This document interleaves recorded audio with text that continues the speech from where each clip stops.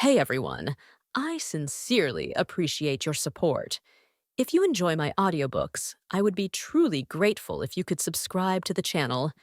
And if you'd like to support even further, you're welcome to become a Patreon member, where you can access audiobooks of novels as long as they are freely available on the internet. Your kindness and support mean so much.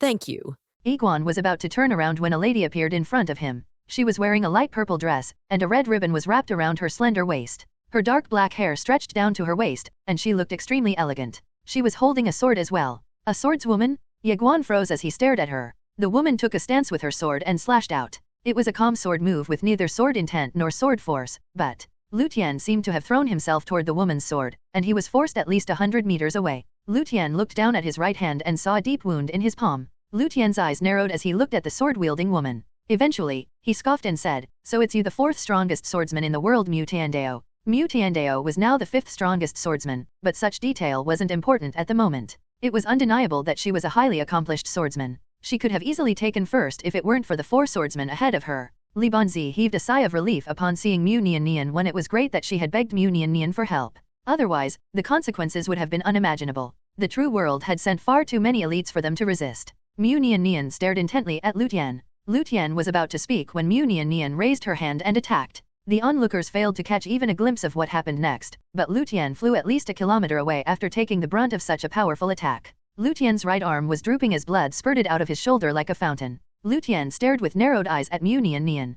He started, but Mu Nian attacked him once more. Boom! Lu Tian flew by another kilometer. When he stopped, his left and right arm fell to the ground, and blood spurted out haphazardly from both wounds. Mu Nian had severed both of Lu Tian's arms, but Lu Tian merely smiled and smiled. "It is no wonder you accompanied the sword master to infiltrate my true world back then. Impressive, very impressive indeed." Boom! Lu Tian's figure shook violently, and a middle-aged man slowly floated out of Lu Tian. The middle-aged man had a head full of white hair, and he was clad in a long robe. He looked proud, and there wasn't even a hint of anger in his demeanor. More importantly, his arms were intact. Meanwhile, Lu Tian had lost both of his arms. Lu Tian looked extremely annoyed. "Why am I the one who got injured?" Mu Nian stared deeply at the middle-aged man and said, "As far as I remember, the true world only has 9 great divine sovereigns at the heavenly garrison. I've already defeated 8 of the 9 divine sovereigns, but I don't think you're the 9th. I'm the 10th divine sovereign of the true world. It was only recently that I made a breakthrough. I'm divine sovereign Taehi," said the middle-aged man with a smile. "I truly didn't expect to meet you here, Mu Tiandao. However, it's fine. I've been looking forward to fighting you for the longest time." The middle-aged man stepped out, and the surroundings briefly turned illusory before fading away. The elites fighting nearby retreated at the sight. The Shadow Maiden flicked her sleeve, enveloping both Ye Guan and her in an inscrutable, mysterious power. Meanwhile, Divine Sovereign Taehi clenched his right hand into a fist, absorbing the surrounding Great Dao. Grasping the Great Daos, the universe quivered as 1,000,000 kilometers of space-time was annihilated. It was a horrifying sight. However, the Shadow Maiden was excited. Finally, a top cultivator? She had to admit that she had been a frog in a tiny well, so what if she could only cut down a mountain? She would be capable of bringing down even the heavens one day.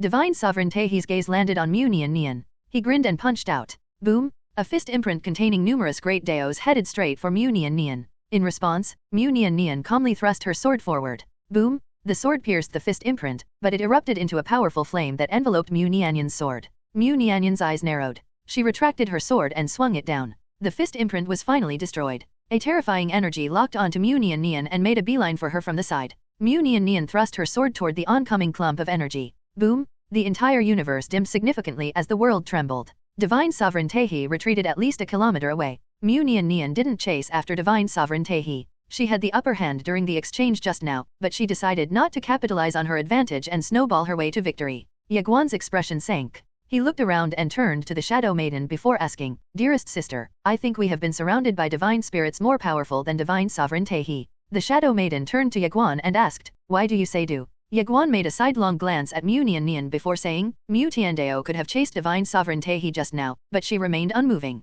She's also making sure that she's always a certain distance away from me. I'm sure she's wary of the divine spirits hiding in the dark." Ye Guan paused to look around before continuing. "I think Divine Sovereign Taehi wants to distract Mu Tiandao. His goal just now was probably to lure Mu Tiandao away so that his colleagues could take advantage of that opportunity to kill me in a sneak attack. Unfortunately, Mu Tiandao didn't fall for their bait. There are powerful divine spirits hiding in the dark?" The Shadow Maiden frowned and closed her eyes to look around with her divine sense. Moments later, she shook her head and said, I can't find anyone else nearby. Ye Guan's expression sank. The Shadow Maiden failed to sense them, so the lurkers had to be more powerful than the Shadow Maiden, at the very least. With that thought in mind, Ye Guan inwardly asked, Master Pagoda, are they strong? Little Pagoda responded, they're extremely strong. So I'm right. Ye Guan hesitated before asking, Master Pagoda, why did you not warn me about the dangers hidden in the dark? You're smart, Little Pagoda said before explaining, I'm sure you would have noticed them without my warning. Ye Guan's face darkened. He retorted, what if I didn't notice them? What has that got to do with me?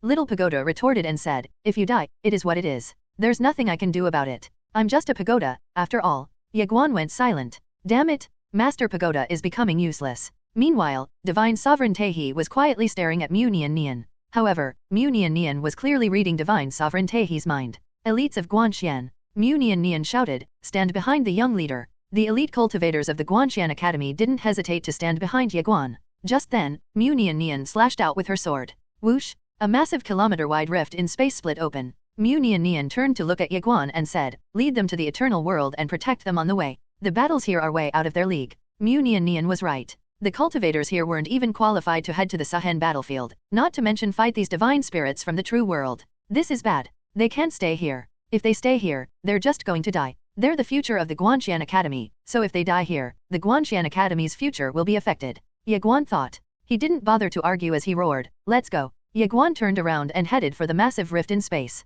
The others rushed to follow him. You dare run away, a divine king bellowed. He was about to take action, but a resplendent sword light streaked across the skies. The resplendent sword light buried itself in the divine king's forehead, and he perished without knowing how he died. Mu Nian Nian glared sinisterly at the other divine spirits. I dare you to move. The divine spirits glared at Mu Tiandao too with grave expressions. The divine spirits were aware of Mu Tiandao's prowess. After all, she stood by the Sword Master's side when the Sword Master decided to attack the true world many years ago. The Sword Master made a name for himself with that incident, and so did Mu Tiandao. The incident also forced the true world to take the Guanxian universe seriously. The true world had encountered invaders for the first time throughout its long history, and it was even rumored that the Sword Master had killed over 1,000,000 divine spirits at the time, as well as over 1,000 divine sovereigns. Of course, it only happened once. No one from the Guanxian universe had been able to invade the true world since then. Mu Tiandao turned to look at Chen Guanzi. Sword Sex Chen Guanzi, she shouted. Chen Guanzi turned to look at Mu Tiandao. Mu Tiandao said, if anyone above a divine sovereign appears, summon your ancestor.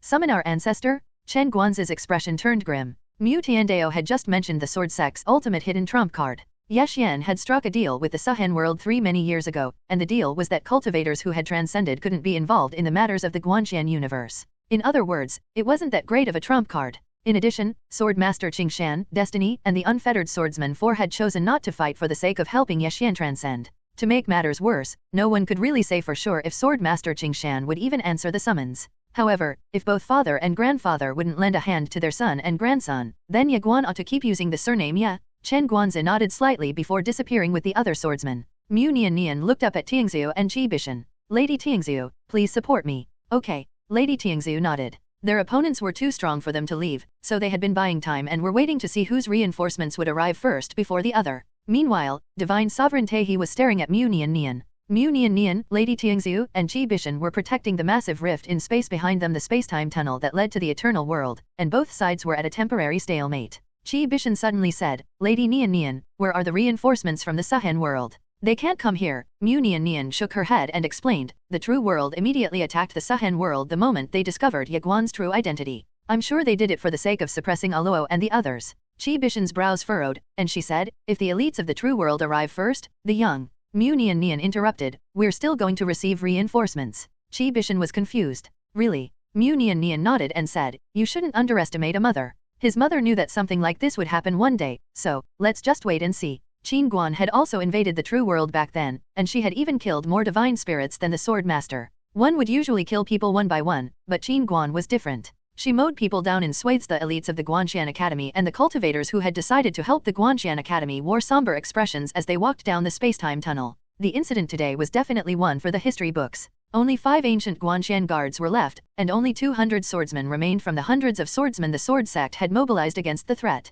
The Guanxian Academy also lost many cultivators. It was horrible. The Guanxian Academy was completely caught off guard. Ye Guan silently swept his gaze across everyone. These people are neither my family nor they have a connection to me, yet they've decisively risked their lives to protect me. Why? It's because I'm the Sword Master's son. My identity means I'll live in glory, but it also means great responsibility. What is that responsibility? Do I have to protect the Guanxian universe? Ye Guan was under immense pressure. He had been nothing but an ordinary swordsman, but he became the sword master's son today. Ye Guan found the fact that so many people had risked their lives to protect him to be quite burdensome. It was a feeling that he couldn't quite describe. Li Banzi suddenly walked up to Ye Guan and said, "Don't overthink it." Li Banzi was too weak to fight those monsters, as they were a generation older than her. In the end, she decided to leave with Ye Guan. Ye Guan took a deep breath as he turned to look at Li Banzi. "Aunt Ji, I'm afraid that reinforcements may not arrive in time. I'm sure they've blockaded the Suhen world to stop Great Sword Sovereign Aluo and the others from reinforcing the academy." Li Banzi went silent. She reached the same conclusion as Ye Guan.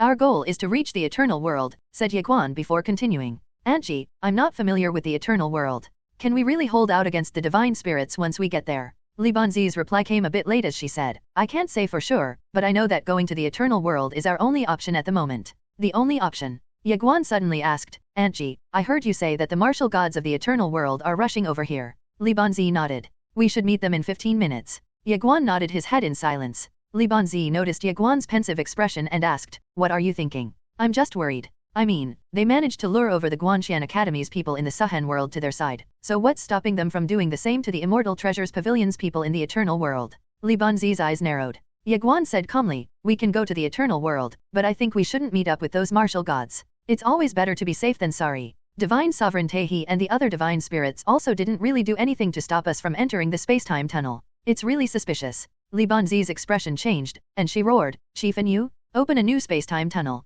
"Understood," said Anu. He then took a few people with him and disappeared somewhere. Moments later, a new space-time tunnel was created, and everyone hopped into the new space-time tunnel. Li Banzi turned to look at Ye Guan with admiration in her eyes. He was indeed a meticulous young man. Ye Guan suddenly said, "Chief Anu." Anu instantly replied, "Yes." Ye Guan looked at him. "Do you have people in the eternal world?" Anu nodded. "Yes." Ye Guan asked, "Can we contact them?" "Yes, we can," said Anu. Ye Guan sounded solemn as he asked, "Who is the most reliable person in the eternal world?" "They have to be at least 90% reliable." "Wu Lao from the martial court," said Anu. "Pavilion Master Qin was the one who brought him to the martial court, and he will definitely not betray Pavilion Master Qin or you, young master. Wu Lao is currently in command of the martial god guards." Ye Guan went silent. Eventually, he said, "The martial god guards are about to meet us in that space-time tunnel earlier. I want you to bring your men to where we were supposed to meet the martial god guards. If their leader isn't Wu Lao, we shouldn't head to the eternal world." Anu froze, and his expression soon turned sour. The eternal world wasn't being blockaded like the Suhen world.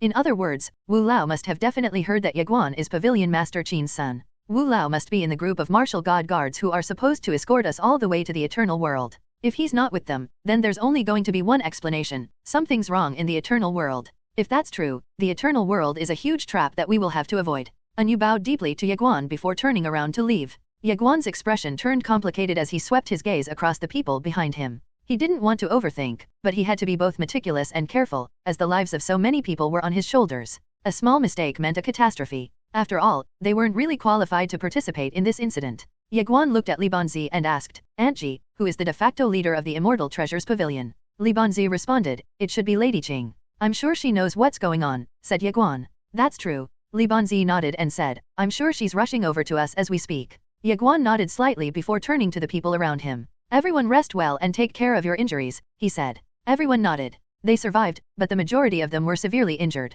The sword sect suffered the most during the brief battle. Quite a few swordsmen died at the forefront, while the survivors were severely injured. Ye Guan glanced at the people from the Department of Arts. Department Chief Shuxian and her disciple, Ye Guanzi, stood at the helm of the group. Ye Guanzi smiled softly at Ye Guan. Ye Guan nodded before turning to look elsewhere. The one at the helm of the Divine Dao Department was Nanling Yi. The Divine Mages from the Divine Dao Department were extremely impactful during the battle. If they hadn't tangled with the Divine Spirits, the Guanxian Academy would have suffered even greater losses. Nanling Yi was startled to see Ye Guan staring at her, but she hurriedly waved at him. The young master? In her eyes, Ye Guan would always be her junior. Ye Guan smiled before looking away. His eyes landed on a silver-haired woman clad in a snow-white robe at the rear guard. The woman was none other than Ji Xian. It turned out that she was from the Nether Palace, and she was the only disciple of the Nether Palace among the group.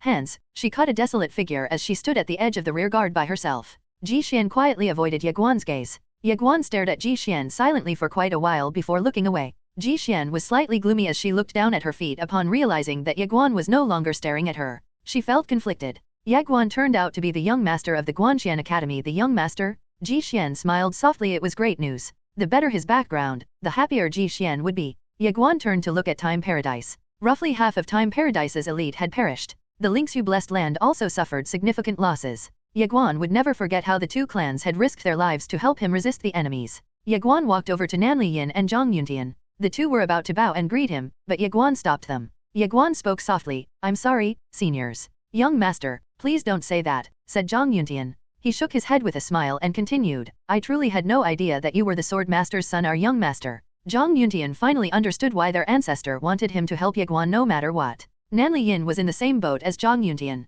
She truly didn't expect the lie she had told the elders to assuage their worries would end up being the truth. Nanli Yin couldn't help but laugh upon recalling her bluff, and she finally understood why Nanli Meng forced her to help Ye Guan. Meanwhile, the elders of Time Paradise were overjoyed. Nanli Yin's bluff convinced them that Ye Guan was the sword master's son, so they weren't shocked by the turn of events. The ancient Heavenly Dragon clan was happier than both Time Paradise and the Lingxiu Blessed Land. Clan leader Ao Sheng and the elders of the ancient Heavenly Dragon clan were over the moon. Ao Qian had established a contract with Ye Guan, and the two of them were even capable of becoming one. They had an extraordinary relationship, so the ancient Heavenly Dragon could be considered to have hit the jackpot. The ancient Heavenly Dragon clan members were above Cloud 9 and were over the moon. Ao Qian truly had a great eye for people. If the ancient Heavenly Dragon clan had chosen Lu Tian, they would have been screwed. Ye Guan cast a worried gaze at the other space-time tunnel. It seemed that the Guanxian universe had become weaker than the true world. Ye Guan was also convinced that there was turmoil within the main Guanxian Academy. Otherwise, the true world denizens wouldn't have been able to infiltrate the main Guanxian Academy.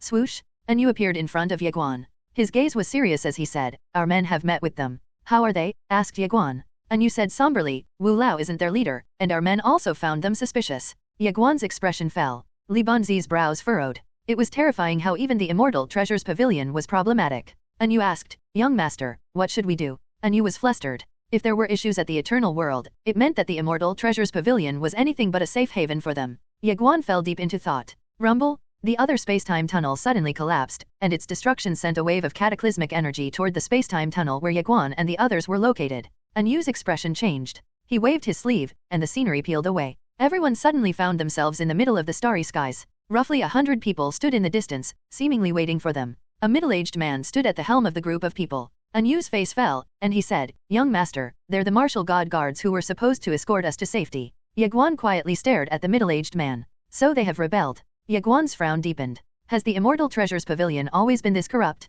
The middle-aged man found Ye Guan, and he didn't even bother talking to Ye Guan as he roared, "Get them! Who dares to touch our young master?" A bellow echoed from the depths of the starry skies. The stars quivered slightly as the furious roar swept past them. Everyone turned and found a massive ship tearing through space. An old man stood at the bow of the ship, and he was none other than Wu Lao. 100,000 smaller ships followed Wu Lao's humongous spaceship. Crackle! The spacetime itself was torn open as an enormous rift in space manifested. A horrifying aura seeped out of the rift, and 100,000 cultivators clad in purple armor soon walked out of the rift. The starry skies seemed to tremble with every step they took. "Greetings, young master." The cultivators clad in purple armor fell to the ground at the same time. "Please forgive us for the tardiness, young master, and please let us kowtow to you." With that, they all kowtowed to Ye Guan. "Greetings, young master." Hundreds of thousands of elite cultivators knelt down at the same time, and the combined volume of their voices shook the starry skies. Wu Lao took one step out and appeared in front of Ye Guan. He was about to kneel, but Ye Guan stopped him. Ye Guan said softly, "Wu Lao, my mother trusts you the most. There is no need for formalities between us." However, Wu Lao still knelt slowly and said, "Young master, I deserve death for arriving so late." Ye Guan helped him up and said, "Let's put that aside for now and resolve the issue in front of us first." Wu Lao nodded slightly and turned to look at the middle-aged man in the distance. Wu Lao glared at the middle-aged man before yelling, "Elder Yu, the pavilion master treated you well, so why did you betray her?"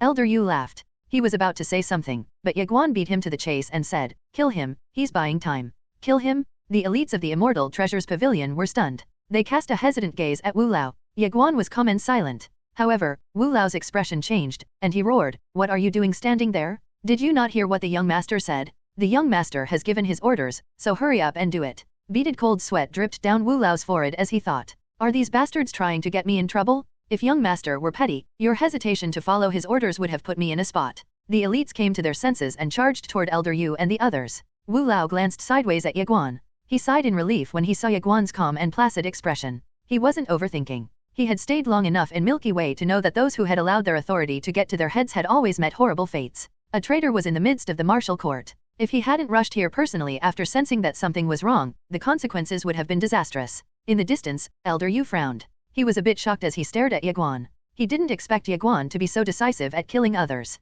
Ye Guan was right, Elder Yu wanted to buy time, but he couldn't do that anymore. It was then. Boom! The space in front of Elder Yu was torn open. A saber light slashed out fiercely from the rift, and roughly 100 elites of the Immortal Treasures Pavilion were reduced to nothingness upon getting hit by the saber light. Everyone froze in shock. A young woman walked out of the rift. The young woman appeared to be in her 20s, and she was wearing a green skirt paired with a purple shirt. Her demeanor, figure, and visage made her look as beautiful as a goddess in a painting. Her skin was as white as snow, and her navy blue hair fell all the way down to her waist. A dagger in its sheath was on the right side of her waist, and there were 2 tiny bells hanging from the hilt of her dagger. An old hunchbacked man followed behind her. He was thin and gaunt, and his white hair was disheveled. A long saber was in his left hand, which only had 4 fingers. It was clear that he was the one who had unleashed that saber attack just now. Anu glared at the hunchback. A divine sovereign. Ye Guan frowned. Another divine sovereign? Fuck. Is the true world filled with nothing but crazy bastards? At this rate, I'll have no choice but to surrender? Ye Guan was furious, and he inwardly said, Master Pagoda, I don't even want to try anymore. I feel like calling someone for help. I want to call Plainskirt Ant. Little Pagoda thought briefly before saying, it's fine. They've crossed the line, but there is no need for you to ask anyone for help at the moment. It won't be great if you get used to calling someone for help. Oh. Ye Guan blinked and asked, does that mean that Plainskirt Ant can make quick work of divine sovereigns? Am I right, Master Pagoda? Little Pagoda's voice was trembling as he asked, are you the devil? Why are you still trying to bait out answers from me? I can't take it anymore. I can't let my guard down even for a moment because you inherited your father and mother's wits. This is really absurd. Ye Guan chuckled. It seemed he had underestimated his Plainskirt Ant. He had probed Little Pagoda for information because he wanted to know the depths of his Plainskirt Ant's power. He had just encountered many top cultivators, but none of them gave off the same air he felt from his Plainskirt Ant. What air was it? The air of a peerless and invincible cultivator? Ye Guan felt that his Plainskirt Ant didn't even carry a sword with her anymore, as there was simply no need for her to wield her sword. The elites of the true world were stronger than great sword sovereigns, and his Plainskirt Ant could make quick work of them. In other words, his Plainskirt Ant was far more powerful than divine sovereigns. Ye Guan thought briefly before asking, Master Pagoda, how many divine sovereigns can she handle at the same time? Little Pagoda roared, 1 trillion. Ye Guan's face darkened. You're not taking me seriously again. Little Pagoda was speechless. Meanwhile, the young woman examined Ye Guan from top to bottom. She was a divine spirit as well, and her lips curled up as she communicated with the old hunchback using profound sound transmission. Old you, I'll lure him here. I want you to kill him in one move. The old hunchback quietly stared at Ye Guan. The young woman waved at Ye Guan and grinned. Handsome, why don't you come over here and chat with me? Ye Guan turned to look at the young woman and asked, me? Yup. Ye Guan glanced at the old hunchback behind her. The young woman saw that and said, you're the young master of the Guanxian Academy. I'm sure you're not afraid of him, right? Ye Guan smiled back and asked, how may I address you? The young woman blinked and replied, come here, and I'll tell you. Ye Guan stared deeply at her and said, Master Pagoda has told me that you have murderous intent toward me, and he told me not to go over there. I'm sorry, but I listened to no one but Master Pagoda. Little Pagoda didn't know what to say. The young woman remained calm as she said, don't worry, I'm not that despicable. Are you the mastermind behind all this? Asked Ye Guan. The young woman was slightly bewildered. What makes you think so? Ye Guan calmly explained, you have a divine sovereign by your side, and he even treats you so respectfully, so you must have quite an extraordinary status. I was just guessing, but it seems I'm correct. Everyone's faces turned grim. The young woman was the mastermind behind today's tragedy? The young woman stared intently at Ye Guan before saying, you're pretty smart, human. Ye Guan went silent as he stared at her, but the wariness in his heart climbed up at a steady rate. Men were likely to be deceived by beautiful women, so he had to remind himself that he had to be always careful against beautiful women. Young master, said Anu. She's trying to buy time. We have to retreat. Ye Guan shook his head and said, it's too late. Anu was stunned. The young woman smiled lightly and said, I have to admit that I really was surprised by today's revelations. The greatest surprise was the fact that you're the Sword Master's son. Of course, I was also surprised to know that the Guanxian universe still has so many elites hiding behind the scenes. Anyway, I will have to kill you no matter what. I can't let you grow any further, and it's easier to kill you at the moment because you're still not that strong. Ye Guan glanced sideways at Li Banzi. Ye Guan heaved a sigh of relief upon seeing her composure. Aunt Ji was calm, so there had to be a lurker in the shadows, ready to help them at any moment. Ye Guan cast a calm gaze at the young woman and asked, since you still haven't made a move, I guess you're still waiting for someone. Are they a divine sovereign? The young woman sounded surprised. Is that a guess? Ye Guan nodded. The young woman gave Ye Guan a thumbs up. You're good at guessing. Ye Guan's face darkened. He inwardly asked, Master Pagoda, you can handle a divine sovereign, right? I can't, said Little Pagoda before adding, you know that I'm just a pagoda, right? What about the other senior in the pagoda? Asked Ye Guan.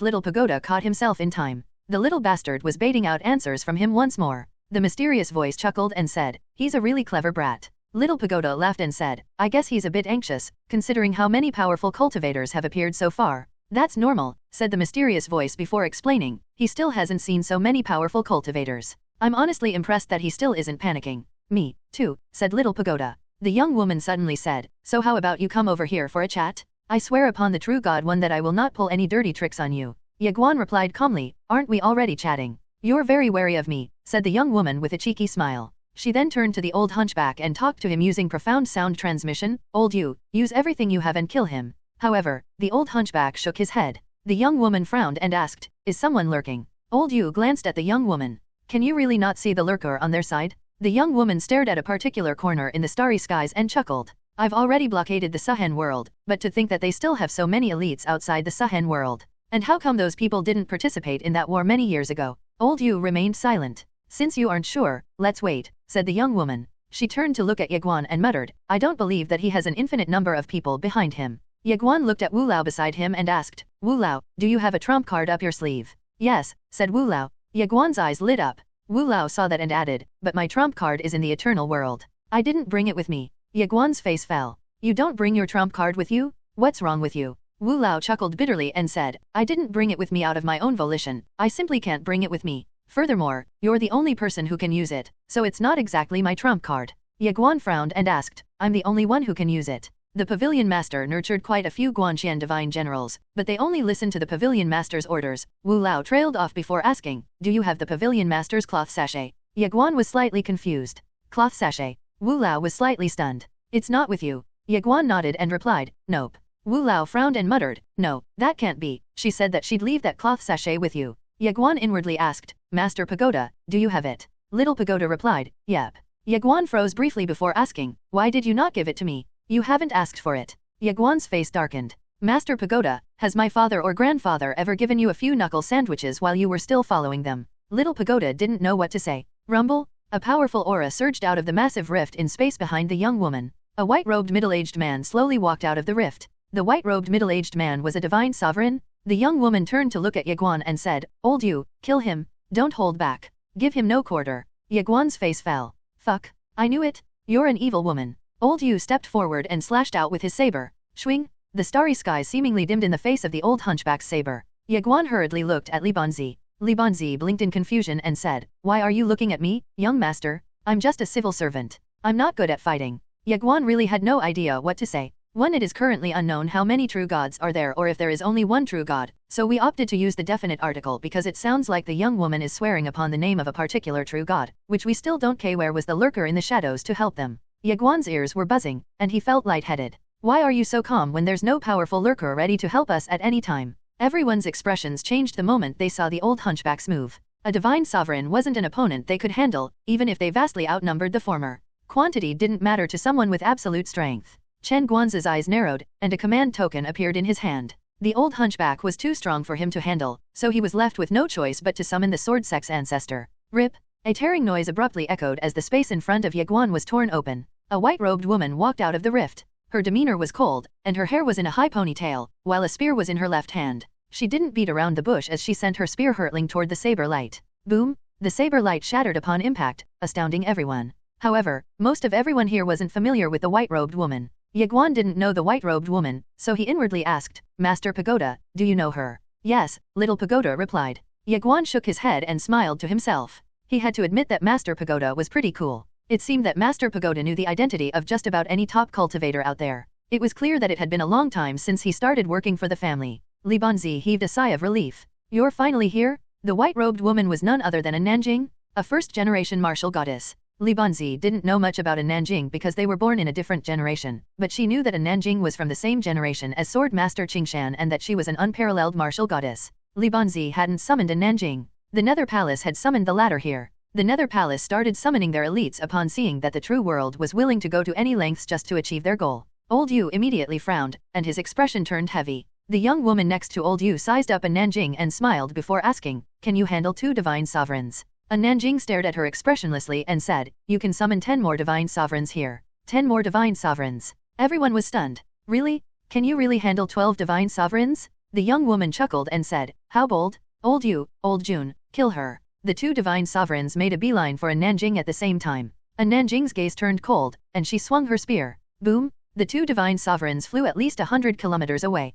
The onlookers were stupefied. Are they really divine sovereigns? Ye Guan was shocked, and he was once again made aware of his own weakness. So this is the power of a top cultivator. I can split a mountain in half, but I'm just an ant in front of the top cultivators? What about splitting the heavens? Nah, it sounds too conservative. Let's aim higher. I want to split a whole universe apart. The onlookers were thrilled after they emerged from their reverie. The Guanxian universe actually still had such terrifying cultivators. The young woman was no longer smiling. She stared at Nanjing silently for a few seconds before saying, "That was impressive indeed." Nanjing looked at her and said, "I was serious. Summon 10 more divine sovereigns." Everyone didn't know what to say. The young woman smiled and said, "As you wish." She opened her palm, and a pillar of golden light rushed toward the starry skies. The pillar of golden light reached the depths of the starry skies in the blink of an eye, and an inscrutable humming soon echoed from the pillar of golden light. Ye Guan's eyes landed on the young woman's storage ring. Little Pagoda suddenly said, "We have to talk." Ye Guan asked curiously, "Talk about what?" Little Pagoda sounded serious as he said, "Don't speak nonsense once you start talking to that spear-wielding senior later. Do you understand what I'm saying?" Little Pagoda was truly afraid. If this bastard were to spout bullshit in front of a Nanjing, Little Pagoda was afraid that he wouldn't live to see another day. After all, even that demonic beast area had to be careful of her words around in Nanjing. Ye Guan blinked. He feigned innocence as he asked, "Why would I spout nonsense, Master Pagoda?" "Little Pagoda, I'll reward you if you behave." Ye Guan immediately said, "Don't worry, Master Pagoda. I will not speak nonsense." He glanced deeply at Nanjing. Master Pagoda was obviously afraid of her. Just then, innumerable mysterious golden runes emerged from the pillar of golden light. There was an obscure and inscrutable droning noise coming from the runes, and everyone's faces changed upon hearing the droning noise. They felt their souls dissipate slowly but surely beneath the noise. Anyu's face darkened, and he exclaimed, "Oh no, that's one of the 10 great true arts of the true world, soul-purging art." Soul-purging art? Everyone was astonished. It was their first time hearing of such a true art. Anyu explained, "It is said that the soul-purging art is capable of purging an entire universe, which was what the true world did 30 million years ago. Back then, the sword master only managed to break the art using his world sword aura." Anyu made a sidelong glance at the young woman before continuing. Her origins must be extraordinary, as she can actually unleash the soul-purging art. Meanwhile, Nanjing seemed unperturbed as she took one step forward and rushed out with her spear at breakneck speeds. Nanjing's spear tore a huge chunk of the starry skies to oblivion along with the obscure and inscrutable droning noise. Nanjing soon arrived in front of the pillar of golden light, but a huge illusory face emerged from the golden light. A golden finger seemingly a kilometer in size pointed at her. Nanjing looked like an ant in front of the massive golden finger, but, boom, the golden finger shattered after just a thrust of her spear. Rumble, the pillar of golden light trembled violently before exploding into innumerable golden fragments. With that, Nanjing turned to look at the young woman. The young woman's face turned pale. "She's so strong? Where did she come from, and how come the Guanxian universe has so many powerful top cultivators behind the scenes?" The young woman turned to look at Ye Guan and asked, "How are these top cultivators related to you?" Ye Guan thought briefly before replying, "Their family." The young woman frowned and pointed out, "Aren't the sword master and the top cultivators around him your family?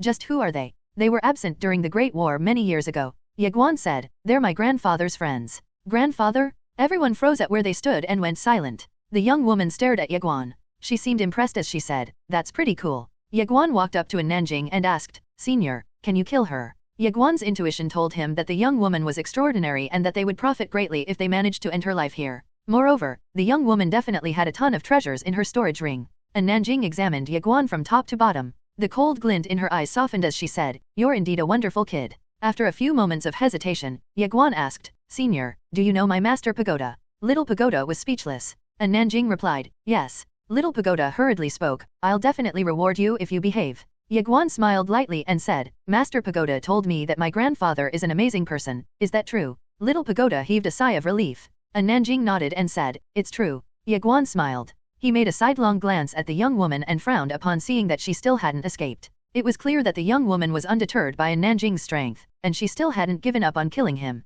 Nanjing turned to look at the young woman as well. Without saying anything, she suddenly took one step forward. The expressions of the two divine sovereigns in the distance changed, and they frantically charged at Nanjing. Boom, boom, a rumbling noise echoed throughout the starry skies as the desperate divine sovereigns spared not a quarter, creating a terrifying cataclysmic scene. Nanjing hurled her spear at the oncoming divine sovereigns. Boom, the two divine sovereigns went out flying, and Nanjing made a beeline for the young woman. She had the same thought as Ye Guan earlier. The young woman had to die here. However, the young woman's figure suddenly became illusory. Swing, the young woman's illusory figure was shattered. Nanjing frowned. She turned and found the young woman a kilometer away from her. The young woman stared deeply at a Nanjing before opening her palms. A pillar of golden light shot toward the sky. Boom! The pillar of light transformed into a giant mirror, and the giant mirror reflected a Nanjing's figure. However, the Nanjing inside the mirror was wearing a black robe rather than a white robe. The black-robed Nanjing slowly walked out of the mirror, and a terrifying undulation surged out of her, which sent shockwaves throughout the starry skies.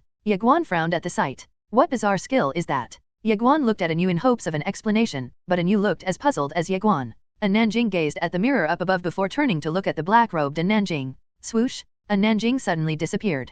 A beat later, the black-robed Nanjing also vanished. Boom! Two terrifying spear lights erupted in the distance. Meanwhile, the two divine sovereigns next to the young woman vanished into thin air. However, their target wasn't a Nanjing, it was Ye Guan. The young woman had summoned the black-robed Nanjing as a distraction. Her target was still Ye Guan. Ye Guan's pupils constricted. The young woman still hadn't given up on taking his head. A Nanjing sent the black-robed Nanjing flying with her spear and made a beeline for the young woman. A Nanjing realized that she didn't have enough time to save Ye Guan, so rather than doing that, she decided that it was better to exchange a life for a life. The young woman frowned deeply. She truly didn't expect that a Nanjing would come after her. No, she wasn't the only one caught off guard. Ye Guan, the two divine sovereigns, and the onlookers were also taken aback. Is this really going to end in mutual destruction? Everyone's heart leaped to their throats. Ye Guan glared at those two divine sovereigns that were charging towards him. He tightened his grip around the path sword. He was not going to go down without a fight. Even if he could not defeat them, he was going to give it his all. Anu, Chen Guanzi, and the others stood in front of Ye Guan, ready to protect him with their lives. They were determined not to let the oncoming two divine sovereigns get even close to Ye Guan. Ye Guan was a monstrous talent, but there was no way he could stand toe-to-toe against divine sovereigns, who were considered elites even 30 million years ago. Ye Guan was weak, and he was aware of it, but he wasn't afraid. Was he confident? No. Ye Guan was indeed like a toddler trying to fight adults, which were the two oncoming divine sovereigns, but he believed that there was no need for him to be afraid. The worst thing that could happen to him was just death. Having made up his mind, Ye Guan stomped fiercely with his right foot. He transformed into a beam of sword light and charged out. Everyone was shocked. They truly didn't expect that Ye Guan would voluntarily clash against two divine sovereigns. Ye Guan was incredibly quick. By the time Anu and the others noticed his disappearance behind their blockade, Ye Guan was already far away. It was too late to stop him now. Ye Guan gripped the path sword tightly and rushed toward the two divine sovereigns. He seemed to have forgotten the fact that he was putting his life on the line. Since his battle against Lu Tian on the life or death stage, Ye Guan had been holding back his fury. Powerful cultivators had been showing up, again and again, to bully a greenhorn like him. Ye Guan couldn't take it anymore. Of course, he would have stayed still if there were someone else who could go up against the oncoming two divine sovereigns. Unfortunately, a Nanjing was currently occupied, and no one else was a match for two divine sovereigns aside from her. In other words, Ye Guan had to do something, or everyone would die. He didn't want people to die for him. It was a horrible feeling that he didn't want to feel again. He would take responsibility for his own matters. Since you guys are here to kill me, I, Ye Guan, will deal with you myself. Ye Guan's sword force reached the absolute limit. His zeal and determination allowed him to forget that he was in danger. He was not even afraid of death, so how could he be afraid of a divine sovereign? If death had to come, he would die valiantly. Ye Guan roared, and lightning flashed beneath his feet. The path sword tore through space and drew an arc toward the two divine sovereigns. All of a sudden, a golden scale armor enveloped Ye Guan. It was the heavenly dragon armor. Evidently, Ao Qian wasn't afraid of death as well, so she decided to protect Ye Guan at this critical juncture. She knew very clearly that even if her ancestors from the ancient heavenly dragon clan were here, they wouldn't be able to hold a candle against two divine sovereigns.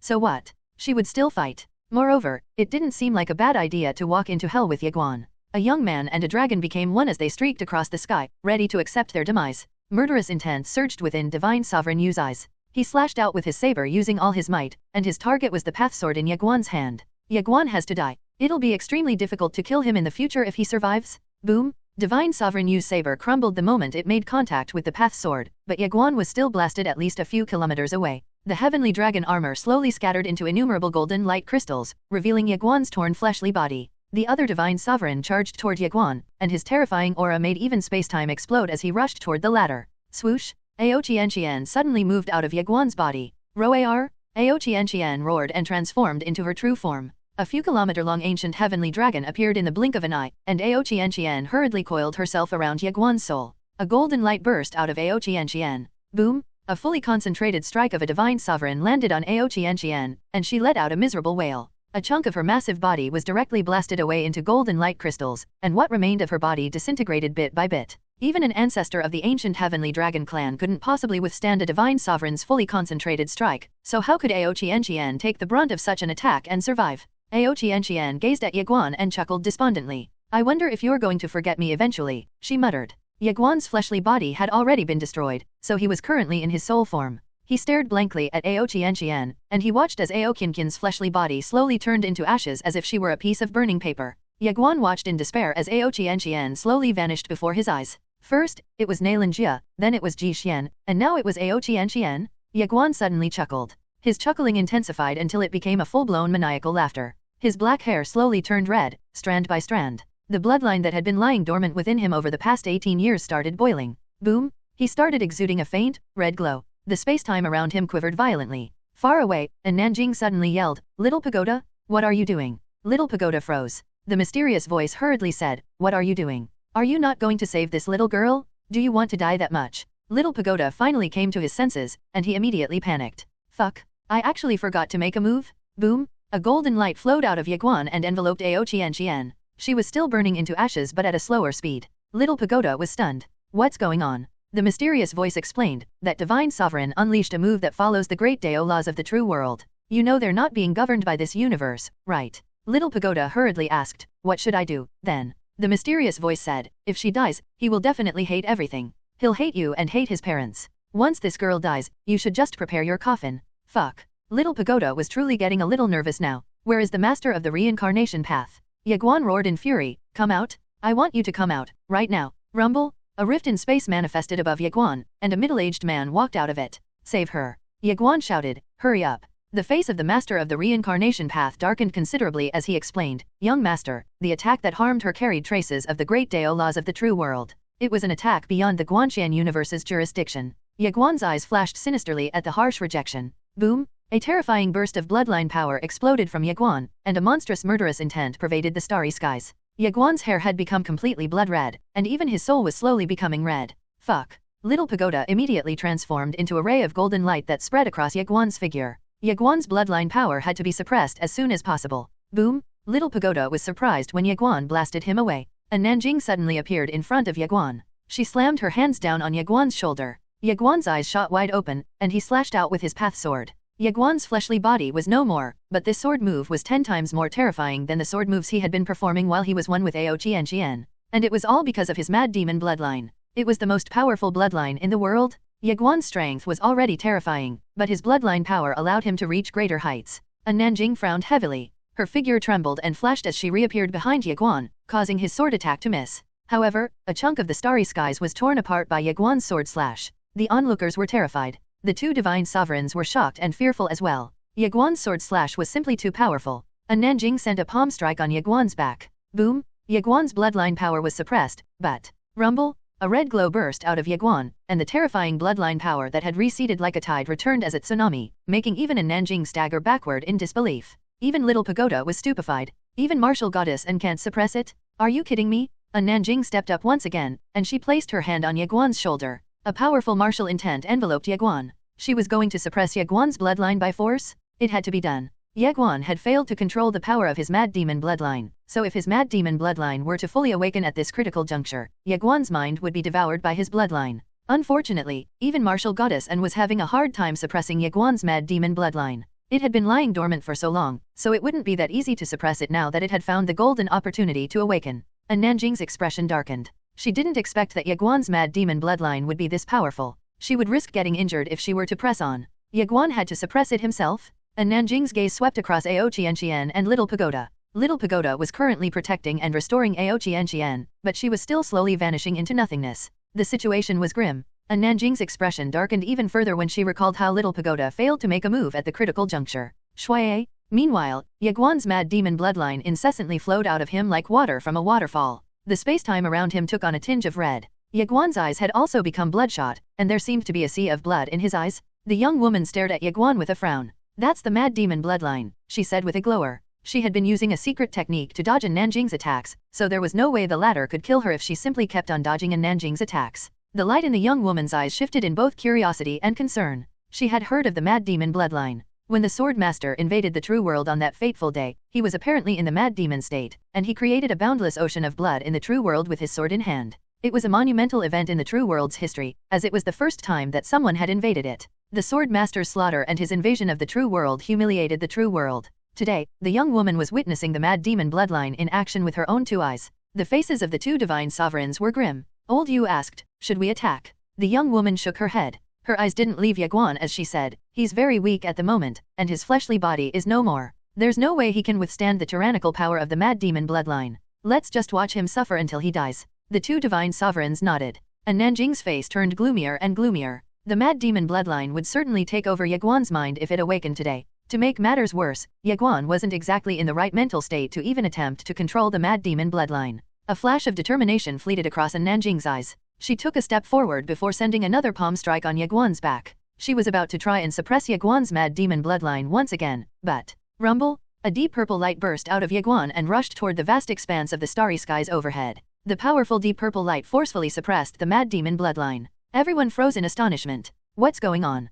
Even Nanjing's figure stiffened in confusion as an inscrutable and horrifying aura seeped out of Ye Guan. "This is bad," Little Pagoda exclaimed. "His other bloodline is awakening as well? Fuck, fuck, fuck. Quick, get Sister Destiny here." Another bloodline? Everyone was stunned. Ye Guan had another bloodline? And it seemed that his mysterious other bloodline was as strong as the mad demon bloodline. The mad demon bloodline was the strongest bloodline in the world, so what bloodline could possibly match up to it? There was a collective wave of shock among the crowd. Little Pagoda was extremely worried. This is just too absurd. It had taken them a long time to awaken, but today, they actually decided to awaken at the same time. And Nanjing frowned deeply. Another bloodline? The other bloodline could only belong to Ye Guan's mother, Qin Guan of Milky Way. Boom! A loud explosion echoed as the mad demon bloodline burst into power. The two bloodlines then proceeded to compete. The onlookers were flabbergasted. Ye Guan's figure started to blur. What the hell? Are those two bloodlines trying to kill their owner? Meanwhile, the murderous intent in the young woman's eyes intensified as she stared at Ye Guan. She had a feeling that the young man would bring about a lot of trouble to the true world if she didn't kill him today.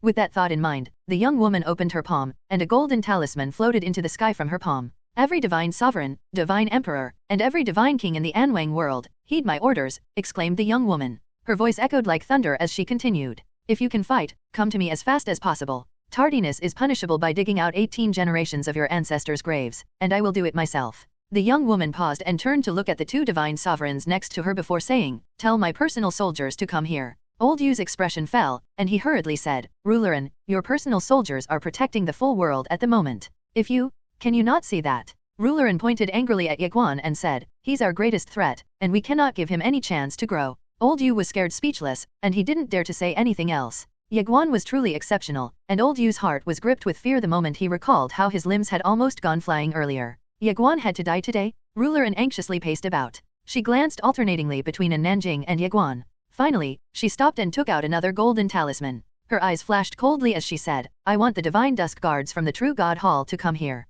I want 10,000 of them to come here." "Rulerin," Old Yu hurriedly said, "the divine dusk guards are suppressing the martial world at the moment, and there are only 10,000 of them. If you call all of them here, the consequences will be huge." Rulerin snapped, "Can you not see how dangerous Ye Guan is? He's both a martial god and a great sword sovereign, and he even has two special bloodlines in him. His talent is almost on par with me, and he's smart as well. If we don't get rid of him while we can, we'll have to live with a thorn in our side. We will never be able to have any peaceful nights if we fail to get rid of him today." Old Yu's expression darkened. "I don't think the True God Hall will agree to your request," Old Yu muttered. "Fuck." Rulerin cursed and glared at Ye Guan. Old Yu was taken aback. Rulerin said, "Tell them that Ye Guan is much more talented than the Sword Master. He's an exceptional talent that only appears once in a billion years. He's just 18 years old, but he has already surpassed me." Old Yu was completely stunned. "Do you really want to go that far?" The higher UPS would definitely take such a report seriously. However, Old Yu's back soon became drenched in cold sweat as he thought about how Rulerin was clearly distorting the facts here and wasn't playing by the book. Rulerin glared coldly at Ye Guan. An extremely monstrous talent like Ye Guan had to be nipped in the bud. Meanwhile, Nanjing was troubled. The two bloodlines in Ye Guan were fighting each other fiercely, and none of them seemed willing to back down. Ye Guan's soul was struggling to withstand the intensity of their fight, and Ye Guan's figure was becoming more and more illusory as time went on. At this rate, Ye Guan's soul would eventually perish. And Nanjing felt troubled because she wasn't in a position to interfere. Moreover, she was afraid of harming Ye Guan, even though she wasn't afraid of taking on two supreme bloodlines at the same time. Little Pagoda's voice was trembling as he asked, "Why don't we ask Sister Destiny for help?" "Are you looking down on his grandfather?" asked Nanjing. "Damn it!" Little Pagoda immediately went quiet. "Madam, I'm just a tiny pagoda, for how long should I endure such torment?" Nanjing observed Ye Guan's condition for a bit more, but Ye Guan showed no signs of improvement. Nanjing's eyes flashed in determination. She erased all hesitation and got ready to summon Sword Master Qingshan. Sword Master Qingshan could easily stabilize both bloodlines. In addition, the Mad Demon bloodline belonged to him, so suppressing it would be a mere walk in the park. However, a strange scene suddenly unfolded. The two bloodlines spread to the path sword in Ye Guan's hands, and Nanjing was forced to stop the summoning ritual, as the path sword abruptly quivered before turning into a beam of sword light that melted into Ye Guan's glabella. Boom! The two bloodlines were suppressed almost immediately. Goodness! Where did you two get your guts from? How dare you stand against me? The two bloodlines went quiet and obedient. The two bloodlines weren't afraid of Nanjing, as they were aware that Nanjing was too scared of injuring Ye Guan. However, the path sword was different. It was untamed, and it wasn't afraid of anything. The two bloodlines had been suppressed, but Ye Guan's soul was still getting weaker. In fact, Ye Guan looked like a candle in the middle of a typhoon. If the path sword hadn't held back, Ye Guan's soul would have collapsed earlier. Nanjing opened her palm, and her will as a martial god enveloped Ye Guan. However, it wasn't effective at all. Ye Guan's soul was still getting weaker, eliciting a frown from Nanjing. Nanjing was an expert on fighting others but a greenhorn on saving others. Ao Qianqian was in a similar situation to Ye Guan. Her soul had become so blurry that she looked like a ball of smoke. Nanjing abruptly turned to Li Banzi and shouted, "The Qingshan sword." Li Banzi sounded somber as she explained, "The Qingshan sword is with Dong Jing, and she's in the Suhan battlefield at the moment." Nanjing's frown deepened. Just then, a voice echoed from the tiny pagoda. "Let me do it." Swoosh! A dim light enveloped Ao Qianqian and sucked her into the tiny pagoda. At the same time, a purple light covered Ye Guan, and the true world laws attacking Ye Guan's soul slowly dissipated into nothingness. Ruler Anne's pupils constricted at the sight. A certain figure popped up in her mind, and she exclaimed, "So it's you." Little Pagoda asked, "Did she guess it right?" "Ignore her," said the mysterious voice, "she's just scaring you." Little Pagoda sighed. "Goodness. Everyone is so mean to me." Ruler Anne's eyes briefly shone in bewilderment. There were only a handful of people capable of breaking down the laws of the true world, which meant another elite cultivator among elites was helping Ye Guan. Ruler Anne's expression was dark as she stared sinisterly at Ye Guan. Ye Guan's eyes slowly opened. He felt unbelievably tired. He looked around and saw the worry on everyone's faces. Nanjing looked at Ye Guan and asked, "How do you feel?" Ye Guan didn't reply to her. He grew anxious because he couldn't see Ao Qianqian. Nanjing hurriedly said, "She's in the pagoda, and she's safe." "She's safe?" Ye Guan immediately heaved a sigh of relief. He was truly helpless and had fallen in despair the moment he saw Ao Qianqian dying right before his eyes. He knew that there wasn't much he could have done, even if he had given it his all to save her by herself. Life was tough, he had to wear a helmet. Ye Guan turned to look at the two divine sovereigns in the distance. He knew that if he did not become stronger, powerful cultivators would keep on bullying him, and it would only become worse. Power? Ye Guan closed his eyes. He was living in a chaotic world where people valued strength more than life. If he allowed himself to remain weak, others would trample on him. Nanjing's eyes shone in a complicated light as she stared at Ye Guan. He wasn't supposed to shoulder such a heavy burden. He was too young to take on such a thing, but Nanjing could only sigh. It seemed that the third-generation patriarch of the Yang family would have to live a tough life as well. Sword Master Qingshan probably had it worse as he had to kill his enemies each step of the way. In the end, he even had to fight destiny herself. The Sword Master had no one to rely on early in his life, so he also led a tough life. Meanwhile, Ye Guan had just learned of his identity and family history, but the entire true world had already set its eyes on him. In addition, the fate of the Guanxian universe was now resting on his shoulders. Nanjing gently patted Ye Guan's shoulder. "Don't worry, I won't let others bully you," she declared. With that, she turned toward Ruler Anne. Ruler Anne's brows jumped. She retreated behind the two divine sovereigns. To be fair, she had reason to fear a martial god. However, Nanjing was unparalleled among martial gods and martial goddesses. Ruler Anne reckoned that even 10 divine sovereigns wouldn't stand a chance against her. If it hadn't been for the fact that Nanjing had to protect Ye Guan, they would have perished against her long ago. Just then, Nanjing suddenly called out, "Little Pagoda." Little Pagoda hurriedly said, "I'm here." Nanjing glared coldly at Little Pagoda. There has to be a limit to the hardships he has to endure. Are you really going to let him fight a divine sovereign by himself? Little Pagoda's voice was trembling as he said, I forgot." "You forgot?" An angry glint fleeted across Nanjing's eyes. She really wanted to destroy Little Pagoda. How can you forget something like that? Just then, Ye Guan said, "Senior, we can't stay here anymore. I think we should leave. We have to go to the eternal world," Wu Lao hurriedly said. "Once we're there, there's no need for us to be afraid even against 10 divine sovereigns." Nanjing quietly stared at Ruler Anne in the distance. "We can't go there for now." Ye Guan frowned as he stared at Ruler Anne. It seemed that Ruler Anne had ordered her people to come here. "Are you a martial goddess?" Ruler Anne smiled at Nanjing. She gave a thumbs up at Nanjing and said, "I have to admit that you're really strong. We really don't dare to fight you, but you've been insisting on protecting young Lord Ye. We have no choice but." Swoosh! A shrill cry interrupted Rulerin as the spear in Nanjing turned into a beam of light that destroyed every inch of space-time in its path. Boom! It moved so fast that the onlookers failed to track the spear's trajectory. Rulerin's pupils constricted, and a golden mirror flew out from her glabella. Crack! The golden mirror crumbled, and the impact sent Rulerin flying at least 10,000 kilometers away. However, the spear didn't lose its power at all, and it chased after Rulerin. Protect me! Rulerin roared. The two divine sovereigns rushed toward her. Old Yu pointed at the spear, and a saber light rushed out of his finger. Meanwhile, the other divine sovereign punched the spear. Boom! Two deafening explosions echoed throughout the starry skies, sending shockwaves that made even the distant stars tremble. Nanjing's spear came to a halt, but Nanjing was no longer next to Ye Guan. She inexplicably appeared in front of the two divine sovereigns, and she gripped her spear tightly before sweeping out with her spear. The two divine sovereigns were helplessly forced away. Their fleshly bodies were destroyed by the devastating attack, and a pitch-black void seemingly capable of devouring everything was the only thing that was left where they initially stood. It was a terrifying sight to behold. However, Nanjing didn't continue attacking. Her figure flashed, and she appeared next to Ye Guan. It wouldn't be that difficult for her to kill the two divine sovereigns, but she wasn't comfortable with leaving Ye Guan's life in Little Pagoda's care. Little Pagoda had become too unreliable for her to trust. Rumble! The space-time behind Rulerin abruptly split open, and a golden Great Dao rune manifested. Rulerin's reinforcements were here. Ye Guan's heart fell. Goodness! She summoned so many people. This is absurd. Don't worry, said Nanjing. She seemed to have noticed Ye Guan's trepidation, so she added, we have our own people. Ye Guan didn't know what to say. Ye Guan was quite shocked. They still had more people? It seemed like he underestimated his family's strength. Now, he was wondering if he had the weakest network in his family.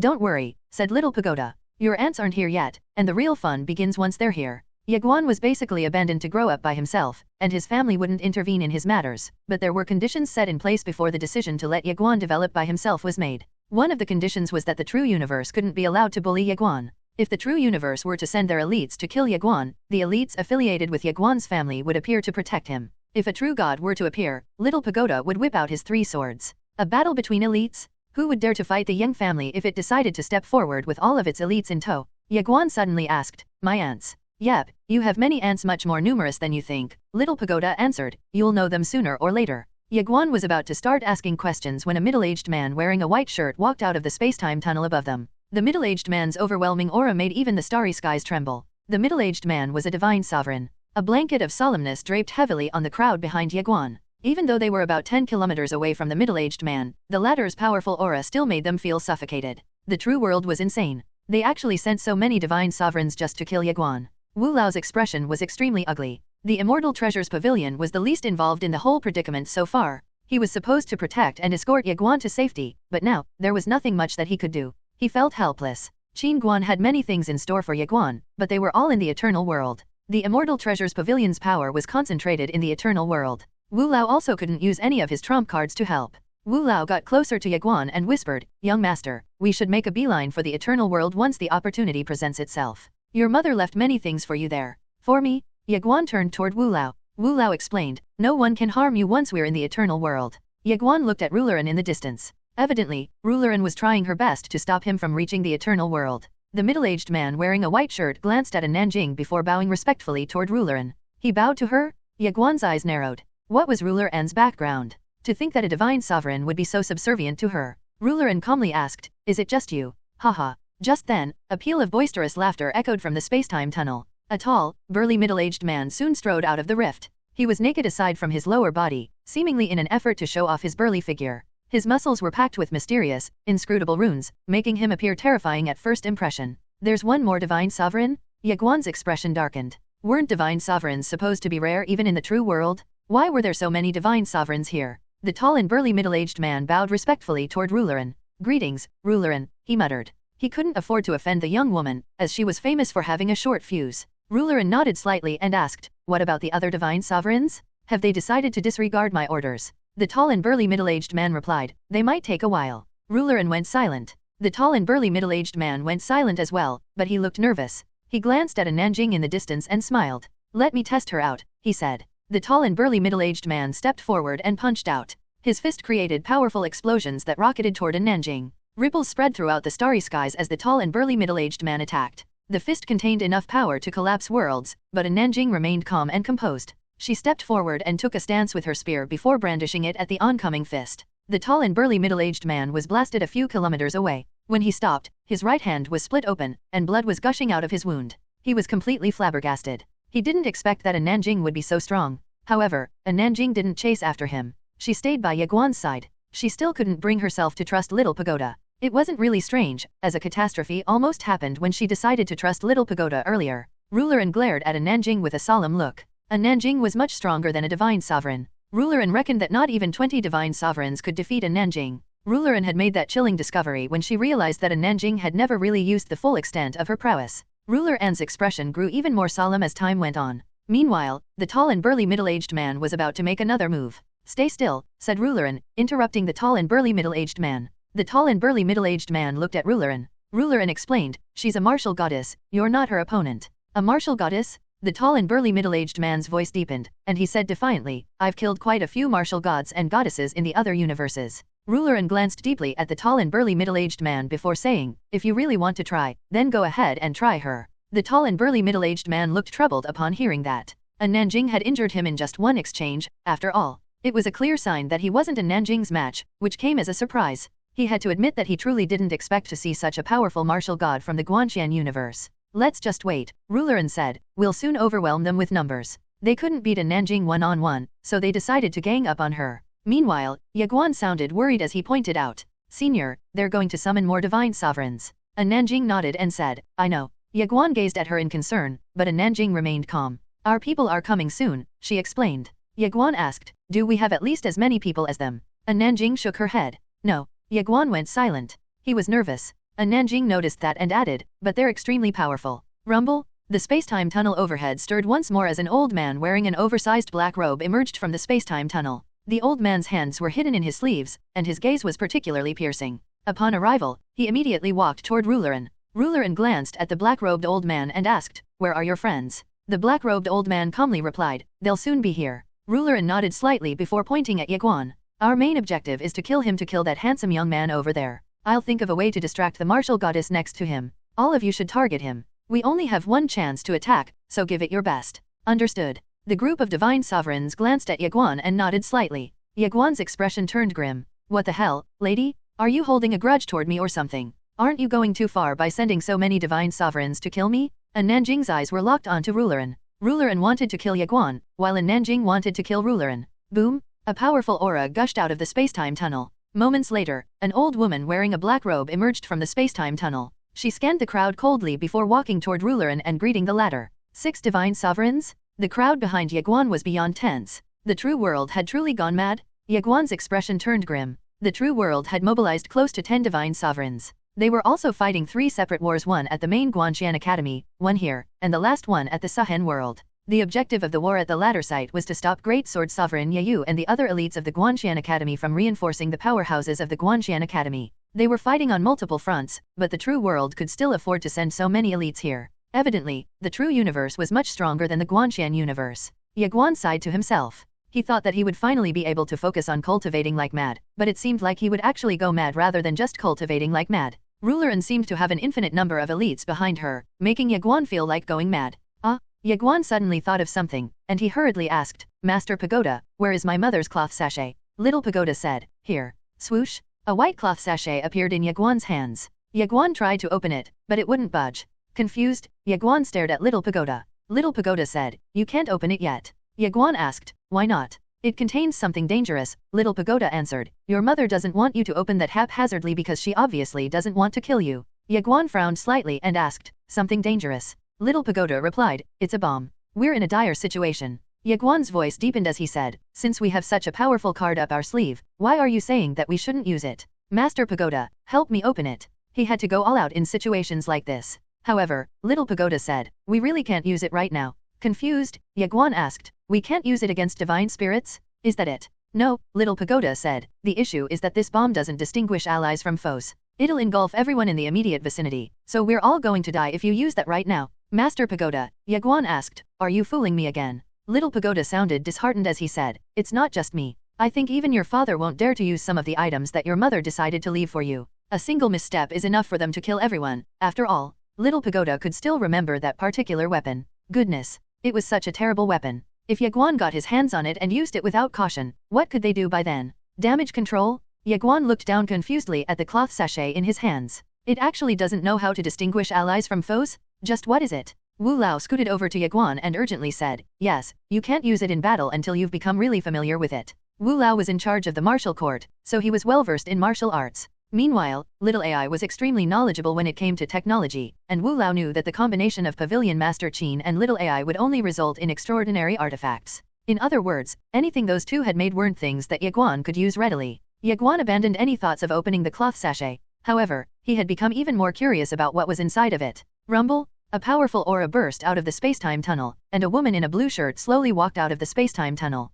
The woman in a blue shirt had a head full of red hair, but her eyes were cold and indifferent. The red-headed woman glanced at a Nanjing in the distance. Her figure blurred, and she appeared next to Rulerin. 7 divine sovereigns? The surroundings became so quiet that one could hear a pin drop. Rulerin had 7 divine sovereigns next to her. Rumble? The spacetime tunnel shook violently, and a cacophony of noises echoed from the tunnel. A battalion consisting of 1,000 elites dressed in black armor walked out of the spacetime tunnel. Each and every one of them was wearing a black helmet with a spear in their hands. Their appearance created a powerful shockwave that almost sent the people behind Ye Guan flying away. Thankfully, a Nanjing stepped forward and waved her sleeve, destroying the powerful shockwave and suppressing the battalion's oppressive aura. The battalion was composed of Ruler N's personal guards. Ruler N opened her palm, and a pillar of golden light rushed toward the sky. It grew bigger and brighter as the seconds went on until it burst and abruptly enveloped a Nanjing. Ruler N glared at a Nanjing and roared, I'll stop her myself. Go and kill Ye Guan. Don't hold back and spare him no quarter. Kill him no matter what. The divine sovereigns rushed toward Ye Guan at once. However, a Nanjing remained calm and composed. Rumble? The spacetime above Ye Guan split open, and a domineering aura seeped out of the spacetime rift. Ye Guan's reinforcements were here. Comparing numbers? How bold? Who could compete with the Yang family when it came to the number of elites? One, he is comparing his friends and connections with his father and grandfather. Everyone looked up and saw a little girl. 2 horns were sticking out of her head, and she was wearing a short-sleeved shirt with floral prints. There were a few holes in her blue shorts, and she was pretty quite disheveled, but she still looked incredibly cute. The animal prints on her white shoes only made her look cuter rather than childish. The little girl was savoring her hawthorn candy. A white-furred animal sat on her shoulder, and it stared greedily at the candy in the little girl's hands. Occasionally, it would lick its lips as though it was getting impatient to have a taste of it. A woman wearing a white skirt was next to the little girl. The woman's long hair draped over her shoulders. Her features were beautiful, and she was wielding a painted polearm. Our reinforcements are only 2 people? Ye Guan was quite puzzled. At most, they could be considered 2.5 people with that little white-furred animal on the little girl's shoulder. 2.5 reinforcements? It was pretty sad. A Nanjing pointed at Ye Guan and said, Little White, protect this fellow. Area, Weiren, time to fight. With that, a Nanjing dashed ahead, and the woman wearing a white skirt followed her lead. The little girl called Area passed the hawthorn candy to the white-furred animal before charging. Every inch of spacetime in her way was annihilated as she ran. Ye Guan and everyone's jaw fell to the floor. What a powerful little girl! The white-furred animal hovered in the air and carefully licked the hawthorn candy. Just then, a Nanjing shouted, Little White, protect him. Protect? Little White blinked in confusion. She looked around, as though she was wondering who she was supposed to protect. Ye Guan cried out, It's me. Little White turned and found Ye Guan pointing at himself. She asked you to protect me. Little White proceeded to examine Ye Guan. Blinking her eyes innocently, she flew to Ye Guan's shoulder and used her claws to caress Ye Guan's head. Ye Guan was at a loss for words. Why am I being treated like a cat? Ye Guan whipped around and found a spear sticking out of a divine sovereign's head. The spear didn't lose its power as it dragged the divine sovereign tens of thousands of kilometers away. At the same time, Arya jumped forward. She sent a punch and sent 2 divine sovereigns flying at least 10 kilometers away. Arya's punch shredded the fleshly bodies of the 2 divine sovereigns, and their souls were on the brink of vanishing. Ye Guan was completely taken aback. How scary? On the other hand, the woman wearing a white skirt was fighting 3 divine sovereigns at once with her painted polearm. Surprisingly, the divine sovereigns were struggling to keep up with her. Incredible! The cultivators of the Guanxian universe were shocked. Their reinforcements were a mere 2.5, but each of them was incredibly powerful. Ye Guan suddenly looked at the white-furred animal on his shoulder and asked, Are you good at fighting, too? Little White blinked her eyes. She swiped her tiny claws and took out 2 objects that looked like eggs. There was a button on the surface of the objects. Fuck. Little Pagoda cursed under his breath, bombs. What is this? Ye Guan asked Little White. Little White smirked mischievously and handed the 2 eggs to Ye Guan. Seeing Ye Guan accept the eggs, Little Pagoda hurriedly screamed, You shouldn't play with those. They'll. Click. Ye Guan pressed the button on one of the eggs. Little White blinked its eyes rapidly, and she clawed out desperately at Ye Guan. Ye Guan was utterly confused. What is she saying? Little Pagoda's voice was trembling as he cried out, Goodness. Throw it away. Ye Guan was stunned. Little White suddenly covered her eyes with her claws. Boom! A powerful explosion swept across the starry skies. Ye Guan went flying under everyone's shocked gazes. Ye Guan eventually stopped, and he realized that he had become almost transparent. If the mysterious senior in the pagoda hadn't protected him from the explosion just now, he would have perished both in body and soul. Everyone stared fearfully at Little White. She wasn't an enemy, right? Ye Guan was shell-shocked. What was that? It was the first time he felt so close to death. Wu Lao suddenly appeared next to Ye Guan. He opened his palm, and a black box flew above Ye Guan's head. A pure spiritual energy flowed into Ye Guan and stabilized him. Everyone on Ye Guan's side heaved a sigh of relief. Ye Guan looked at Little White. She looked completely innocent, and she waved her claws frantically. Ye Guan asked, Master Pagoda, what is she saying? Little Pagoda replied, she's asking why you didn't throw the bomb right away. Ye Guan was at a complete loss for words. There was no way he could have known that Little White would give him the real deal. The explosion was so strong that it almost annihilated his soul. Ye Guan felt a shiver down his spine at the thought of how he had almost died just now. Little White swiped her claws again, and an egg-shaped object as huge as a watermelon appeared. Ye Guan's expression stiffened. Meanwhile, everyone else hurriedly backed away with grim expressions. Little White used her claws and pointed at the egg. Her expression was inscrutable, but she seemed to be smiling. Staring at Little White with a wary light in his eyes, Ye Guan asked, Master Pagoda, can you tell me what she's saying? Little Pagoda calmly said, that thing is apparently even stronger than the one you used earlier. It says that it can annihilate a chunk of an entire universe, and she's asking if you want to use it. Ye Guan was completely stunned. Seriously, she probably didn't expect that you'd be so weak. Little Pagoda pointed out. Kaboom! A deafening explosion echoed in the distance. A powerful shockwave made a beeline for Ye Guan. Ruler glared murderously at Ye Guan. The attack had come from her. Nanjing and the two girls were simply too strong for the divine sovereigns to beat, so she decided to take advantage of a momentary lull to kill Ye Guan. It was now or never. Ye Guan frowned at the oncoming Rulerin. Rulerin was slightly stronger than a divine sovereign, so she was a force to be reckoned with. Meanwhile, he only had. Ye Guan turned to look at Little White. Little White jumped in surprise and immediately hid behind Ye Guan. She covered her face with her claws. Ye Guan had a mental breakdown. Wasn't she supposed to protect him? Who was protecting whom from what now? Little Pagoda urgently cried out, Little White, attack her, you can beat her. Little White blinked in confusion. Then, she pressed the button on the egg-shaped object the size of a watermelon before closing her eyes tightly. Fuck. Everyone screamed and retreated as far as possible. Ye Guan's expression fell. Fuck, is she really my ally? Little Pagoda turned into a beam of golden light and dashed in front of Ye Guan. Everyone, run, he shouted frantically before running away with Ye Guan and Little White in tow. Everyone had seen what happened earlier, so even though they didn't exactly know the identity of the egg-shaped object, they were aware that it was dangerous. Unfortunately, Rulerin was none the wiser. She flew across the starry skies and soon arrived in front of the egg-shaped object the size of a watermelon. It was quivering violently, and Rulerin frowned upon seeing it. In the end, she punched the egg-shaped object. Boom! A cataclysmic explosion occurred, sending shockwaves to every corner of the starry skies.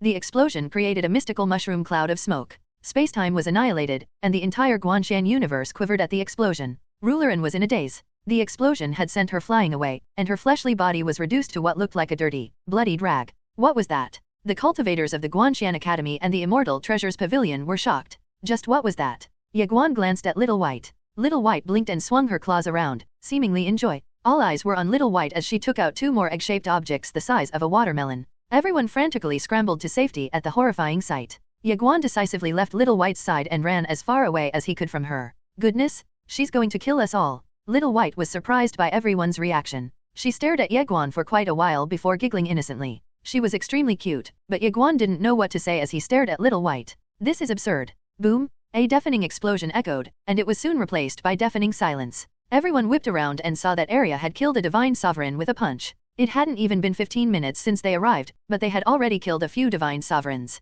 Furthermore, the divine sovereigns had come here with their real fleshly body and souls rather than their avatars. The remaining divine sovereigns were smart, and they had decided not to face the girls head-on. However, they were still akin to sitting ducks before the three girls. Rulerin noticed what was happening, and she immediately frowned. The three girls had completely suppressed the divine sovereigns. At this rate, the divine sovereigns would soon be annihilated. However, Rulerin was reluctant to give up. She had a feeling that if Ye Guan survived today's events, he would become a massive headache to the true world later down the road. Ruler N's blood boiled with murderous intent as she glared at Ye Guan in the distance. Where are the divine dusk guards? She asked. The reinforcements she had summoned had to arrive sooner rather than later, or it was only a matter of time before they were defeated. They only stood a chance if their reinforcements were here. A black-robed old man flew toward Rulerin and said, Rulerin, we have to retreat. Retreat? What are you talking about? Rulerin asked fiercely. The black-robed old man said, the fight has dragged on for too long, and our people in the Suhen world can't hold on any longer. The great sword sovereigns in the Suhen world will soon be here, and the divine spirits in this universe will all perish if we stay here any longer.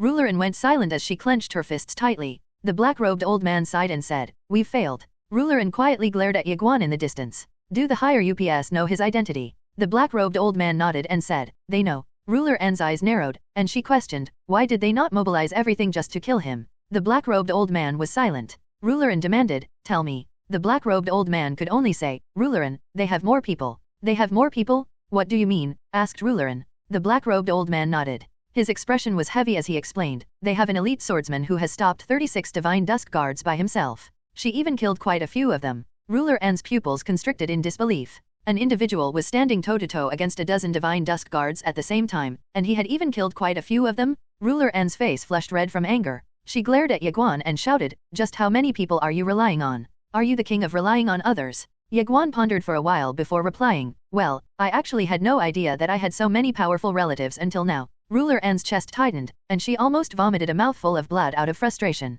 One pronoun change from it to she author decision probably due to the name Ye Guan was speechless. "How dare you criticize me for relying on others when you've been relying on others as well? Talk about double standards?" Of course, he was truly surprised. He didn't expect that he had so many relatives and that they were elites among elite cultivators. Arya and Weirin had truly surprised him to think that they were so powerful. What about Little White? Forget it? Ye Guan looked at her, utterly speechless. Little White had almost blown him to smithereens not too long ago. Rulerin was both infuriated and frustrated, but her shock was greater than those two combined. She was the mastermind behind this assassination attempt. She was convinced that her plan would succeed. After all, she had insiders within the Guanxian Academy, and they could come to the hinterland of the Guanxian universe anytime they wished. Furthermore, Ye Guan was extremely vulnerable at the moment. How could 10 divine sovereigns fail to kill her? Unfortunately, Rulerin had made a huge miscalculation. She didn't expect to see so many elites behind Ye Guan. Just where had they come from? They were missing during that war 30 million years ago, but now they were here? To make matters worse, the divine dusk guards that she had summoned were currently being stalled by an elite swordsman.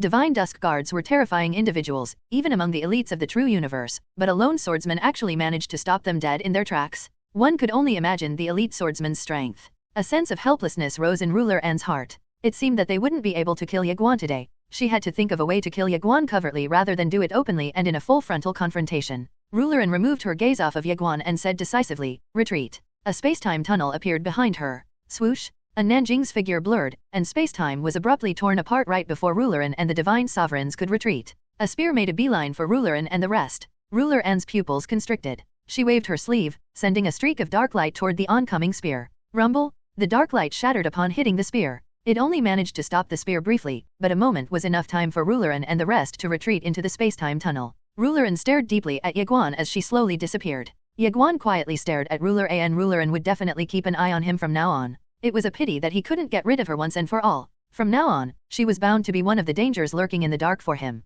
Soon, Rulerin and the divine sovereigns finally vanished. After a moment of silence, Nanjing turned to Ye Guan and said, "Head to the eternal world with the others. Arya, Weirin, follow me." She took one step forward and thrust her spear forward. Boom! Space caved in before soon becoming a space-time tunnel. Nanjing, Arya, and Zhuang Weirin rushed into the space-time tunnel. Evidently, Nanjing didn't want to let Rulerin go just like that. Beside Ye Guan, Wu Lao said, "Young master, we should get going." Ye Guan nodded slightly. "All right." Wu Lao ordered his men to open a space-time tunnel, and they all rushed into it. Meanwhile, the divine sovereigns and divine emperors fighting Mu Nian and the rest in the Guanxian Academy retreated like a receding tide. They had received Ruleran's orders to retreat, and they didn't hesitate to carry it out. It was virtually impossible to kill Ye Guan because Nanjing was protecting him, so Ruleran had chosen to retreat. Lu Tian was still alive, and he was extremely indignant. "It's over, let's go," said Divine Sovereign Tehi. Lu Tian's expression was gloomy. Divine Sovereign Tehi calmly explained, "We've Ye Guan's backers. More and more people are turning up to support him, so we have no choice but to retreat in the meantime. I will not accept this outcome." Lu Tian roared. Divine Sovereign Tehi frowned, slightly displeased. Why was this Lu Tian feeling so indignant when he couldn't even beat Ye Guan in a one-on-one? Lu Tian noticed Divine Sovereign Tehi's displeasure, and he hurriedly said, "Fine, let's go." He definitely couldn't stay any longer at the Guanxian Academy. His only path of survival was to go to the true world. Divine Sovereign Tehi nodded slightly. He quietly turned around to leave. However, a terrifying aura fleeted across the skies and went straight for Lu Tian. The terrifying aura belonged to none other than the head military official. Divine Sovereign Tehi frowned slightly. He raised his right hand to suppress the head military official. Rumble! The head military official was instantly suppressed, but he glared quietly at Lu Tian. "Head military official," Lu Tian said, "you no longer have a place in the Guanxian Academy. Come to the true world with me." The head military official's glare turned murderous. You're just a puppet of the true world. You're no chosen one. Lu Tian said indifferently, I was once a member of that deist sect, but I changed my mind and decided to join the true world. Lu Tian chuckled and continued. Head military official, I've been to the true world. Believe me when I say that Guanxian universe will never be able to defeat the true world. Even the invincible sword master couldn't destroy the true world. The head military official chuckled. Lu Tian, oh, Lu Tian. Do you know how foolish you are? Lu Tian frowned and asked, what do you mean? The head military official stared intently at Lu Tian and asked, do you seriously think that the divine spirits in the true world will take you seriously after you've betrayed your own universe? Fat chance. They'll only treat you like a lapdog because everyone absolutely abhors traitors like you. Lu Tian's expression turned gloomy, and murderous intent fleeted across his eyes. The head military official stared at Lu Tian as if he was pitiful and said, you're more inferior to Ye Guan than I thought. Lu Tian chuckled in amusement and asked, do you really think that he'll let you off just because you're licking his boots? The head military official turned his head to look at the Guanxian Academy, which was now in shambles. He fell into a daze, and when he recovered, only regret could be seen in his eyes. He just wanted to make the Guanxian Academy a better place. Well, he wanted to satisfy his own interests as well, but he had never thought of betraying the Guanxian Academy or the Guanxian universe. The Guanxian Academy had taught him everything he needed to become a powerhouse, and he had even fought divine spirits with his junior and senior brothers. Unfortunately, most of his fellow disciples had perished long ago. He had supported Lu Tian because he was the chosen one of this generation. He was hoping that Lu Tian would eventually lead the Guanxian Academy against the true world and emerge victorious. However, the heavens had played a huge joke on him. He had inadvertently pledged allegiance to the true world.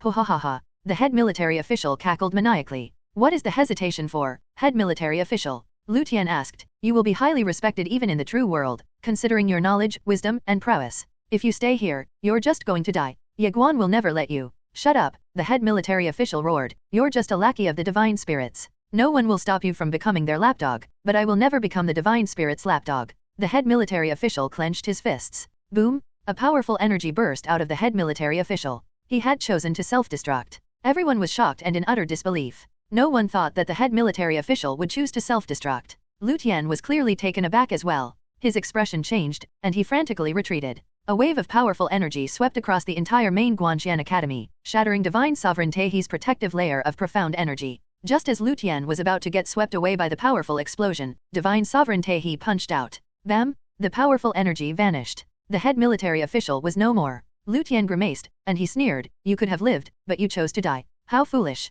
Divine Sovereign Taihe glanced sideways at Lu Tian and said, let's go. Lu Tian was still useful, so he had to stay alive for now. Lu Tian nodded. He looked around the main Guanxian Academy, and a cold glint fleeted across his eyes as he declared, Ye Guan, I will rip your head off your shoulders one day. With that, he turned around to leave. Wait. Mu Nian Nian suddenly called out to him. Lu Tian frowned and looked at her. Swoosh! Mu Nian Nian abruptly vanished. Lu Tian's expression immediately changed. Divine Sovereign Taihe frowned. He wanted to make a move, but Tiangxiu suddenly appeared in front of him. Divine Sovereign Taihe's expression darkened.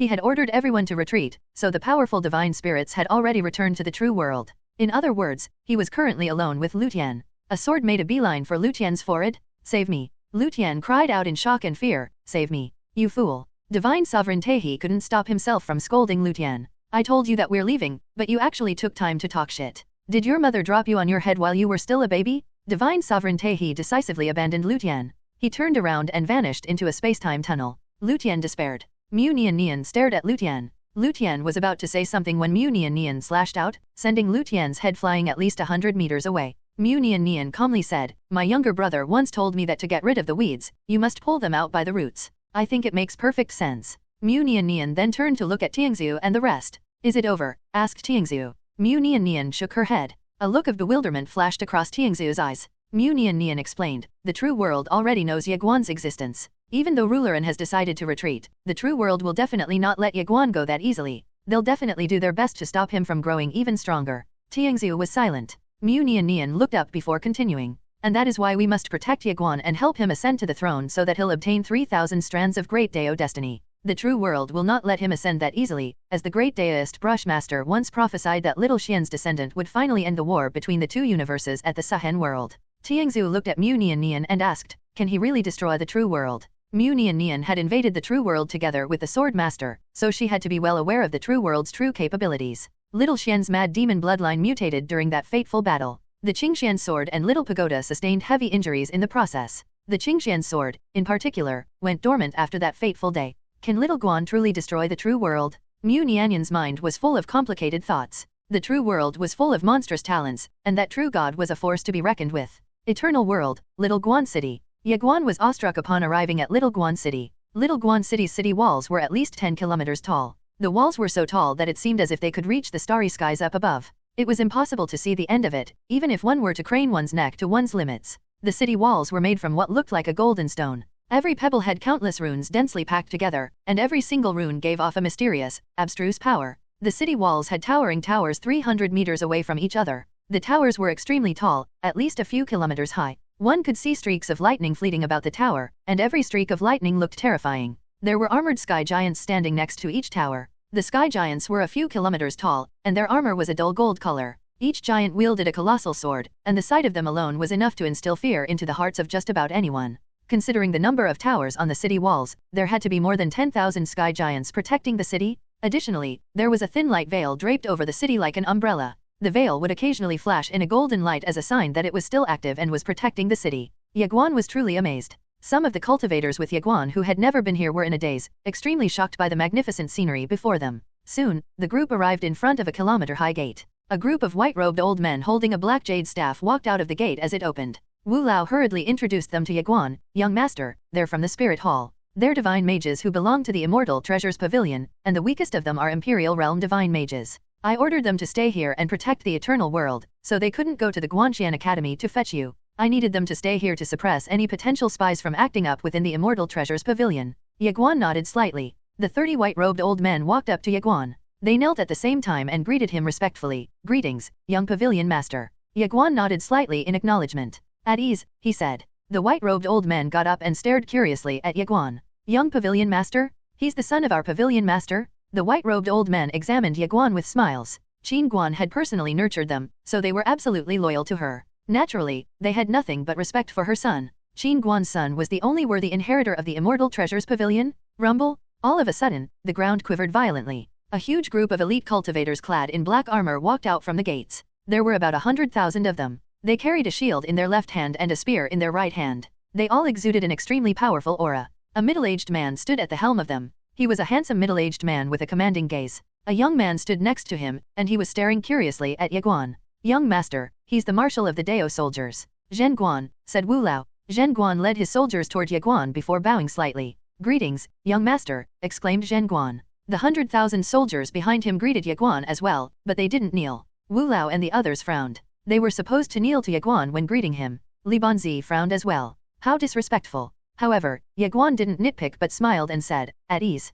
Zhen Guan straightened himself up. However, the soldiers behind him still had their backs hunched in a slight bow. Ye Guan gazed at them briefly before saying, all of you can be at ease. The soldiers didn't respond to Ye Guan. They looked at Zhen Guan instead. Zhen Guan remained expressionless as he ordered, at ease. With that, the soldiers finally stood up straight. Li Banzi's gaze turned cold, and the expressions of the cultivators who had come here with Ye Guan from the Guanxian Academy turned cold as well. Wu Lao and the divine mages standing next to Ye Guan grimaced. What is this? Are you trying to show off your power in front of the young master? However, Ye Guan remained calm despite the blatant display of authority. He looked at Zhen Guan and found that the latter was as calm as him. He turned slowly to Wu Lao and said, kill them all. Wu Lao and everyone else were taken aback. Meanwhile, Zhen Guan quietly stared at Ye Guan. The Dao soldiers behind Zhen Guan were furious, and they all glared at Ye Guan. Ye Guan smiled at Wu Lao and asked, we can't kill them. Wu Lao stuttered, why young master, that's. Ye Guan turned to look at Li Banzi. Antji, let's go to the Suhen battlefield, he said. Li Banzi nodded.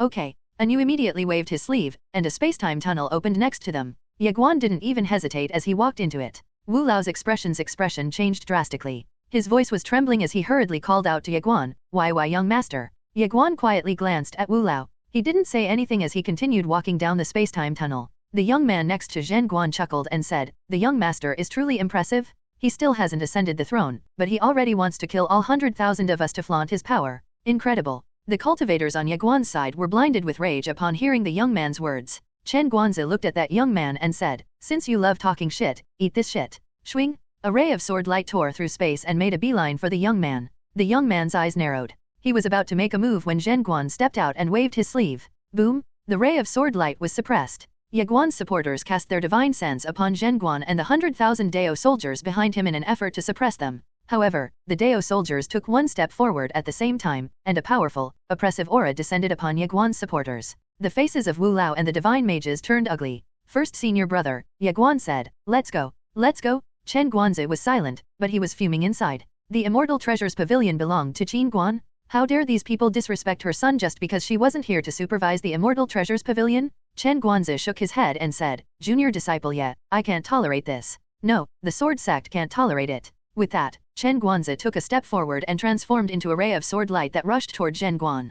Zhen Guan's eyes narrowed. He took a step forward and flicked his wrist, sending a spear flying toward the oncoming sword light at breakneck speeds. Boom! A deafening explosion echoed as the ray of sword light collided with the spear light. Zhen Guan and Chen Guanzi were both blasted backward by the incredible force. The space-time around them had shattered as well. The disciples of the sword sect were about to rush over to assist Chen Guanzi when Li Banzi shouted, "Stop!" Li Banzi shook her head and said, "Listen to the young master's orders." Chen Guanzi went silent, but the sword in his hand quivered violently. He was obviously trying to suppress his fury. The swordsmen behind him were equally livid. The Dao soldiers' disrespect was too much for them to bear. Ye Guan suddenly took out Qin Guan's small cloth sachet. He looked at it briefly before tossing it to the ground, astonishing everyone. Ye Guan turned to look at Wu Lao and said, "Pick it up and return it to my mother. I want you to tell her that I've gotten used to the hardship after many years of experiencing it. The Immortal Treasures Pavilion is rich and with boundless resources, but I really don't care about it. Rest assured, I won't snatch anything from you all. Everything you own will still belong to you, everything." With that, he turned around and continued walking down the space-time tunnel.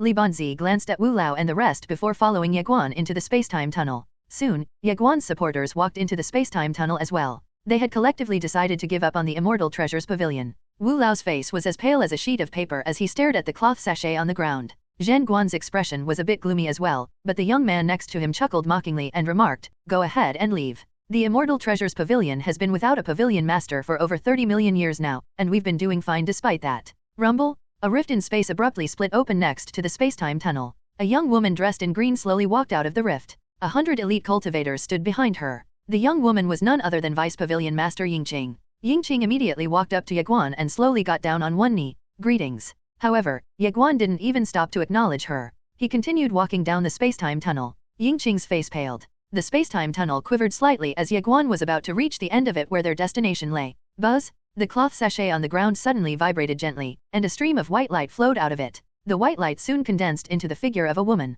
The woman was wearing a short-sleeved shirt, a skirt, and a pair of plain-looking shoes. She was dressed humbly, but Yingqing and the members of the Immortal Treasures Pavilion immediately fell to the ground and kowtowed to her upon seeing her. "Greetings, Pavilion Master," they greeted at once. The Dao soldiers standing behind Zhen Guan hurriedly kowtowed as well, and they quivered as if they were aspen trees. Ye Guan's supporters were also stupefied to see Pavilion Master Qin. They hesitated and stopped in their tracks. Moments later, they collectively shouted, "Greetings, Pavilion Master Qin." They weren't happy with the Immortal Treasures Pavilion, but it didn't mean that Qin Guan no longer deserved their respect. Qin Guan turned to Ye Guan. Ye Guan had stopped dead in his tracks, but he didn't turn around to face Qin Guan. Qin Guan asked softly, "Are you not going to turn around and look at me?" After a few moments of silence, Ye Guan replied, "I grew up poor, and I have always been short of money, but I still don't think there's a need for me to inherit the Immortal Treasures Pavilion or the Guanxian Academy. I never really cared about either of them. Actually, I prefer to have my parents by my side." With that, Ye Guan picked up the pace and soon disappeared. Li Banzi glanced at Qin Guan before bringing the others away. Soon, the space-time tunnel vanished. Qin Guan lowered her head, her expression was inscrutable. The people of the Immortal Treasures Pavilion quivered incessantly. Yingqing was now beyond pallid. Qin Guan eventually raised her head. Her voice sounded soft, but she was clearly furious as she said, "I did not nurture you all for you to disrespect my son." Guards. Rumble! The earth split open, and 10 elite guards wielding scythes descended from the sky. At the same time, the sky giants opened their eyes and jumped down from the walls. Everyone's faces changed drastically at the terrifying sight. Qin Guan glanced at Yingqing and said fiercely, "Go back to where you came from." Yingqing's legs gave out, and she collapsed to the ground. Qin Guan ordered, "The martial court is dissolved effective today, and the members of the martial court will not be absorbed by the Immortal Treasures Pavilion." Wu Lao went beyond pallid. He wanted to say something, but a black-robed man appeared in front of him and dragged him away. The martial court members were quickly dragged away by mysterious people clad in black robes. Yingqing looked at Qin Guan. She wanted to say something, but a scythe was pressed against her neck.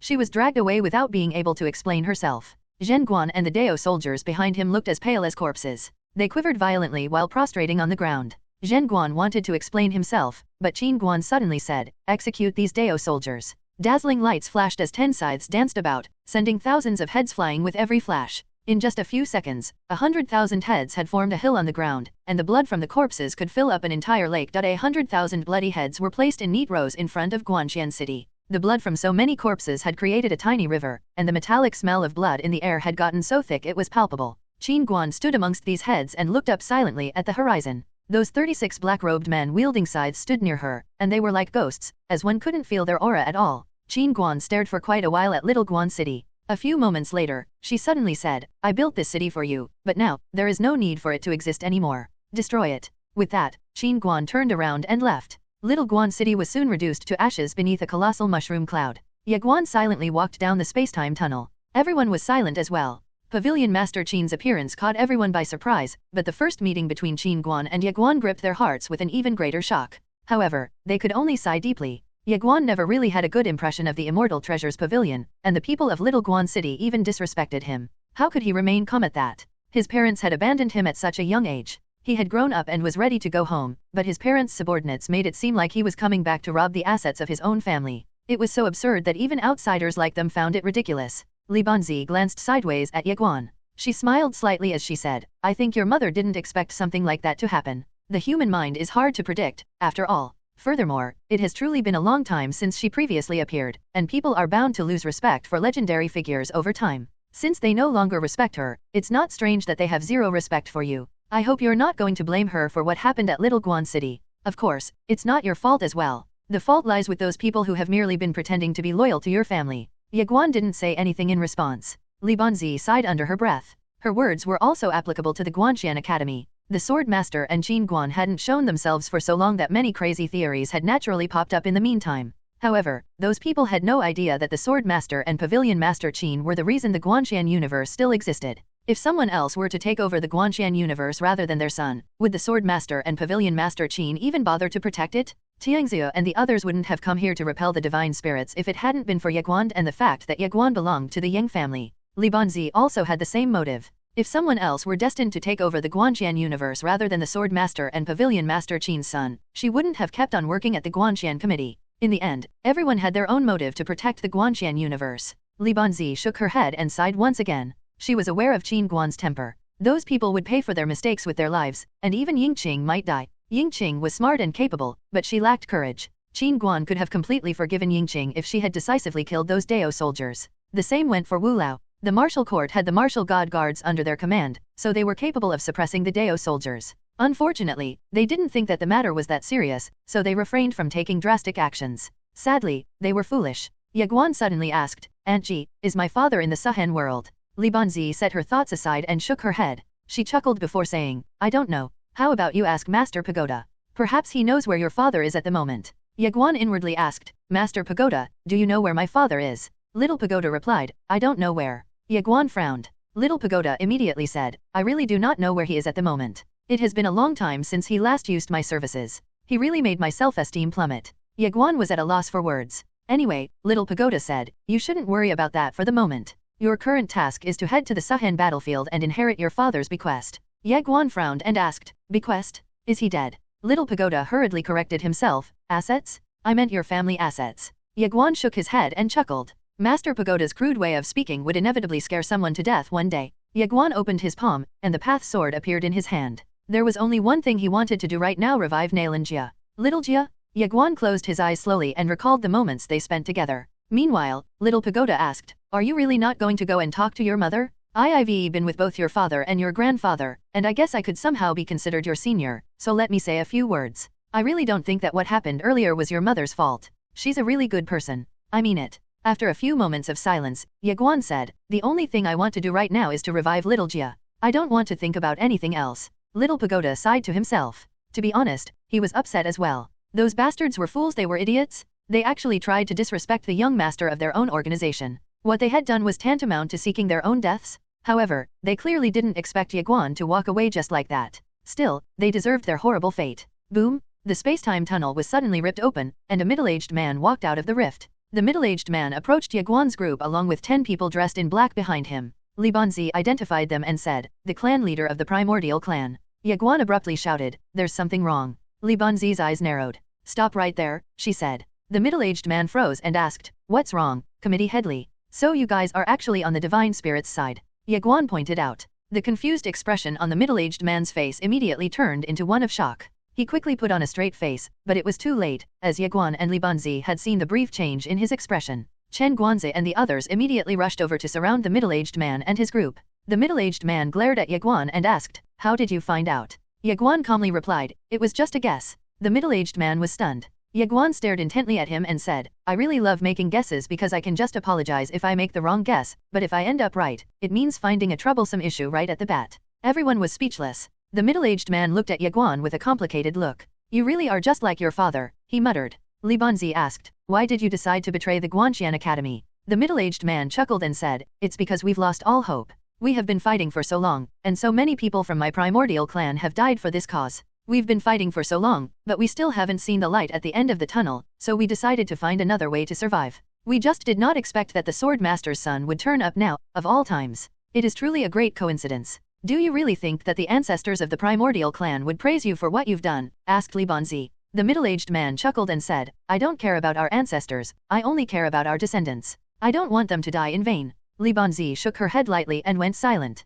The true world had to have promised them something substantial. Otherwise, the primordial clan wouldn't have betrayed the Guanxian Academy. The middle-aged man then looked at Ye Guan and remarked, "You are truly remarkable. If I had met you earlier, perhaps I wouldn't have chosen to support the divine spirits. It was a pity that you turned up so late." Boom! The space-time tunnel collapsed, and everyone found themselves surrounded by 100,000 divine generals in the vast expanse of the starry skies. Li Banzi's face darkened at the sight. The clan leader of the primordial clan added, "Committee Headley, 30 million years of being trapped in the Guanxian universe has led us to stagnation, while the true world developed rapidly over those 30 million years. Take just a single look at the current true world, and you'll see just how big the gap between the true universe and the Guanxian universe has become." Li Banzi replied, "I don't know the gap between us and them, but I know that they want to wipe us all off the face of the world. Do you not have any idea why your ancestors have been fighting so hard? It's all for the sake of living with dignity." The clan leader of the primordial clan retorted, "They simply chose the wrong side." "You fool!" Li Banzi roared. "Let me ask you this question, then, Taisha Wenqin.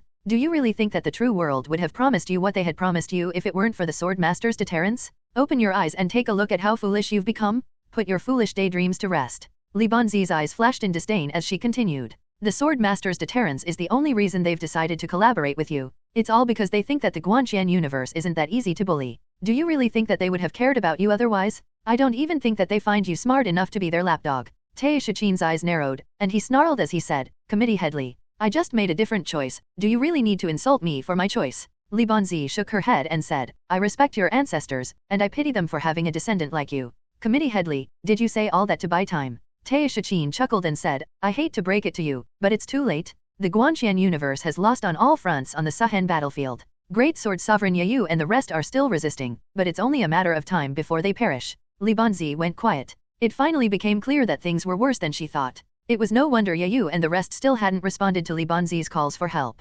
It turned out that they were also in danger. Ye Guan suddenly sighed to himself. He felt bitter inside. His father had left a huge mess for him to clean up, along with a huge debt. It was just his first day of taking over his father's legacy, but the Guanxian universe was already falling apart. Is it too late for me to disown him and emancipate myself from him? I really didn't think that things would progress like this, said Little Pagoda. Ye Guan inwardly lamented, with the way things are progressing, I don't think I can hold out for much longer, Master Pagoda. Little Pagoda sighed and said, back then, your father did not finish fighting that war against the true world. Ye Guan looked and sounded dissatisfied as he asked, are you saying that he wants me to finish what he couldn't finish? Little Pagoda replied, yes, your father had that in mind. Ye Guan's expression darkened. Do you really think that's fair? I'm just a child. Little Pagoda replied, well, you really don't have any choice. I mean, who asked you to be his son? Ye Guan went silent and fell into deep contemplation before saying, Master Pagoda, I have one last question for you, so please answer me honestly. Go ahead. What does it mean to be a Dao protector? Asked Ye Guan.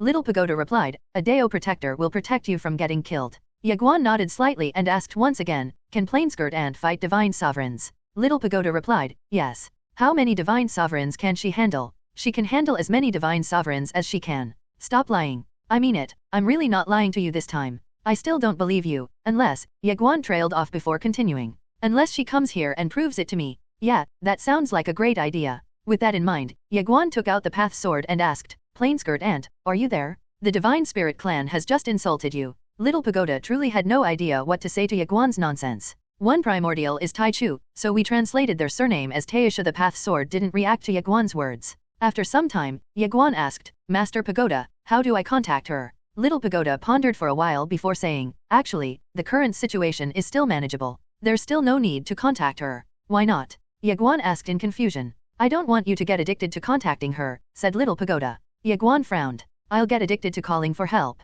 Little Pagoda said, yes, and you won't be able to stop by then. Anyway, she's not interested in these divine spirits. In the past, your father fought a tougher battle against them, and he didn't even ask her for help. I think you should bear with it. Ye Guan was at a loss for words. Why was Little Pagoda so afraid of him asking for Plainskirt Ant's help? What would happen if Plainskirt Ant appeared? Ye Guan truly wanted to know the answer to that question. Just then, Taya Shichin glared murderously at Ye Guan and ordered, kill him. The divine generals rushed toward Ye Guan, and the movement of so many powerhouses made the starry skies tremble as even space-time started to crumble beneath their combined might. Ye Guan's pupils constricted. He was about to make a move when a rift in space abruptly manifested. A group of elites walked out of the rift, and Mu Nian was at the helm of the group. Mu Tiandao. Taya Shichin's expression turned serious upon seeing Mu Tiandao 1. There was no way Taya Shichin would fail to recognize the supreme elite who had been standing next to the sword master many years ago. Mu Nian cast an indifferent gaze at Taya Shichin. Without wasting another word, she transformed into a beam of sword light and made a beeline for Taya Shichin. The beam of sword light obliterated space-time as it flew. Taya Shichin's heart jumped in fright. She was so fast that it was impossible to avoid her sword move. Taya Shichin had no choice but to take her attack head-on. Taya Shichin's expression was grim as he threw a punch with all his might. Boom! The projection of a divine tree enveloped Taya Shichin's hand as his fist flew to meet Mu Nian's attack. However, Mu Nian's sword was already a few inches away from him. The divine tree was chopped down, and Taya Shichin was blasted backward. His fleshly body shattered as he flew across the starry skies. Mu Nian was about to deliver the killing blow when she discovered that the divine generals had surrounded Ye Guan and the rest. They had moved so quickly that there was no way Ye Guan and his comrades could escape. Mu Nian frowned. Go to hell. Her sword let out a resplendent light as it zipped across the starry skies. A dozen divine generals died in the blink of an eye. Ye Guan also jumped into action as he shouted, die. From now on, he would take on a more active role. He didn't want to stay beneath the umbrella of protection. With Ao Qian and the Path Sword, why would he be afraid of mere divine generals? Chen Guanzi followed Ye Guan's lead. He dashed ahead and yelled fiercely, die. Buzz! Swords hummed as the swordsmen stepped up valiantly and fought. Mu Nian was right at the front, while Tiangxiu and the elites from the Nether Palace served as the right and left wings of the cultivators. The cultivators of the Guanxian Academy were much weaker against so many divine generals, so Mu Nian and the others served as the first layer of protection. If it hadn't been for them, the cultivators of the Guanxian Academy would have perished in just one move. Mu Nian was the leader of the attack, so the divine generals were struggling despite their overwhelming numbers. Mu Nian was single-handedly tilting the scales of the battle to Ye Guan's side. Right then, a divine general suddenly jumped in front of Mu Nian. She frowned slightly and was just about to swing around to kill him when a sword light flashed across and took the divine general's life. Skilek! Blood spurted out of the forehead of the divine general. Mu Nian turned around and saw Ye Guan standing behind her with the path sword in his hands. Mu Nian glanced at the path sword and smiled, do you dare to follow me and open a way for the rest? Ye Guan smirked. Of course. Mu Nian grinned. Once we reach the Sahen world, I'll treat you to a meal. With that, she vanished from her spot. Squelch! Sword lights pervaded the starry skies as dozens of divine generals died with every passing second. Ye Guan took a deep breath before jumping into the fray. He moved the fastest he had ever been. Using the path sword as his main sword and his flying swords as supports, he took many lives whenever he moved. He had a lot of spiritual medicine, so he wasn't afraid of running out of profound energy. Ye Guan followed Mu Nian closely, and they carved a path amidst the multitude of divine generals. They stood at the forefront as they led the others to the Sahen battlefield. Right behind the two of them were the swordsmen of the sword sect. These swordsmen were slowly going through their own transformation. This battle experience was unlike anything they had ever had. However, the divine generals remained fearless and fierce. Aside from Mu Nian, Qi Bishan, Tiangxiu and a few others, the rest of the cultivators were pretty much powerless against them.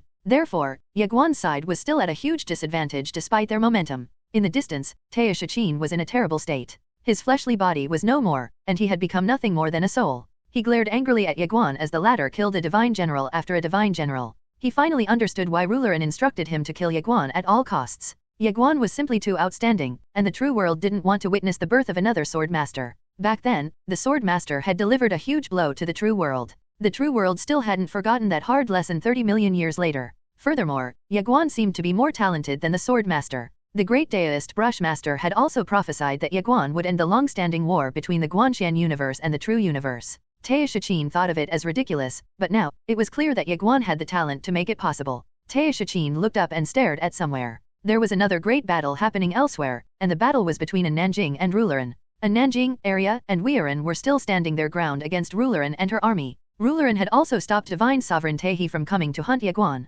The three girls were fighting against 8 divine sovereigns in addition to Rulerin as well as Ruler N's personal guards. More than half of Ruler N's personal guards had perished, and Rulerin was at a huge disadvantage. Rulerin glared at the three girls. The three girls were too strong. If it hadn't been for her personal guard's sacrifice, the divine sovereigns here would have perished long ago. Ruler N's heart bled upon recalling the forces that she had lost. The three girls were truly capable of killing just about any divine spirit out there, no matter how strong those divine spirits were. I made a mistake. Rulerin shook her head helplessly. The risk she had taken was calculated, but she didn't expect that the friends of Ye Guan's grandfather would come to help Ye Guan. Rulerin looked up and muttered, "Ruler King, do you really want to see the death of my men?" Pfft. A peal of laughter echoed somewhere, and a middle-aged man appeared. His hands were behind his back, and he was clad in an oversized black robe. Her hair was a fiery red, and it looked as if it were burning. 1,000 divine spirits clad in black armor stood behind him. Rulerin calmly chided, "Ruler King, karma will bite you back for your refusal to help me earlier." Ruler King's eyes narrowed, and he asked, "Didn't you start all this, Rulerin?" Rulerin snorted, "We could have killed Ye Guan if you had decided to join me earlier. It's clear that you wanted me to exhaust my forces and land the killing blow yourself when the time comes. Otherwise, why is it that you've remained hidden until now?" Rulerin shook her head and continued, "Unfortunately, it seems that you also underestimated their strength. Ye Guan is about to reach the Sahen world. Once he's there, it'll be much harder for us to kill him." Ruler King chuckled. "Ye Guan is indeed a rare talent. However, I think you've gone crazy. How can a young swordsman be the downfall of the true world? It's absurd how you actually believed great deist Brush Master's prophecy." Rulerin quietly stared at Ruler King. She knew that convincing an idiot was meaningless. Ruler King sneered and said, "Rulerin, you failed, and you lost so many men in the process. You should just retreat and wait for your punishment." Rulerin chuckled. "I'm going to be punished, then so be it. I hope you." Ruler King started. "Hey!" Rulerin shouted. She was staring at Nanjing as she asked, "Why don't we work together to kill Ruler King and his men?" Ruler King's pupils constricted as he roared, "Are you mad?" Rulerin glared coldly at Ruler King. "I deserve to be defeated by the Guanxian universe, but there's no way I can take being schemed against by my colleague. I'll let you know just in case, but I don't give a fuck anymore." Boom! Ruler N's figure disappeared as she made a beeline for Ruler King. The power she had mustered made it obvious to everyone that she truly wanted to kill Ruler King. There was a collective moment of shock among her underlings before they decided to attack Ruler King as well. They didn't think that this was right, but they had no choice. They had to follow Ruler N's orders if they wanted to survive. Ruler King's face turned as pale as a sheet of paper. Goodness, this mad woman? He had made a huge mistake taunting her. Rulerin was dead serious about killing him. Arya licked her hawthorn candy. She was slightly puzzled as she said, "Sisterin, they're fighting each other. Shall we help her kill Ruler King?" And Nanjing stared warily at Rulerin and said, "We'll wait for a chance to kill her." Arya was visibly surprised. And Nanjing calmly explained, "She's smarter than Ruler King. She's aware that we'll kill her along with Ruler King, so this is her desperate attempt to try and eliminate one of her enemies. Ruler King probably doesn't want to help her, so she decided to make the first move by attempting to kill Ruler King." Arya frowned upon hearing Nanjing's explanation. "She's smart," remarked Arya. "Just like little Xian." And Nanjing's eyes narrowed into slits as she stared at Rulerin. "If we don't get rid of her today, she'll be a scourge for us in the future. Let's wait for a bit before killing her," said Nanjing. Arya asked, "Why don't we do it now?" Nanjing patted Arya's head and said, "If we make our move right now, they'll work together to attack us. I'm sure she must have made the first move, as she wants us to intervene, which will give Ruler King reason to work with her against us." Arya nodded and muttered, "I wonder if Little White is done with the bombs." "Bombs?" Nanjing frowned. "You gave her bombs?" Arya nodded and said, "Yup, I gave her a few dozen bombs, but I told her to use them one by one and that she should run away once she runs out of bombs. I wonder if she still remembers what I told her." Nanjing's expression stiffened while Weirin frowned. "Is Little Guan still alive? We're fighting so hard here, but what if Little White has already made a mistake and inadvertently killed Little Guan? Won't that mean that we've been working hard for nothing?" The slaughter had dyed Ye Guan's eyes red. All of a sudden, Little White appeared on Ye Guan's shoulder. She grinned at Ye Guan and waved her claws. Puzzled, Ye Guan asked, "Master Pagoda, what is she saying?" Little Pagoda said, "She's asking if you need help." Ye Guan nodded almost immediately. "Yes." Little White was thrilled. She waved her claws, and a few dozen egg-like objects the size of a watermelon appeared. She covered her eyes with one hand and reached out for the buttons on the egg-like objects. Ye Guan's eyes widened in disbelief, and his pupils quivered in fear. Little White kindly covered Ye Guan's eyes with her claw and shut her eyes tightly before reaching out for the buttons on the egg-like objects once again. Everyone knows Mu Nian Nian as Mu Tiandeo. The name Mu Nian Nian is only known to people close to her, so we decided to switch to Mu Tiandeo whenever appropriate. Just keep in mind that Mu Nian Nian and Mu Tiandeo are the same people. A hand grabbed Little White's shivering claw before she could press any of the buttons. Ye Guan held Little White's claw tightly, and he was drenched in cold sweat as he stared at Little White. Little White blinked innocently at Ye Guan. Ye Guan pondered over his words carefully before saying, I don't think your help is needed this time. I can do it myself. Ye Guan had bit his lips so hard out of nervousness that his lips started bleeding. He wiped the blood on the corner of his lips away as he sighed in relief. If he had allowed Little White to help him, he would have died along with his enemies. It would be such a horrible and vain death. Just then, Mu Nian yelled, let's go. Ye Guan made sure that Little White was secure on his shoulder before turning into a beam of sword light that streaked across the starry skies. Swoosh! The path sword in Ye Guan's hand destroyed everything in its path. Ye Guan and Mu Nian quickly carved a path in the middle of their enemies. Rumble! The space ahead of them abruptly split open. A terrifying aura rushed out of the rift. Again, Mu Nian's eyes narrowed. She slashed out and carved a space-time tunnel in front of Ye Guan. She then turned to Ye Guan and said, lead them to the Suhen battlefield. We'll follow you closely. Ye Guan was silent. Mu Nian was about to say something again when Ye Guan suddenly turned toward the Guanxian universe cultivators and shouted, let's go,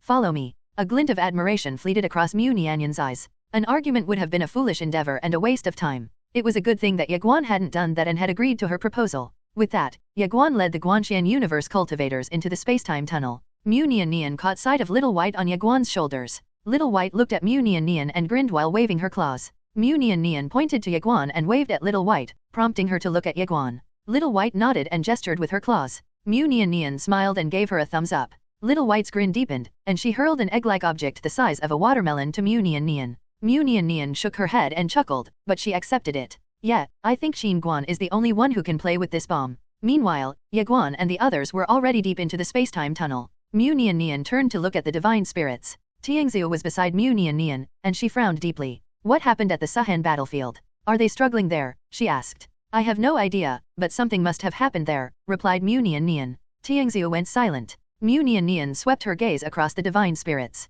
The denizens of the true universe will not let Ye Guan live once they learn of his existence, she said. Tiangxiu asked, will destiny make a move? I don't think so, Mu Nian answered with a shake of her head. Tiangxiu frowned. Why not? Mu Nian explained. First of all, she's still waiting for Little Xian to make that step. Secondly, she doesn't really care about the true world, and lastly, Little Guan's mental state will be disrupted if she makes a move. Little Guan still thinks of her as a great sword sovereign, so if destiny appears and she kills the riffraff here in one strike. Mu Nian paused to laugh before continuing. It is impossible to remain unshaken upon witnessing destiny's might. More importantly, Little Xian has also embarked on the invincible sword Dao, and I'm afraid his invincible sword Dao will shatter once he sees destiny's true might. It wouldn't have been such an issue if destiny were from the same generation as him, but... Mu Nian grew silent. Tiangxiu went silent as well. The two belonged to the generation that was unfortunate enough to witness destiny's true might. Destiny's true might was enough to make anyone feel despair at the thought of facing her. In fact, most of the people from their generation thought of destiny as a goddess. 30 million years ago, Ye Xian fought the toughest battle of his life, but he didn't ask Xing'er for help, not even once. The elites from Ye Xian's generation also suffered a mental breakdown upon witnessing destiny's true might. How could they not suffer a mental breakdown upon realizing that no matter how hard they cultivated, there was no way they could surpass destiny? Destiny was just that strong. Just then, Mu Nian said, I actually think that destiny is a much more dangerous enemy of the Guanxian universe compared to the true world. The true god of the true world would not make a move, but destiny doesn't care about any agreement. If it weren't for Little Xian, she would have destroyed the Guanxian universe back then. Tiangxiu nodded in understanding. She turned to look in the distance. The universe's destruction or whatnot doesn't matter. His safety is all that matters. They didn't have any particular attachment to the Guanxian universe. They only came here to help because Ye Guan was a member of the Yang family. Heh. Mu Nian suddenly broke out into a grin before shouting, all right, let's kill to our heart's content. Swoosh. She turned into a beam of sword light and streaked across the starry skies. Tiangxiu became a beam of dim light and chased after her.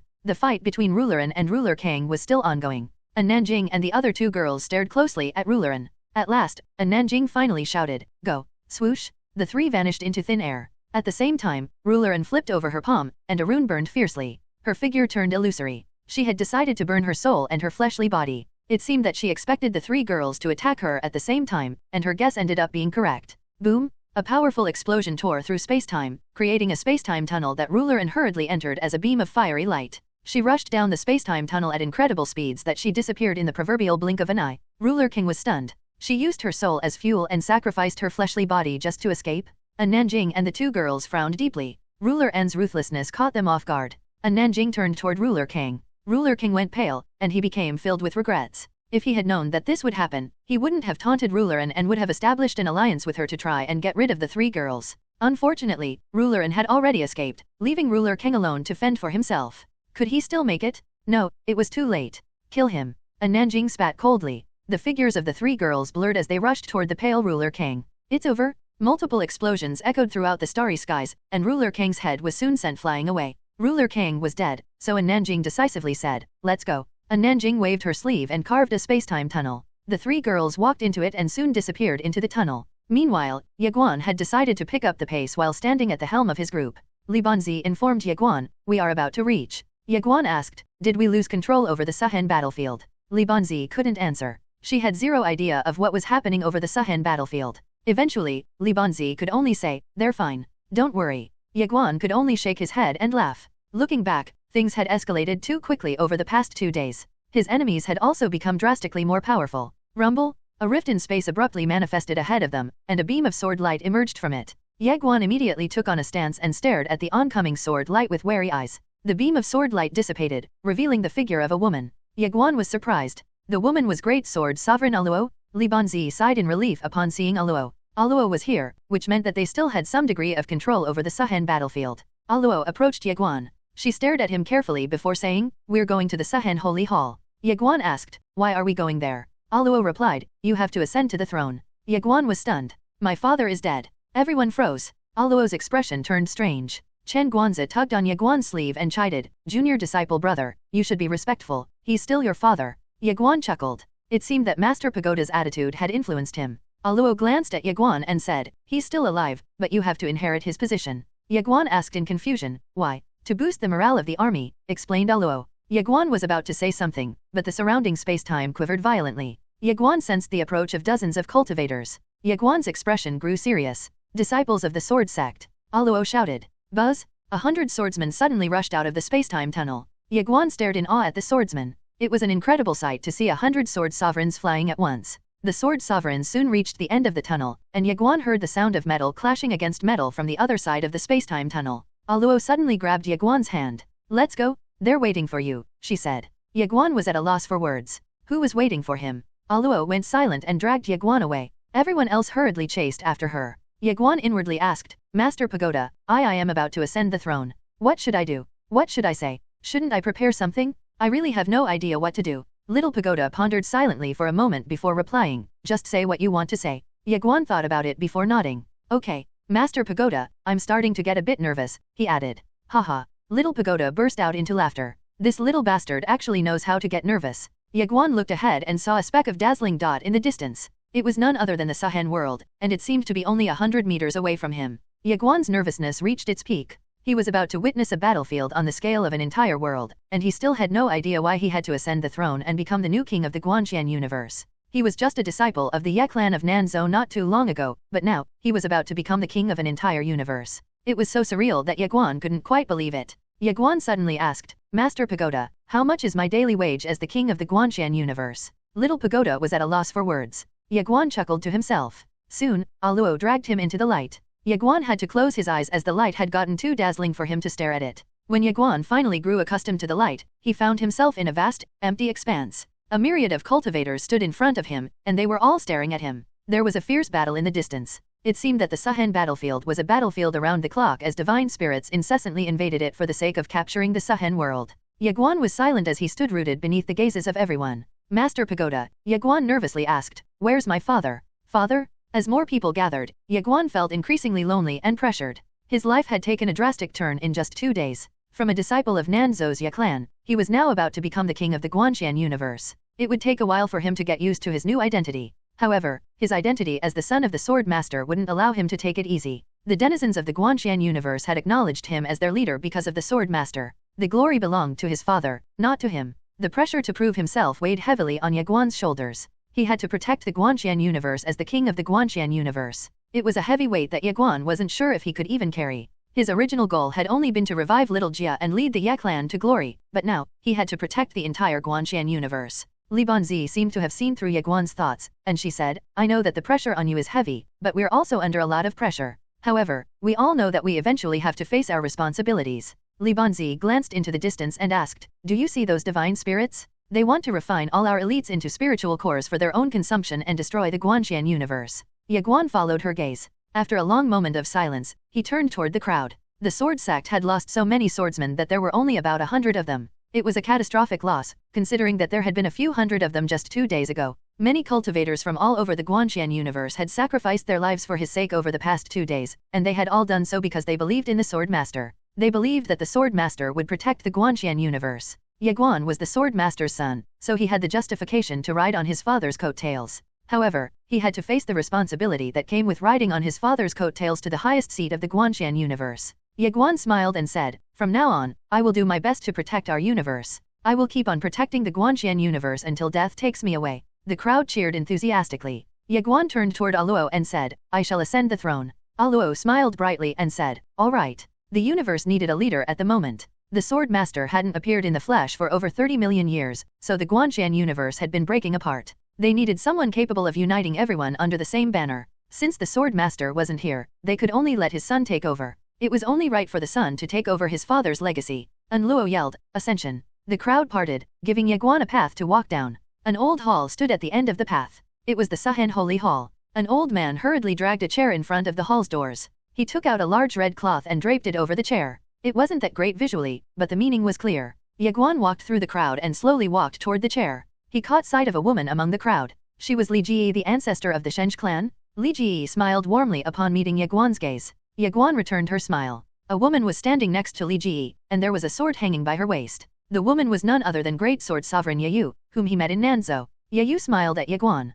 Ye Guan smiled back. Then, he stared ahead and fixed his gaze on the chair. Everyone's eyes were on him. He was the Sword Master's son, after all. The people here were excited to know more about Ye Guan, and they were all smiles as they watched him walk down the path. He truly looked like the Sword Master, and incredibly, he was a great sword sovereign despite his young age. This only meant one thing: he was a monstrous talent. However, the heartwarming atmosphere was disturbed by a loud rumbling. A massive rift in space opened above them, and a 10-kilometer-long golden light pervaded the Sahen battlefield. A young man walked out of the rift. He was followed by 3 divine sovereigns, and there were over 10,000 divine kings behind him. The cultivators of the Guanxian universe frowned. The divine spirits of the true world stood aside for the young man. The young man looked at Ye Guan before vanishing and reappearing 100 meters away from Ye Guan. He was dangerously close to the Guanxian universe cultivators, but there wasn't even a hint of fear in his eyes. The young man carefully examined Ye Guan. "You're the Sword Master's son?" he asked. Ye Guan glared at the young man and asked, "Do you want to challenge me?" Everyone was surprised by Ye Guan's forthrightness.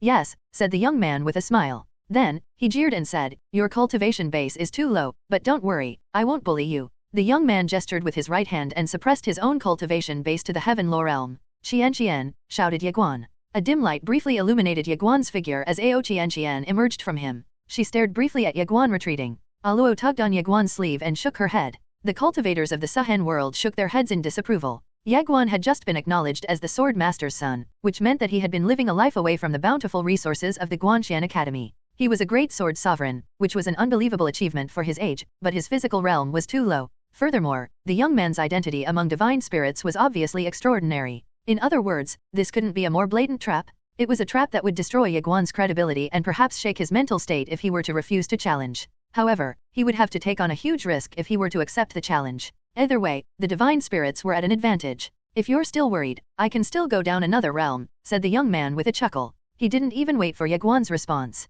He gestured with his hand and suppressed his cultivation base to the Earth Law realm. The cultivators of the Sahen world and the Guanxian universe were furious. Ye Guan glanced at Aluo and smiled at her. "It's fine," he assured. Aluo quietly stared at Ye Guan. "Trust me," implored Ye Guan. After a few moments of silence, Aluo finally nodded. "Okay." She released Ye Guan's sleeve and took a few steps backward. The nearby cultivators also retreated and gave them space. Ye Guan stared calmly at the young man. The young man smirked mockingly and started. "Come, let me see. Stop wasting your breath." Boom! The sound barrier was shattered as Ye Guan abruptly took off as a beam of sword light. He wasn't wielding the path sword, but the sword made out of sword energy in his hand still displayed terrifying power as it dazzled everyone. The young man smirked and stumped with his right foot. Boom! A mysterious space abruptly engulfed both the young man and Ye Guan as well as their immediate vicinity. Ye Guan slowed down significantly. The young man had just unfolded a domain to suppress Ye Guan. Ye Guan's eyes narrowed into slits. With adrenaline pumped through his veins, he stumped with his right leg. Boom! The space-time beneath his feet exploded, sending him flying toward the young man. The young man was undeterred. He transformed into a beam of light and flew across the skies to meet Ye Guan halfway. Ye Guan unleashed 12 swords and used the critical method to perform a devastating strike. The young man's domain started to crumble beneath the 12 swords. The young man pointed at an oncoming sword, and it abruptly came to a halt. However, 12 swords reached him in an instant, and they let out resonant hums as they slashed the young man's immediate vicinity, destroying the latter's domain. The young man's eyes narrowed coldly. He clenched his right hand into a fist. Boom! A golden light burst out of him, and the 12 swords were sent flying away. However, Ye Guan wasn't done just yet. He appeared in front of the young man and punched the latter. World devastation art? The young man felt a shiver down his spine. He quickly brought his arms in front of his chest to block the oncoming punch. Boom! The golden light that had enveloped the young man cracked, and the young man flew 100 meters away. When he stopped, the 12 swords were already a few inches away from him, and they were ready to perform the critical method. Ha! The young man shouted and gestured with his right hand. Rumble! A million tiny streaks of saber light instantly manifested around him, sending the 12 swords flying away. However, Ye Guan seemed to have known that outcome, as he was already in front of the young man with another knuckle sandwich. He was moving so fast that the young man could barely react. The young man's pupils constricted. He was about to make a move when Ye Guan teleported behind him like a ghost. The young man whipped around, but his expression instantly fell upon sensing a sword a few inches away from his back. He had been tricked. Shwick! The young man failed to react in time, and the sword dug a centimeter into his flesh before it was blasted away by a horrifying energy. Unfortunately for him, Ye Guan clearly had no intention of giving him even time to breathe as another sword swung down at him. Soon, the other swords joined, and they all sliced, slashed, and hacked away at the young man. The young man's heart beat wildly against his chest. He placed his palms together to grab Ye Guan's sword, but Ye Guan vanished. The young man gasped and turned around to find Ye Guan standing in front of him. However, Ye Guan's sword was missing. The young man's pupils constricted. Ye Guan had actually left his sword behind to distract him. Ye Guan's tricks were too numerous for the young man to predict, sending him down the spiral staircase of panic. The young man couldn't do anything as Ye Guan's sword pierced him from behind while a fist struck his throat.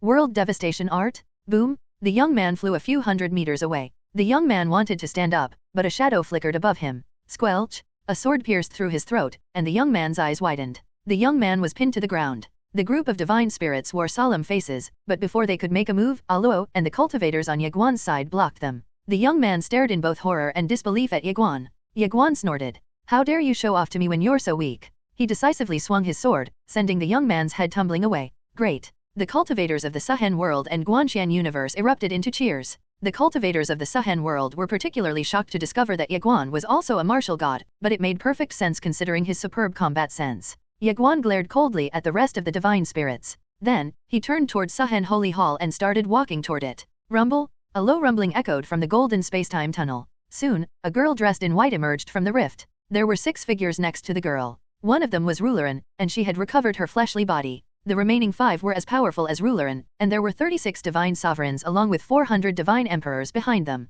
A whopping 100,000 divine generals had gathered along with tens of thousands of divine kings. The cultivators on Ye Guan's side went ashen with fear. Were they really going to fight against so many enemies at once? Ye Guan stared at the girl dressed in white standing at the helm of the group. Is she a true god? Asked Ye Guan. Little Pagoda answered, nope. The mysterious voice explained, she's a cosmic spirit. More specifically, she's a yin spirit who has devoured multiple civilizations. This is too much for you to handle. We have to call for help. A yin spirit? Ye Guan was silent. Eventually, he took out a tiny pagoda and said, I choose you, Master Pagoda. Go and fight her. Little Pagoda frantically said, goodness, she told you to call for a supreme elite's help, not me. I'm just a tiny pagoda? Why are you always making me fight against such powerful enemies? The yin spirit's eyes were transfixed on Ye Guan, and she said calmly, ascending the throne? I don't think so. Is that so? Hum? A resonant hum echoed as a sword flew out of a young woman's hand. The sword was none other than the Qingxian sword. A white-haired man wearing a long dark robe emerged out of the sword. The sword master was here.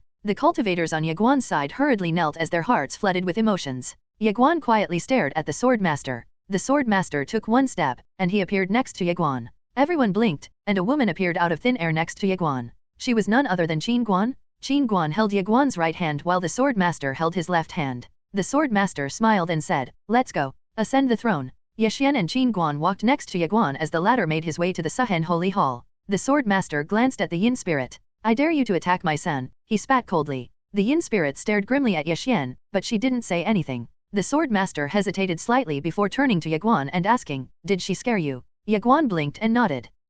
She did. Ye Xian abruptly turned around and thrust his sword forward. A shrill noise filled everyone's ears as Ye Xian's sword pierced the yin spirit's head. The onlookers reeled in shock. Ye Xian glared at the yin spirit. How dare you scare my son, you bitch? Do you really think that I'm already dead? A deafening silence blanketed the place as everyone stared in shock. A yin spirit died without being able to retaliate? The divine spirits from the true world were dumbfounded. They knew better than the Guanxian universe cultivators about the terrifying might of cosmic spirits. A divine sovereign was nothing compared to a cosmic spirit. After all, a cosmic spirit was the incarnation of a portion of the universe. The yin spirit that Ye Guan had killed just now had devoured a few thousand civilizations. A civilization would appear roughly once in a billion years. In other words, the yin spirit that Ye Guan had killed was an extremely terrifying yin spirit among yin spirits. However, she failed to even retaliate against the sword master. The divine spirits wore solemn expressions. Only a handful of divine spirits who had participated in the battle back then were still alive at the moment, so their knowledge about the sword master's power was from books and what they had heard. They knew that the sword master was powerful, but they didn't expect him to be this strong. He had instantly killed a cosmic spirit. It would be an understatement to say that he was overpowered. Sword master Ye. Rulerin cried out, "You have an agreement with the true god, you can't attack us." Ye Guan glanced at Rulerin and nodded with a smile. "I won't make another move, then." Rulerin was stunned. "What? What are you trying to do here?" The divine spirits were furious, but there was nothing much they could do. They couldn't stop the sword master from acting like a hooligan. Rulerin quietly stared at the sword master. It seemed that it would be meaningless to talk reasonably with the sword master. With that in mind, Rulerin said, "Retreat." They would receive nothing but humiliation if they were to stay here. It was better for them to retreat. However, Ye Guan shouted, "Wait." The divine spirits turned toward Ye Guan. Ye Guan calmly said, "You're already here, so stay here until my son ascends the throne." The divine spirits were infuriated, but Rulerin remained silent. The sword master was obviously determined to humiliate them today, and arguing would only result in their deaths. However, the middle-aged man next to Rulerin seemed to have failed to read the memo as he frowned deeply and shouted, "Don't go too far, sword master." Ye Guan glanced at the middle-aged man and, shwick, a sword pierced the middle-aged man, and he fell lifelessly to the ground like the yin spirit. The silence was so deafening that one could hear a pin drop. The divine spirits silently stared at the sword master. Ye Guan saw the trepidation in the eyes of the divine spirits. "Am I going too far for asking you to join my son's ascension ceremony?" The divine spirits' faces turned ugly. The sword master was blatantly trampling on their dignity, but they didn't dare to protest despite their fury. Looking at Ye Guan, Ye Guan inwardly said, "Master Pagoda, I think my father is." "No, don't tell me." Little Pagoda hurriedly interrupted Ye Guan and said, "Keep your thoughts to yourself. I can't see, I can't hear, and I can't feel anything. I'm just a pagoda." Ye Guan froze and went silent. Little Pagoda truly knew how to protect himself when necessary. Meanwhile, the divine spirits didn't dare to move. Only the true god could possibly do anything to the sword master. These divine spirits could only hope to stand up against such a behemoth. Ye Guan, Qin Guan, and Ye Guan continued walking. Ye Guan was just a few steps away from the chair when he shouted, "Wait." His parents looked at him. He opened his palm, and the path sword appeared.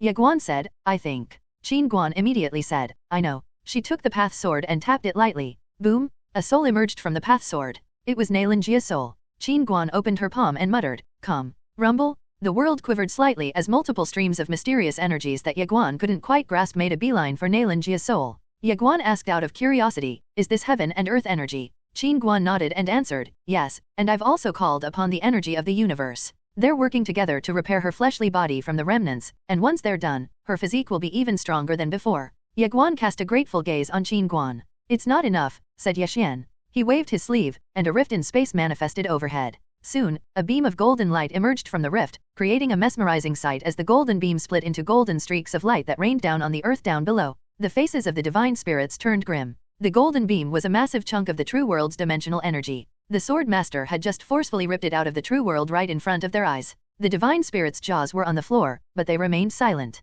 The golden streaks of light converged on Nalan Jia's soul, and her fleshly body slowly appeared. Ye Guan clenched his fists as a deluge of emotions washed over him. "Little Jia, she'll soon be revived." Qin Guan gently pulled on Ye Guan's hand and smiled. "Look to your right," she said. Ye Guan turned and saw a rift in space manifested about 100 meters away. A group of people slowly walked out of the rift in space. Ye Guan stood frozen in disbelief upon seeing Ye Xiao and Nalan Ming at the helm of the Ye clan and Nalan clan disciples. Fei Banking even stood next to them. Everyone was here. Ye Guan broke out into a warm smile. Earlier, he felt that it was a shame that the Ye clan and the Nalan clan weren't here to witness his ascension, but fortunately, they made it in time. Ye Xiao was staring at Ye Guan with a proud smile. However, his heart was gripped by complicated emotions. He knew that Ye Guan had to have a unique background, but he truly didn't expect that Ye Guan was the sword master's son. In other words, Ye Guan would become the next king of the Guanxian universe? Ye Xiao shook his head and chuckled to himself. It was truly unbelievable. The elders of the Ye clan were excited but scared at the same time. They could still remember how they had listened to their stupid second elder and how they had almost forced Ye Guan out of the Ye clan. If they had succeeded, the Ye clan would have been reduced to ruins. It was truly great to have such an insightful clan leader. The elders felt like giving Ye Xiao a kiss. Nalan Ming's expression was complicated as well. He truly didn't expect that his daughter had inadvertently chosen the young master of the Guanxian Academy as her Dao companion. In other words, Nalan Jiao would inevitably become the queen of the Guanxian universe. It was a great thing, yes, but Nalan Ming had never wanted anything grand. He just wanted his daughter to live a long, healthy life. As such, he truly wanted to see his daughter once again. Fame and riches were great, but Nalan Ming found them overrated. Nalan Ming broke out into a wide grin as he stared at the recovering Nalan Jia. He also felt incredibly gratified to see that Ye Guan truly cared about his daughter. More people are coming, Qin Guan exclaimed. A few more people walked out of the rift. Qin Feng, Mo Ya, Old Fu, and the tower keeper of the Profound Tower. These were the few people of the Immortal Treasures Pavilion who had chosen to risk their livelihood and even their lives to help him. Ye Guan was in a daze. He truly didn't expect that Qin Guan would bring them here. She was incredible. Ye Guan looked at Qin Guan. He lowered his head slightly, but he stayed silent. Meanwhile, Qin Feng smiled at Ye Guan. He was stupefied when he discovered that Ye Guan was the son of the Sword Master and the Pavilion Master. It was indeed a surprise, but it was a welcome one. Mo Ya was in a daze. She felt as if she were in a dream. Old Fu's grin reached his ears. He had chosen to support the young man because he liked Ye Guan's character, but he unexpectedly turned out to be the young master of the Immortal Treasures Pavilion. The hardships he had suffered as a result of supporting Ye Guan were worth it. The tower keeper's grin also reached his ears. His once-in-a-lifetime gamble paid off handsomely, and he felt like flying for joy. He decided to celebrate once he got back home. The tower keeper felt even more proud of himself upon realizing that he had to be the very first person to have discovered Ye Guan's identity. He felt grateful for his keen eyes, as they had allowed him to discover Ye Guan's likeness to his parents. He felt like boasting to those dumb elders. Their positions were high, but their eyes were unlike his eyes. Qin Guan opened her palm and waved her sleeve. Qin Feng, Mo Ya, Old Fu, and the tower keeper appeared next to Ye Guan. Qin Feng bowed deeply to Qin Guan before turning to look at Ye Guan.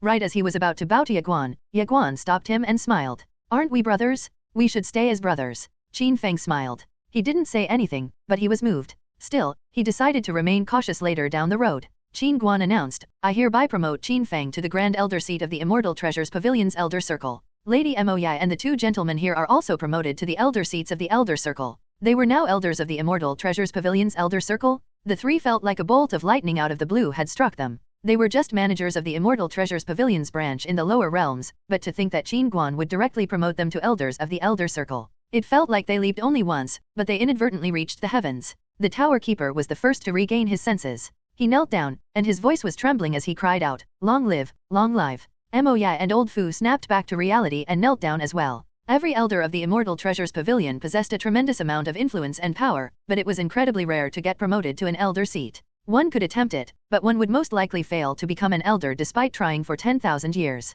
Those truly unfortunate would fail to even step onto the headquarters of the Immortal Treasures Pavilion. However, Qin Guan had promoted them herself, which meant that they would definitely become one of the most influential and powerful people in the Immortal Treasures Pavilion. Ye Guan was also surprised by Qin Guan's decision, but it wasn't a bad decision at all. They were great people, and he was comfortable with them leading the Immortal Treasures Pavilion. Qin Guan smiled gently at Ye Guan. She seemed to have seen through Ye Guan's thoughts. Ye Guan finally faced Qin Guan, eliciting a bright smile from the latter. There was a moment of silence between them until Ye Guan said, Thank you. Qin Guan's eyes grew warm and gentle as she said, You don't have to thank me. They helped you, so they helped me, too. Aren't we family? There's no need for you to thank me. Ye Guan nodded. Qin Guan grinned with joy. Just then, Ye Guan noticed that Nalan Jia had finally opened her eyes. Ye Guan hurriedly walked up to her. He grabbed Nalan Jia's hand, and his voice was trembling as he exclaimed, Little Jia. Nalan Jia was still disoriented, but she quickly composed herself upon hearing Ye Guan's voice. She saw Ye Guan standing in front of her. Little Guan, she exclaimed.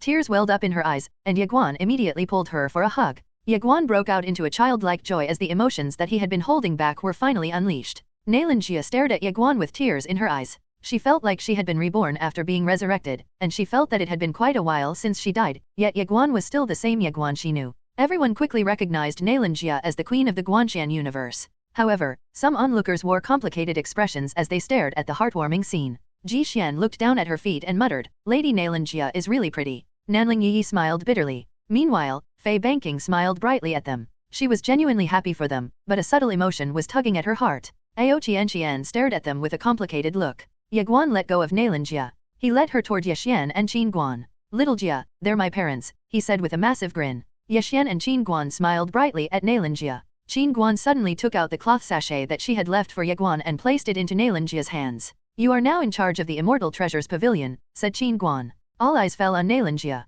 She had just become the pavilion master of the Immortal Treasures Pavilion in addition to her status as the queen of the Guanxian universe. Ye Xian took out a ring and placed it in Ye Guan's hand. With this, the Guanxian universe is yours, he said. Ye Guan looked at Ye Xian in surprise and asked, what about you, father? Ye Xian burst out laughing and said, the Guanxian universe no longer needs to put their faith in a god. The Guanxian universe should have faith in itself. You are your own god. My departure means that everyone will no longer have a god in their hearts. It means everyone can transcend even the gods. Ye Xian turned around, and everyone was stunned to see the world sword aura gushing out of Ye Xian and scattering throughout the universe. What was the sword master doing? The sword master's world sword aura was dispersing, but the sword master's own aura was exponentially becoming stronger. A woman deep beneath the Qingqiao mountain range within the main Guanxian Academy abruptly opened her eyes. Rumble! The world quivered violently as the woman stood up. A powerful aura gushed out of her. Today, the two siblings would transcend. I have been sleeping for over 30 million years, waiting for you. Go ahead and protect the universe while I protect you. Transcendence. Everyone cast emotional and excited gazes on the sword master. As the sword master's sword intent slowly dissipated, his energy became more and more frightening. The immense power placed pressure on the nearby universes. The divine spirits wore grim looks as they stared at the sword master. The sword master was going to make a breakthrough? The divine spirits were shocked. Impossible. Ruler glared at Ye Xian and pointed out. He's not making a breakthrough, he's simply no longer suppressing himself. The sword master was no longer suppressing himself. The divine spirits frowned as they looked at Rulerin. Rulerin clenched her fists with a somber look. It turns out that he has been suppressing himself all these years. Why would he do that? Asked one of the divine spirits. Rulerin quietly shook her head, making the divine spirits feel even more confused. Ye Xian's energy grew larger and larger to the point that the nearby universes appeared tiny in comparison to him. Ye Guan asked, Father, why did you get rid of your sword intent?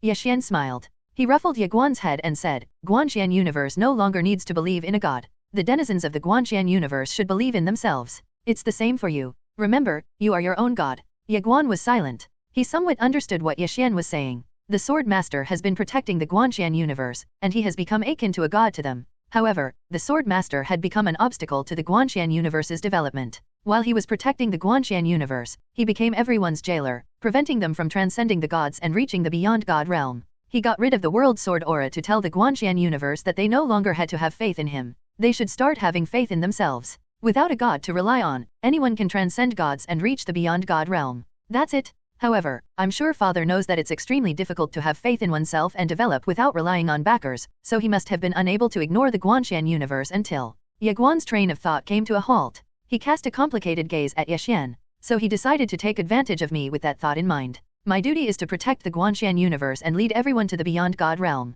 From today onward, the sword master will no longer care about them. They will have to take care of themselves. Ye Xian chuckled upon seeing Ye Guan's weird expression. It seemed that his son had seen through his scheme. As expected of his son, he was indeed a clever young man. Ye Xian smiled and said, I've been protecting this universe over the past 30 million years. Now, it's your time to protect and lead them, understand? Ye Guan hesitated before asking, can you not have another child? This is a huge trap. Inherit the family's assets? That's nonsense. I can already see a miserable life ahead of me. God damn it. I want to become stronger by myself. I don't want to be tied down. I don't want to be paranoid about my enemies all the time. Ye Guan was flustered. Father's going to hand things over to me, but is it even a burden that I can carry? Ye Xian chuckled and replied, don't worry, I took the same path back then. Your grandfather told me that young men should suffer and work harder while they're young. I really thought that he was just spouting nonsense, but his words finally made sense to me when I became a father. Ye Guan didn't know what to say. What the heck is this nonsense? How can a father be like this? The awe-inspiring image he had of his father crumbled at once.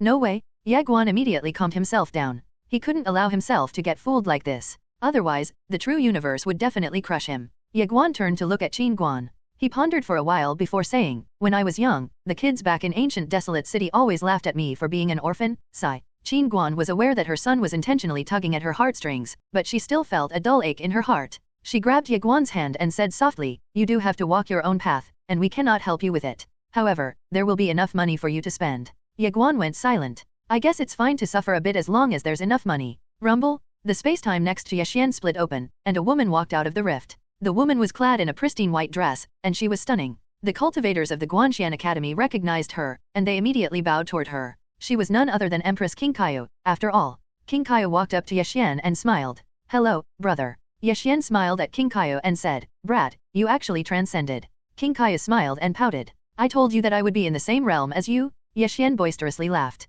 Qingqiao suddenly turned to look at Ye Guan. She examined Ye Guan while Ye Guan hurriedly exclaimed, "Greetings, Aunt." King Kaya smiled at Ye Guan and asked, "Why are you cultivating the sword?" Ye Guan did not hesitate to reply, "To become invincible." The invincible sword Dao? Curiosity fleeted across King Kaya's eyes as she asked, "Do you know what it means to be invincible?" Ye Guan stared intently at King Kaya before saying, "Invincibility means that no one can kill me, and those I wish to kill will die." Ye Xian was surprised by Ye Guan's response. King Kaya went silent. She transmitted her voice to Ye Xian using profound sound transmission. "Don't let her do anything in front of him," she said. King Kaya was talking about Qing'er. Ye Guan had actually chosen to embark on the Supreme Sword Dao, the invincible Sword Dao. They couldn't let Ye Guan witness Qing'er's true power. Otherwise, Ye Guan's Sword Dao might crack. The invincible Sword Dao demanded invincibility, so did that mean Ye Guan had to kill Qing'er? It was an absurd idea to even think about. In fact, no one had really dared to think about killing her. If they were in the same generation, it wouldn't have been a big deal. Ye Guan's Sword Dao could easily stay on the path to invincibility.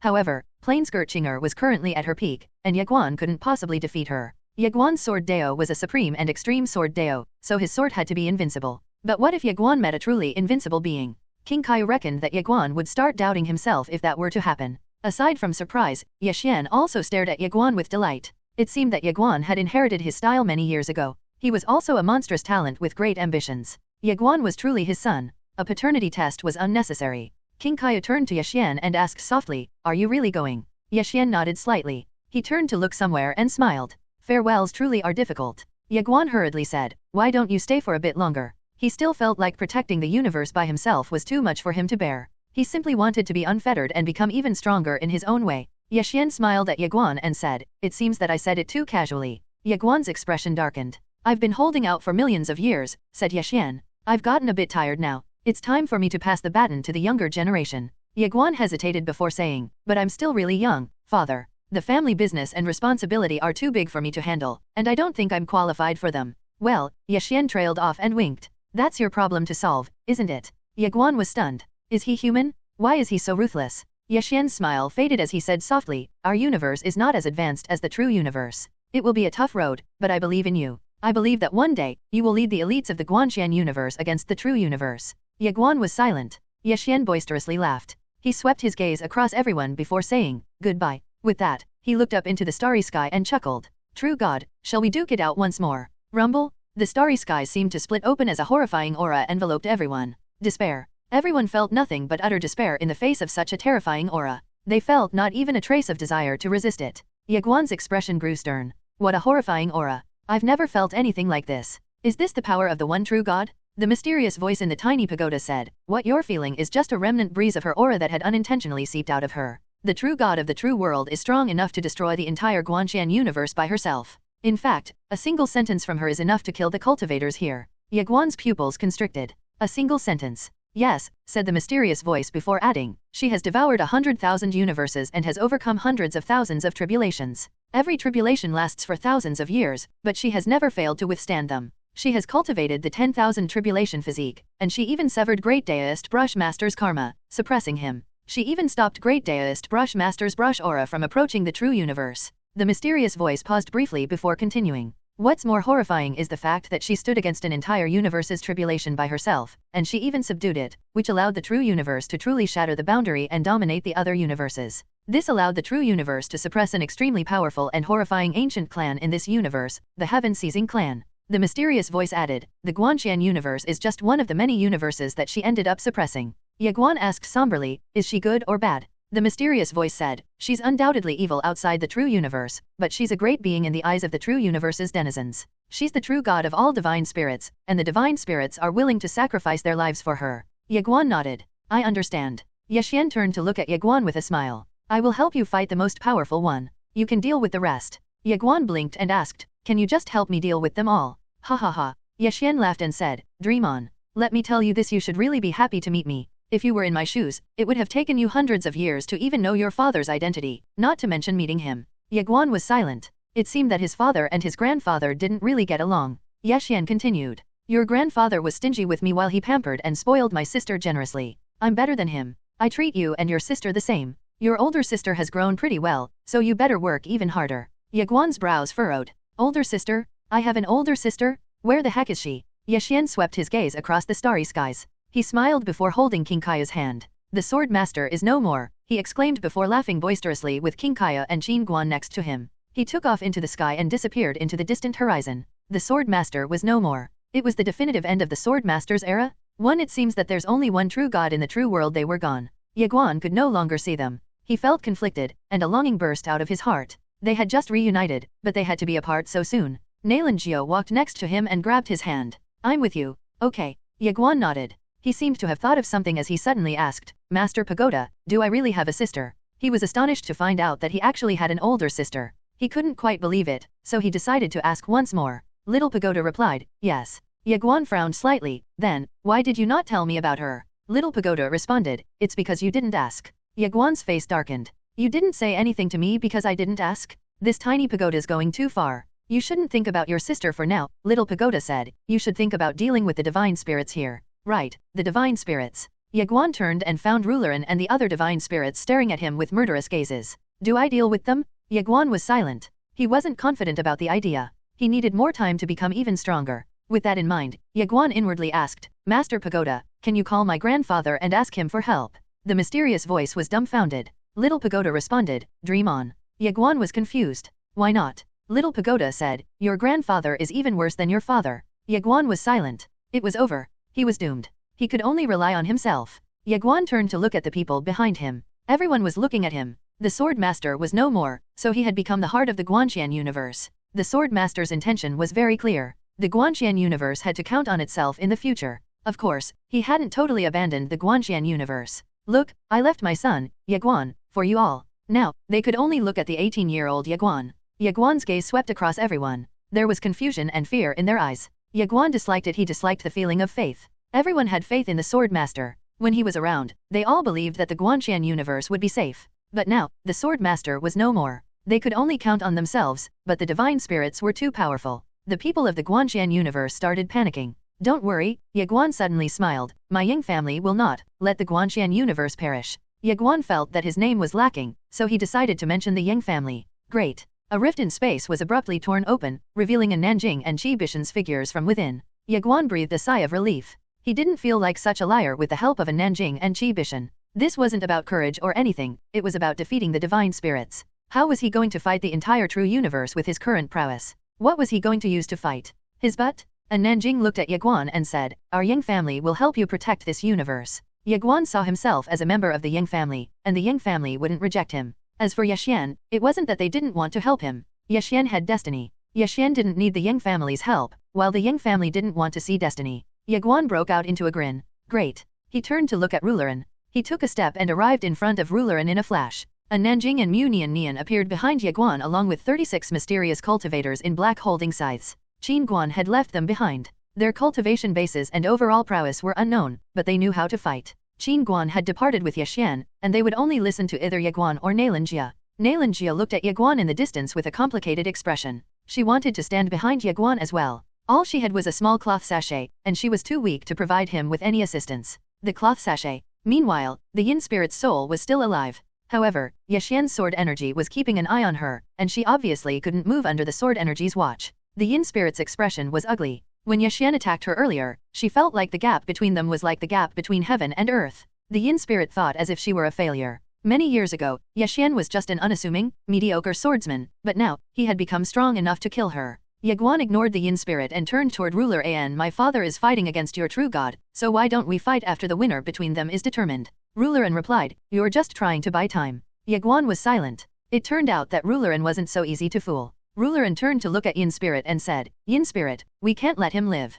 He'll eventually become the next sword master if we give him enough time to grow. Yin spirit was silent. Can't you see the sword energy above me? Ye Guan gave up on Ruler An and looked at Yin spirit. If you die, will Ruler An get promoted? Both the Yin spirit and Ruler An frowned. The other divine spirits looked at Ye Guan with a sinister expression. What a treacherous human. He was trying to create a rift between them so that they would fight each other. Everyone knew what Ye Guan was trying to do, but none of them dared to do anything. The Yin spirit would definitely die if a fight were to break out. Ruler An met Ye Guan's eyes. This bastard is eviler than I thought. Ye Guan stared at Yin spirit and asked, how about this? Let's have a ceasefire for a year. No huge battles can break out between us in the meantime. Skirmishes are fine, as I really admire the brilliant youngsters of the true universe. The young talents of the true universe are welcome to challenge me anytime they wish. Ruler An stared at Ye Guan and pointed out, you just want more time to become even stronger. Ye Guan looked at Rulerin and said, "How come you're against it? Is it because you're not the one who's going to die if we were to fight right now?" The Yin spirit's gaze turned cold as she stared at Rulerin. She wasn't stupid, so she could see what Ye Guan was trying to do here. The issue was Ye Xian's sword energy above her. Start fighting? It can be done, and there's a huge chance that we'll win. The Guanxian universe is too weak at the moment. Without the sword master, the Guanxian universe would most likely lose against us. The Yin spirit truly wanted to kill Ye Guan. Ye Guan was just too talented, and the Yin spirit reckoned that it was only a matter of time before he became the next sword master. Unfortunately, the Yin spirit would die before anyone else here if they were to fight right now. How about sacrificing herself for the greater good? No, never? The Yin spirit looked at Ye Guan and asked, "A year?" Ye Guan nodded. Just 1 year. He wanted to scream and ask for more time, but it was impractical. Even if Yin spirit agreed, the higher UPS in the true universe wouldn't allow it. However, there was a high chance that they would agree to a year-long ceasefire. Hence, Ye Guan chose to settle for a year. He couldn't be too greedy. The divine spirits of the true universe weren't easily fooled, especially Rulerin. Rulerin said, "From what I know, he has a pagoda, and time in that pagoda is. How about you just take my head then rather than beating around the bush?" asked the Yin spirit. Rulerin frowned and went silent. The other divine spirits looked at them without saying anything. They were clearly about to fight each other. Rulerin was doing this for true universe. The Yin spirit understood that Rulerin was only doing what she was doing for the sake of the true universe. However, the Yin spirit couldn't possibly let herself be sacrificed in exchange for the true universe's greater good. Rulerin quietly glanced at Ye Guan. She understood where the Yin spirit was coming from, but she also knew that if they agreed to Ye Guan's demand, the Ye Guan they would have to face a year later would be a much more powerful Ye Guan than today. How long had it been since Ye Guan started cultivating? It hadn't been that long, but he was already a great sword sovereign. Allowing this cheat character to cultivate in the mysterious pagoda meant that they would have to deal with a terrifying Ye Guan once the ceasefire was over. It would be a bit too far to say that Ye Guan would be invincible by then, but he would definitely be a formidable opponent. After all, the entire Guanxian universe was in Ye Guan's hands. He had an entire universe's resources at his disposal, so Rulerin still had to mention it, even at the risk of offending the Yin spirit. Of course, she could only mention it. A mere mention was enough for her to achieve her objective. Ye Guan suddenly said, "Rulerin, I really admire you." Rulerin smiled. Was she stupid? Actually, she was the smartest among the bunch of divine spirits Ye Guan had met so far. Of course, there were quite a few smart divine spirits among the bunch of divine spirits here, and they quietly stared at Rulerin. Rulerin was willing to offend the Yin spirit, as she knew that Ye Guan would become an extremely formidable opponent in just a year. Once Ye Guan became a massive headache to the true universe a year later, everyone would look back to Rulerin's words today. By then, the Yin spirit would be doomed. And who would replace her? Rulerin would most likely be her replacement. Rulerin remained smiling without saying anything. Ye Guan had seen through her. You can see what I'm trying to do here, and I can see what you're trying to do. They were enemies, but they had a complete grasp of each other's intentions. Ye Guan wouldn't ruin Rulerin's plan, and Rulerin wouldn't really attempt to kill Ye Guan. Of course, if she had a choice, she would choose to kill Ye Guan, but she truly couldn't afford to insist on it. After all, the Yin spirit was still alive. The Yin spirit suddenly declared, representing the true universe, "I declare that our true universe will agree to a ceasefire with the Guanxian universe, lasting for a year. However, the talents of our true universe are allowed to challenge you in the meantime." Ye Guan nodded. Sure. The Yin spirit quietly glared at Ye Guan. Ye Guan glanced at the sword energy above the Yin spirit. He opened his palm and beckoned at it. Here. The sword energy flew into Ye Guan's palm. Ye Guan looked down at the sword energy. He was about to store it away when it vanished into innumerable light particles. The sword master's sword intent was no more. The sword master's era was over. It wasn't that he wanted it to end, but he had no say in the matter. His father had thrown all responsibilities to him and ran away. What could he do? He could only hold back his tears and inherit the massive family fortune. Taking a deep breath, Ye Guan knew that he had to be ravenous in his cultivation. 1 year he only had 1 year. The Yin spirit turned to Ye Guan and asked, "Are you not afraid that I'll go back on my word?" Ye Guan smiled and responded, "I'll work hard just to play with you all a year later. If you refuse to keep your word, there's nothing I can do. You can go and have fun with my aunt as well as my grandfather. Don't try to scare me," said the Yin spirit while looking at Ye Guan. "Our true universe will always keep our promises. A year, so be it. I really want to see what you can do in a year." With that, she led the divine spirits away.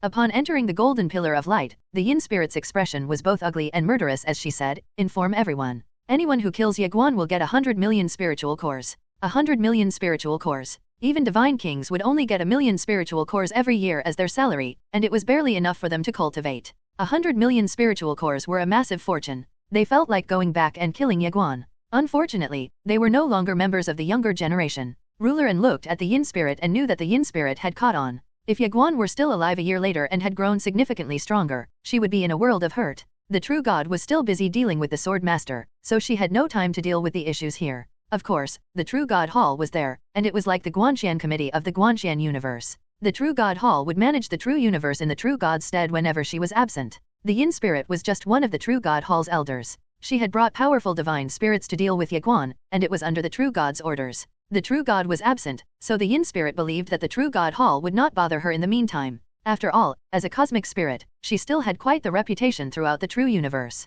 Unfortunately, someone would inevitably take the blame if Ye Guan ended up becoming a massive threat to the True Universe. Who would take the blame for it? It would definitely be none other than the Yin Spirit. The Yin Spirit knew that, so she offered such a sky-high reward, 100 million spiritual cores. The young talents of the True Universe would surely go crazy, and it wouldn't just be the True Universe. Even the worlds under their governance would go crazy at the thought of it. 100 million spiritual cores were simply too alluring to resist. The Yin Spirit had no intention of giving Ye Guan enough time to cultivate, as the True Universe couldn't let Ye Guan become the second coming of the Sword Master. Soon, the Yin Spirit and the other divine spirits disappeared. Rulerin gave one final glance at Ye Guan. Ye Guan was silent. Ye Guan and the others heard the Yin Spirit's words, 100 million spiritual cores. Ye Guan pondered over it before asking, Master Pagoda, how much is 100 million spiritual cores? Little Pagoda responded, converted to immortal spiritual crystals? Trillions at the very least. Ye Guan was silent. It was clear that the True Universe wasn't going to give Ye Guan time to breathe. Ye Qing suddenly appeared next to Ye Guan with a grin. Brother Ye Guan, just focus on cultivating, let me deal with the talents of the True Universe. Don't forget about me. Cao Bai stepped out. Me, too. Ao Qian stepped forward. I can do it, too. Nanling Yi appeared. Ji Xian stepped out, but she didn't say anything. Count me in. Ye Guanzi also stepped out and smiled at Ye Guan. The people of the Sword Sect and the Guanxian Academy stepped forward. Ye Guan spotted many familiar faces. Sword Emperor Chen Guanzi, Qin Shui, Mu Tiandao's disciple, Fan Qing, who gave Ye Guan a spaceship, King's Hu student representative, Mu Yuyu, Crown Prince Gu, and Yu Chen. Ye Guan looked around and found almost 10,000 people staring at him. Cultivate well? We'll help you deal with them, they shouted. Everyone was looking at Ye Guan. They all knew that before long, the top talents from True Universe would arrive at Guanxian Universe to look for Ye Guan. Ye Guan needed time to become even stronger. They were willing to help Ye Guan buy some time. Ye Guan looked at everyone without saying anything, but he was moved. Nanjing said, let's go to the All-Spirit region.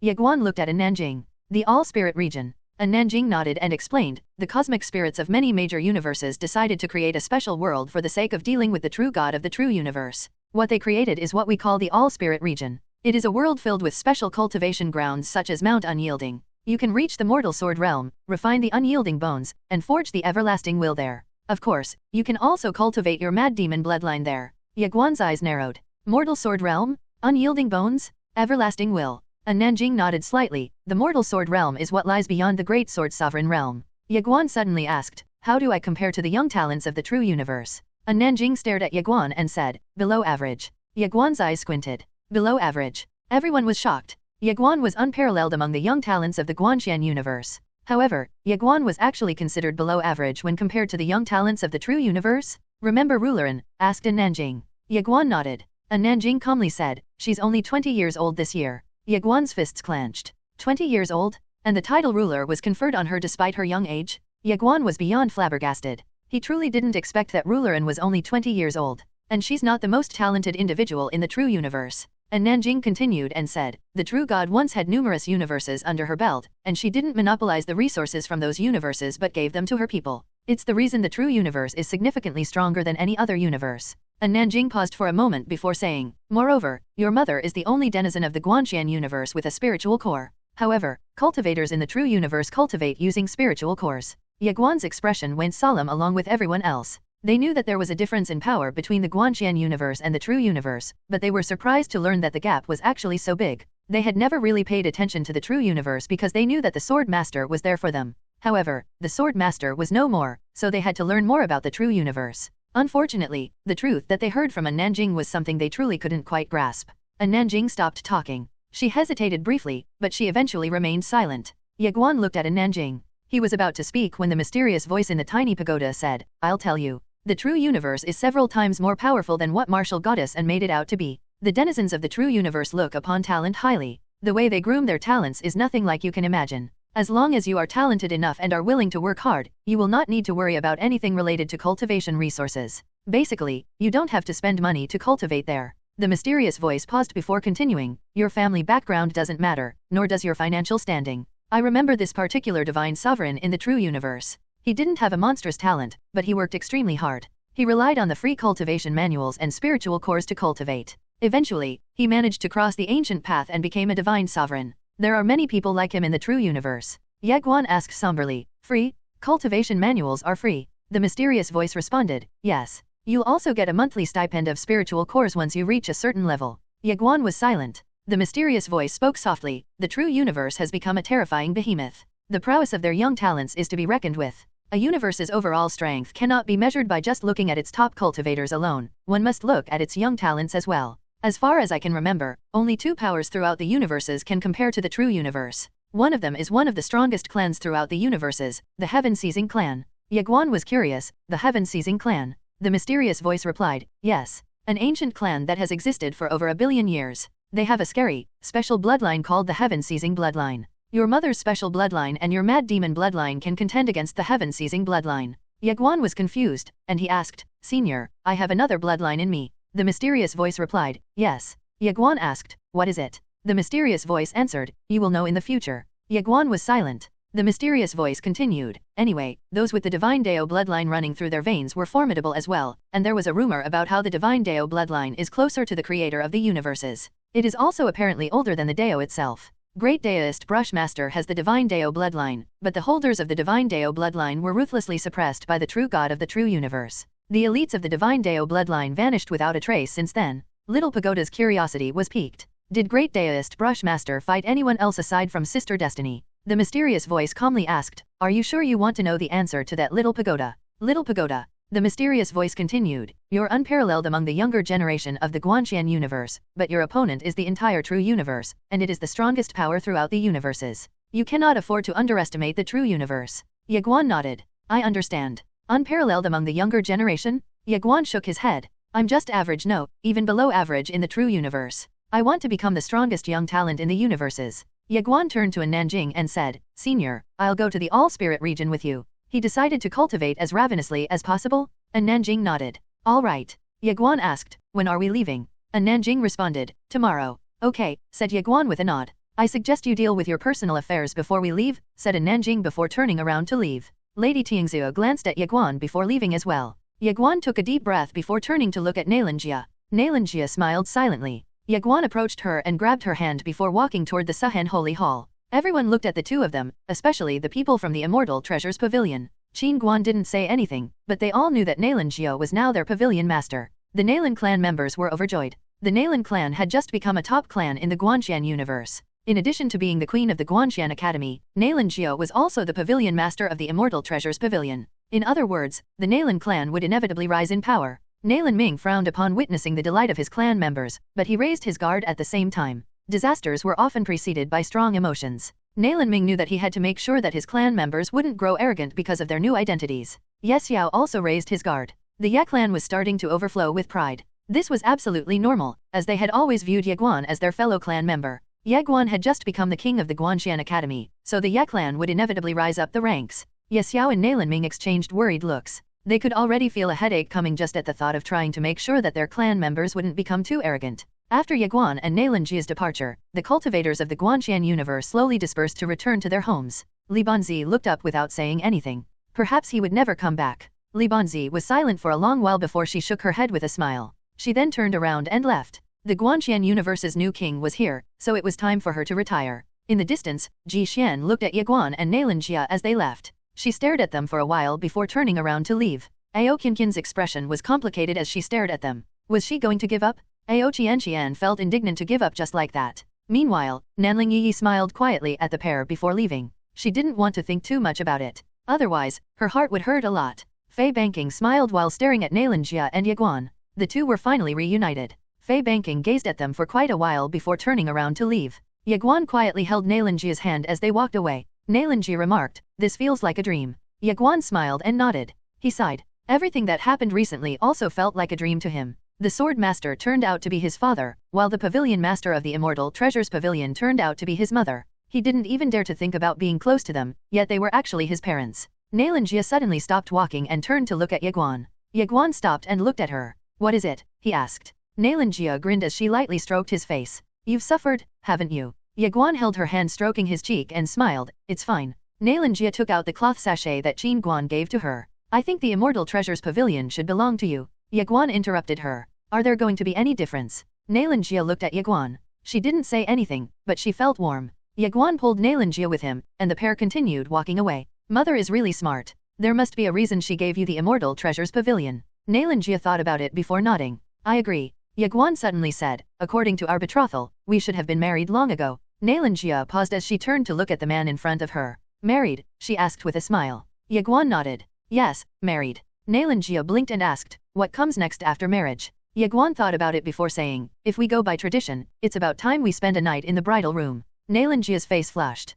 However, she revealed a cheeky smile and said, actually, we can sleep together before marriage. I don't think. Ye Guan trailed off out of hesitation before continuing. I don't think that's appropriate, but I think that works, too. Jia's blush intensified, and she pinched Ye Guan's palm. How come you're thinking about something in times like these? A fiery passion burned in Ye Guan's heart at the sight of the adorable yet flirtatious Jia. Should we give it a try? I'm ready to go anytime. I hope you haven't forgotten the two of us here, said Little Pagoda. Ye Guan had no idea what to say. Ye Guan was slightly embarrassed. He actually forgot about Master Pagoda and the owner of that mysterious voice. He couldn't help but think of opening the tiny pagoda. Jia smiled while looking at him, and she suddenly leaned forward and kissed him lightly on the lips before he could even react. Ye Guan froze as if he had been struck by lightning. Jia stepped backward, and she stared at Ye Guan with a smile. However, her smile was quickly replaced by sobbing. Ye Guan put both his hands on her waist and asked softly, what's the matter? Jia smiled weakly and said, I'm so happy. Ye Guan pulled her into his arms and said, I will never let you get hurt again.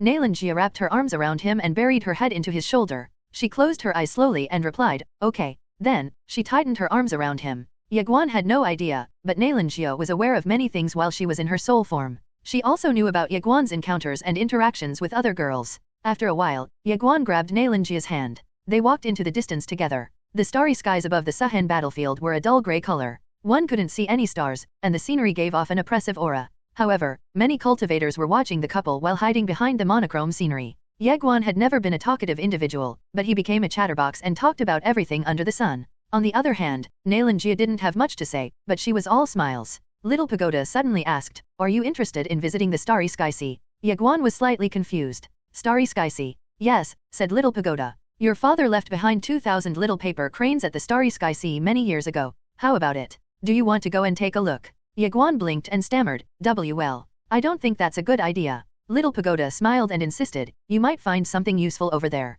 Ye Guan immediately nodded and said, okay, I'll go there and take a look. If father truly left something precious behind for me, it would be like hitting the jackpot. With that thought in mind, Ye Guan asked, how do we get to the Starry Sky Sea? Little Pagoda replied, you're the Academy Master of the Guanxian Academy, so just tell them where you want to go. Someone will take you there. Ye Guan nodded slightly and called out, somebody. Swoosh. A black-robed old man appeared beside him. He sounded respectful as he asked, how can I help you, young master? Ye Guan said, I want to go to the Starry Sky Sea. All right, said the black-robed old man before continuing. Please give us a moment to clean up the place. Ye Guan froze. Clean up? He frowned and said, just don't go too far. The black-robed old man hurriedly replied, I understand. It seemed like the new Academy Master disliked formalities. The black-robed old man waved his right hand, and a rift in space-time manifested nearby. The black-robed old man gestured toward the rift and said, young master, young mistress, this way, please. Ye Guan nodded. He looked at Jia and smiled.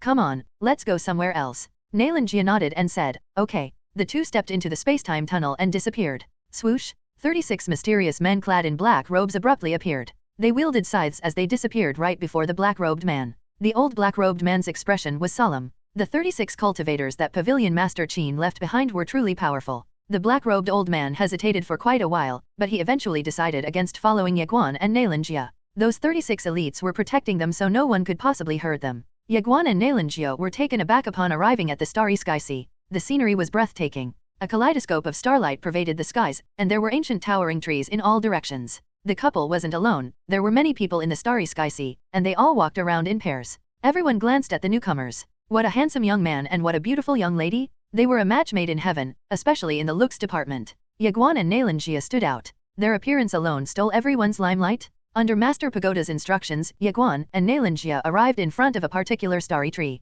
Ye Guan looked up and saw many tiny paper cranes hanging from its branches. Ye Guan's attention landed on a particular tree branch with 3 paper cranes hanging from it. Master Pagoda, are those the paper cranes that my father left behind? Yes. Little Pagoda replied. Ye Guan smiled slightly. He opened his palm, and those 3 paper cranes vibrated slightly. Meanwhile, a man approached them with 2 beautiful women in each arm. He walked up to Ye Guan and Nailonjia. He examined Nailonjia from top to bottom and chuckled before saying, "Miss, why don't we get to know each other? My name is..." Eerily enough, not a single noise was produced as a scythe swept past the man's neck. Swing! The man's head flew into the air, but blood didn't haphazardly gush out. The man vanished into nothingness the moment he was beheaded, and it appeared as though he had never existed in this world. The 2 beautiful women who had accompanied him were dumbstruck.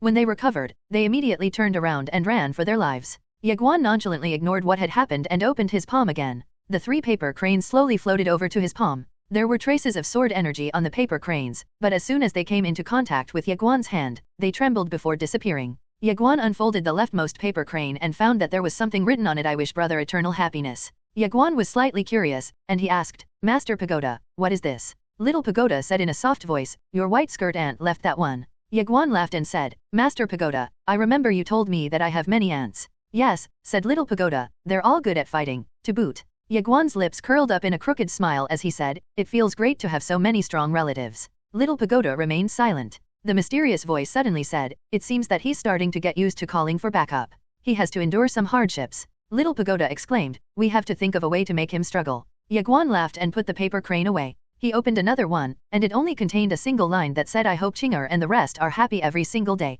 Ye Guan was silent. His father was definitely the one who wrote the line in this paper crane. After a few moments, Ye Guan opened the last paper crane. The 3rd paper crane Ye Guan decided to open contained a massive wall of text. "I, Ye Xian, lived a miserable life in my younger years. Many times, I thought to myself that life was pretty much meaningless without Chinger by my side. In my later years, I worked hard to follow in Chinger and father's footsteps. I wanted to become as powerful as them, but my enemies were always extremely powerful. If I hadn't called for Chinger's help, I would have perished, but I would become the king of relying on others if I were to constantly rely on her. I value my life more than what other people think of me, so I'd rather be the king of relying on others than dead. Life is great, and it's better to stay alive. If you're reading this letter, you must be my direct descendant. By the time you're reading this, my era must have already come to an end. I do feel slightly reluctant to part with it, but it means that I will no longer feel so exhausted all the time. Direct descendant of mine, you must never forget the people who stood by your side on your journey to the summit. You don't have to work so hard and push yourself every day, as I will be there to help you against your strongest enemy. If I somehow failed to transcend the gods, I will still remain by your side. No one should even think about bullying my beloved direct descendant. If those beyond your league manage to bully you, it means I've already perished." Ye Guan silently looked down at the paper crane. He finally understood why his father had chosen to postpone his transcendence. The resentment that had accumulated in Ye Guan's heart toward his parents over the past 18 years vanished into thin air. His father would go through all the hardships in life with him? Ye Guan smiled. He folded the paper crane and put it away into his storage ring. Nailonjia held his hand and said softly, "No matter how treacherous the road you will have to take in the future, I'll be there with you." Ye Guan gripped her hand tightly and said, "All right." He looked up at the starry tree with a smile. "Why don't we leave a paper crane here?" he suggested. Nailonjia grinned and replied, "Sure." Ye Guan opened his palm, and 2 paper cranes floated over to him from a nearby table. He took one of them and passed the other one to Nailonjia. He then took out a brush and fell into deep contemplation. Moments later, he started writing frantically on the paper crane. Nailonjia started moving her brush as well. The 2 made quick work of their paper cranes. Ye Guan looked at Nailonjia with a smile and asked, "Little Jia, what did you write?" Nailonjia was about to reply. However, Ye Guan interrupted her and said, "Yeah, I know, it's supposed to be a secret." However, Nailonjia shook her head. She unfolded the paper crane, revealing the line she had written in it, "I love you, Little Guan, forever." Ye Guan froze and went silent. Nailonjia cast a questioning gaze on Ye Guan. Ye Guan smiled slightly before unfolding it, revealing the line of words within it that said, "I love you, Little Jia, forever." Nailonjia grinned brightly. Her eyes were filled with warmth and tenderness as she looked at Ye Guan. Ye Guan opened his palm, and their paper crane slowly floated toward one of the starry tree's branches. With that, the 2 turned around to leave. There were no longer any secrets waiting to be unfolded in the starry sky sea. Ye Guan brought Nailonjia back to the Suhen Holy Hall. They still hadn't gotten married, as they didn't have the luxury to get married. Ye Guan really needed time. At the entrance of the Suhen Holy Hall, Ye Guan directed a soft gaze at Nailonjia. Nanjing silently stood next to Ye Guan. "I'm leaving," he said softly. Nailonjia nodded and said, "I'll take good care of the Guanxian Academy and the Immortal Treasures Pavilion during your absence." "All right," said Ye Guan with a nod. He then turned to Nanjing and said, "Senior, let's go." Nanjing nodded. Rumble! A rift in space was abruptly torn open in the distant horizon. A golden pillar containing the undulations of the Great Dao emerged from the rift. Ye Guan's eyes narrowed. "They're already here?" A young man walked out of the rift. He was wearing a luxurious robe, and a spear was in his right hand. A few more young men followed him closely as they walked out of the rift. They were the monstrous young talents of the true universe? The spear-wielding young man looked around and frowned. The spiritual energy here is too thin for an entire universe. A white-robed man chuckled and said, we're in the backwaters of the myriad universes. The young divine spirits next to him nodded at the same time. What a shabby universe this is. Despite that, the Yin spirit offered a reward of 100 million spiritual cores in exchange for Ye Guan's head. They took it seriously at first, but now that they were here, they couldn't help but think if the Yin spirit had played a huge prank on them. The spear-wielding young man wearing a luxurious robe glanced at them and said, don't underestimate this place, we're in the Sword Master's hometown. The Sword Master? The faces of the spear-wielding young man's companions darkened. They were unfamiliar with the Guanxian universe, but they were well aware of the Sword Master's identity. The Sword Master was the only one who had succeeded at invading the deepest reaches of the true universe. Even the Heaven-Seizing clan failed to do such a feat, yet the Sword Master had done it. The spear-wielding young man said, the Yin spirit is a cosmic spirit of the true universe, so we shouldn't doubt her prowess nor her wisdom. The fact that she offered a reward of 100 million spiritual cores means that the Sword Master's son, Ye Guan, is someone that we must not underestimate at all costs. We must not let our guard down. The others nodded in agreement. A hint of excitement flashed past the spear-wielding young man's eyes as he stared somewhere and said, I'm more interested in Ye Guan than the reward. Bringing his head back to the true universe is equivalent to wiping away the humiliation that the true universe had suffered when the Sword Master invaded us back then. The young talents behind him were thrilled. The spear-wielding young man was right, and their names would also spread like wildfire throughout the true universe. The Sword Master's son had to pay for what his father had done to the true universe. The spear-wielding young man stepped forward, and he appeared above the Suhen Holy Hall. He looked down at the Suhen Holy Hall and boisterously laughed before shouting, Ye Guan, I've come to take your head. He wants to take my head? At the entrance to the Suhen Holy Hall, a cold glint flashed past Ye Guan's eyes. He was about to make a move when a black light surged to the skies and appeared right before the spear-wielding young man. Ye Qing was here. He looked at the spear-wielding young man and chuckled. I'll fight you. The spear-wielding young man replied, you're not Ye Guan. I'm his brother, said Ye Qing. You can fight him after killing me. Sure, said the spear-wielding young man before disappearing. Boom! Space-time ruptured, and a cold flash appeared right before Ye Qing. Ye Qing roared with laughter. Come at me. He turned into a bolt of lightning that flew toward the spear-wielding young man. Crackle! The surrounding space-time was torn apart as a fierce battle unfolded. In front of the Suhen Holy Hall, An Nanjing suddenly said to Ye Guan, let's go. Ye Guan was silent as he stood unmoving. An Nanjing said, your brother is strong, and you don't have to worry about him. Ye Guan nodded slightly. He looked at Nailan Jia and said, Little Jia, I'll entrust this place to you. Nailan Jia nodded and said, don't worry. With that, Ye Guan disappeared with An Nanjing. This wasn't the time for romance. He wanted to spend some time with Nailan Jia in the bridal room, but it would have to wait. Of course, Ye Guan was planning on returning as soon as possible. He wanted to have a few little Guans and turn Little Pagoda into their babysitter. Nailan Jia clenched her fists. Li Banzi suddenly walked up to Nailan Jia. She looked at her and bowed slightly before handing over a letter. It was a letter of resignation. Nailan Jia looked down at it silently. Li Banzi was smiling, but she was silent as well. Nailan Jia suddenly bowed deeply toward Li Banzi and said, Aunt Ji, did little Guan and I do something wrong? Did we make you mad? Li Banzi shook her head and laughed. No, it's nothing like that. I'm just a bit tired. Nailan Jia grabbed Li Banzi's hand and said, Aunt Ji, I know that a facade in front of you is just inviting humiliation upon myself, so I'll be direct. We really need your help at the moment. The Guanxian universe was tiny compared to the true universe, but it still consisted of countless smaller worlds. The Guanxian universe was filled with billions of living beings. Li Banzi definitely played a huge role in the Guanxian universe's steady growth over the past 30 million years. The Guanxian universe would undoubtedly suffer if she were to resign at such a critical time period. Furthermore, Nailan Jia had just taken over the Immortal Treasures Pavilion and the Guanxian Academy, and she needed the support of talents like Li Banzi. Li Banzi quietly stared at Nailan Jia. Nailan Jia tightened her grip on Li Banzi's hand and said softly, Aunt Ji, I won't stop you if you really want to resign, but you have to promise me something. Can you please officiate my wedding with little Guan, and can you please not leave until then? Li Banzi shook her head and chuckled. You cunning lass, she remarked. I still have a lot to learn from you, Aunt Ji, said Nailan Jia with a grin. Let's go and talk in the hall. With that, the two ladies walked into the Suhen Holy Hall. Ye Guan and An Nanjing traversed space at breakneck speeds. Ye Guan suddenly asked, Senior, have you ever been to the true universe? Yes, An Nanjing replied with a nod. Ye Guan didn't ask any more questions. He didn't want to think of too many things at the moment. He wanted to prioritize becoming even stronger, so he had to think of how to do that before anything else. After all, he only had a year to become even stronger. An Nanjing suddenly asked, You're a martial god? Ye Guan nodded and replied, Yes. An Nanjing nodded slightly and said, I can help you become even stronger as a martial god. Little Pagoda was at a loss for words. That sounds great, said Ye Guan with a smile. He was confident that he could become an elite swordsman and an elite martial god at the same time. a white pillar of light suddenly came into view. The two entered the white pillar of light and found themselves in what looked like a wasteland. A mountain covered in corpses stood in the distance, and the white bones that covered the mountain seemed as dense as a forest. One could also hear miserable wails from the summit of the mountain. The entire mountain was crimson in color, and there was a sea of blood at the foot of the mountain. Ye Guan's expression turned heavy at the grotesque sight. And Nanjing glanced at the mountain peak and said softly, "An unyielding sovereign is buried on the summit of that mountain. He's from the unyielding universe. He led his clan members to fight the gods of a few universes, and he succeeded. He was actually the first individual to have killed a god despite being a mortal. Afterward, he fought the true universe. All by himself, he killed hundreds of divine sovereigns and about 10 cosmic spirits. Finally, the true god of the true universe intervened. They fought each other 10 times, and the unyielding sovereign lost to the true god every time. However, he refused to admit defeat. Astonishingly, he was enlightened during their 11th battle. His bones turned into unyielding bones, and his will became an everlasting will."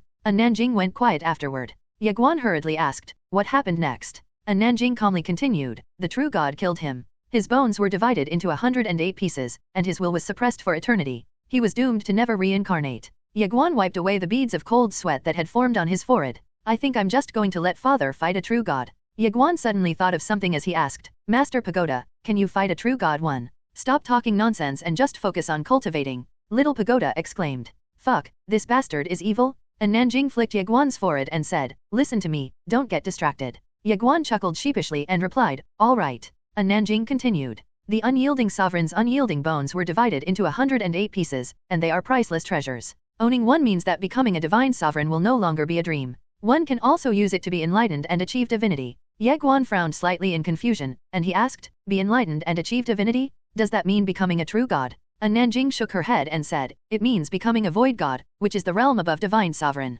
Great deist Brush Master was the one who created the system that allowed cultivators to become void gods. A cultivator has to condense their own divine spirits to become a void god, and void gods are second only to cosmic spirits like the yin spirit we encountered not too long ago. Ye Guan asked, "Are cosmic spirits strong?" And Nanjing stared deeply at Ye Guan. Ye Guan hesitated briefly before saying, "The yin spirit you mentioned couldn't take even a single blow from my father." And Nanjing remained silent. Ye Guan chuckled sheepishly and asked, "Did I say something wrong?" "No." And Nanjing shook her head and said, "The next time you see that yin spirit again, you should fight her yourself." Ye Guan was speechless. "You should just go," said Nanjing. Ye Guan turned his attention to the mountain peak and said, "If I make it all the way up there, will I be able to get an unyielding bone?" "Apparently, yes," and Nanjing replied. "However, I'm not sure of the specifics." Ye Guan's expression darkened. And Nanjing said, "Hurry up and go." "All right." Ye Guan nodded. He then turned and started toward Mount Unyielding. "Wait." And Nanjing cried out. Ye Guan turned around and stared at Nanjing. "No cheating," said Nanjing.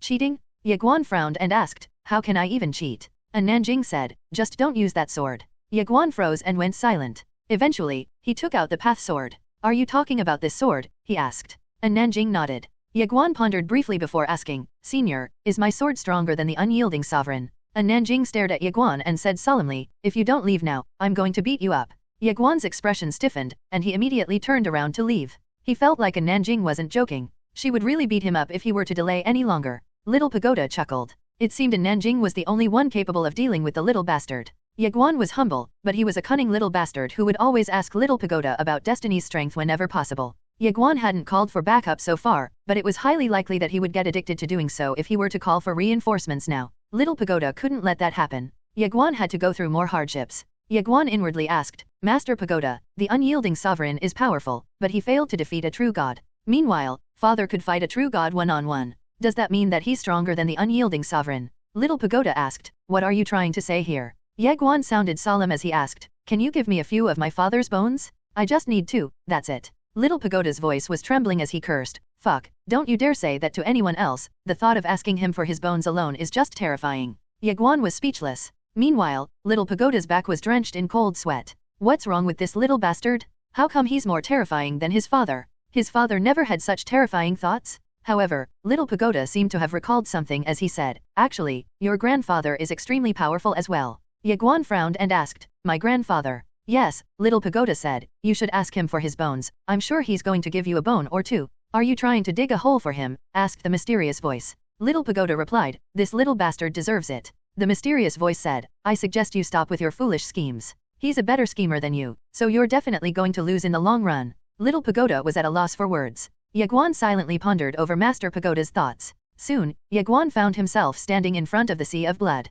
The rust in the air assaulted his nostrils. However, he felt excited for some reason, making Ye Guan feel slightly afraid of himself. He knew that he had the mad demon bloodline, which Ye Guan considered to be an aberrant bloodline that made him feel excited during slaughters. The mad demon bloodline was terrifying, and Ye Guan couldn't help but think whether his grandfather was really a good person or not. Of course, he had no plans of expressing his thoughts. His grandfather's people were extremely powerful, after all. Retracting his thoughts, Ye Guan took a closer look at the sea of blood in front of him. His figure flashed, and lightning erupted beneath his feet. Moments later, he appeared at the foot of the mountain. A pile of skeletons stood in front of him. Ye Guan looked up and saw a few blurry figures walking toward the summit. Ye Guan had no plans of using sword travel to reach the summit. He reckoned that there had to be a reason why people were going up the summit on foot. Ye Guan found a small trail and started his ascent. His senses were on high alert. An unyielding bones was definitely going to be difficult to obtain, so he had to remain cautious at all times. Ye Guan surreptitiously observed the people near the summit. He realized that they were approaching the summit with extreme caution. They would even occasionally stare at the summit for quite a while. Why? Ye Guan frowned. The summit had to be dangerous. He swept his gaze across the mountain and found that there were about 100 people climbing the mountain, and they all looked really young. Ye Guan walked for a while before eventually picking up the pace. However, a roar abruptly reverberated from the summit. The roar was filled with endless misery, pain, and scorn. At the same time, a terrifying will burst out of the summit in a powerful shockwave. The expressions of those on the mountain instantly changed. They hurriedly retrieved their powerful spiritual artifacts to resist the oncoming shockwave. It was a wave of everlasting will. Ye Guan's expression changed drastically at the sight. He wanted to take the tiny pagoda out, but Little Pagoda interrupted him and said, "Do you want me to take the impact for you?" Ye Guan nodded like a chicken pecking rice. "Fat chance," exclaimed Little Pagoda before going quiet. Ye Guan had no idea what to say. One, there seemed to be multiple true gods. I think true god is just a cultivation realm. Ye Guan had no choice but to face the oncoming wave of everlasting will by himself. The everlasting will had become akin to a tidal wave, and Ye Guan's expression turned solemn at the sight of it. It was just a will, but it was an ancient will that carried with it a bone-chilling might. Casting aside his thoughts, Ye Guan jumped. A sword force blossomed from him. Boom! The sword force created a tempest of sword energy that formed a sword, and it flew toward the oncoming wave of everlasting will, destroying space-time on its way to its target. Ye Guan went all out on the offensive against the everlasting will. The sword appeared to be indestructible, but it disintegrated with a deafening explosion the moment it made contact with the everlasting will. Ye Guan's pupils constricted. Moments later, he felt as if he had been struck by an iron hammer. A powerful force sent him flying a few hundred meters away, and he landed in the sea of blood. A 10-meter-tall column of blood rose, sending ripples throughout the sea of blood. And Nanjing stared calmly at the sea of blood. Splash! A young man emerged and crawled out of the sea of blood. He lay on the ground, breathing heavily. His fleshy body was ripped apart, and blood incessantly poured out of his wounds. His chest and arms were in bad shape, and his right arm was in a mess. One could even see Ye Guan's bones behind his wounds. Ye Guan's injuries were heavy, so he hurriedly consumed a few spiritual pills. Pure energy spread throughout his body, and he recovered rather quickly. Ye Guan smiled bitterly and sighed. The everlasting will was incredibly strong. The sword attack that he had unleashed just now was made using the full extent of his ability as a great sword sovereign, yet he failed to even scratch the everlasting will. Ye Guan suffered a complete defeat, but he was thrilled. A woman crawled out of the sea of blood not too far away from Ye Guan. She cleaned her face and frowned slightly upon sensing Ye Guan staring at her. Ye Guan was stunned. The woman's visage was unsightly, as a large crimson birthmark marred the right side of her face. She sustained heavy injuries, and blood incessantly seeped out of her wounds. She also looked utterly exhausted, but she remained on high alert as she stared at Ye Guan. After thinking for a while, Ye Guan opened his palm. A spiritual pill floated over to the woman. It was an immortal-grade spiritual pill. Aside from money and a few treasures, Ye Guan didn't have that many possessions, but he still decided to be kind to others. Of course, he was aware that he had to be frugal to continue cultivating without running out of money. However, Ye Guan's mind changed completely upon seeing the pills in the storage ring that Qin Feng had handed over to him. He had a few million immortal-grade spiritual pills along with a million divine-grade spiritual pills. What happened to living a frugal life? It seemed that he didn't have to do that anymore. After 18 years of hardship, he could finally live a good life. The woman was surprised to see the immortal-grade spiritual pill. She looked at Ye Guan in confusion, and Ye Guan smiled at her before saying, "It's just an immortal-grade spiritual pill. You don't have to be so surprised. It's nothing." The woman stared deeply at Ye Guan for a few moments before taking out a medicinal pill. The thick scent of herbs pervaded the air, and the surrounding spiritual energy converged on the woman. Ye Guan was stunned. It was actually a supreme divine-grade spiritual pill? The woman locked eyes with Ye Guan as she ate the pill, and Ye Guan stiffened like a frozen statue. She opened her palm and handed the pill in her hand to Ye Guan. Ye Guan was silent for a while before saying, "I'm sorry, I had no idea that you were so rich. I don't have any other intentions, really." The woman remained silent, but she still accepted the immortal-grade spiritual pill floating in front of her. She walked away and sat down cross-legged. She placed her hands in front of her chest and gesticulated. An array abruptly appeared above her head, and what looked like an endless stream of spiritual energy surged toward her. Ye Guan was puzzled. Mater Pagoda, what is she doing? Master Pagoda replied, I have no idea. Ye Guan frowned. Fortunately, the mysterious voice chimed in, her background isn't simple. She has just employed an ancient array that will heal her spirit and wounds. You sustained roughly the same injuries as her, but you need 15 minutes to heal using a supreme divine grade spiritual pill. However, she'll only need a few minutes to achieve the same effect, and it's all thanks to the ancient array that she is using. It looks like she can only maintain that array for an hour, but I'm sure she can maintain that array for an entire month the moment she comprehends its intricacies. The woman's wounds had healed. She glanced at Ye Guan before rushing toward the summit of the mountain. Ye Guan's expression changed. The mysterious voice was right. You're in a place that a group of cosmic spirits created to rebel against the domineering true god of the true universe, the mysterious voice explained. Only those with powerful backgrounds can possibly come here, so you better not underestimate any of them. Ye Guan nodded. I understand. He stood up and faced the mountain with determination. The group of cultivators who were sent flying by the Everlasting Will stared at the summit. They were calm and composed. Evidently, they had long grown accustomed to the Everlasting Will's attacks. Ye Guan fell into deep contemplation while walking toward the mountain. The Everlasting Will had just sent him flying. It was just a sliver of will, but he reckoned that he could look back on it and comprehend something. He suddenly thought of something, and he asked, Senior, how come the Everlasting Will still exists? The mysterious voice explained, the body can die, the spirit can go, and the bones can break, but the will is eternal. The unyielding sovereign perished many years ago, but his will has remained true to its name everlasting. Ye Guan asked, is the true God like the Everlasting Will? The mysterious voice said, perhaps, but you shouldn't think about that for now. Ye Guan nodded and said, I understand. He looked up and stared intently at the summit. It had been millions of years since the unyielding sovereign perished, but his everlasting will remained stubborn and unyielding. A will? Ye Guan closed his eyes. He felt small and insignificant in front of an elite like the unyielding sovereign. When he defeated Lu Tian, Ye Guan had been trying his best to remain humble, but deep inside, he felt very accomplished. He was the youngest great sword sovereign in the history of the Guanxian universe, and he was unparalleled among his peers, so of course, he was proud of his achievement. However, Ye Guan felt that his title and current achievements were insignificant. He was just a small fry in front of ancient elites, and he was just celebrating his insignificant achievements as if those mattered in the bigger picture. Ye Guan chuckled. Little Pagoda asked, what's funny? Me. My foolishness is hilarious, Ye Guan answered. Confused, Little Pagoda asked, what do you mean? Ye Guan took in a deep breath and explained, why are two crickets in a bottle fighting each other despite living in a utopia? It's all because they're confined in a small cage and have become narrow-sighted. I'm saying that I shouldn't use the Guanxian universe as a measurement stick for my achievements. I should keep in mind that there's always a higher mountain out there. It's hilarious how foolish I have been for being proud of myself after becoming the unparalleled genius of the Guanxian universe. My ambitions have to be greater than the Guanxian universe. I shouldn't be complacent and settle for what I've accomplished so far. I don't want to be the strongest in the Guanxian universe. I want to be the strongest everywhere. Boom! A powerful sword might exploded from Ye Guan. The sword might of a great sword sovereign gushed out of him as if he were a broken pipe. Ye Guan picked up the pace and laughed boisterously as he charged toward the summit. The mysterious voice laughed heartily and said, great. How brilliant. This young man's personality is just great. If destiny hadn't passed her inheritance onto him, I would have told him to inherit my martial art. Little Pagoda asked, is he going to make a breakthrough? No, said the mysterious voice. She paused for a moment before continuing.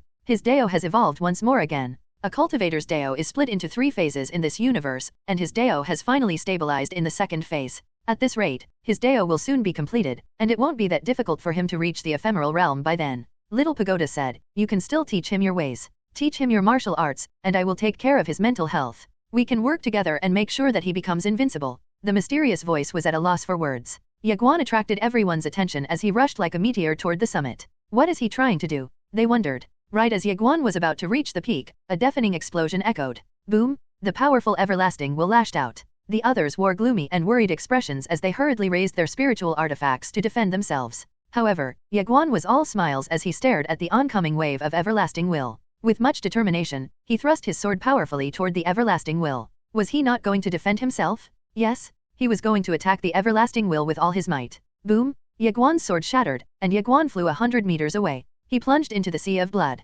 Splash! A tall column of blood rose. The others were also sent flying, and they all plunged into the sea of blood. After a while, Ye Guan crawled out of the sea of blood and consumed a spiritual pill. He recovered at a speed visible to the naked eye. The woman whose face was marred by a birthmark crawled out of the sea of blood. She wiped her face clean and stared quietly at Ye Guan. The others sat cross-legged to recover from their injuries. Ye Guan soon recovered from his injuries, and he rushed toward the summit once more without any hesitation. However, he didn't climb the mountain on foot but hopped onto his sword and flew toward the summit. Everyone was shocked. What is he doing? Ye Guan approached the summit, and a powerful wave of everlasting will flew toward Ye Guan once more. To everyone's astonishment, however, the wave of everlasting will this time was much stronger than the previous waves. Boom! Those who were climbing the mountain were sent flying away, and they plunged into the sea of blood. Ye Guan suffered the worst injuries out of them, but he pulled himself out of the sea of blood before meditating to recover from his injuries. Everyone cast curious gazes on Ye Guan. Most of them thought of him as a lunatic. Ye Guan consumed another spiritual pill. Soon, he was patched up, and he rushed toward the summit once more.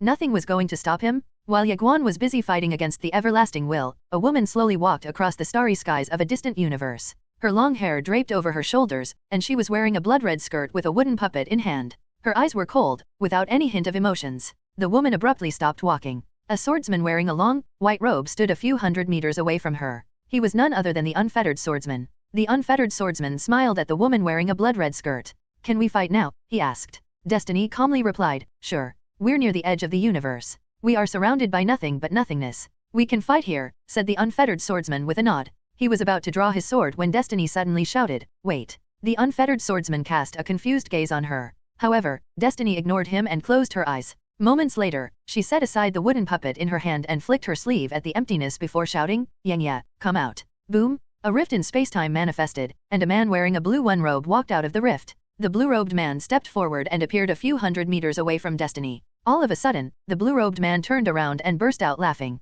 "It seems that my son has finally taken that step.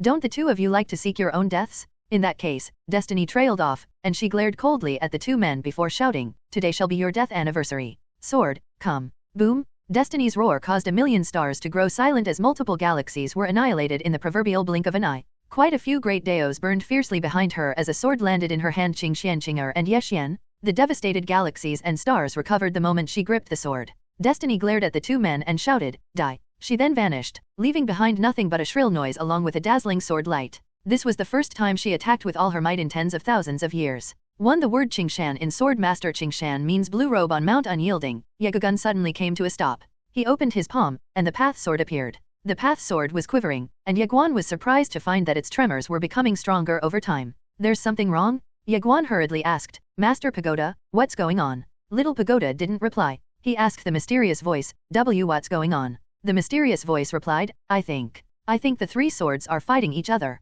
"What?" Little Pagoda was flustered. "Why are they fighting now of all times? What are we going to do with the true god if they continue fighting? My goodness." The mysterious voice was silent. Little Pagoda asked nervously, "No. Master and Plainskirt's sister were holding it in because of the young master. However, the young master has already taken that step, so there's no need for them to hold back. But, what about the true god?" The mysterious voice's reply came a bit late as she said, "The true god is invincible in the true universe. The sword master is incredible, but the true god is in the true universe. She also has many cosmic spirits whom she can summon anytime she wishes. I really can't predict what's going to happen from now on." Little Pagoda asked, "How strong is the true god?" The mysterious voice answered, "I only know that if the three swords fought each other, neither the true god nor the sword master would be able to kill each other. Even if he can kill the true god, he won't dare. No, he can't kill her. The true god is still trying to conquer the universe as well." The mysterious voice paused for a while before continuing. "Two great battles are unfolding, and Ye Guan will soon be in trouble." Little Pagoda fell into deep thought. The strongest people he knew were fighting each other because of internal strife, and the sword master was inadvertently dragged into the fight. Meanwhile, Ye Guan had to face the entire true universe. Little Pagoda finally understood why its old master sent the Yang family members here. There was a high chance that the old master saw it coming, an internal strife between the three swords erupting into a massive fight to the death. Yes, a fight to the death? They weren't messing around. Goodness! Little Pagoda was panicking. Ye Guan had no one to rely on anymore. Ye Guan asked once again, "Master Pagoda, what's going on?" Little Pagoda was silent, and the mysterious voice hurriedly said, "Hide it from him in the meantime." Little Pagoda finally answered Ye Guan after a moment of silence. "Nothing. Don't overthink it," he said. Ye Guan frowned. He could feel that Little Pagoda was lying to him. He looked at the trembling path sword and soon stored it away. He has to become even stronger as soon as possible. Little Pagoda muttered, "Little one, you have to work hard. You have to work really, really hard." Little Pagoda had been calm and composed until now. What could Great Daoist Brush Master and the true god do under the deterrence of the three swords? However, the three swords ended up fighting each other. Little Pagoda couldn't stay calm anymore. After a while, Ye Guan said, "Master Pagoda, I'll keep working hard." He was about to dash toward the summit once more when a young man suddenly stopped him. The young man looked at Ye Guan carefully. He hesitated for a while before asking, "What are you doing?"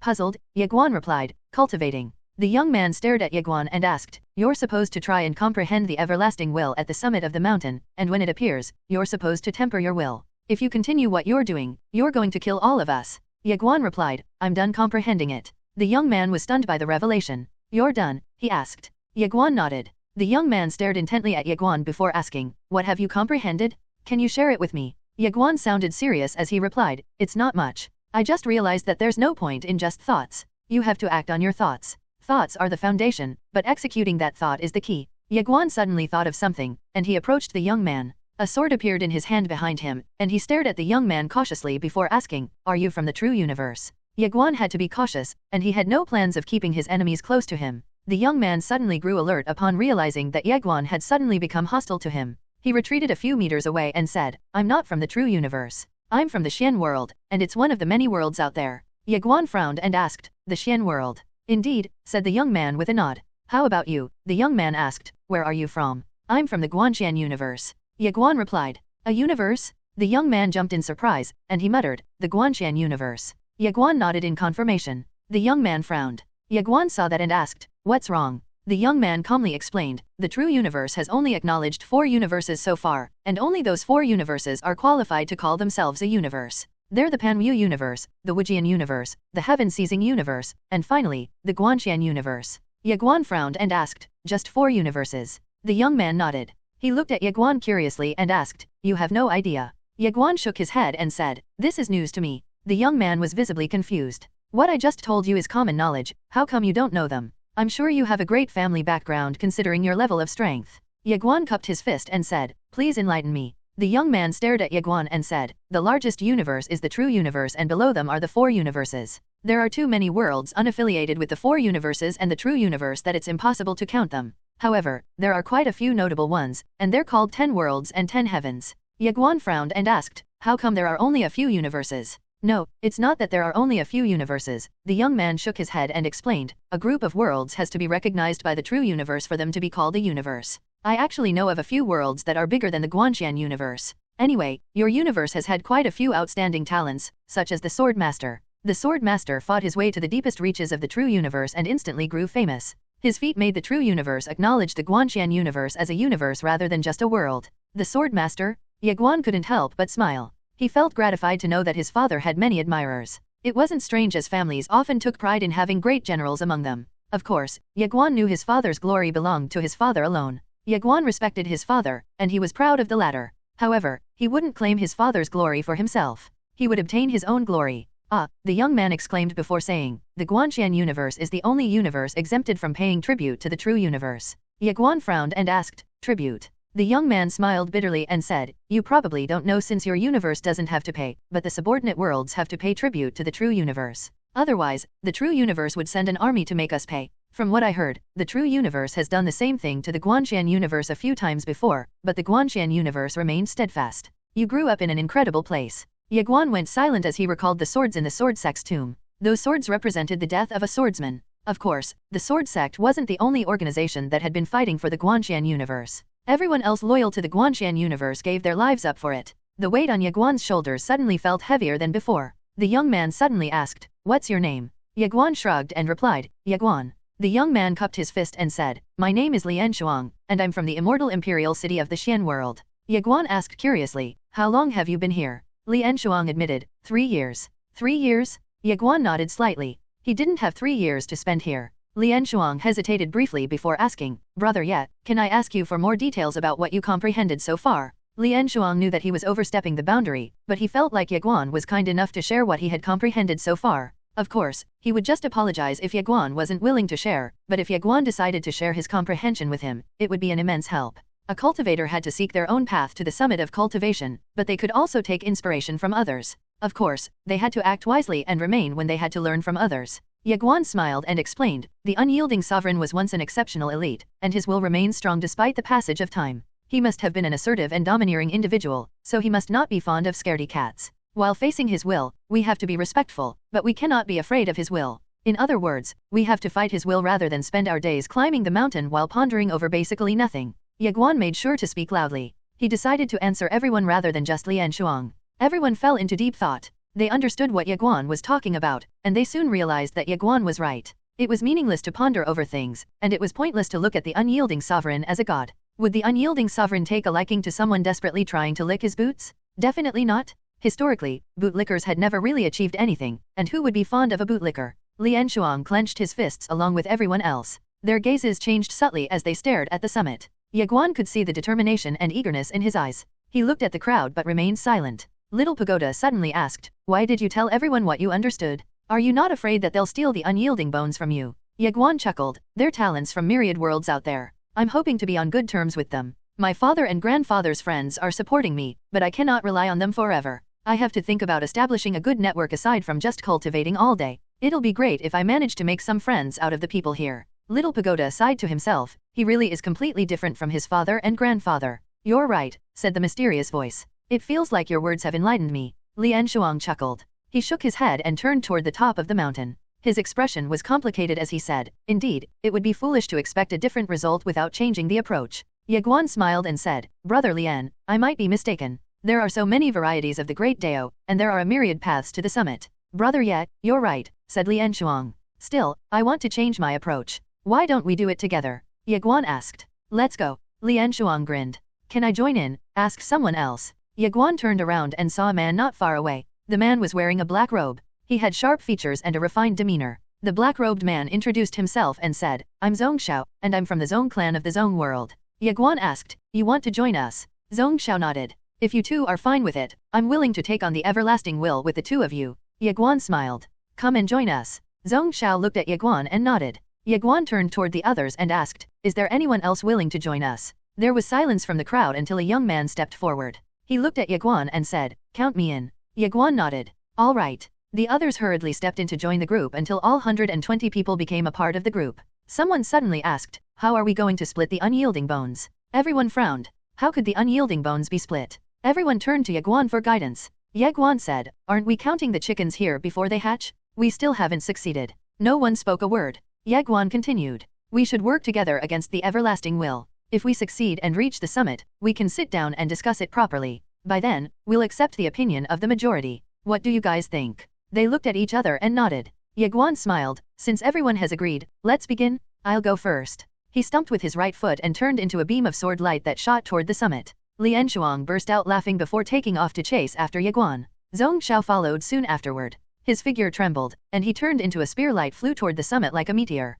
The woman marred by a birthmark followed after him. The others didn't hesitate anymore. They rushed straight for the everlasting will with Ye Guan leading them. Ye Guan rushed toward the summit with a sword in hand. Soon, a loud explosion echoed. The everlasting will was here. Boom! The wave of everlasting will had become even stronger than before. Ye Guan's eyes narrowed, but he didn't hold back as he thrust forward with his sword. 15 swords manifested at once as Ye Guan rushed to meet the oncoming wave of the everlasting will. Without Aokinkin's support, his current limit was 15 swords. Crack! His swords were shattered, they stood no chance against the everlasting will. He plunged into the sea of blood along with the others. None of them managed to resist the everlasting will as they crashed into the sea of blood one after another. After some time, Ye Guan crawled out of the sea of blood. He took a closer look at himself and saw that he looked miserable. His skin was torn open, exposing his flesh and bones. His right arm was so mangled that it didn't look like an arm. Ye Guan sat down cross-legged and consumed a supreme divine-grade spiritual pill to recover. The rest of the group sat down cross-legged and meditated to recover. No one died, but everyone was badly injured.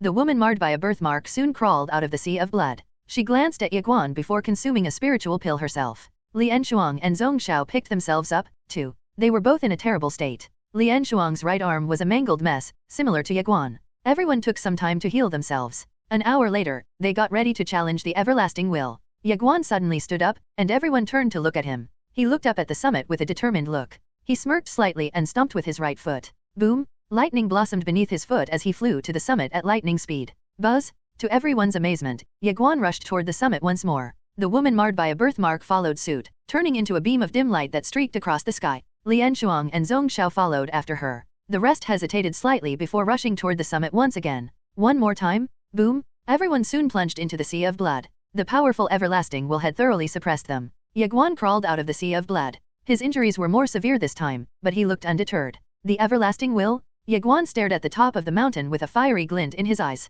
Then, he sat down and healed his wounds again. The others looked pale from the harrowing experience. Some of them felt despair after 2 consecutive failures against the seemingly invincible Everlasting Will. They felt that it was impossible to defeat the Everlasting Will. Their worries weren't unfounded. After all, they were talking about the Everlasting Will of the unyielding sovereign here. It was just a will, but how could they even hope to defeat it? Some of them shook their heads at Ye Guan. They thought that he was too arrogant. Soon, Ye Guan was all patched up save for a few wounds. He stood up once again and looked up. Without wasting another second, he stumped and transformed into a beam of sword light that sped across the air. One more time, the woman marred by a birthmark, Zhongxiao, and Lian Shuang followed him. This time, only a few dozen among the crowd chased after them. The others chose to give up, thinking that it was futile. They believed that none of them could handle the Everlasting Will. Boom! Another deafening explosion echoed as Ye Guan's group fell from the sky. Those who had given up smiled at the sight. Ye Guan crawled out of the sea of blood. His injuries were severe, but he would live. He took out another spiritual pill and consumed it. The woman marred by a birthmark, Zhongxiao, and Lian Shuang wore ugly looks not too far away from Ye Guan.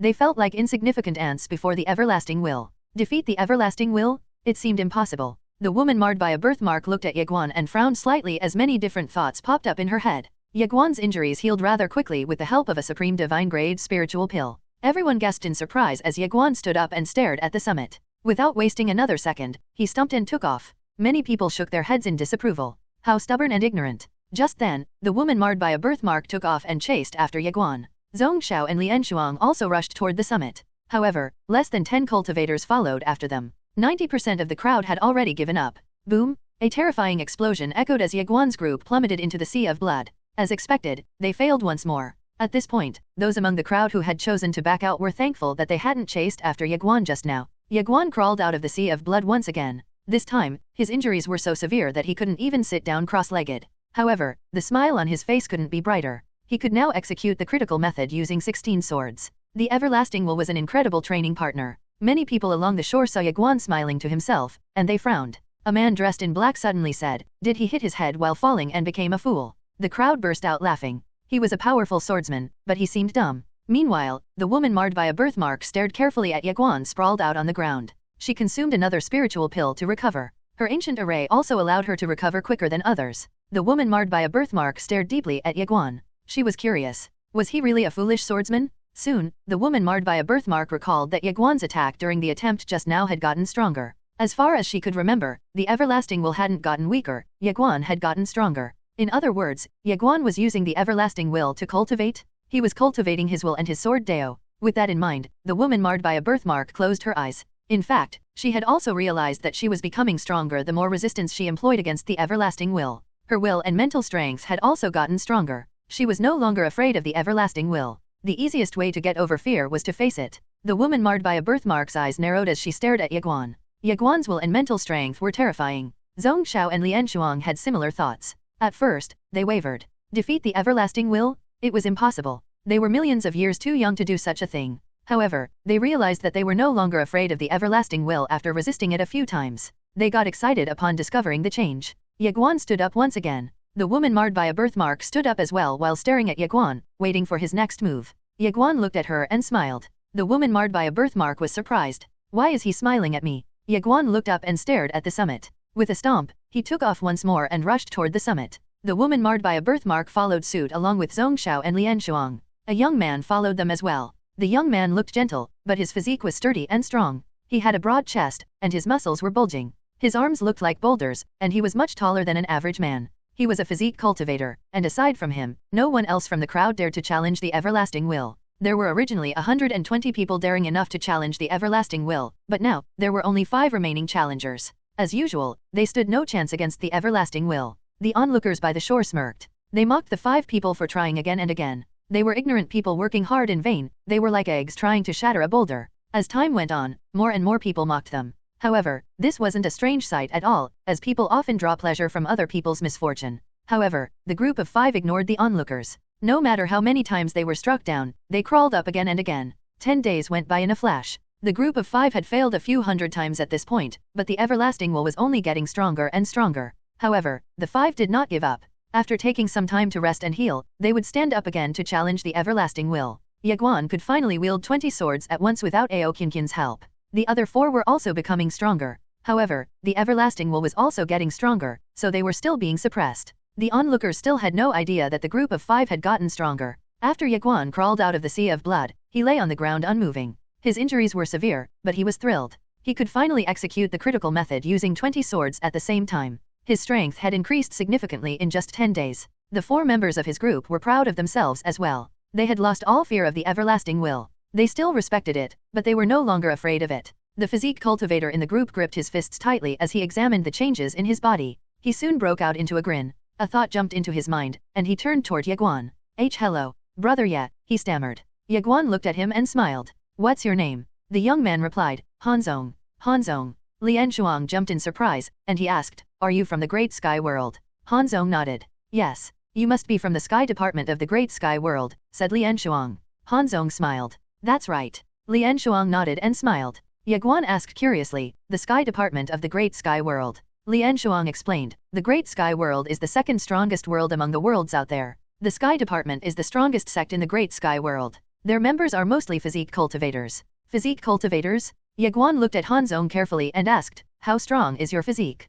Hanzong grinned and said, I've never lost to anyone in the same realm as me, and it's all thanks to my physique. Ye Guan gave him a thumbs up and praised, you're incredible. Hanzong suddenly asked, are we going to keep going? Of course. Ye Guan nodded. He looked at the summit with a determined gaze. In the blink of an eye, he turned into a beam of sword light that streaked across the air. The others followed him. On the 15th day of the challenge, the 5 failed at least 10,000 times. The everlasting will remained merciless toward them, and it always sought to crush them. Every time the group failed, those by the shore would laugh at them. Now, Ye Guan could wield 25 swords and execute the critical method with them at the same time. The mysterious voice said that Ye Guan had become strong enough to kill a true realm cultivator. He was invincible among cultivators in the same rank as him, and he could beat cultivators 10 realms higher than him. Ye Guan remained steadfast in the challenge, and he made a breakthrough to the minor tribulation realm from the heaven law realm on the 20th day of the challenge. His breakthrough went smoothly and without any hiccups. The group of 5's vigor had never once waned since the start of the challenge. One more time, the everlasting will appeared once more.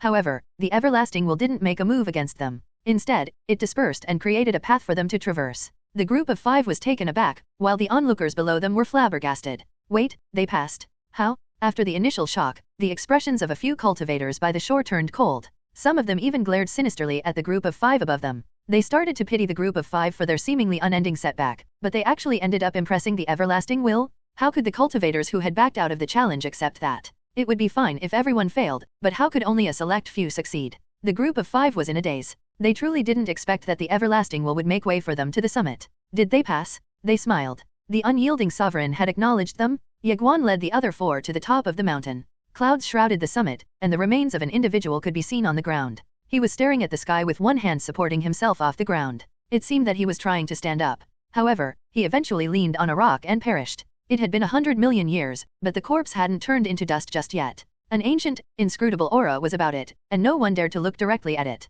The 5 wore solemn expressions. The unyielding sovereign was an elite who had once fought the true god of the true universe. He had perished, but his remains survived the passage of time. The 5 couldn't help but admire and respect him. Ye Guan gripped his hands tightly. He had grown more determined to cultivate his invincible sword Dao. The unyielding sovereign was an extremely powerful elite, but he still perished. Ye Guan had to be invincible, or he would die. Ye Guan sighed deeply, and his determination to pursue his invincible sword Dao grew stronger. A group of people rushed toward Ye Guan's group.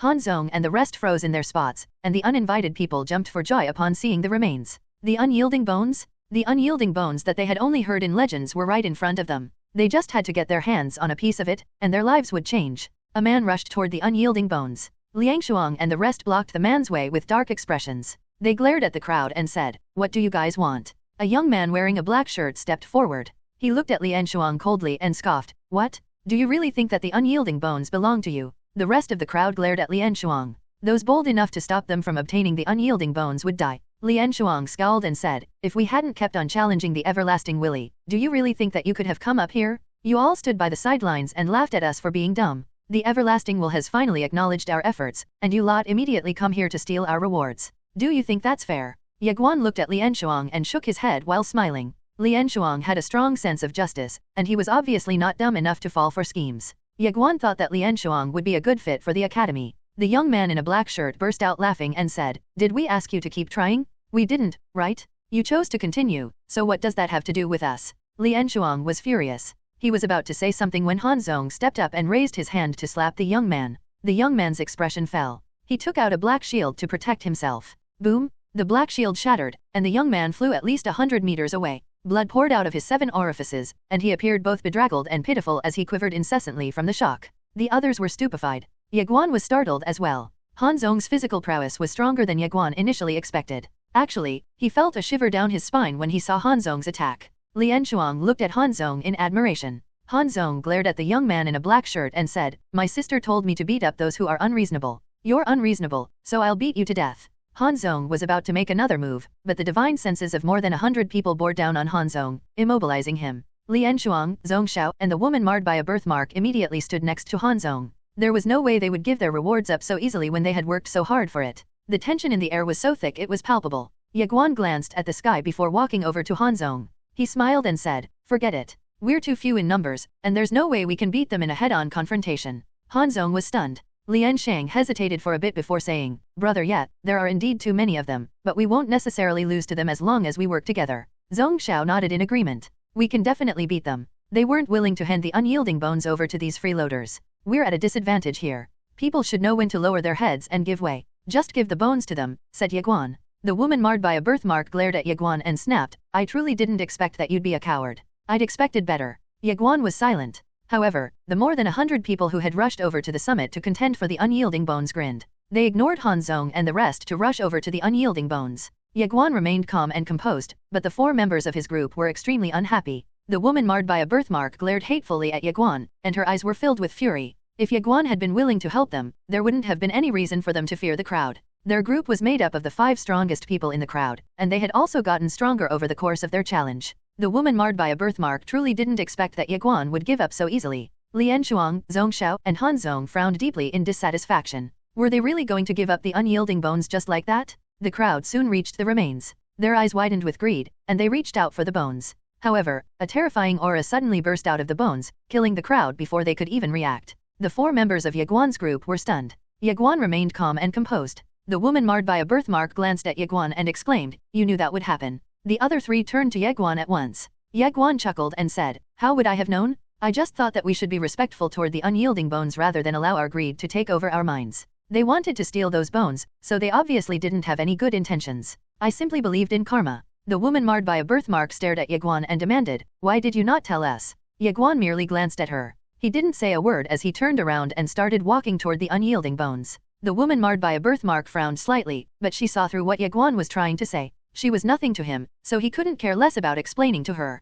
The woman marred by a birthmark's gaze turned complicated as she stared at Ye Guan. Meanwhile, the other 3 members of Ye Guan's group felt slightly ashamed. They were unhappy with Ye Guan, but it became clear that they had misunderstood him. Ye Guan came to a halt and turned toward them. "I thought you guys wanted the unyielding bones," he asked with a smile. They immediately rushed over to Ye Guan. Lian Shuang cupped his fist, and he sounded serious as he said, "I'm really sorry, brother Ye. I misunderstood you." Han Zhong also smiled awkwardly and shook his head. "Brother Ye, honestly, I wanted to hit you earlier." Ye Guan's face stiffened. Han Zhong added, "Sorry." Ye Guan stared deeply at Han Zhong before shaking his head with a smile. Han Zhong was a down-to-earth individual, and he was straightforward. Ye Guan knew that he had to be careful around Han Zhong lest he make a mistake and become the latter's punching bag. Zhong Xiao cupped his fist and said, "I'm truly sorry, brother Ye." Meanwhile, the woman marred by a birthmark only stared at Ye Guan silently. "Don't worry about it." Ye Guan chuckled and said, "I made a mistake as well. I couldn't tell you guys, as it happened too soon, but I should have tried at the very least. It's my fault that the misunderstanding happened in the first place, so let's just forget about it. Don't mention it anymore." The group burst out laughing, and their impression of Ye Guan grew even better. Han Zhong chuckled awkwardly, while the woman marred by a birthmark remained silent while staring deeply at Ye Guan. Soon, Ye Guan led them to the unyielding bones. His expression was complicated as a deafening silence descended upon the group. Soon, he bowed toward the bones. The others quickly followed suit. A stream of aura emerged from the bones. Aside from Ye Guan, the group members were startled. They stood frozen as the aura floated past them. Ye Guan quietly stared at the pile of bones. The everlasting will soon gather to form an illusory figure. The figure belonged to the unyielding sovereign? A Nanjing was sitting near the foot of the mountain. All of a sudden, she calmly looked up at the summit. A complicated light fleeted across the unyielding sovereign's eyes as he stared at the skies. During that brief moment, one could see realization, dissatisfaction, and helplessness in his eyes. Moments later, the unyielding sovereign looked at the foot of the mountain and was startled to find a Nanjing. A Nanjing stared at the unyielding sovereign, and their gazes met.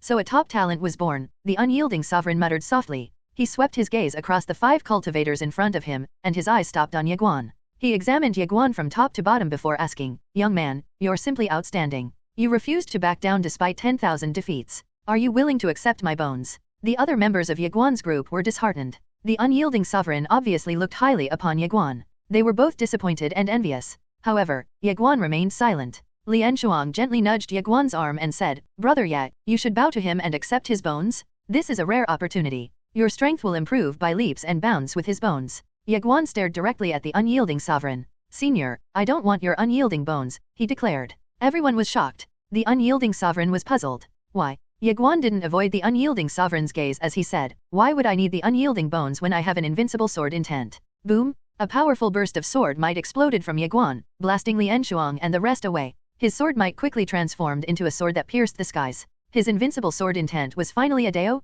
The unyielding sovereign was startled at the sight. However, he quickly composed himself, and he started laughing. His laughter was so loud that the world quivered ever so slightly. The mysterious voice exclaimed, "If destiny fails to return, I want you to give him to me. I'll teach him myself, and I'll become his Dao protector." Invincible sword intent? Ye Guan finally had his own sword intent, just like how the sword master had his own world sword intent. His sword intent was finally a Dao, so he now had to continue on his path to the summit of cultivation while believing in the Dao that he had chosen for his sword intent. The mysterious voice was truly caught off guard when Ye Guan decided to give up on the unyielding bones. After all, the unyielding bones would give Ye Guan the power-up that he needed, and his future would become even brighter. Ye Guan's unexpected choice was enough for the mysterious voice to consider becoming his Dao protector. After the initial shock, however, the mysterious voice was convinced that Ye Guan had made the right choice. Indeed, why would he need the unyielding bones when he had the invincible sword intent? The mysterious voice realized that Ye Guan would indeed become powerful if he decided to accept the unyielding bones. However, the unyielding bones would become the ceiling of his growth.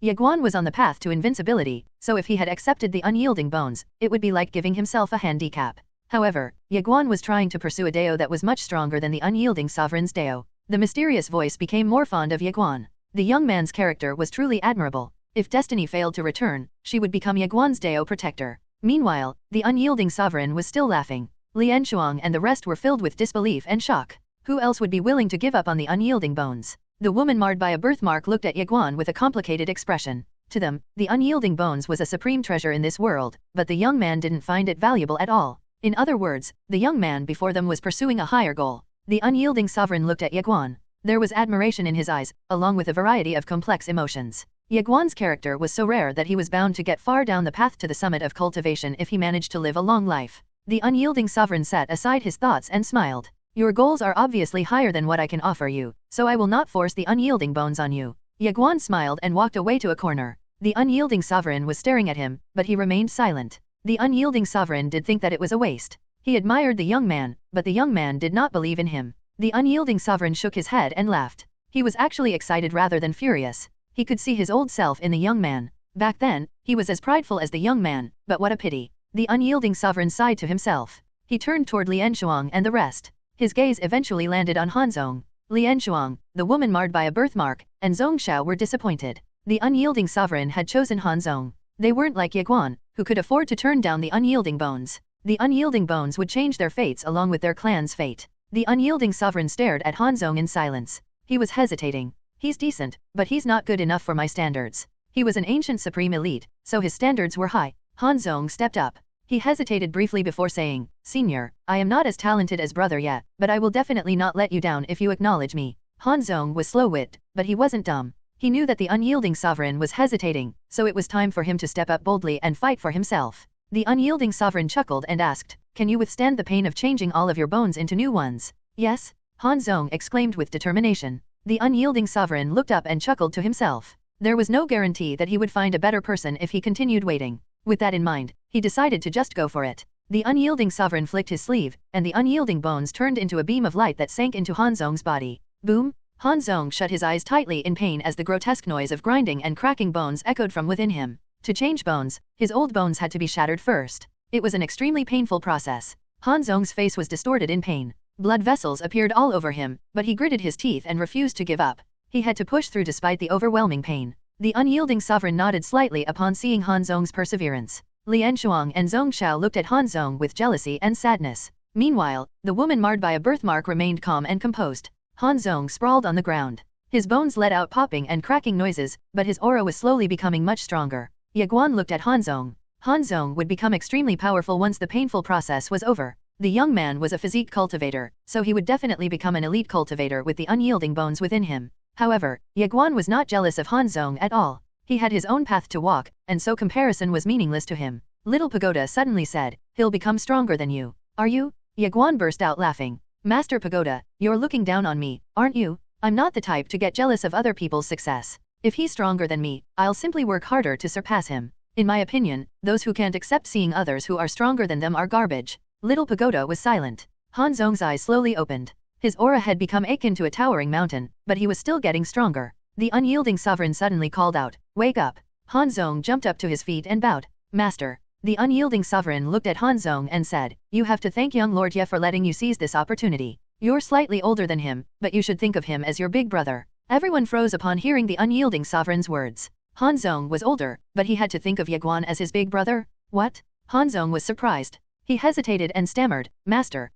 be big." The unyielding sovereign nodded. "Call him big brother." Lian Shuang and Zhong Xiao's expressions turned strange. "Call Ye Guan big brother?" They were bewildered. Han Zong possessed the unyielding bones, so he would inevitably become a top talent once he had grown accustomed to his new bones. In fact, Han Zong would definitely make it to the legendary All Worlds list. The All Worlds list was a list of talents across many different worlds. Only heaven-defying prodigies would make it to the list. The All Worlds list only listed 10 people, but there were more than 10 quadrillion living beings across all the worlds. Becoming a part of the list meant that one was one of the 10 strongest cultivators in the younger generation of all the worlds. Han Zong would definitely make it to the list. No, there was a chance that he would become the strongest member of all the world's younger generation. The unyielding bones were just that overpowered? Despite that, the unyielding sovereign wanted Han Zong to think of Ye Guan as his big brother. Did Ye Guan have something better than the unyielding bones? The woman marred by a birthmark looked at Ye Guan, but she remained silent. Han Zong failed to understand the unyielding sovereign's intentions, but he chose to obey the instructions. He walked to Ye Guan and knelt down on one knee.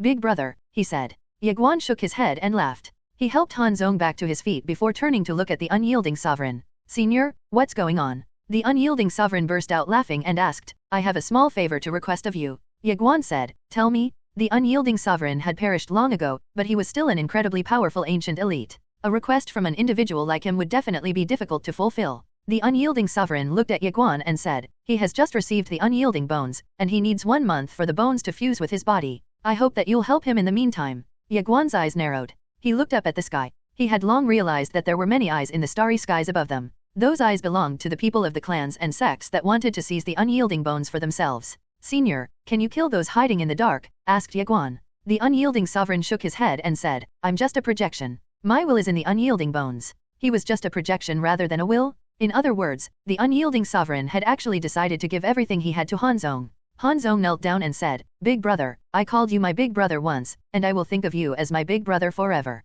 Ye Guan was silent. Han Zong would definitely become an elite cultivator among elites, and it was all because the unyielding bones within him contained the unyielding sovereign's everlasting will. Moreover, Han Zong's character and demeanor were great. Ye Guan decided to help Han Zong. "I'm your big brother, so I'll do my best to keep you safe," said Ye Guan as he helped Han Zong up to his feet. The unyielding sovereign smiled and said, "Ye Guan, the path to the summit of cultivation is filled with obstacles. I truly hope that you'll reach the peak of your Dao." The unyielding sovereign's figure started to fade away. Ye Guan bowed deeply and said, "Farewell, senior." The unyielding sovereign looked up with a smile. A deep-seated longing could be seen on his face. The world was wonderful, but there was no need for him to stay here any longer. His era was over. The unyielding sovereign finally disappeared. He was gone. The unyielding sovereign was no more. Ye Guan turned to look at Han Zong. Han Zong's aura was still getting stronger, but it was unstable. Furthermore, his physique and soul were still in the middle of acclimatizing to the unyielding bones. Han Zong needed more time. Ye Guan looked up and saw a rift in space overhead. A powerful aura seeped out of the rift. Ye Guan's expression darkened. The oncoming enemies clearly wanted to steal Han Zong's unyielding bones. If they wanted to obtain the unyielding bones without much effort, now was the time for them to make a move, as Han Zong was still in the middle of fusing with the unyielding bones. Ye Guan turned to Han Zong and said, "Call your clansmen over." Han Zong nodded. He took out a special command token and crushed it. He turned to Ye Guan and said, "Big brother, my clansmen should be here in an hour." "An hour?" Ye Guan stared deeply at the rift overhead and said, "I'll protect you for an hour." "What if my clan failed to get here in an hour, big brother?" asked Han Zong. "Well, you don't have to think of me as your big brother anymore," Ye Guan calmly said. "You should call me young Lord Ye by then." "Thank you." Ye Guan looked at the sky with a serious expression. Unyielding bones. The unyielding bone was too precious to be ignored. The unyielding sovereign's disappearance meant that the cultivators lurking in the dark wouldn't miss the opportunity to plunder the unyielding bones from Hanzong, who had yet to assimilate the unyielding bones. An hour. Ye Guan was silent. Can I do it? Hanzong saw Ye Guan's hesitation, and he said, Big brother, my sister. Ye Guan looked at Hanzong and asked, Is she strong? Hanzong looked at Ye Guan and said seriously, She's very beautiful. Ye Guan was stunned. Lian Shuang and the others were stunned as well. Ye Guan stared at Hanzong. Damn it. You looked like such an honest and upright man, but you actually know how to use a honey trap? Rumble? An aura gushed out of the rift in space. Ye Guan's eyes narrowed, and then he was shocked. The aura, it was too weak. Lian Shuang and Hanzong's expressions grew grim. Lian Shuang muttered seriously, a true realm cultivator. A true realm cultivator? Ye Guan was silent. Since the true universe employed its elites to attack him, Ye Guan felt that everyone beneath a divine sovereign was weak. However, divine sovereign cultivators were prodigies in universes. In other words, even though the Guanxian universe couldn't compare to the true universe when it came to overall prowess, the Guanxian universe wasn't weaker than the other universes that the true universe had acknowledged. Ye Guan breathed a sigh of relief and turned to Lian Shuang and the rest. They seemed to be hesitating about protecting Hanzong. Protecting Hanzong meant offending the organizations that had decided to come here to plunder Hanzong's unyielding bones. To make matters worse, the enemies outnumbered them, so they didn't really have any real advantage. They would have to join a brutal battle if they wanted to protect Hanzong. Moreover, it wasn't like they had a deep relationship with Hanzong. However, they felt like abandoning Hanzong would leave a bad taste in their mouths. Ye Guan looked at Lian Shuang and the others without saying anything. He didn't attempt to persuade them. After all, the upcoming battle would be a brutal one. He was going to help Hanzong, but it was his own decision. He was going to let the others decide if they would help Hanzong. At this moment, the woman marred by a birthmark blurted out, I will stay. Lian Shuang and Zhong Xiao looked at the woman in shock. However, the woman marred by a birthmark didn't explain. She opened her palm, and an ancient array flew up from her hands before landing on top of Hanzong's head. The array transformed into a golden ray that covered Hanzong. Ye Guan cast a curious gaze on the woman marred by a birthmark. The array was extremely sturdy, even by his standards. Was she a divine mage? I'm willing to help Hanzong, shouted Lian Shuang. Zhong Xiao pondered briefly before declaring, I'll stay and help as well. Hanzong cupped his fist and hurriedly said, Thank you, everyone.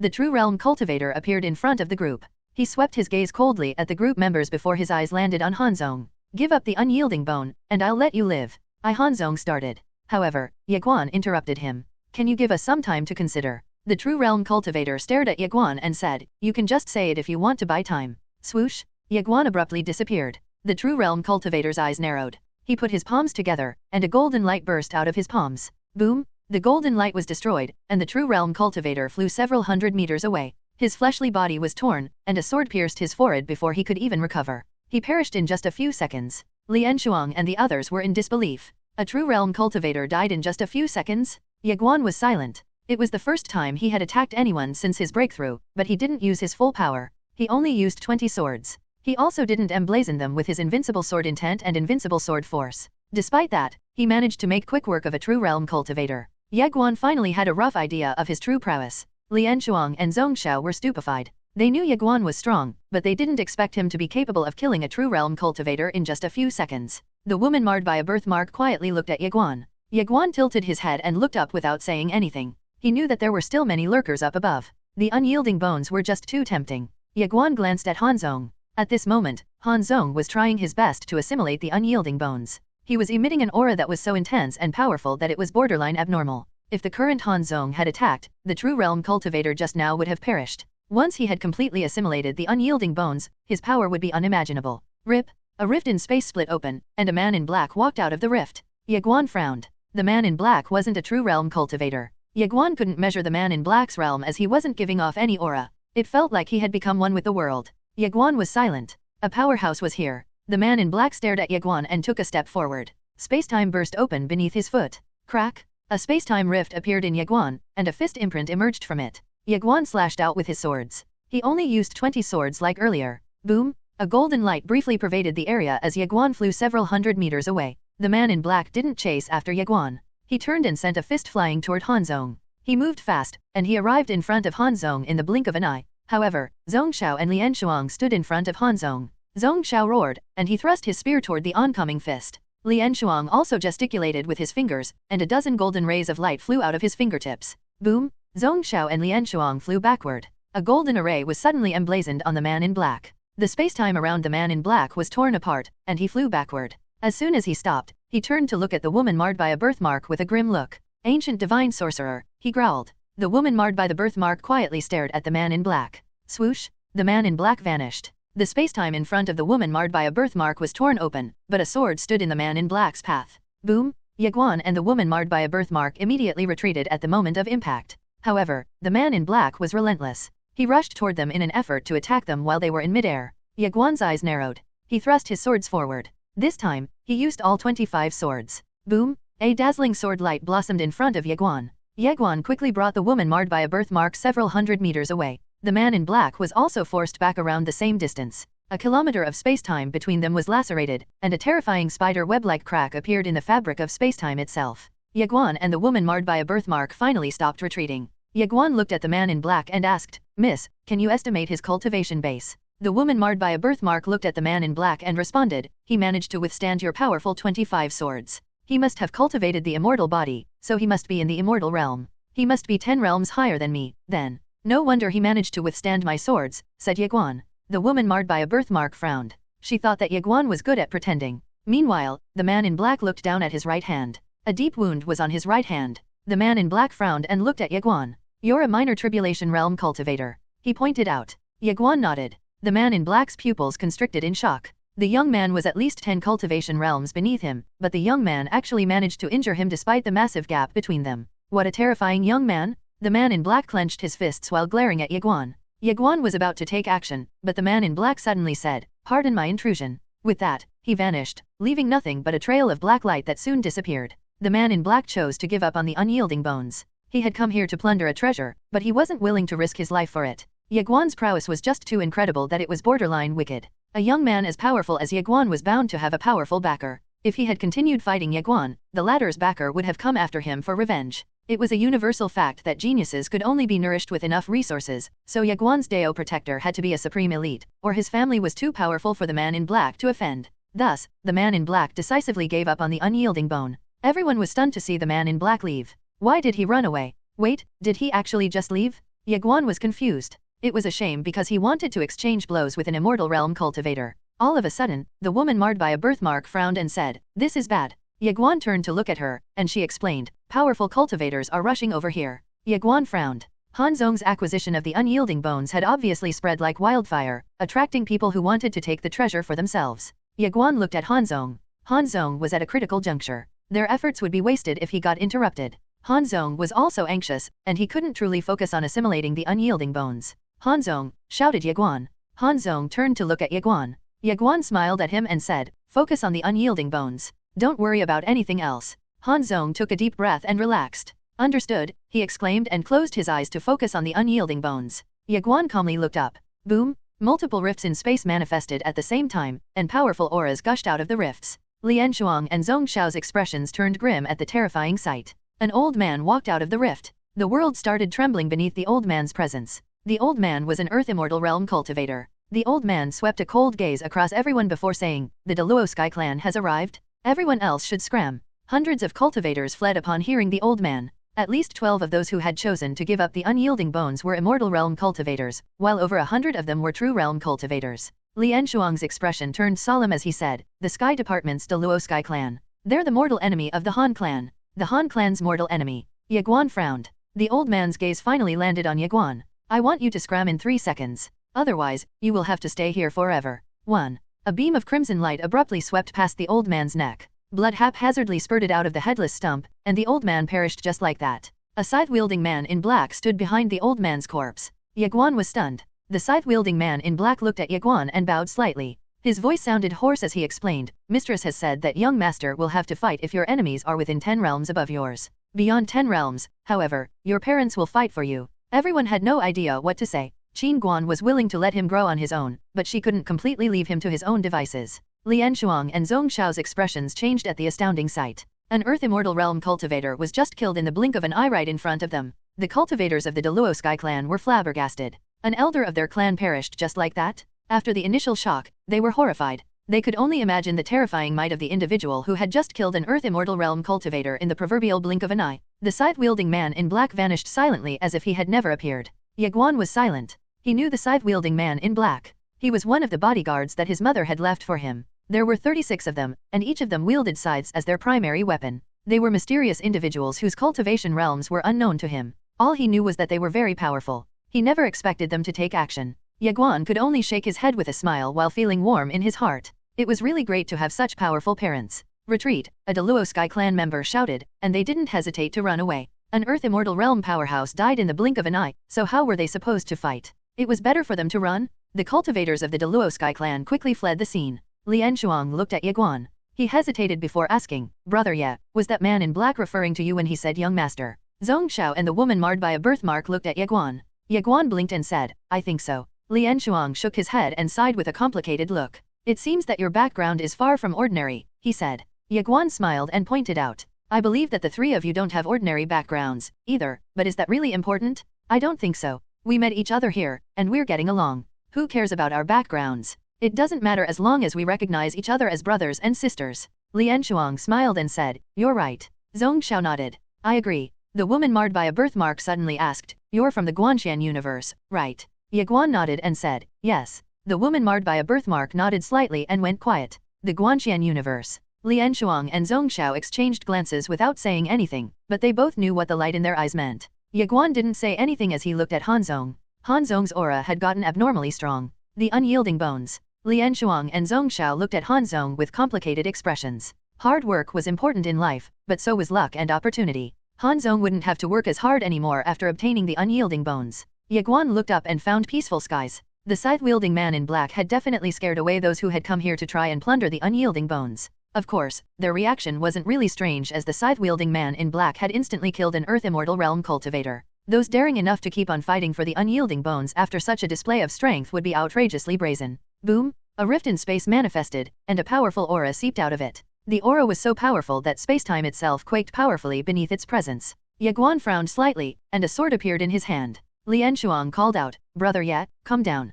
It's the Han clan." The Han clan was here. Ye Guan was curious. How come they arrived so quickly? However, it made perfect sense. The Han clan had to have mobilized all of their resources to rush over here after hearing that Han Zhong had obtained the unyielding bones. A white-haired old man stood at the helm of the group, and the powerful aura that made even spacetime quiver powerfully had come from him. He led a group of 100 Earth Immortal Realm cultivators along with a few hundred Immortal Realm cultivators. There were also 12 mysterious cultivators in black robes among them, and the cultivators in black robes seemed like ghosts as they stood at the rear guard. Ye Guan was slightly surprised to see the 12 mysterious cultivators. Their cultivation bases had to be beyond the Earth Immortal Realm. The white-haired old man at the helm was the current clan leader of the Han clan, Han Yun. Upon seeing Han Zhong, Han Yun hesitated briefly, but his face soon lit up with wild delight. Han Yun wasn't alone. Everyone else from the Han clan went mad with delight. The unyielding bones. Han Zhong would definitely become a part of the all-words list once he was done assimilating the unyielding bones, and it wouldn't be far-fetched for him to reach first place. The Han clan would then rise and become the Sky Department world's top clan.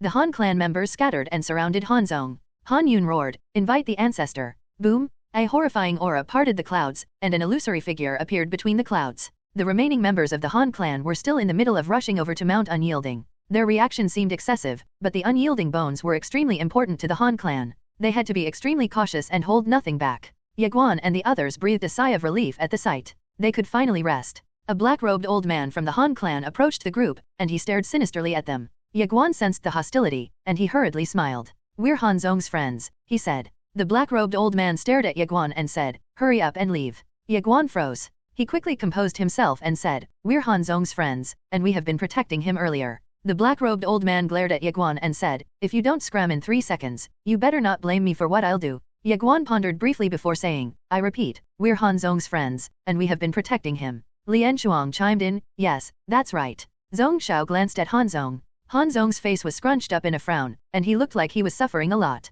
He was obviously at the critical juncture of the assimilation process. The old man in black glared at Ye Guan and said, "This is very important to us, and we have to be careful. Just in case, we can only offend you. Men, take them down." He didn't dare to be negligent, as this matter involved the Han clan's future. What if he wants to snatch the unyielding bones? 3 Immortal Realm cultivators rushed toward Ye Guan's group. Lian Shuang and Zhong Xiao were furious. However, Ye Guan remained calm as he stared at the old man in black. He truly felt like burying the old man. "Stop." Han Zhong squeezed such words out while he was in the middle of assimilating the unyielding bones. The 3 Immortal Realm cultivators came to a halt. Han Zhong glared at the old man in black and muttered, "There, my friends." He was trembling violently, and veins bulged all over him, creating a terrifying sight that made him appear as though he was about to explode. "Friends?" The old man in black frowned in dissatisfaction and said, Hanzong, you're still young, so you have no idea just how insidious people can become in the face of profit. You possess the unyielding bones, so they got close to you and started calling themselves your friends. They might be plotting. Old fogey. Lian Shuang roared. He couldn't take it anymore. Did you eat nothing but shit while growing up? How preposterous. The old man in black roared. How dare you insult me? Kill him. The 3 immortal realm cultivators were about to take action. Stop, shouted the white-haired old man. The 3 immortal realm cultivators immediately stopped. Han Yun looked at Ye Guan's group before saying, let's wait until Hanzong completely assimilates the unyielding bones. The old man in black glared coldly at Ye Guan's group. He didn't say anything, but the cultivators of the Han clan had already surrounded Ye Guan's group. They obviously had no plans of letting them leave. Lian Shuang and Zhong Xiao were furious beyond belief. How dare the Han clan view them as a threat? Meanwhile, Ye Guan remained calm as he kept his gaze on Hanzong. Rumble? Hanzong's aura reached unimaginable heights. The space-time around him distorted and throbbed beneath the might of his aura. Hanzong suddenly lifted his head and roared, Ayah! Boom! A terrifying wave of aura burst out of Hanzong and parted the clouds. The surrounding kilometers of space-time fractured at once, shocking everyone. Han Yun was trembling out of excitement. Hanzong had completely assimilated the unyielding bones. Hanzong clenched his fists. Boom! The fracture in the space-time was exacerbated, and it abruptly shattered. Everyone's expression turned grim at the sight. How horrifying! Ye Guan was astonished as well. Hanzong looked like a completely different person after assimilating the unyielding bones. Han Yun boisterously laughed. His laughter was so loud that it sounded like there was a thunderstorm in the vicinity. It couldn't be helped, the Han clan was about to soar to even greater heights. The members of the Han clan were overjoyed. Hanzong had always been a very talented individual. He was a talented cultivator whom the Han clan cherished a lot. With the unyielding bones within him, the Han clan would become a supreme power in the Sky Department world. No, not just in Sky Department world, they would also be incredibly influential even in the many other worlds out there. Hanzong approached Ye Guan and the rest with a grin. Big brother, exclaimed Hanzong. Big brother? The cultivators of the Han clan were shocked. Why did he call him Big brother? Ye Guan grinned as well. The old man in black asked solemnly, Hanzong, did you just call him Big brother? Hanzong nodded and explained, I acknowledge him as my big brother. The old man in black's expression turned grim, and he asked in a low voice, Hanzong, why did you do that? Hanzong frowned and asked, is there a problem with that, Grand Elder? The old man in black replied, Hanzong, the martial arts path involves fighting to feel invincible. Recognizing him as your big brother is basically the same as admitting that you're weaker than him. How is that possible when you possess the unyielding bones? Is there even someone worthy of being your big brother in this world? The old man in black glared sinisterly at Ye Guan. His words were for Ye Guan's ears as well. The cultivators of the Han clan nodded. How could he become Hanzong's big brother? Hanzong grew slightly annoyed and he said, Grand Elder, this is a personal affair of mine. Hanzong, you're simply too young. People are bound to take advantage of your naivete, said the Grand Elder. He turned to look at Ye Guan and sneered, the unyielding bones are in Hanzong's hands, and he has a bright future ahead of him. Who are you to become his big brother? You're not even worthy of becoming our young clan leader's younger brother, shouted a Han clan elder. The members of the Han clan glared at Ye Guan. How bold of him to make their young clan leader his younger brother? Han Yun quietly stared at Ye Guan. He also didn't want Hanzong to recognize Ye Guan as his big brother. What a joke. The Han clan was about to rise up the ranks and become a top power. If Hanzong acknowledged a nobody as a big brother, wouldn't he become a laughingstock? Ye Guan calmly stared at the Han clan members and cultivators. Hanzong was anxious. He had always been weak to pressure, but he still decided to speak up for Ye Guan. He was about to speak when a clan elder stepped out. A horrifying aura descended on Ye Guan as he shouted, How dare you trick our young clan leader? You deserve death for your despicable actions. The clan elder was about to make a move when, shwick, his head suddenly went flying before anyone could react. A scythe-wielding man in black appeared next to Ye Guan, and he sounded respectful as he asked, Young master, shall we annihilate the Han clan? How dare you? The grand elder of the Han clan bared his teeth and said, Annihilate the Han clan? Who are you to say that? How dare you behave like barbarians? Shwick. The grand elder's head went flying before he could even complete his sentence. Everyone was shocked. The scythe-wielding man in black turned to look at Ye Guan. He bowed slightly before asking, Young master, do you want to annihilate them? If you want to, we can annihilate them in an instant. Annihilate the Han clan? Sorry, but the Guanxian universe truly didn't care about the Han clan. No, the Guanxian universe couldn't give even a rat's ass about the myriads of worlds out there. The Guanxian universe only cared about the big players. Ye Guan pointed at a Han clan elder. Him. He wanted to attack me. Shwick. A head flew into the air. Ye Guan pointed out. Him, too. He wanted to kill me the most. Shick. Another head went flying. Him as well. Ye Guan pointed at someone before saying, I could remember him staring intently at my storage ring. Shwick. A head streaked across the skies as it went flying. However, Ye Guan wasn't done just yet. A head would fly wherever he pointed, and heads continued to roll down Mount Anya. Over 100 members of the Han clan perished when the cultivators of the Han clan finally reacted. The deceased were killed in a matter of seconds, giving them no chance to resist. Han Yun's expression changed to one of fear. It turned out that Ye Guan had been hiding his true prowess. The Han clan had just offended someone they shouldn't have offended. In addition to the Han clan, Lian Shuang and Zhongxiao were stunned as well. The powerful members of the Han clan were being slaughtered like chickens. There were quite a few Earth Immortal Realm cultivators, but they also died without being able to resist. The woman marred by a birthmark looked at Ye Guan. She had more or less guessed his identity. He had to be the young master of the Guanxian universe. The woman marred by a birthmark looked at the cultivators in the Han clan and shook her head slightly. Even if the Han clan had an unyielding sovereign, there was no way they could fight the Guanxian universe, not to mention a mere Hanzong with the unyielding bones standing at their helm. An unyielding sovereign was incredibly powerful, but how could a mere unyielding sovereign be stronger than the Guanxian universe's sword master? The sword master had once infiltrated the deepest reaches of the true universe. Was Ye Guan worthy of becoming Hanzong's big brother? Of course. In fact, Hanzong was the one who would profit greatly from such an arrangement. Ye Guan was the young master of the Guanxian universe, after all. The powerhouses of the Han clan perished one by one. They wanted to resist, but they were killed the moment they fought back. They hurriedly looked up to ask their ancestor for help, but they were astonished to find a scythe pressed on their ancestor's neck. Their ancestor was still alive, as he had raised his hand in surrender. The ancestor had come here using just his avatar, but he realized that the scythe-wielding man in black standing next to him could actually kill his true body from a distance. He would have perished along with his avatar if he hadn't surrendered. The Han clan members despaired at the sight. All of a sudden, Hanzong tugged on Ye Guan's arm. His voice was trembling as he muttered, "Big brother." Ye Guan finally stopped pointing. The scythe-wielding men in black stopped and stood behind Ye Guan. The Han clan cultivators were terrified. Ye Guan turned toward Han Yun and smiled. "You're too dumb to be the Han clan's clan leader. From now on, Hanzong is the clan leader of the Han clan. Do you have a problem with that?" Han Yun quietly stared at Ye Guan. Ye Guan suddenly said, "Kill him." Shwick. Han Yun's head flew into the air. He died with just a sentence from Ye Guan. The Han clan members hurriedly retreated at the sight. The ancestor of the Han clan stared at Ye Guan and said, "Young master, there's a misunderstanding here." Ye Guan ignored the Han clan's ancestor and turned toward Hanzong. "Hanzong, you know what's going on here better than anyone, but your people tried to chase us away as soon as they arrived without even asking us for the full picture. I thought it was just a misunderstanding, so I wasn't angry at first. However, they weren't willing to listen to us at all. What do you think? Were they right?"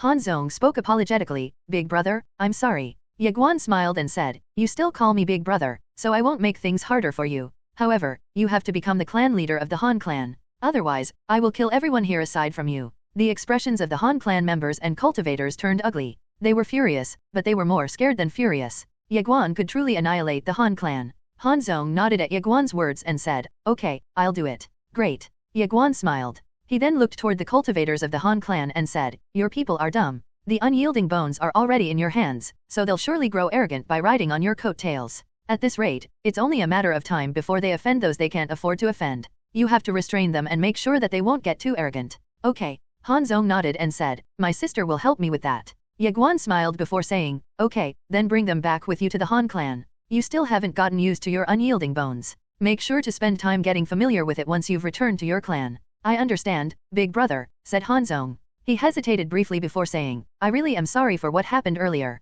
He turned to Lian Shuang and the others and said, "I'm sorry." Ye Guan smiled and replied, "Your attitude is the most important to us, so don't worry. We're not angry." Lian Shuang and Zhongxiao nodded. Of course, they were furious earlier, but they were no longer angry upon witnessing Hanzong's attitude toward them. "Great." Hanzong grinned. He then cupped his fist and said, "Please find time to visit me at the Sky Department in the future." Ye Guan nodded. "Sure." Hanzong quietly turned around. He glanced at the remaining Han clan members and said, "Let's go." Hanzong disappeared into a space-time tunnel. The Han clan members and cultivators hurriedly followed after him. They didn't want to stay here for even a second longer. The Han clan ancestor glanced at Ye Guan before disappearing. The woman marred by a birthmark looked at Ye Guan with astonishment. The young man had just shown her that he could be brutal and decisive as well as gentle and polite. People like Ye Guan would be great friends but terrifying enemies. Lian Shuang murmured, "Everyone will soon know of Hanzong's name." Zhongxiao nodded with a complex expression.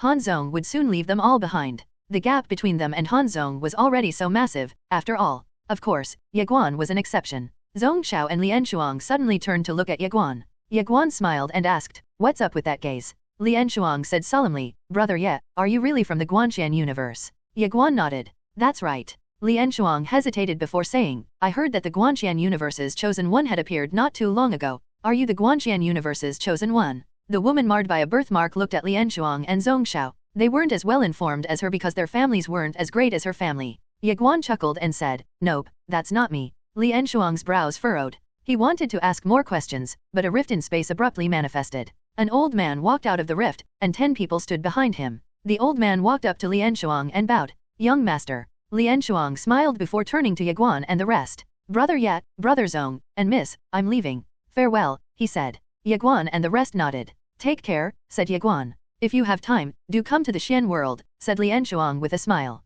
He cupped his fist afterward and disappeared into the space-time tunnel with the old man. Zhongxiao suddenly said, "Brother Yat, I will have to leave as well." Ye Guan looked at Zhongxiao. Zhongxiao cupped his fist and said, "Brother Yat, Miss, we shall meet again if we're fated to meet once more." Ye Guan nodded. "Indeed." With that, Zhongxiao took to the skies and disappeared. An old man was waiting for him on the distant horizon. Soon, Zhongxiao and the old man disappeared as well. Ye Guan turned to the woman marred by a birthmark and smiled. "Miss, it's about time I take my leave. We shall meet again if there's an opportunity for us to meet in the future." The woman marred by a birthmark quietly stared at Ye Guan. Ye Guan went silent and turned around to leave. He wasn't offended by the woman's silence, as he was aware that she didn't like to speak. Rumble? The spacetime next to the woman marred by a birthmark split open, and a white-robed old man walked out of the rift. 9 mysterious cultivators clad in golden armor stood behind the old man. Ye Guan was startled upon seeing the white-robed old man. This white-robed elder's aura was horrifying. The world seemed to distort beneath his presence. Ye Guan reckoned that was as strong as a divine sovereign. Ye Guan was shocked. He truly didn't expect to see someone as powerful as a divine sovereign in a place like this. The white-robed old man glanced at Ye Guan before turning to look at the woman. "Miss, the clan leader has ordered me to fetch you." The woman marred by a birthmark nodded slightly before walking toward a space-time tunnel. She was about to enter the tunnel when she stopped and turned to Ye Guan. Ye Guan smiled at her and shouted, "See you next time." The woman marred by a birthmark's gaze didn't leave Ye Guan. It looked like she wanted to say something, but Ye Guan turned around and left. The woman marred by a birthmark was silent for quite a while before she eventually left as well. The white-robed old man made a sidelong glance at Ye Guan's departing figure in the distance before turning around to leave. Ye Guan soon arrived at the foot of the mountain. A Nanjing appeared in front of him. Ye Guan smiled, "Senior, my apologies, but I failed to get the undying bones." A Nanjing nodded slightly and said, "It's actually great that you didn't accept it." Ye Guan did not understand. "Why?" A Nanjing looked at Ye Guan. "Why would you need the unyielding bones when you had an invincible sword in tent?" Ye Guan boisterously laughed at the remark. A Nanjing said, "Let me bring you somewhere else." Ye Guan suddenly asked, "How's the Suhen battlefield?" A Nanjing replied, "It's fine." Ye Guan was silent. A Nanjing added, "Don't overthink it. Your growth is the priority here." Ye Guan nodded. "I understand." His enemies were from the true universe, and he couldn't afford to underestimate them. No, he wasn't qualified to underestimate them. Ye Guan suddenly asked, "Where are we going next?" A Nanjing said, "We're going to the Holy Burial Mountain." Ye Guan was curious. "Holy Burial Mountain?" A Nanjing nodded. Ye Guan asked, "What kind of place is that?" A Nanjing calmly explained, outstanding cultivators throughout the all worlds and the 4 large universes had always done one thing after reaching the summit of their world: challenge the true god of the true universe. Upon failure and death, their corpses are pinned to the Holy Burial Mountain. The previous challenger was an outstanding swordsman, so we should go there and take a look. A holy burial ground. An outstanding swordsman. Ye Guan was silent. A Nanjing said, "This time, you have a mission." Ye Guan was curious, "What mission?" A Nanjing said, "Mortal." Ye Guan looked at her, "The mortal sword realm." A Nanjing nodded. "I understand," said Ye Guan. "The Yin spirit has placed an enormous bounty on your head, so I suggest you avoid creating unnecessary trouble. You shouldn't use the name Ye Guan anymore, so from now on, your name is Ye Guan." Little Pagoda had no idea what to say upon hearing that. Ye Guan. Ye Guan blinked without saying anything. A Nanjing calmly asked, "Is there any problem?" Ye Guan smiled and said, "How could there be any problems? My surname was originally Yang. It's perfectly reasonable for me to be called Ye Guan." A Nanjing's lips curled up into a smile. Ye Guan smiled as well. He was on good terms with the Yang family. The entire Yang family came to help him when he was in trouble. He truly couldn't be more grateful for their help. As for the animosity between his father and grandfather, Ye Guan felt that there was no need for him to be involved. A Nanjing waved her sleeve. Boom! A space-time tunnel manifested with a loud bang not too far away from them. "Let's go," said a Nanjing. She led Ye Guan into the space-time tunnel, and the space-time tunnel closed as their figures disappeared into it. Nailan Jiao was currently under a lot of pressure. Li Banzi was teaching her how to manage the affairs of both the Guanshan Academy and the Immortal Treasures Pavilion. Fortunately, the foundation of the 2 organizations was deep.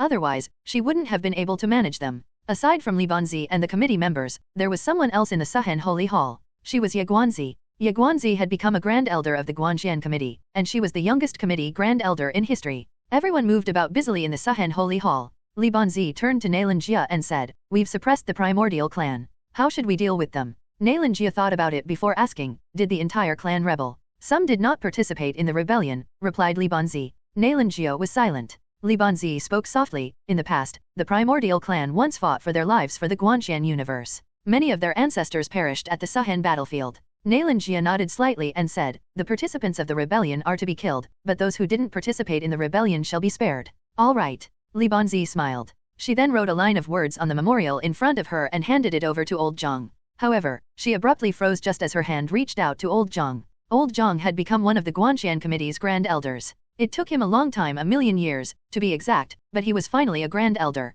"I forgot that it's no longer appropriate of me to ask you to do something like this," said Li Banzi with a smile. "What are you talking about?" Old Zhang smiled and accepted the memorial. "Just let me do it as usual." With that, Old Zhang left the hall with the memorial. Li Banzi turned toward Nalan Jia and asked, "Are you tired?" Nalan Jia was quiet for quite a while before she replied, "We're only dealing with the matters concerning the Guanxian universe, while Little Guan is facing the entire true universe by himself, so how can we afford to get tired?" Li Banzi was silent. "That's right." The pressure on Ye Guan's shoulder was heavier than on everyone else. "We are much weaker than the true universe," said Ye Guanzi before suggesting, "We have to take this opportunity to groom powerful cultivators. We've been trying our best, but the Immortal Treasures Pavilion's resources just can't compare to the true universe's resources," said Li Banzi. "Their policies are better as well, especially their policy about allowing denizens to cultivate for free as long as they are talented enough, which means that it's easy for them to groom talents. It's exactly because of their system that they've grown tremendously powerful over the years. Their denizens can cultivate for free." Ye Guanzi was silent. There's no way the Guanxian universe can afford something like that, even with the help of the Immortal Treasures Pavilion. We might also encounter many issues. The policy was great, but crooks could easily take advantage of it. A bit of corruption could also mean the collapse of the entire policy, as the Immortal Treasures Pavilion didn't have much headroom when it came to policies. "I did some research about that," said Li Banzi. "I discovered that their constant expansion and invasion of worlds are the reasons that allowed them to maintain such a policy. Corruption and internal strife are also quelled as everyone can profit at the expense of the other worlds. In addition, the true god is just too strong of a deterrence, which makes their committee sturdier and more united than the committee of the many other worlds out there. The true universe was their enemy, so Li Banzi and the others had never underestimated them. They decided to do some research on their enemies, as it was also a type of confronting one's enemies head-on." Nalan Jia and Ye Guanzi were silent, but their grim expressions made their feelings clear. Li Banzi stared alternatingly between Nalan Jia and Ye Guanzi before saying, "There are some things that you two should know. The true god has 3 invincible groups beneath her banner, and one of them is her personal guards called the Jin Guards. They are made up of the most powerful swordsmen of the true universe. Despite being her personal guards, the Jin Guards would never leave the True God Hall, even when the true god is away somewhere." Li Banzi paused before continuing. "Many years ago, Lady Nian Nian and Little Xian once fought their way to the True God Hall, and they exchanged blows with the Jin Guards." Ye Guanzi hurriedly asked, "What happened?" Li Banzi muttered, "They were stopped just before they could enter the hall." The 2 girls were shocked. Li Banzi spoke softly, "Little Xian's mad demon bloodline mutated, and Little Pagoda was severely injured. The Qingxian sword fell into a deep sleep, and even Boundless Master was defeated. Despite that, they still couldn't enter the True God Hall." Nalan Jia and Ye Guanzi exchanged shocked looks. Even the Sword Master and Mu Nian Nian couldn't infiltrate True God Hall. The 2 could only imagine just how terrifying the True God's Jin Guards were as enemies. "There are 2 more groups aside from the Jin Guards," Li Banzi said. "One of them is the Divine Dusk Guards. They're in charge of suppressing rebellions. From what I know, they're still suppressing 3 mighty universes: the Panwu universe, the Wujian universe, and the heaven-seizing universe. We never really fought them, so we have no idea of their prowess," said Li Banzi. Ye Guanzi asked, "What about the last group?" Li Banzi's expression grew solemn. "The Expedition Army." Ye Guanzi's brows furrowed. "The Expedition Army." Li Banzi nodded and explained, "The Expedition Army is the conqueror of universes, and they were the ones who had conquered more than half of the true universe's current territory. The Expedition Army was the one who had conquered the Wujian universe, and they fought against millions of Wujian universe cultivators. According to historical records, the Expedition Army defeated the universe all by itself. They killed millions of Wujian universe denizens. The Wujian suffered a loss that was so heavy that they couldn't fight back against the true universe, even if they wanted to, so they had to surrender in the end." Li Banzi paused to glance at Nalan Jia and Ye Guanzi before continuing. "There was this supreme elite from the Wujian universe. If my memories are serving me correctly, he was known as Sovereign Qing. He grew famous at a young age, and he became invincible in his world at just 30 years old. He subsequently killed the cosmic spirit of the Wujian universe less than 30 years later, and then he united the tens of thousands of powerful clans throughout the Wujian universe beneath his banner. He then became known as Sovereign Qing." Li Banzi shook her head and said, "Despite his incredible might, the true god still managed to kill him. In addition, the expedition army annihilated the tens of thousands of clans that had united underneath his banner. The slaughter at the time was so extensive, and so many people had perished that the Wujian universe's earth is still stained red from the blood of the Wujian universe's people. Ye Guanzi and Nailanjiu were silent with somber expressions. I didn't tell you all these to scare you. Li Banzi stared intently at the two girls. I just want you to understand just how powerful the true universe truly is. Li Banzi looked out of the hall and said softly, we will have to fight the true universe for a long time. Little Xian had also said that the Guanxian universe would have to keep on fighting. If the long war can't be ended during this generation, then the next generation will attempt to end the war. We'll fight until the Yang family no longer has any descendants. Ye Guanzi and Nailanjiu were silent. The atmosphere in the hall grew solemn. A man in black hovered quietly above the Suhen battlefield. A dim light could be seen on his glabella. Blood stained the corners of his lips, and he looked pale. He looked exhausted, but it wasn't strange as he was fighting the young talents of the true universe by himself. A young man in white hovered not too far away from him. The young man calmly stared at Yeqing. Yeqing suddenly grinned. Come. Crackle. Yeqing turned into a lightning bolt that made a beeline for the young man. Lightning flash and thunder echoed across the Suhen battlefield. The space-time itself would shatter every time a lightning bolt passed through them. The young man in white's eyes narrowed at the oncoming lightning bolt. He abruptly turned into a beam of white light and vanished. Boom! The lightning bolt and beam of white light collided in midair. The powerful collision sent the two men flying away. Lightning crackled about Yeqing's figure as he retreated. The young man in white recovered in midair. He stretched his right hand out, and a banner appeared in his hand. The banner expanded in the air, growing to over 10,000 meters. The banner was colored black, and it was emblazoned with mysterious, inscrutable words. The young man in white put his hands together and chanted in an obscure language. All of a sudden, the banner exuded an evil aura. The space-time around the banner and the young man quivered incessantly, seemingly agitated. Cao Bai standing behind Yeqing grew solemn at the sight. Yeqing stretched out both of his hands. Lightning bolts rained down on Yeqing, and a yellow pillar of light representing the power of earth shot up toward Yeqing. The yellow pillar of light was a concentrated great earth force. The 5 elements converged on Yeqing, and his aura grew frantically. The young man in white glared murderously at Yeqing. He then pointed at the ladder and shouted, Die! Boom! The banner trembled, and a myriad of evil spirits shot out of it. The battlefield instantly grew dim as evil spirits pervaded the skies. Cao Bai's face grew even darker. Meanwhile, Yeqing stumped with his right foot, shattering space-time as he turned into a lightning bolt that rushed toward the oncoming wave of evil spirits. Boom! The intense power of law swept across the battlefield as Yeqing collided with the evil spirits. The starry skies above the Suhen world quivered upon impact. Miserable cries filled the air, and the young man in white bellowed, Die! Bam! The giant banner emitted a crimson light, and blood ghosts could be seen within the crimson light. Yeqing howled and punched out. A 1,000-meter lightning bolt burst out of his fist. Crackle! The blood ghosts were incinerated, and the giant banner was ripped apart. The young man in white's expression turned sinister at the sight. He transformed into a beam of white light before rushing toward Yeqing. Boom! A deafening explosion rocketed across the battlefield as Yeqing and the young man in white frantically retreated.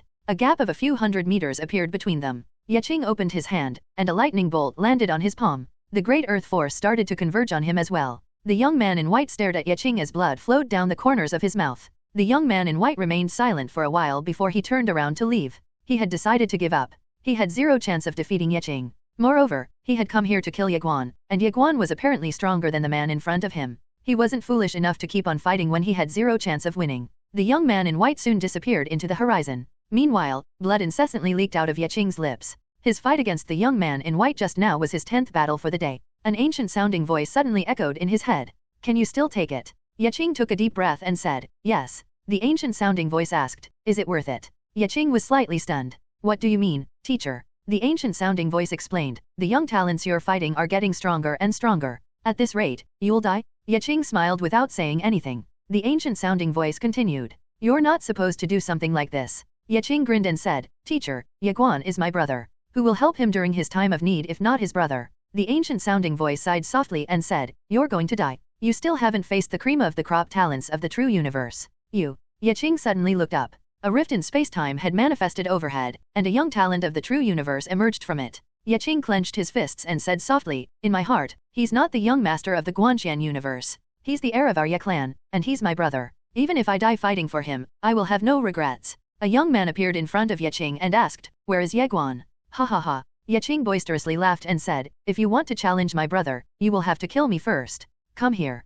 Yeqing wiped the blood from the corners of his mouth and charged out. The worst-case scenario was just death. Why would he be afraid of death? 100 million spiritual cores were simply too alluring for anyone from the true universe to ignore. It meant a lifetime of cultivation resources. The young talents of the true universe incessantly visited the Suhen battlefield. The famous young talents of the true universe could barely wait for their turn. Some older folks were thrilled and wanted to try their luck, but they knew that the Guanxian universe was strong, so they didn't dare to interfere. Of course, it wasn't like they couldn't totally interfere. They simply couldn't do so indirectly. Meanwhile, the young talents of the Sword Sect stepped up to defend the Guanxian universe. They couldn't bear to let Ye Qing face every talented youngster from the true universe. They wanted to show everyone that the Guanxian universe still had many young talents. Unbeknownst to everyone, there were two individuals observing everything from a distance. They were Empress Yu and Princess Xin. The young talents of their clans had also stepped up to protect the Guanxian universe. Empress Yu stared at the youngsters fighting in the distance. The young talents from our side can't compare to the true universe's talents, she said. She hesitated for a while before continuing.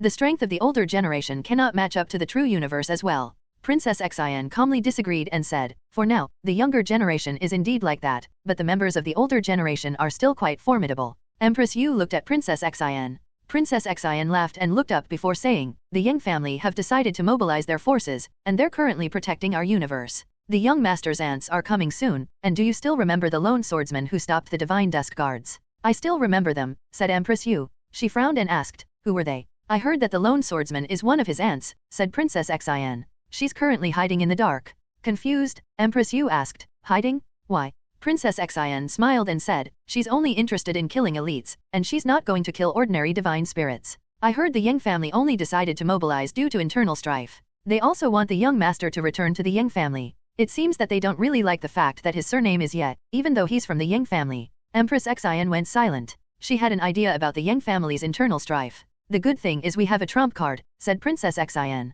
Empress Yu turned to look at Princess Xin.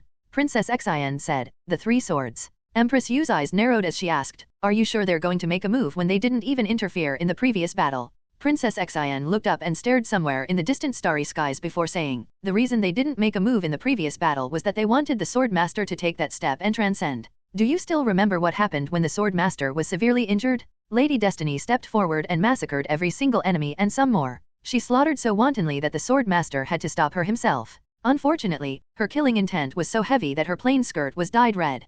Princess Xin stopped as her heart was gripped by trepidation. Fear fleeted across her eyes as he thought of the events on that fateful day 30 million years ago. It happened 30 million years ago, but Princess Xin would still feel a shiver down her spine whenever she recalled what happened on that day. Back then, Lady Destiny wanted to destroy the entire true universe, and she almost destroyed the Guanxian universe. Empress Yu was silent. Everyone almost died on that fateful day. Princess Xin added, I don't dare to speak for the unfettered swordsman, but Sword Master Qingshan is the young master's grandfather, while Lady Destiny is his aunt. If the young master ends up suffering severe injuries similar to the Sword Master's injuries back then, do you really think that they're just going to stand by and watch from the sidelines? The young master was left to his own devices so that he would become a supreme elite by himself, but he didn't actually get abandoned. His parents and relatives still care about him, so they're definitely going to move if his enemies dare to bully him. Empress Yu was silent.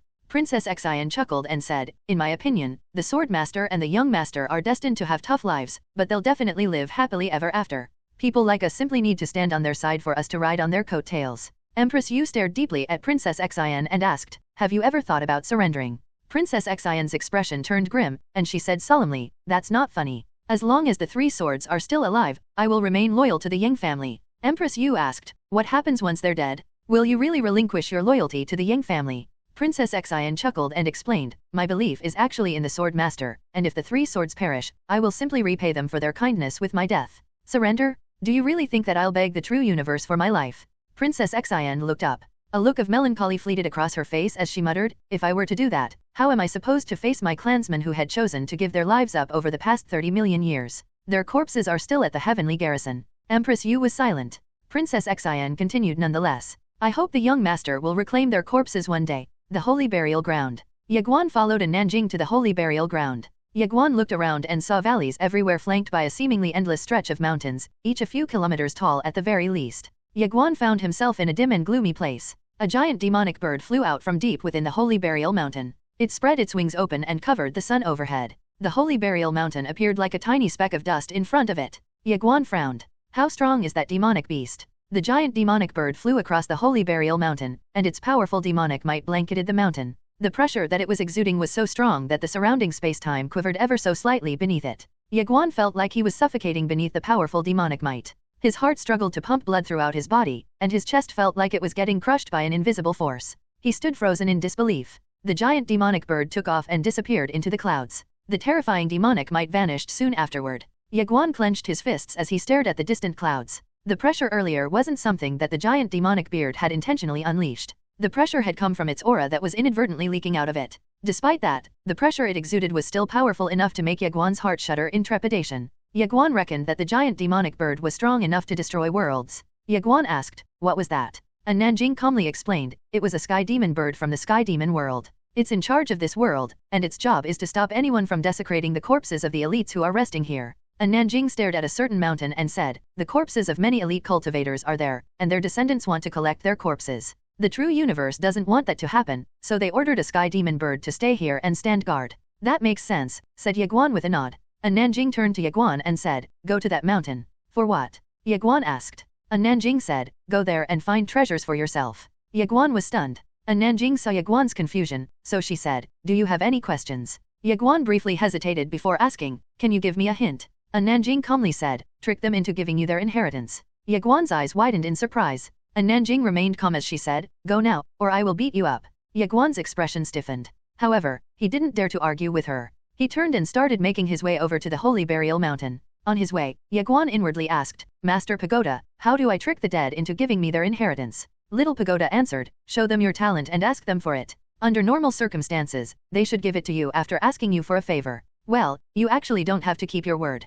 In fact, your father." Little Pagoda abruptly went silent. Ye Guan frowned as he asked, "Did my father trick others for their inheritance?" Little Pagoda was silent. Ye Guan had already become the bona fide young master of the Guanxian universe, so Ye Xian would definitely hear Little Pagoda if he were to talk badly about Ye Xian. Ye Guan was at a loss for words. Little Pagoda had gotten extremely cautious since Ye Guan met his father. "Wait!" A Nanjing cried out. Ye Guan turned to a Nanjing. A Nanjing said, "There's a swordsman in the depths of that mountain. You should go there and find him." "A swordsman?" Ye Guan nodded and said, "All right." With that, Ye Guan turned around and went on his way. Worry flickered across a Nanjing's eyes as she stared at Ye Guan's departing figure. "Master Pagoda, help me hide my aura," said Ye Guan. Little Pagoda refused. "No way." Ye Guan was puzzled. "Why not? You have to do it yourself." Ye Guan's expression darkened. He couldn't help but think that Little Pagoda was getting back at him. Ye Guan soon entered the Holy Burial Mountain. He trudged through a dense forest and found a corpse floating on a lake. The corpse was pinned to a 30-meter-long piece of wood. The wood was dyed red, which showed that the corpse had to have bled to death on the piece of wood.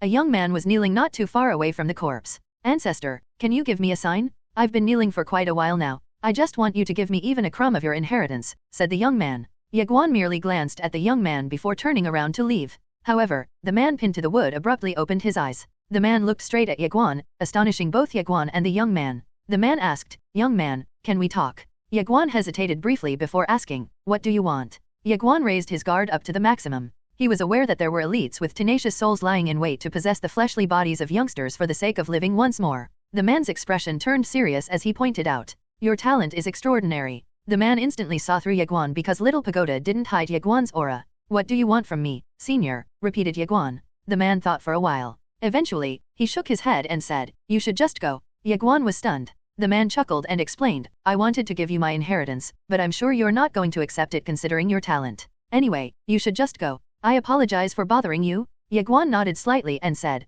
"Farewell, then, senior." With that, he turned around and walked away. "Ancestor," the young man sounded furious as he exclaimed, "why are you unwilling to pass down your inheritance to me?" The man looked at the young man with a complicated expression, but he didn't say anything in response to the young man's words. The young man pointed at Ye Guan and said, "Is it because you think that I'm lousier than him? He's just a minor tribulation realm cultivator. I can't accept this." Ye Guan glanced briefly at the young man. He picked up the pace, but the young man shouted at him, "Stop." Ye Guan didn't stop. The young man was furious. His figure flashed, and he appeared in front of Ye Guan. "I told you to stop? You dash." Ye Guan slapped the young man. Slap. Ye Guan's slap sent the young man flying away before the latter could even react. He slammed heavily on the ground. He rolled around in pain and wailed. His right cheek swelled up in just a few seconds. How come youngsters are so rude nowadays? Ye Guan looked at the young man and frowned before asking, "Is this your first time going out into the real world?" The young man staggered up and glared at Ye Guan. "How dare you hit me? Do you know who I am? My father is Dash."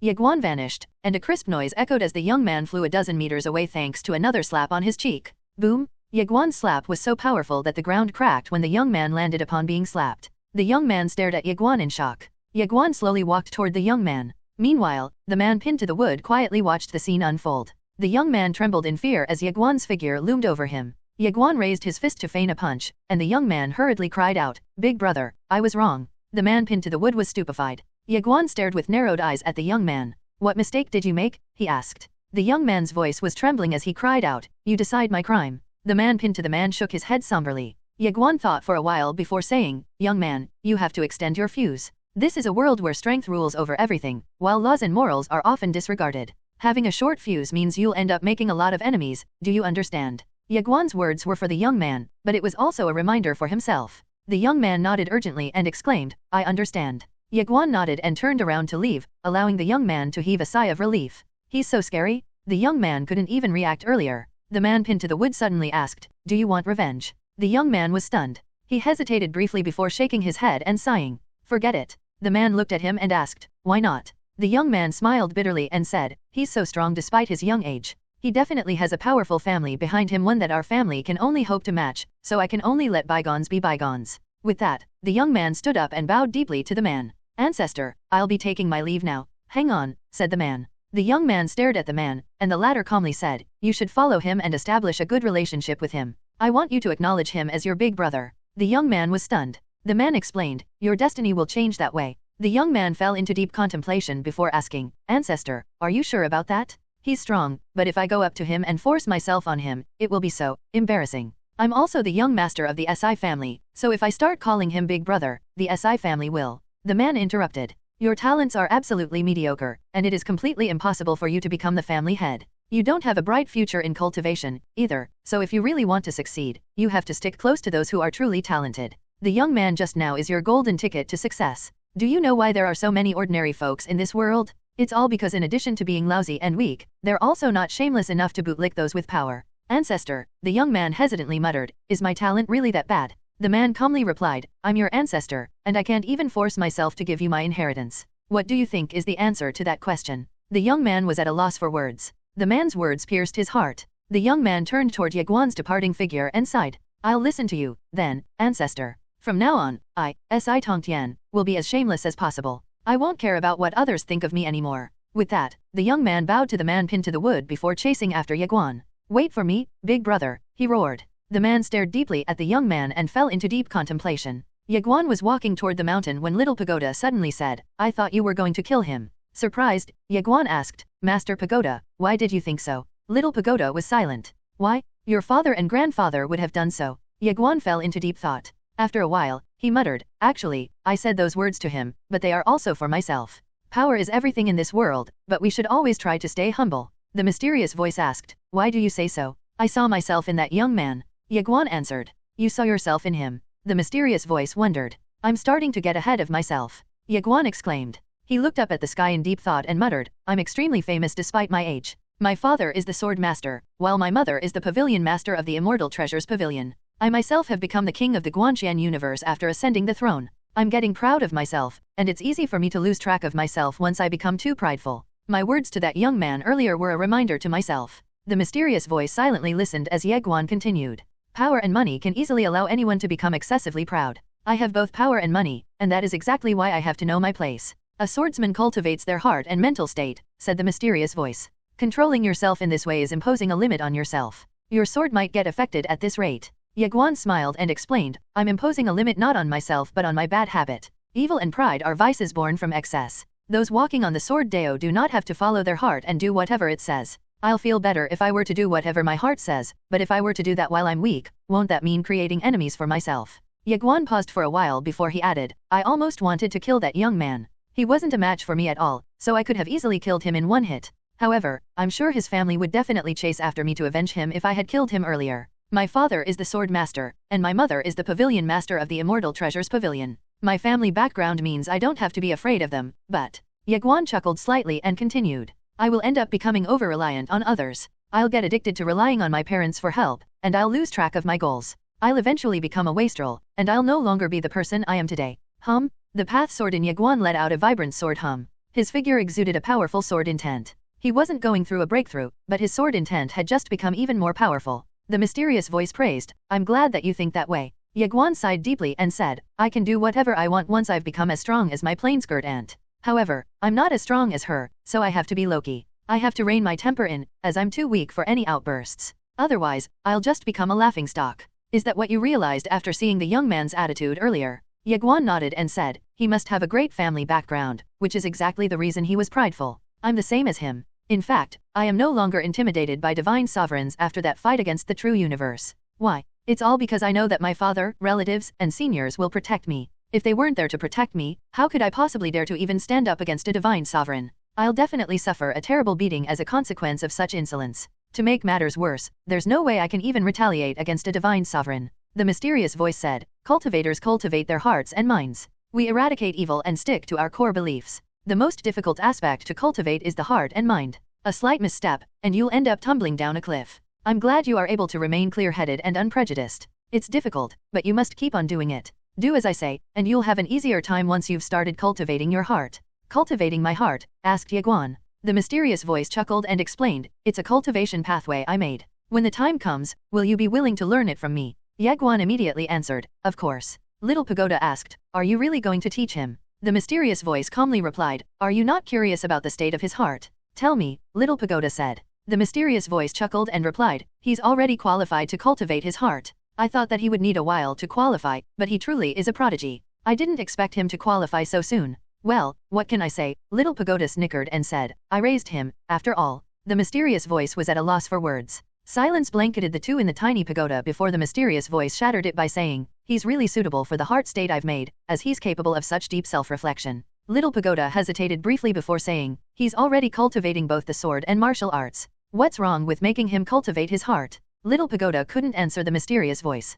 Right then, Ye Guan suddenly stopped. He turned around and saw the young man chasing after him. Ye Guan looked at him and asked, what is it? The young man smiled and said, Big brother, I've come to apologize. Ye Guan frowned slightly as he wondered, apologize? The young man nodded and hurriedly said, yes, I was ignorant and foolish. I unknowingly offended you, so I hope that you'll forgive me. Ye Guan stared carefully at the young man. Don't worry about it anymore, he said before turning around to walk away. The young man hesitated for a while before running toward Ye Guan. Ye Guan stared at him and asked, what do you want? The young man smirked and asked, Big brother, is this your first time here? Ye Guan nodded and said, yes. The young man quickly said, I'm familiar with this area, and I can guide you here. After some thought, Ye Guan asked, what is your name? The young man replied, my name is Si Tongtian, and I'm from the Si family of the UN world. The UN world? Ye Guan shook his head. It was his first time hearing of the UN world. It seemed that there were truly a myriad of worlds out there. He just had to visit and familiarize himself with them. Si Tongtian asked, Big brother, where are you going?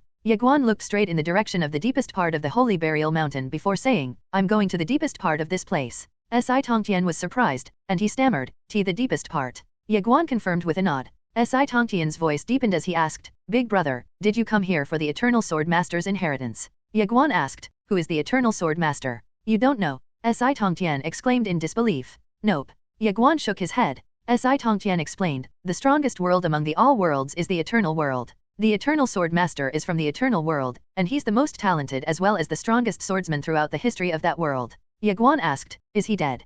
Si Tongtian shook his head and said, no, he's different from the other supreme elite cultivators here. He's still alive. He came here on his own accord, but no one knows why he made such a decision. Ye Guan nodded. And Nanjing was probably referring to the Eternal Sword Master earlier. Si Tongtian asked, Big brother, are you going to visit the Eternal Sword Master? Ye Guan nodded. Yes, I will bring you to him. Si Tongtian offered. Ye Guan nodded. Sure. On the way there, Ye Guan inwardly asked, Senior, are you familiar with the Eternal Sword Master? The mysterious voice said, yes. Ye Guan asked, is he strong? You will find out for yourself later, said the mysterious voice. Ye Guan was silent. He had many questions in his heart. Did he really need a sword inheritance? He believed that he truly didn't need one. His plain-skirt aunt had already given him a sword inheritance, and he could also easily ask Mu Tiandao, as well as the elite cultivators of the sword sect, for questions related to sword cultivation. Despite that, Nanjing still sent him here. In other words, there had to be another reason why Nanjing had decided to do such a thing. Ye Guan set aside his thoughts and picked up the pace.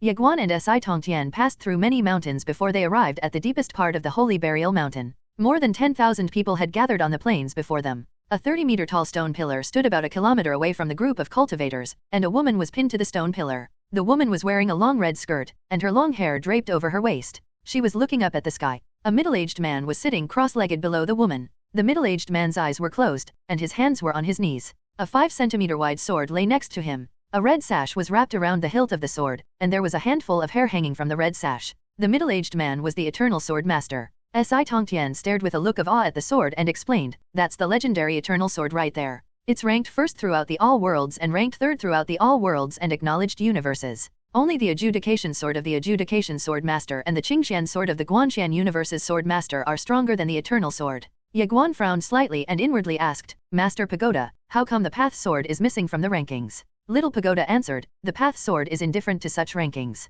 Ye Guan's expression soured. Little Pagoda had become really bad at lying. Ye Guan's gaze fell on the middle-aged man wearing a fiery red robe. His outfit matched the girl on the pillar. Ye Guan soon realized that they were wearing wedding outfits. More than 100 swordsmen stood behind the Eternal Sword Master. A young woman stood at the helm of the swordsman. The young woman was wearing a long skirt that was as white as snow, and her long hair lay next to her cheeks, accentuated by her side bangs. The young woman's eyes were cold as she stood in front of 12 great sword sovereigns and many sword sovereigns. Ye Guan was astonished. He had to admit that the Eternal Sword Master was truly the strongest swordsman throughout the All Worlds. More and more people gathered, and they were obviously interested in the sword inheritance. The Eternal Sword Master suddenly opened his eyes. He looked around and asked calmly, "Has Shi Kang arrived yet?" The young woman wearing a white skirt looked at the Eternal Sword Master. Her eyes were filled with anger as she asked, "Am I that bad?" The Eternal Sword Master shook his head. "Not at all." The young woman glared at the Eternal Sword Master and asked, "Is it because I'm a girl that you don't want me to inherit the Eternal Sword sect?" "No," the Eternal Sword Master said, "he's simply more suitable than you."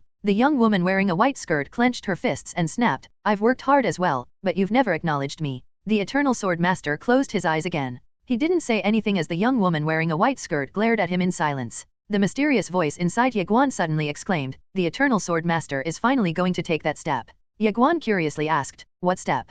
"He's going to fight the true god today." "Fight the true god?" Ye Guan was stunned. The Eternal Sword Master is going to fight the true god today. Ye Guan finally understood why An Nanjing brought him here. An Nanjing brought him here to watch the upcoming spectacular match rather than to inherit a sword inheritance. Ye Guan was hyped. Fighting the true god? This would be an exciting battle, and he would surely gain some insight from the battle. More and more people gathered. Most of them were talented cultivators in their own right, but there were also powerful lurkers in the dark. It seemed that the members of the older generation also wanted to witness the upcoming battle. The Eternal Sword Master was still sitting down cross-legged. There was nothing spectacular about his aura, and many people couldn't sense his presence at all. It felt as if he had melted into the world and had become a part of the scenery. The Eternal Sword Master sensed Ye Guan looking at him. He looked up, and his gaze landed on Ye Guan. The crowd turned to look at Ye Guan as well. Ye Guan was stunned. He didn't expect to suddenly become the center of attention. The Eternal Sword Master said, "Come here." The crowd was astonished. Ye Guan hesitated briefly before approaching the Eternal Sword Master. Ye Guan cupped his fist and greeted, "Greetings, Senior." The young woman in a white skirt behind the Eternal Sword Master cast a confused gaze on Ye Guan. The Eternal Sword Master examined Ye Guan from top to bottom before asking, "Do you have a teacher?" Ye Guan nodded. "Yes." A look of disappointment fleeted across the Eternal Sword Master's eyes. Meanwhile, the crowd grew wary of Ye Guan. Was the Eternal Sword Master fond of this young man? What was that look in the Eternal Sword Master's eyes just now? Was it disappointment? Meanwhile, Si Tongtian was ecstatic. His big brother was incredible. Not only had Ye Guan been acknowledged by his ancestor, but the Eternal Sword Master had acknowledged him as well. Ye Guan had to be a heaven-defying monstrous talent. The young woman in a white skirt clenched her fists as her expression turned ugly. The Eternal Sword Master felt reluctant to give up as he asked, "Are you willing to change teachers?" Everyone was stunned. Change teachers? What the hell? What was the Eternal Sword Master doing? Ye Guan was also shocked. He didn't expect such a suggestion from the Eternal Sword Master. The young woman in a white skirt was furious, and she glared hatefully at Ye Guan. Ye Guan thought for a while before saying, "Thank you for looking highly upon me, Senior, but I have no intentions of changing teachers." The crowd was stupefied. Did he just reject the Eternal Sword Master? Was he a fool? The middle-aged man was the Eternal Sword Master, and he was a supreme elite in this world. How could he reject the Eternal Sword Master? Some people felt like running toward Ye Guan and beating him up. Si Tongtian ran over to Ye Guan's side. In a shaky voice, he said, "Big brother, he's the Eternal Sword Master." Ye Guan smiled but stayed silent. The young woman in a white skirt stared at Ye Guan in surprise. The Eternal Sword Master looked at Ye Guan for a while. Then, he smiled and asked, "Who is your teacher?" Ye Guan answered, "Plainskirt Destiny." The Eternal Sword Master was confused. He had never heard of that name before, and he wanted to ask more questions, but he realized that it wasn't strange for a few swordsmen to live a low-key life. The Eternal Sword Master stared at Ye Guan with a complicated expression. He was truly surprised to see such a young great sword sovereign. Furthermore, his sword intent was blossoming as well, which meant that he was only one step away from the mortal sword realm. The young man seemed to be a martial arts cultivator as well, and the fact that he managed to cultivate his sword Dao and his martial arts to such a level meant that he was a heaven-defying monstrous talent.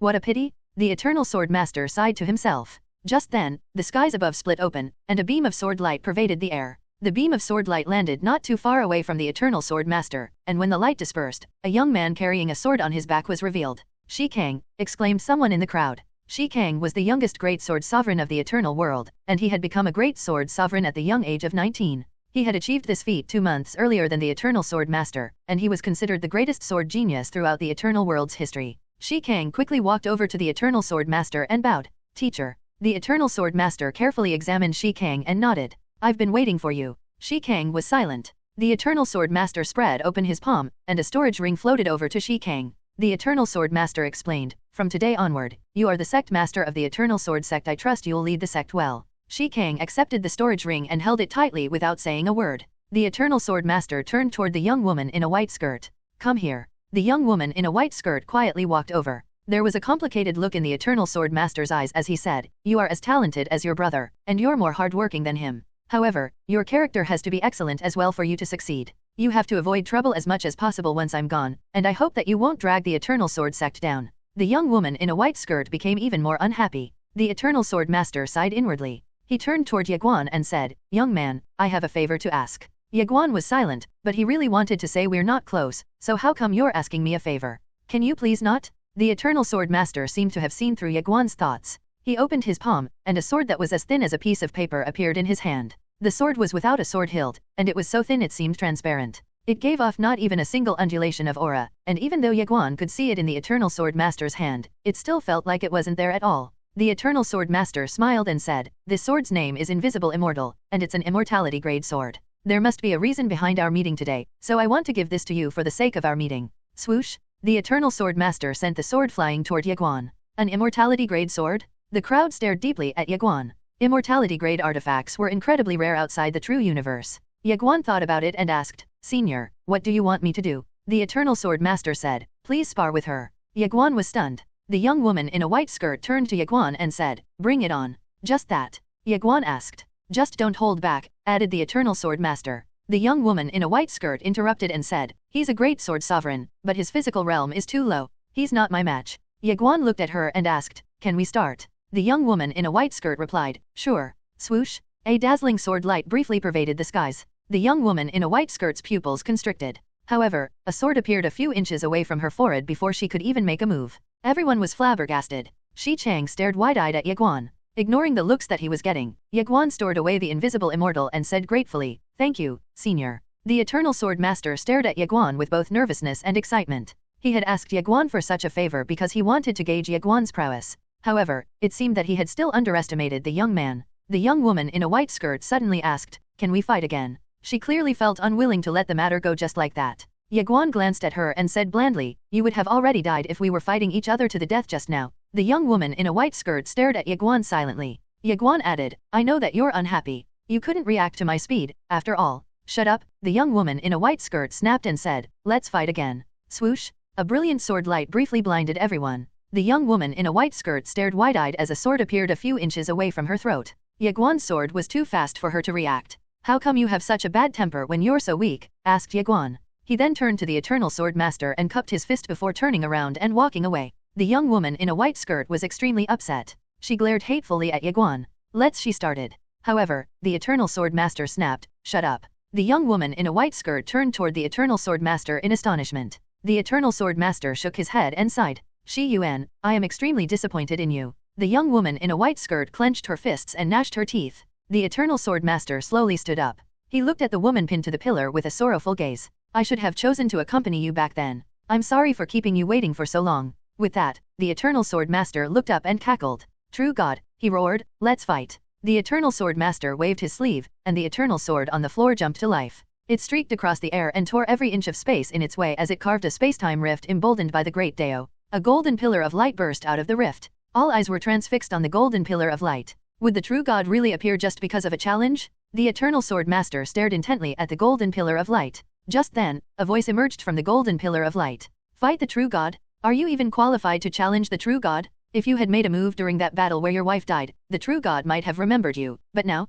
you're not even qualified to challenge the true God. Swoosh! A sword emerged from the golden pillar of light. Boom! Space-time itself started to crumble as the sword gracefully streaked across the air. Most of the crowd were forced to kneel in the face of the sword's domineering aura. They trembled violently and felt completely helpless in the face of its might. They despaired, and they didn't dare to resist. The sword was like a god, and they could only surrender to it. However, Ye Guan remained steadfast as he stared carefully at the sword. He felt like he was facing the boundless universe, and he was just an insignificant grain of sand. He gripped his sword tightly as he shivered uncontrollably. His fleshy body was being torn apart, and his bones creaked beneath the pressure. Even his soul was being tormented. However, his will remained strong. Ye Guan became more determined than ever. He knew that he had no chance against the sword, and he had no choice but to admit that he was weaker than it. However, Ye Guan was not afraid. He was not going to surrender to it. He would not surrender even in the face of death. The sword's domineering and oppressive aura was tearing his fleshly body apart, fracturing his bones, and threatening to annihilate his soul, but he wouldn't kneel to it. The pressure was getting stronger and stronger.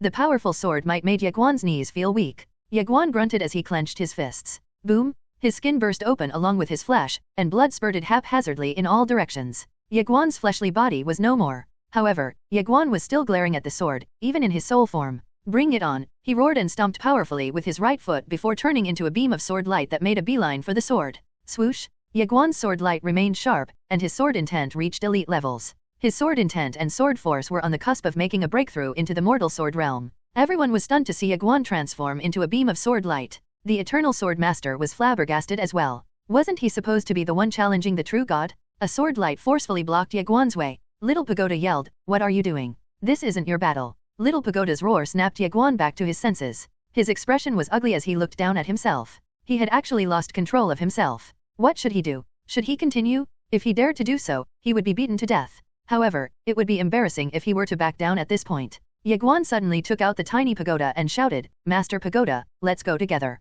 With that, he turned into a beam of sword light once more while holding out the tiny pagoda in front of him. "Whatever, I don't care anymore. Let's just do it. Master Pagoda can take 90% of the blow for me." Ye Guan rushed toward the golden pillar of light with a sword in hand and the tiny pagoda in his outstretched right hand. Boom! A powerful wave of energy burst out of the golden pillar of light. A human being and a tiny pagoda were sent flying away as if they were kites with their strings cut. Fuck, fuck, fuck. You troublemaker, you little bastard. Are you even human? You're worse than your father. The Eternal Sword Master was calm as he stared at the sword pointing at him. He smiled softly before saying, "All right, the Adjudication Sword Master, I've always wanted to fight you." The Eternal Sword Master waved his sleeve and turned into a beam of sword light that shot toward the sky. Swoosh! The members of the Eternal Sword Sect stared intently at the Eternal Sword Master. Could their old ancestor defeat the Adjudication Sword Master? The crowd was curious about the outcome, along with the Eternal Sword Sect members. Everyone watched as the Eternal Sword Master's sword collided with the Adjudication Sword. Boom! A powerful wave of energy spread in all directions, and the world itself trembled.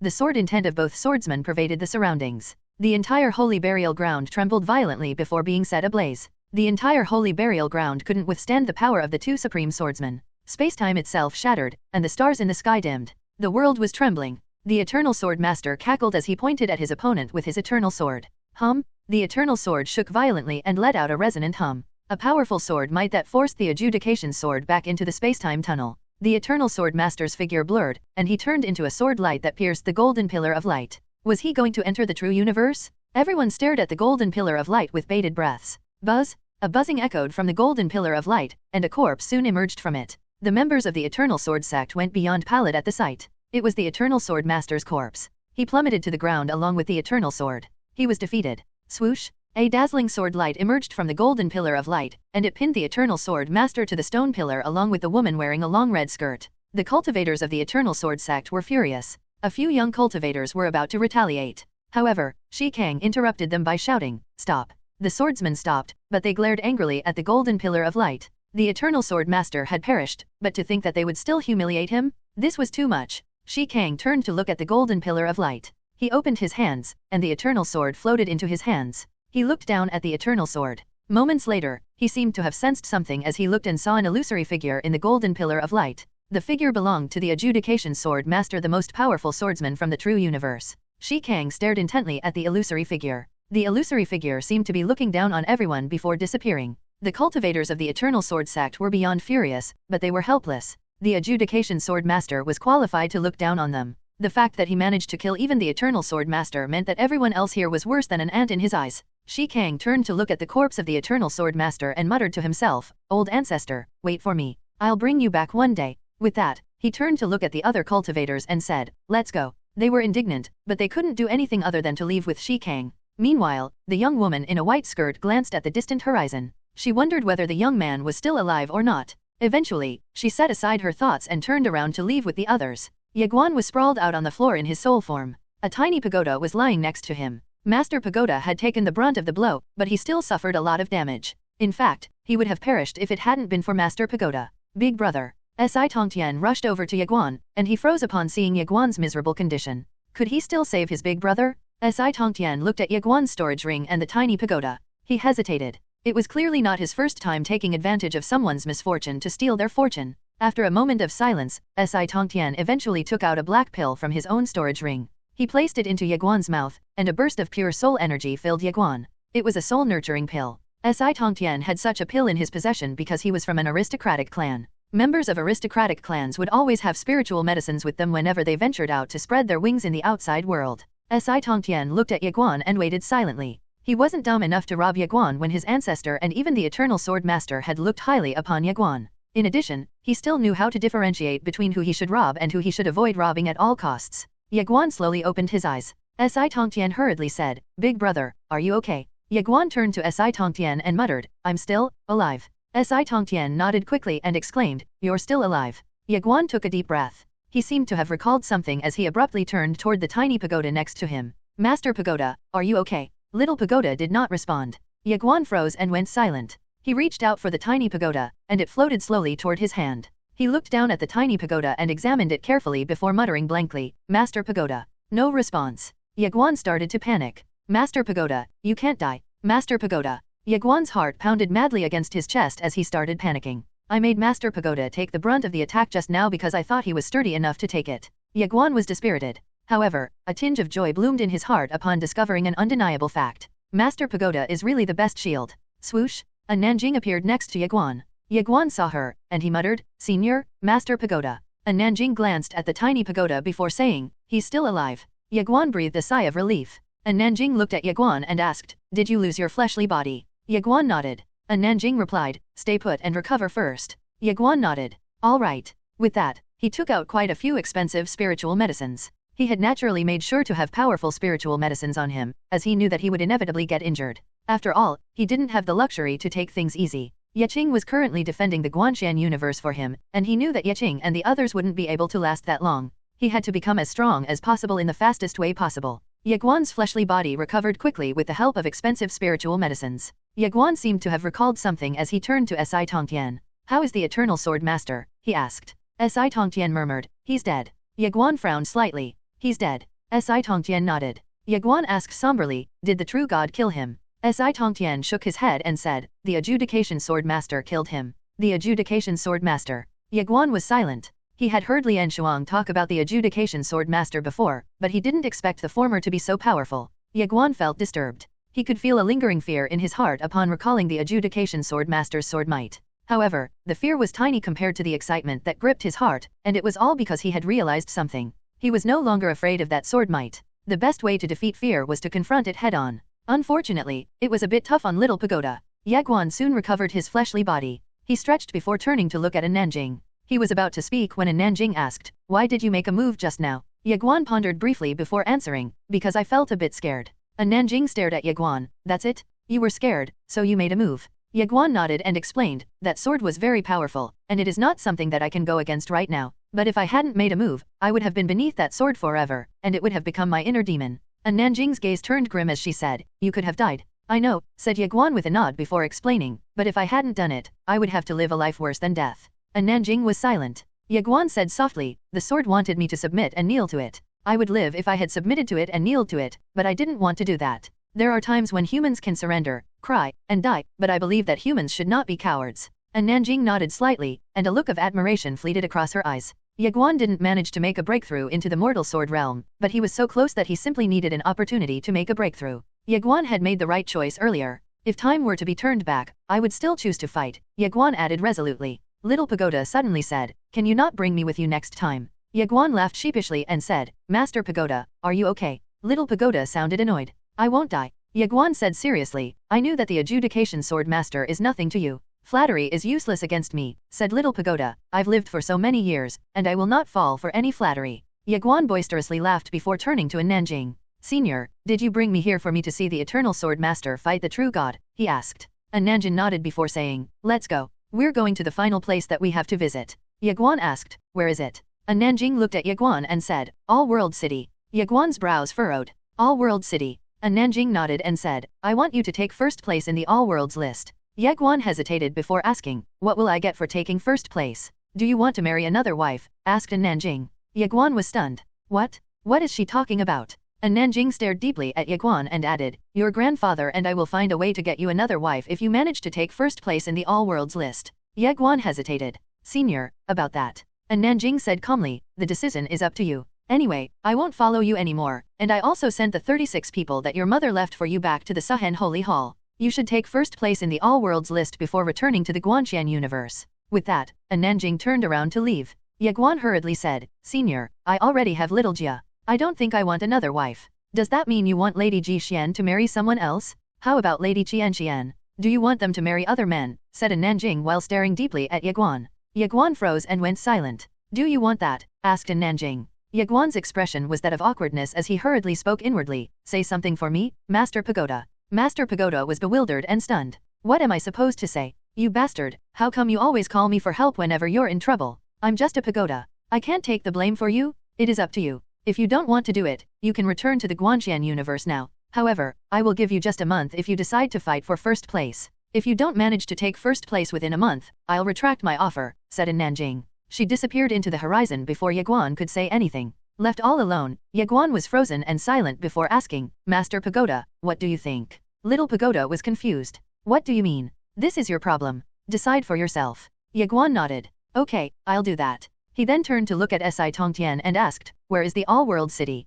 Master Pagoda was flabbergasted. The mysterious voice chimed in, Little Pagoda, why do I feel like you will take all the blame for him in the future? Master Pagoda truly had no idea what to say. Si Tongtian led Ye Guan into a space-time tunnel. Their destination wasn't the All-World City but the UN world, where Si Tongtian was from. A teleportation array was necessary for them to reach the All-World City. Without a teleportation array, they would be unable to reach the All-World City, even if they were to fly there for a year. It was simply too far away. The worlds were so distant from each other that one had to use a teleportation array to get to the other worlds. Fortunately, the UN world had a teleportation array connected to the All-World City. Si Tongtian cast a curious gaze on Ye Guan before asking, Big brother, are you really just a minor tribulation realm cultivator? Ye Guan nodded. Si Tongtian said seriously, Big brother, how come your cultivation base is too low? I bear no ill will, but it's extremely difficult to get into the All-Worlds list. Ye Guan looked at Si Tongtian and asked, really? Si Tongtian nodded. Yes. Ye Guan smiled and said, tell me more. Si Tongtian sounded serious as he said, the All-Worlds list only has 10 slots, and it ranks the heaven-defying monstrous talents throughout the All-Worlds.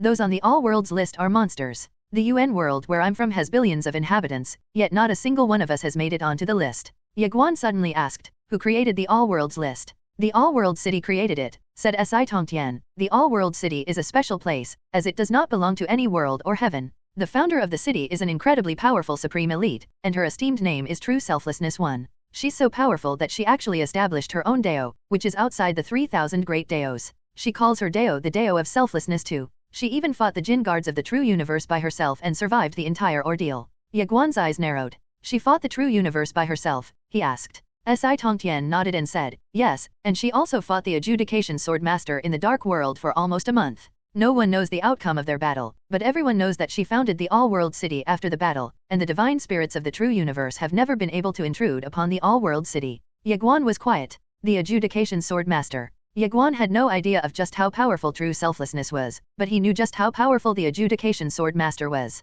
The latter had taught him a lesson, after all. The Adjudication Sword Master had sent only a single sword, but it contained a sword might so powerful that it made Ye Guan feel despair. The fact that True Selflessness managed to fight him for almost a month was a testament to her prowess. Ye Guan froze upon recalling something. Senior, are you familiar with True Selflessness? He asked. The mysterious voice replied, yes. Ye Guan rushed to ask, can you tell me about her? All I can say is that she has a nickname, and it's Forget Invincibility, said the mysterious voice, refusing to elaborate. Ye Guan wanted to continue asking, but the mysterious voice beat him to the chase. I think you should just attempt to take first place. Once you succeed, you'll have a chance to acquire her inheritance. You can ignore the inheritance of others, but when it comes to her inheritance, you must try to seize it once you have the chance to do so. Ye Guan was confused. Why? The mysterious voice said, you'll know when the time comes. Ye Guan shook his head and smiled, but he didn't ask any more questions. Soon, they reached the UN world. Si Tongtian said, "Big brother, let's go to the Immortal Treasures Pavilion." The Immortal Treasures Pavilion? Ye Guan was stunned. The Immortal Treasures Pavilion, he asked. Si Tongtian nodded and said, "That's right. Have you not heard of them?" Ye Guan blinked and asked, "The Immortal Treasures Pavilion exists here." "Of course," said Si Tongtian with a smile, "the Immortal Treasures Pavilion is the strongest private entity throughout the all worlds. Anyway, I'm sure you've heard of the Guanxian universe, am I right?" Ye Guan nodded. "Of course. The Guanxian universe is one of the 4 large universes, and they're pretty impressive. Their sword master is the only person who has successfully infiltrated the deepest recesses of the true universe. I also heard that the sword master killed hundreds of thousands of divine spirits back then. He was drenched in blood, and his killing intent enveloped the true universe for thousands of years, at the very least after that fateful day," said Si Tongtian. He then sighed in admiration and exclaimed, "He's such an impressive swordsman." Ye Guan directed a soft gaze at Si Tongtian. He was starting to grow fond of the latter. Si Tongtian asked, "Big brother, where are you from?" Ye Guan smiled and admitted, "I'm from the Guanxian universe." "Oh." Si Tongtian was dumbfounded. "You're from the Guanxian universe?" Ye Guan nodded. "That's right." Si Tongtian examined Ye Guan from top to bottom. He sounded flabbergasted as he said, "No wonder you're so strong. You're actually from one of the 4 large universes." Ye Guan smiled and said, "You seem like you admire the sword master." "Of course." Si Tongtian nodded, and he said, "Anyone out there will become filled with awe once the sword master is mentioned. The Guanxian universe is the only universe that doesn't have to offer tributes to the Guanxian universe, after all. It's the only universe daring enough to fight the true universe." Si Tongtian stared deeply at Ye Guan. He sounded serious as he said, "I have to say, you really are brave, big brother. I'm not sure if you know, but I remember the Guanxian universe being really united many years ago. A summons from the Guanxian committee was enough to summon every cultivator throughout the Guanxian universe to fight against the true universe." Ye Guan clenched his fists in silence. A heaven-defying monstrous talent has apparently appeared in the Guanxian universe, big brother, Si Tongtian said. "His name is Ye Guan, and he's the son of the sword master. Have you heard of him?" Ye Guan smiled. "Yup." Si Tongtian was curious. "How is he?" Ye Guan said seriously, "There has never been anyone like him in the past, and there may not be anyone like him in the future. His abilities are unprecedented, he exceeds all expectations." "Little Pagoda," Si Tongtian whispered, as expected of the sword master's son. "However, his presence means that the Guanxian universe and the true universe will go to war once again. For sure, it's going to be a brutal war." "Brutal war." Ye Guan nodded. He was about to speak when Si Tongtian said, "Big brother, we're here." Ye Guan set his thoughts aside and looked ahead. An Immortal Treasures Pavilion branch stood not too far away from them. Ye Guan suddenly asked, "Have the Immortal Treasure Pavilions always existed in all worlds?" Si Tongtian smiled and said, "That's right. Anyway, we were talking about the Guanxian universe earlier, right? I forgot to mention Pavilion Master Qin. Pavilion Master Qin is a very, very powerful supreme elite. In addition to her prowess as a cultivator, she's also a top entrepreneur. I mean, she founded the Immortal Treasures Pavilion and turned it into one of the biggest private entities throughout the all worlds." Ye Guan was pleasantly surprised, and he revealed a gentle smile. He truly had no idea, nor did he expect that his family's Immortal Treasures Pavilion existed throughout the all worlds as well. He was convinced that their family business only existed in the Guanxian universe. It seemed that he had truly underestimated his family's business. Si Tongtian suddenly smiled and said, "Leave things to me once we enter, big brother. I still have some influence here. I'll talk to Manager Li, and she'll definitely give us a discount." Ye Guan opened his mouth to speak, but a beautiful woman emerged from the pavilion to greet them before he could start talking. Si Tongtian cupped his fist and said, "Manager Li, did you come here to meet us?" Manager Li ignored Si Tongtian and headed straight for Ye Guan. She bowed deeply, and she used profound sound transmission to speak. "This one's name is Li Fei. Greetings, young master." Si Tongtian was stunned to see Manager Li bowing to Ye Guan. Ye Guan stared in bewilderment at Li Fei before asking, "You know me?" Li Fei hurriedly nodded. "The young mistress sent your portrait to every branch of the Immortal Treasures Pavilion throughout the all worlds." Little Jia. Ye Guan smiled softly. Little Jia was indeed meticulous at handling matters. There would have been a slaughter if a misunderstanding had occurred. "We would like to go to the all-world city, please help us arrange our trip," said Ye Guan. Li Fei bowed deeply once more before saying, "Please give me a moment, young master. 15 minutes will do." With that, Li Fei turned around and left. Si Tongtian stared at Ye Guan in stupefaction. "Big brother, you." Ye Guan smiled. "I'm a premium member of the Immortal Treasures Pavilion." Si Tongtian asked, "Premium member?" Ye Guan nodded. "That's right." Si Tongtian sounded serious as he asked, "Big brother, are you from a very rich family?" Ye Guan's smile deepened as he responded, "We're just slightly richer than the average family." Si Tongtian shook his head and smiled. He was about to speak when a middle-aged man approached them. Si Tongtian's expression changed upon seeing the middle-aged man. "Father, what are you doing here?" he asked. Ye Guan was silent. The middle-aged man walked over to Si Tongtian and glared at him. Where did you go? He asked. Si Tongtian hurriedly said, I went to see our ancestor. The middle-aged man was furious. You went to bother our ancestor again? Do you have nothing else to do, huh? Our ancestor has left so long ago, so you should let him rest, you unfilial brat. The middle-aged man raised his hand to hit Si Tongtian. Si Tongtian's expression changed, and he hurriedly hid behind Ye Guan. The middle-aged man turned to Ye Guan and asked, Who are you? Si Tongtian chimed in, I have just recently acknowledged him, but he's my big brother. You unfilial brat, the middle-aged man roared, how dare you make another useless friend? I'm really going to kill you this time. Si Tongtian's voice was trembling as he cried out, I'm your only son, father? If you kill me, you'll lose your one and only son. Ye Guan didn't know what to say. Meanwhile, the middle-aged man almost fainted out of fury. He raised his hand and was about to smack his son when he felt a shiver down his spine. The middle-aged man was startled. He turned around and saw 10 men in black staring at him with narrowed eyes. The men in black belonged to the Immortal Treasures Pavilion? The middle-aged man was stupefied. What was the Immortal Treasures Pavilion trying to do here? Li Fei walked out and glanced at the middle-aged man. Master Si, if you want to hit your son, go ahead, but you shouldn't try to hit those uninvolved. Master Si glanced at Li Fei before turning to look at Ye Guan. His expression quickly grew solemn. He was so angry at his useless son that he had failed to examine the young man in front of him. His fury had abated somewhat, and he finally realized that the young man before him was anything but ordinary. Ye Guan smiled before turning to Si Tongtian. Brother Tongtian, thank you for leading the way. I will be heading to the all-world city by myself. We should say goodbye to each other here. Si Tongtian hesitated before nodding. However, Master Si chimed in, your big brother is going to the all-world city, and you're not even going to send him off personally. Si Tongtian froze in astonishment. Master Si smiled. He sounded gentle as he said, it must be your big brother's first visit to the all-world city. I'm sure he's unfamiliar with many things there, so you should go ahead and go with him. Guide him around. Father, what's up with the sudden change of attitude? How come you're so gentle all of a sudden?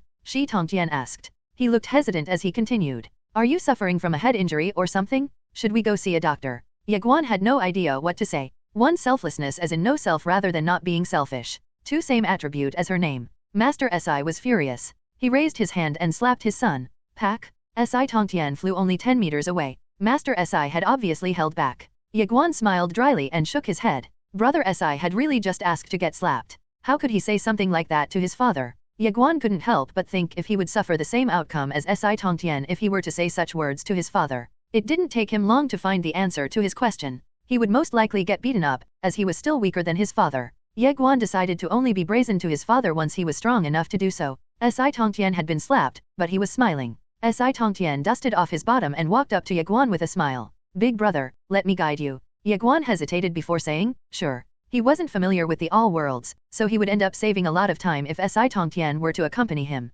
Ye Guan looked at Li Fei and said, Manager Li, please lead the way. Li Fei's cheeks flushed slightly. Young, please follow me. Young? Master Si's eyes narrowed, and a thoughtful look took over his expression. Ye Guan nodded slightly as he started walking away. Si Tongtian rushed after them. Master Si muttered to himself, is he perhaps the Sword Master's son? The All-Worlds had already heard about the recent event in the Guanxian universe. It wasn't strange, as the emergence of the Sword Master's son wasn't a trivial matter. In addition, the true universe had placed a whopping 100 million spiritual cores as a bounty in exchange for Ye Guan's head. The Sword Master's son. Master Si was silent before a light smile tugged at his mouth. His useless son had finally gotten to know someone impressive and had finally become useful. It felt like his good-for-nothing son had finally pulled his own ass back down to where it belonged and had finally used his head once and for all to attract their ancestors' attention.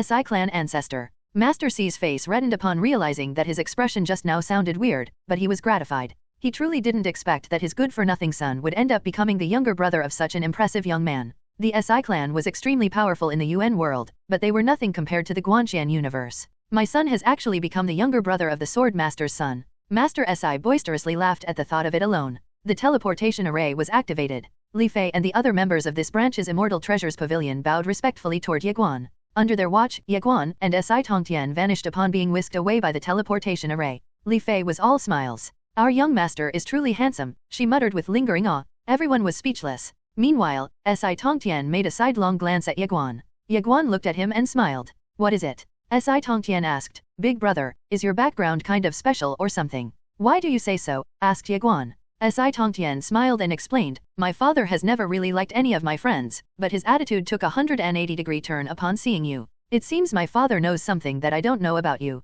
Ye Guan laughed without answering. Honestly, Si Tongtian sounded hesitant as he muttered, I actually got close to you on purpose. Are you going to push me away because of my ulterior motive? Ye Guan smiled and asked, what motive? Si Tongtian hesitated before saying, basically, I just think that you're powerful, and I want to be around you because of it. Something like that, I think. Ye Guan thought about it before responding, you can become as powerful as me if you work hard. Si Tongtian shook his head and said, talent is paramount. My talent is abysmal, so even if I work hard, there's still a limit to my growth. Even my ancestor refused to accept me despite my pleading. Of course, I'm still going to work hard. I'm just going to change my mindset. Si Tongtian stared deeply at Ye Guan before saying, I felt your killing intent when we fought, big brother, so why did you not kill me? Ye Guan smiled and explained, you were arrogant, but you don't have an inherently evil nature. I also don't want to be too ruthless. Si Tongtian grinned.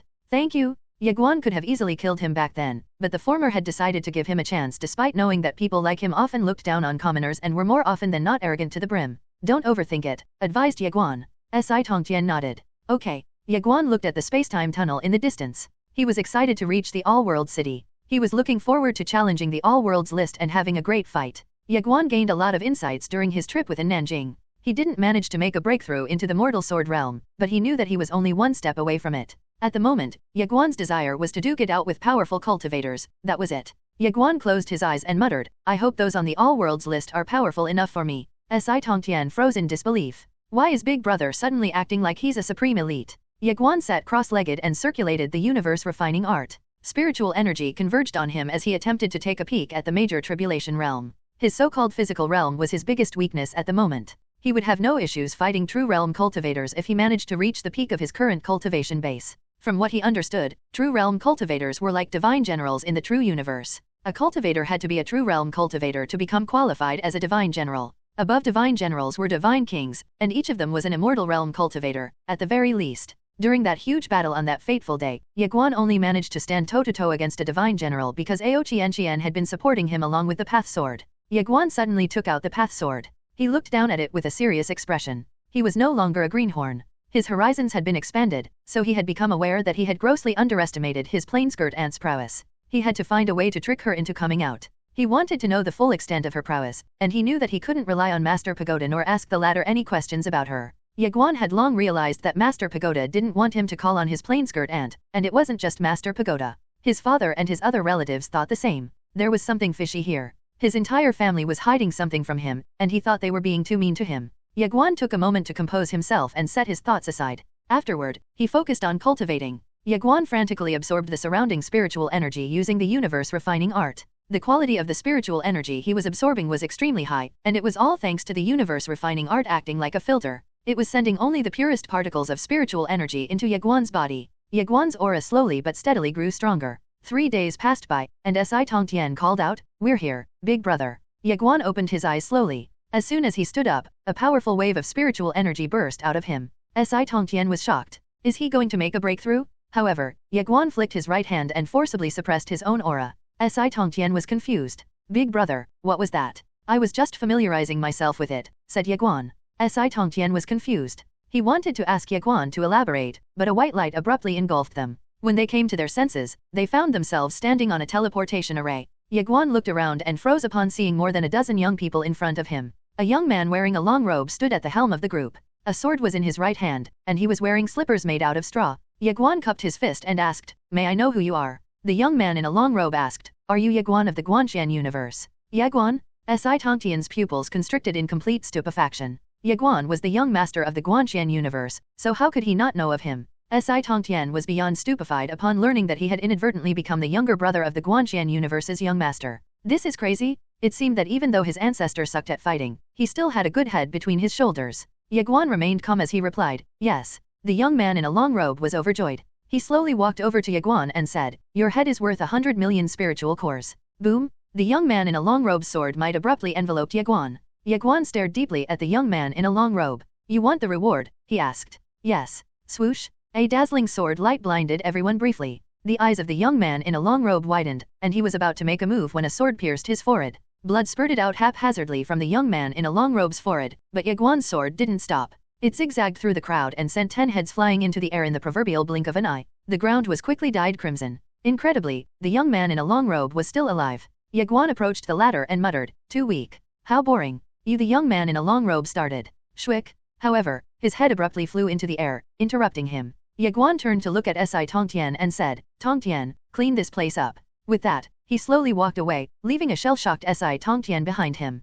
Oh okay, Si Tongtian belatedly replied. It didn't take him that long to collect the storage rings of the corpses. Si Tongtian couldn't help but chuckle while staring down at the storage rings in his hand. Big brother is just amazing. All of a sudden, a powerful aura appeared overhead, and a middle-aged man glared sinisterly at Ye Guan. Ye Guan? How dare you kill my Nan clan disciples? Are you looking down on my Nan clan? Ye Guan looked straight into the middle-aged man's eyes before saying, yes. The middle-aged man was shocked. Ye Guan stomped and vanished, leaving nothing but an afterimage behind. A dazzling sword light briefly pervaded the skies. The middle-aged man's eyes shrank. He wanted to make a move, but Ye Guan's sword had already pierced his forehead. Shwick. Blood leaked out of the hole in the middle-aged man's nape.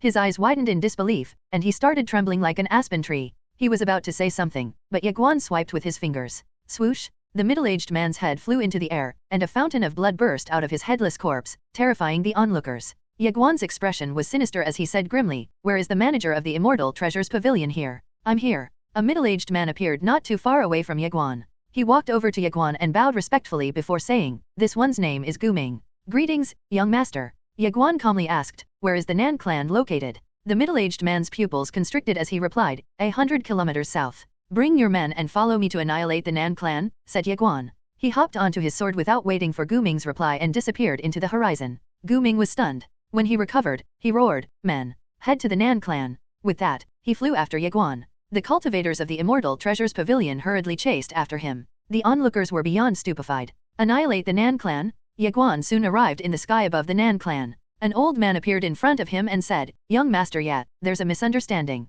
Shove your misunderstanding up your ass. Ye Guan spat coldly and disappeared. The surrounding space-time cracked open as a dazzling sword light made a beeline for the old man. The old man's eyes narrowed. He clenched his right fist and sent a punch. Unfortunately, Ye Guan was wielding the path sword. The old man's eyes shrank the moment his fist made contact with the path sword. He wanted to retract his hand, but it was too late. The path sword sliced through the old man's fist as if it were a hot knife going through butter before slicing him into two. The old man died with his eyes wide open, and his corpse plummeted helplessly to the ground. Meanwhile, the cultivators of the Immortal Treasures Pavilion had already arrived. The cultivators of the Nan clan took to the skies. Ye Guan gripped the sword in his hand tightly and rushed to meet the Nan clan cultivators. A cacophony of miserable wails filled the skies above the Nan clan. Guming attacked with the cultivators of the Immortal Treasures Pavilion. No one could stop Ye Guan and his path sword, and they mowed down the Nan clan members and cultivators in swathes. Stop! A furious roar reverberated across the battlefield. A white-haired old man appeared in front of Ye Guan. Ye Guan turned to look at the white-haired old man. Guming rushed to Ye Guan's side and said, young master, he's from the governor's mansion.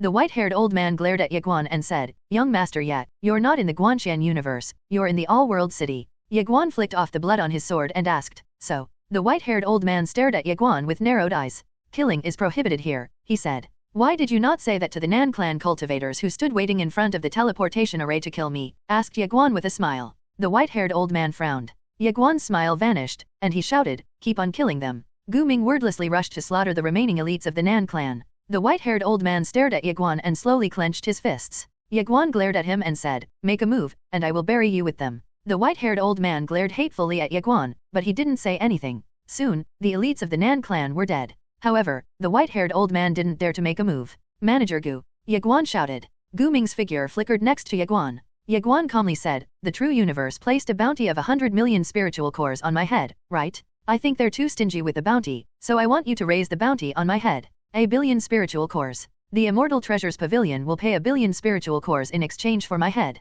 Wait, what? The onlookers were beyond baffled and stupefied. Did he just put a bounty on his own head? Guming stared at Ye Guan in disbelief. His voice was trembling as he muttered, young master, this. Do it, said Ye Guan. Guming hesitated. He gnashed his teeth and said, I understand. With that, Guming left to carry out Ye Guan's orders. Meanwhile, the white-haired old man was shocked. Did he just put a bounty on his own head? Is he really the sword master's son? Why does it seem like he has a few screws loose? 1 billion spiritual cores was an unimaginable amount to most cultivators. Not to mention the all worlds, but there were only a few divine spirits with a bounty of 1 billion spiritual cores on their heads. Was he in a hurry to die? Ye Guan put the path sword away and turned toward the white-haired old man. Sir, I have no intention of offending the governor's mansion, and I simply made the appropriate move against a threat. The Nan clan sent people to kill me, so I think it was only right for me to retaliate. Of course, my target is only the Nan clan. I won't go and bury everyone else along with them. With that, Ye Guan turned around and left. The white-haired old man hovered in silence. Ye Guan's expression was stone cold, and his eyes were cold. Little Pagoda suddenly asked, "What happened to your temper?" Little Pagoda had always known Ye Guan as a meticulous young man who rarely made drastic decisions, so he found Ye Guan's sudden change in attitude to be quite extreme. Ye Guan said, "I was wrong." "Wrong?" Little Pagoda asked. Ye Guan explained, "I wanted to be kind, but not everyone wants to be kind." He looked up at the skies with narrowed eyes and added, "The entire true universe has set its sights on me, right? I'm sure 100 million spiritual cores aren't enough for those who are truly powerful, but what about a billion? I really want them to come and kill me." Little Pagoda was silent. Little Pagoda had long grasped Ye Guan's attitude, and he knew that Ye Guan was kind. He was also lenient most of the time, and he loved making friends, but deep inside, Ye Guan was still quite similar to his father and grandfather. They all had a few screws loose. The mysterious voice suddenly said, "He has another motive. He's trying to lure his enemies to him so that his friends at the Suhan battlefield can take a breather from all the fighting." Little Pagoda said, "I know, but it's the right move," said the mysterious voice. "What do you mean?" Little Pagoda asked. The mysterious voice explained, "He has just gotten rid of the small fry, and I think the small fry are 99% of his enemies. The bounty is so high that I'm sure the small fry are intimidated, so who do you think would come for him now?" Little Pagoda was quiet. The mysterious voice continued, "It'll definitely be elite cultivators." Little Pagoda remained silent. Moments later, he jumped in surprise and exclaimed, "I got it. He's trying to make an example out of elite cultivators to dissuade others from coming for him." The news about the bounty on Ye Guan's head spread like wildfire throughout the all worlds, and it was all thanks to the Immortal Treasures Pavilion's help. 1 billion? Everyone was shocked not just by the exorbitant bounty but because of the fact that Ye Guan himself had put such a bounty on himself. Was he crazy? Furthermore, the bounty reward would also come from the Immortal Treasures Pavilion's coffers, so it was basically guaranteed. In other words, they would definitely receive the bounty in full if they somehow managed to kill Ye Guan. Many people were thrilled and excited at the thought of having so much money. 1 billion spiritual cores were enough to support many talents throughout multiple generations. Upon reaching a certain realm, immortal spiritual crystals and golden spiritual crystals would no longer be useful. The primary currency of cultivators in that realm onward were spiritual cores, and spiritual cores were enough to nurture a supreme elite.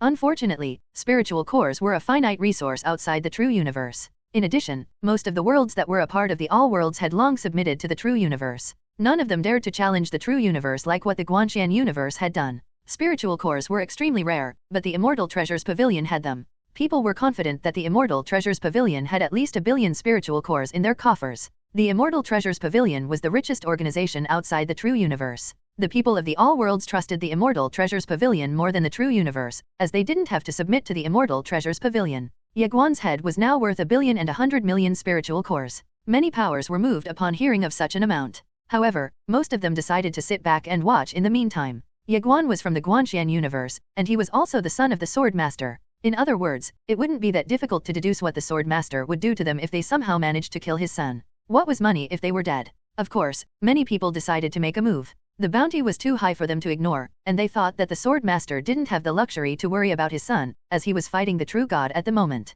Meanwhile, Si Tongtian rushed to Ye Guan the moment the latter went to the Immortal Treasures Pavilion. Si Tongtian flicked a storage ring toward Ye Guan and said, "Big brother, it's a big haul. There are at least 10 million divine spiritual crystals in there." Divine crystals were the highest form of spiritual crystals, and they were second only to spiritual cores. A divine spiritual crystal was worth 100 immortal spiritual crystals. Ye Guan accepted the storage ring. He turned to Guming and asked, "How do I challenge the All Worlds list?" Ye Guan wanted to grow stronger. Most of the worlds within the All Worlds were probably afraid of him, but the true universe was different. Ye Guan was sure that the denizens of the true universe would go all out just to kill him. Time was tight, and he wanted to become stronger as fast as possible. His first goal was to become unparalleled among his peers, and he figured that the best way to go about that was taking first place in the All Worlds list. "You just have to go to the Galactic Arena," said Guming. Ye Guan frowned and asked, "The Galactic Arena?" Guming nodded. "Yes. It's located at a patch of the starry skies above the All World City, but candidates will have to pass a test first before they can actually become challengers."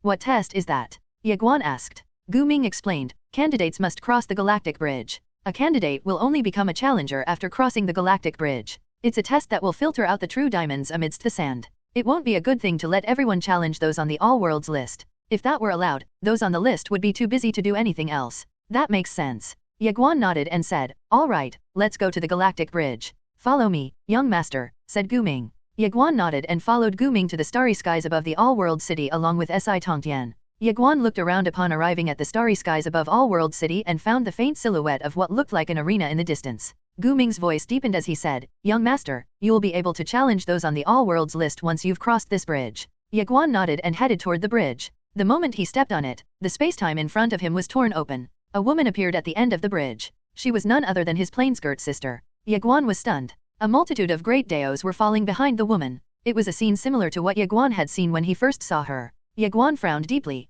What is going on? Oh, no, the mysterious voice in the tiny pagoda cried out, someone's trying to mess with his mind. Little Pagoda asked, what do you mean? The mysterious voice explained, he's currently inside an illusion domain. Someone cast a divine spell to peer into his heart and find out what he fears the most. I really didn't expect that he's still afraid of the scenery he saw when he met her. Damn it! He must have memorized every detail of that incident, and that is exactly why this illusion domain is extremely detailed. Unfortunately, he's smart, and he knows how to extrapolate, so I'm sure he's starting to understand the full extent of her power. The mysterious voice still had something to say, but the plain-skirt sister ahead of Ye Guan turned to look at Ye Guan. Silence descended between the two before it was shattered by plain-skirt sister making a move and attacking Ye Guan with a sword thrust. Ye Guan's eyes narrowed. An illusion? Someone's trying to mess with my mind? Ye Guan's mind cleared up. Plain-skirt sister stared at him with a cold gaze as she drew closer. Right before her sword was about to hit Ye Guan abruptly vanished into thin air. The path sword was in his hand when he reappeared. He could tell that the matter wasn't as simple as he thought. Plain-skirt sister was stunned, and she chose to retreat. Her figure blurred as she reappeared 300 meters away from Ye Guan. She blinked at Ye Guan in disbelief. You're not afraid of her? She asked. Ye Guan stared at her and said, she's my master, and why would I be afraid of my master? Plain-skirt sister cast a wary gaze on Ye Guan, but she didn't make another move. Her figure blurred, and she disappeared. Ye Guan blinked, and he suddenly found himself on the galactic bridge. Ye Guan looked around and frowned. He knew that people would come for him, but he didn't expect them to come so quickly. After a while, Ye Guan started walking down the bridge. Meanwhile, a lady was staring warily at Ye Guan somewhere in the starry skies above the all-world city. She was clad in a fiery red dress, but her eyes were cold as she examined Ye Guan while seemingly in deep thought. It is truly unexpected that your sword Dao inheritance did not come from the sword master but from a woman wearing a plain skirt. This is interesting, she muttered. The lady turned around to leave, but the space-time ahead of her was abruptly torn open. A powerful sword energy made a beeline for her and arrived just a few inches away from her throat in the blink of an eye. The lady's pupils constricted, and she inhaled sharply in shock. A cold voice echoed, saying, how bold of you to impersonate me. The lady's heart jumped to her throat, and she asked, who are you? Rip. A rift in space manifested in front of the lady, and she saw a woman wearing a blood-red skirt beyond the space-time rift. It seemed like there was an ongoing battle beyond the space-time rift, and it was a scene that could only be described as apocalyptic. Amidst the destruction and chaos, the woman wearing a blood-red skirt stared indifferently at the lady. The woman wearing a blood-red skirt had just opened a rift in space-time in front of the lady, even though the two of them were millions of galaxies away. Fear gripped the lady's heart as she was subjected to the cold gaze of the woman wearing a blood-red skirt. The lady hurriedly apologized. I'm an elder of the Thousand Illusions sects in the Thousand Illusions worlds, and I apologize for impersonating you. The Thousand Illusions world was ranked 4th in the all worlds, and the Thousand Illusions sect was the strongest organization in the Thousand Illusions world. It was also the only organization in the Thousand Illusions world that had quite a bit of influence beyond the Thousand Illusions world. The lady had decided to announce her identity in hopes that the woman wearing a blood-red skirt would spare her life. After all, there couldn't possibly be anyone out there daring enough to disrespect the Thousand Illusions sect. The gaze of the woman wearing a blood-red skirt became even colder. She waved her sleeve, and an indescribably powerful sword energy streaked across the starry skies. A sword of epic proportions struck the Thousand Illusions world, and the collision produced an explosion so powerful that the Thousand Illusions world was reduced to ashes. The Thousand Illusions world was no more. The Thousand Illusions world was no more, but many people were unaware of it. It wasn't strange as every world was massive, so they were separated by a vast expanse. Still, news of the Thousand Illusions world's disappearance would soon spread like wildfire. Ye Guan continued on his way down the bridge while seemingly in deep thought. He had just come out of an illusion domain, but why was his plain-skirt aunt in the illusion domain? Was there something wrong with his mind? Ye Guan frowned. He had read quite a few ancient books, and he knew that some divine mages had a penchant for digging out other people's deepest weaknesses. Ye Guan didn't think that his Dao was invincible. He believed that everyone had their own weaknesses, but was his weakness really his plain-skirt aunt? Ye Guan was silent. How strong was his plain-skirt aunt? It was a burning question in his mind for quite a while now, but he still had no answers. His master Pagoda had never really provided him with an answer and was even hiding the truth from him. Why? Ye Guan closed his eyes. Was Master Pagoda worried that his mind would get affected if he learned the full extent of plain-skirt aunt's prowess? His eyes flung open, and his right hand gripped the path sword tightly. Little Pagoda suddenly asked, what are you thinking so deeply about? He was starting to be afraid of Ye Guan. Ye Guan was so smart that Little Pagoda couldn't handle him anymore. Ye Guan chuckled. Nothing. Little Pagoda's voice sounded deep as he said, don't let your thoughts wander. Your current task is to take first place in the All Worlds list, do you understand? Yes, I understand, said Ye Guan with a chuckle. Little Pagoda went quiet, but he muttered inside the tiny pagoda, he must have figured something out. Don't worry, assured the mysterious voice. His mind isn't that weak. Little Pagoda sighed and said, I hope so. Just then, a phantom appeared not too far away from Ye Guan. Ye Guan looked at the phantom and found that it was holding a sword. It seemed that the phantom was the real trial here. Swoosh! A beam of sword light streaked across the starry skies, and it reached Ye Guan in the blink of an eye. Ye Guan remained calm.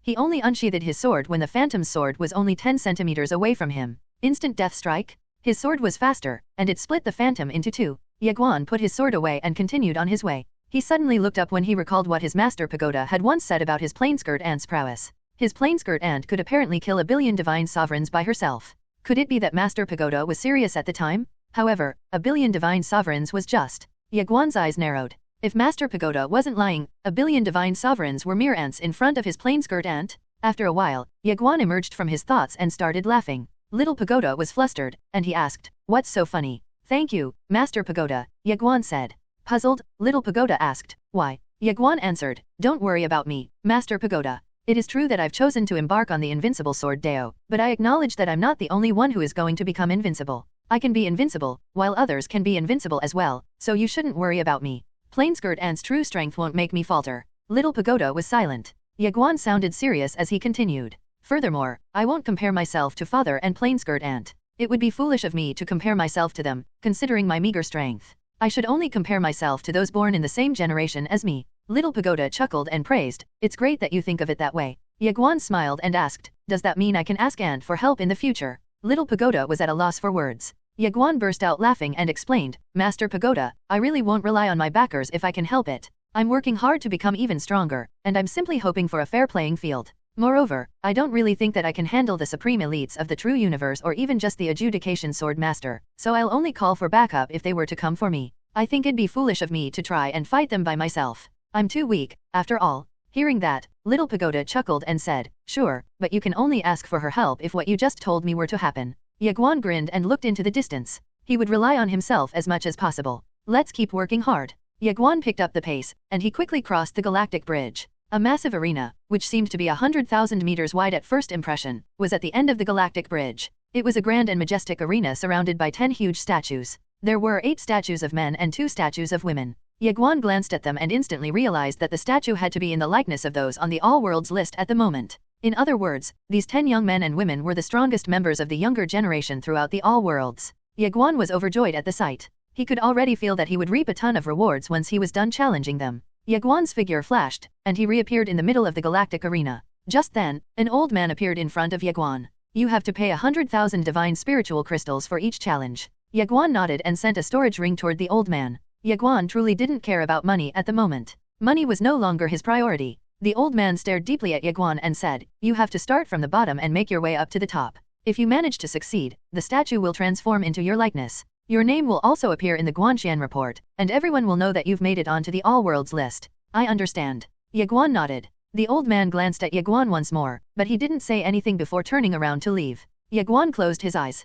He had never really had a challenging battle against a youngster born in the same generation as him since he became a great sword sovereign, and he had been craving such a battle for the longest time now. Just then, the space-time ahead of him split open, and a young man in a white shirt appeared. The young man was exuding the aura of a true realm cultivator. Ye Guan stared at the young man with narrowed eyes. The young man seemed to be not even 20 years of age just yet, but he was already in the true realm. In addition, he was at the bottom of the All Worlds list. The talents on the All Worlds list were more powerful than he initially thought. The young man glanced at Ye Guan. He opened his palm, and a powerful flame blossomed above his hand. Boom! The surrounding temperature rose sharply. You must be Ye Guan, the one who placed a huge bounty on himself, said the young man. Ye Guan nodded. Come, let me see just how powerful you are, said the young man. However, Ye Guan didn't immediately make a move. He stared carefully at the young man. Crackle! The space-time in front of the young man was torn open, and a sword emerged from the rift. The young man's eyes narrowed, and his eyes flashed in a serious light. He waved his hand and created a shield made out of fire. Wham! The fire shield shattered upon contact with Ye Guan's sword, and the young man flew at least 100 meters away.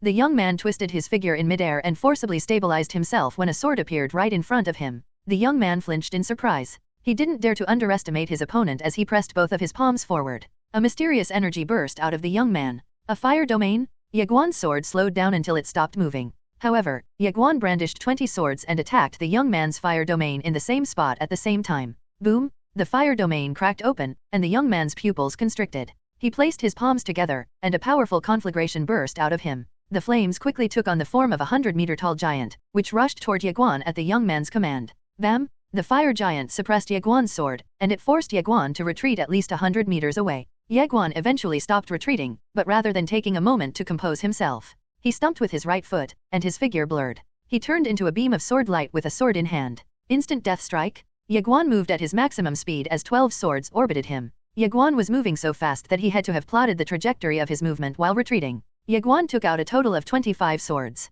He couldn't use more than 25 swords at the same time, so the 25 swords represented a bottleneck in Ye Guan's progress. Ye Guan's swords tore the fire giant into shreds, and the young man was sent flying a few hundred meters away from the resulting backlash. By the time he stopped, 12 swords appeared just a few meters away from him. It seemed that Ye Guan had no plans of giving the young man any time to breathe.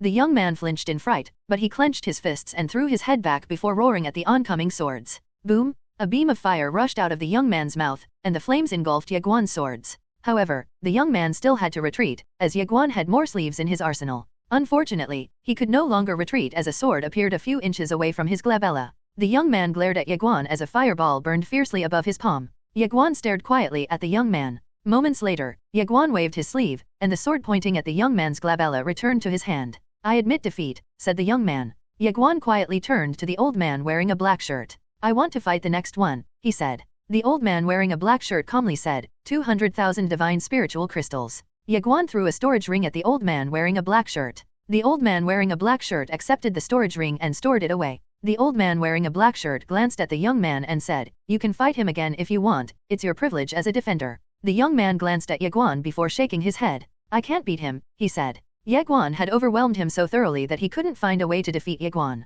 In other words, he was no match for Ye Guan, so he could only admit defeat. "I understand," said the old man wearing a black shirt. He then turned toward Ye Guan and said, "Give me a moment." "Sure." Ye Guan nodded. With that, he sat down cross-legged and ate a spiritual pill to recover. The young man suddenly called out, "Young Lord Ye." Ye Guan opened his eyes and stared at the young man. The young man said, "Be careful." "What do you mean?" Ye Guan asked with a frown. The young man stared deeply at Ye Guan and said, "Many elites throughout the all worlds are converging here, so I suggest you keep your guard up." "I understand, thank you," said Ye Guan with a nod. The young man went silent and turned around to leave. However, Ye Guan interrupted the young man by asking, "How may I address you?" The young man cast a doubtful gaze on Ye Guan, but he said, "My name is Gong Qingcheng. I'll call you Brother Gong, then." Ye Guan said, "Thank you." "You're welcome," said Gong Qingcheng. With that, he turned around and vanished. Ye Guan closed his eyes once more. Crackle! A rift in space appeared not too far away from Ye Guan, and a young man walked out of the rift. The young man was ranked 9th on the All Worlds list, and he was wearing a black robe with a saber in his hands.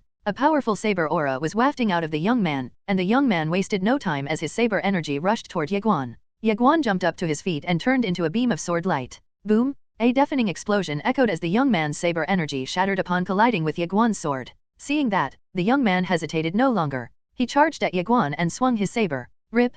The young man's saber annihilated every inch of space-time that dared to stand in its way as it made a beeline for Ye Guan. It was a bold, wild, and extremely domineering saber attack. The young man's speed wasn't that bad as well. Ye Guan's eyes narrowed, and he didn't hesitate to use all of his 25 swords. Boom! Boom! Boom! A cacophony of explosions rocketed across the galactic arena as both parties charged at each other and sent each other flying away. Ye Guan split his 25 swords into 2 teams and manipulated the other group telekinetically. Clang! Sparks flew as metal clashed against metal the moment the young man swung his saber diagonally in an effort to send Ye Guan's 12 swords flying away. Unfortunately, Ye Guan's sword contained too much energy for the young man to withstand unscathed, and he flew at least 100 meters away at the moment of collision. By the time he stopped, Ye Guan's sword was flying toward him once more. The young man raised his saber in front of his chest to defend himself. Clang! The young man was sent flying once again, and a sword was already flying toward him before he could even recover. The young man used both of his hands to raise his saber in front of him. A shrill noise echoed as saber lights filled the young man's saber.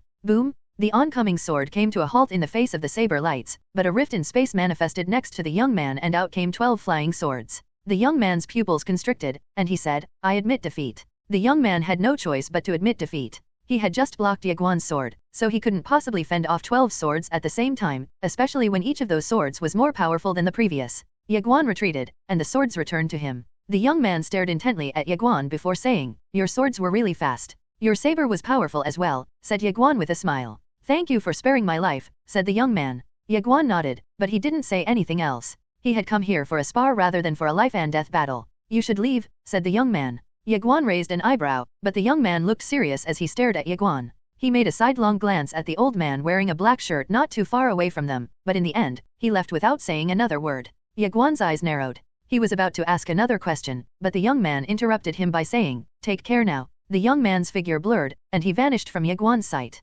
Crackle! The space-time around Ye Guan vibrated violently as 7 people appeared in the arena. Ye Guan glanced at the statues around the arena and went silent. All 7 newcomers were part of the All-Worlds list, and every member of the All-Worlds list had come here aside from the first placer. Ye Guan turned toward the old man wearing a black shirt and asked, "Are they allowed to fight me at the same time?" The old man wearing a black shirt nodded. "That's right." Ye Guan frowned. "Is that in the rules?" The old man wearing a black shirt didn't avoid Ye Guan's gaze as he said, "Yes, and the rules have changed just now. Is there any problem?" Ye Guan chuckled and asked, "Do you represent the All-Worlds?" The old man wearing a black shirt glared coldly at Ye Guan and said, "Of course." Ye Guan chuckled helplessly upon hearing the old man's words. He turned toward the 7 challengers, slightly surprised. This was supposed to be a one-on-one fight, but now, they were ganging up on him? So be it. Ye Guan swept his gaze across the 7 challengers. They were led by a young man with a head full of white hair clad in a large, oversized white robe. His hands were hidden in his sleeves, and he looked calm. His aura was the strongest among the 7. He was ranked second on the All-Worlds list, Xiao Yunshan. Xiao Yunshan calmly looked at Ye Guan and said, "Ye Guan, you can call for help." Ye Guan laughed and exclaimed, "Don't mind if I do, then." Xiao Yunshan and the others frowned. Ye Guan was the young master of the Guanshan universe, so he definitely had powerful people whom he could rely on. Were they hiding in the dark? All 7 of them glanced at each other with a wary light in their eyes. They weren't afraid of Ye Guan, but if Ye Guan called for help, they would definitely find it difficult to win. Noticing the change in their expressions, Ye Guan burst out laughing. "Idiots! Do you really think I need to call for help just to kill you all?" Swoosh! Ye Guan vanished into thin air. Lightning crackled beneath Ye Guan's feet as he rushed out with the intent to kill his target. Xiao Yunshan and the rest were startled. Ye Guan was moving so fast, and his speed was beyond their expectations. Ye Guan made a beeline for the weakest of the 7, Lin Feng. Lin Feng's expression soured upon seeing Ye Guan flying toward him. However, a hole appeared in his forehead just as he thought of making his move. Blood seeped out of the hole, and he collapsed to the floor. The rest were stupefied, but Xiao Yunshan moved quickly and threw a punch at Ye Guan. Ye Guan had just killed Lin Feng, but Xiao Yunshan's punch was already a few inches away from Ye Guan's face. The space-time around Ye Guan quivered ever so slightly beneath the might of Xiao Yunshan's punch. However, Ye Guan vanished like a ghost, and a sword light flashed like lightning. "Gu Qin!" Xiao Yunshan roared, "Watch out!" Gu Qin was ranked 7th on the All-Worlds list. Gu Qin jumped in fright, but he quickly composed himself. He already knew that Ye Guan would kill him next after seeing Lin Feng die with just a single sword move from Ye Guan. In other words, Gu Qin's alert level was at the highest level, yet Ye Guan's sword reached him in the blink of an eye. Gu Qin pushed his palms forward, creating a shield. He decided to focus on defending himself. Ye Guan was just too powerful for him to even attempt to fight head-on. A deep noise reverberated as Ye Guan pierced the golden shield. A burst of energy sent Gu Qin flying away, and a brilliant sword light streaked across the air. Swoosh! Gu Qin's fleshly body perished, but before his soul could even escape, a sword pinned it to the ground. Gu Qin was dead through and through. Ye Guan decided to retreat after killing Gu Qin, but he frowned and whipped around. His hand moved quickly as he slashed out with his sword. Bam! A powerful explosion sent Ye Guan flying at least a few hundred meters away.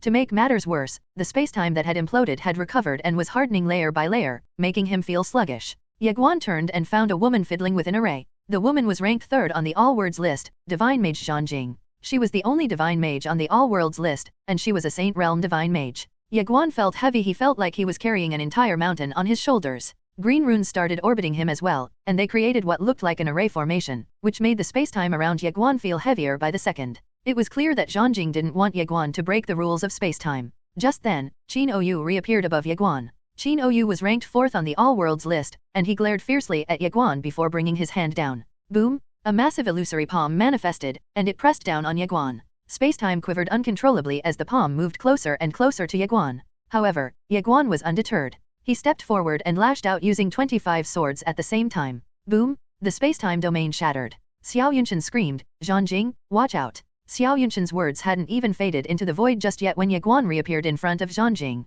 Zhanjing's pupils constricted. She hurriedly retreated by transforming into an illusory figure that disappeared at lightning speeds. It took her a proverbial blink of an eye to retreat a few hundred meters away, but Ye Guan's sword was still faster than her. Crack! A grotesque noise echoed. Zhanjing's head had cracked open, and blood poured out of the wound like a waterfall. Ye Guan's attack just now was made using the Eternal Sword Master's Invisible Immortal. It was Ye Guan's first time using the Invisible Immortal, and he was astonished to discover that the sword was more powerful than he thought. The sword was stealthy and barely perceptible. Ye Guan reckoned that it was made for the purpose of surprising the opponent during battle. However, the Invisible Immortal also had another function. It bolstered Ye Guan's swords, making them roughly 5 times faster than normal. The Invisible Immortal was so fast and difficult to spot that even an Imperial Realm Divine Mage would find it difficult to dodge it, so how could a Saint Realm Divine Mage a realm below the Imperial Realm possibly dodge it? The faces of every challenger turned ashen upon witnessing Zhang Jing's death. Ye Guan was too fast, and Zhang Jing's death just now was yet another instant kill. The expression of the old man wearing a black shirt turned ugly. He truly didn't expect that Ye Guan would be such a powerful young man. The fact that Ye Guan had made quick work of 3 challengers out of 7 was simply absurd. The old man wearing a black shirt stared at Ye Guan with a deep frown while seemingly contemplating something. Meanwhile, Ye Guan turned towards the rest of his attackers in the arena. They were all wearing heavy expressions. The plan was to surround Ye Guan and kill him using their numbers advantage, but it turned out that Ye Guan was too fast for them to trap. They had to immobilize Ye Guan first before they could do anything to him. Ye Guan suddenly glanced at Xiao Yunshan. Without wasting another word, he vanished into thin air. Swoosh! A dazzling sword light pervaded the air, and Xiao Yunshan stiffened in shock. He gestured with his hands, and a massive rune shield appeared in front of him, but his pupils suddenly constricted. Watch out, he roared. Qin Oyu's expression fell. Ye Guan's attack just now was a feint. His true target wasn't Xiao Yunshan but Qin Oyu. Qin Oyu was prepared, but he was still terrified upon seeing the oncoming sword. Qin Oyu instantly deduced that there was no way he could dodge Ye Guan's attack, and he could only pray and hope that his defenses could withstand Ye Guan's assault. Regardless, Qin Oyu took out an immortality-grade divine shield.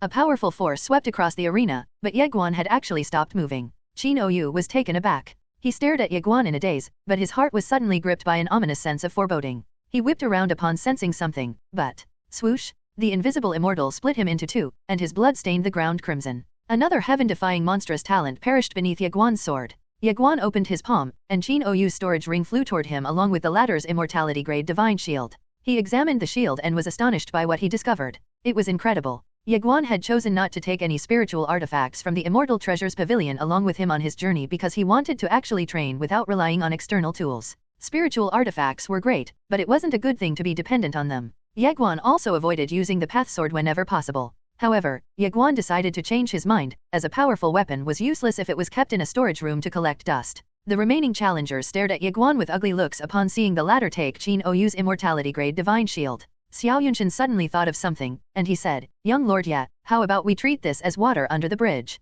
It was clear that they weren't Ye Guan's match. In other words, they would have to beg for their lives if they wanted to survive. Ye Guan turned to Xiao Yunshan and said, "You're a fool, just like my master Pa." Ye Guan caught himself in time and went silent. Xiao Yunshan frowned. "Do you really want to fight us to the death?" Ye Guan scoffed and asked, "Are you even worthy of that?" Swoosh! Ye Guan vanished, and a rift in space almost immediately appeared in front of Xiao Yunshan. Xiao Yunshan's eyes widened, and he pressed his palms together. A beam of black light burst out of him to meet Ye Guan's 25 swords. However, Xiao Yunshan's attack was annihilated by the swords, and Xiao Yunshan himself flew at least a few hundred meters away. Before he could catch a breath, the invisible sword appeared a few meters away from him. It had snuck up on him, and Xiao Yunshan immediately panicked. "Ancestor, save me," he cried out. Crackle! The space-time above Xiao Yunshan was torn open, and an old man walked out of the rift. He promptly waved his sleeve, sending Ye Guan's swords flying. Ye Guan's eyes narrowed, and he glared sinisterly at the old man. The old man stared at Ye Guan and said, "Although the Xiao clan of the Dong world cannot match up to the Guanxian universe, we're still not just a random clan out there. Do you really have to fight each other to the death? Isn't it better to make friends rather than enemies?" "Friends." Ye Guan glared at the old man and yelled, "Fat chance." Ye Guan turned into a beam of sword light that streaked across the skies. His sword move shattered the space-time rules to reappear in front of the old man. Everyone gasped in shock. Was Ye Guan crazy? He actually dared to attack the ancestor of the Xiao clan? The Xiao clan's ancestor was a powerful elite comparable to a divine sovereign in strength. He had come here using his avatar rather than his true body, but he was still too powerful for Ye Guan to fight. They couldn't help but wonder where Ye Guan had gotten his courage from. Meanwhile, Ye Guan was truly furious, and his eyes burned with fury. It was already annoying that they had decided to gang up on him, but one of them even had the guts to summon their ancestor. "Fuck. Is this bastard mocking me because my parents left me?" The old man's eyes narrowed, and his gaze turned icy cold as he snapped, "How arrogant? Today, I will teach you a lesson on behalf of your parents." The old man stepped forward and punched. Boom! Ye Guan couldn't even get close to the old man as a powerful wave of energy struck him squarely and sent him flying away. He landed heavily on the ground, breaking it apart. Ye Guan struggled to stand up. He was covered in blood, and he was shaking uncontrollably. Despite his injuries, the light in his eyes remained determined. Ye Guan was about to make another move when the spacetime in front of him was torn open. A white-haired man clad in a dark robe walked out. The sword master was here. Teach my son a lesson, said the sword master with a frown, you overestimate yourself. The sword master then looked up and yelled, where's the heavenly Dao here? Boom! A terrifying wave of energy pervaded the skies overhead, and a furious voice reverberated across the starry skies. Who dares to yell at me? You must be seeking. The sword master swung his hand downward. Boom! The wave of energy was dismantled as if it didn't exist, and the sword master reached out with his hand into the void. Moments later, the sword master retracted his hand and dragged an illusory figure out of the void. Fuck. The heavenly Dao cursed, and it started panicking. The sword master? I had no idea that you'd come. I am willing to surrender to the Guanxian universe. The sword master stared deeply at the heavenly Dao and asked, where is the Dong world? Give me dire, where is the Dong world? The heavenly Dao immediately pointed at somewhere, and the sword master waved his sleeve without hesitation.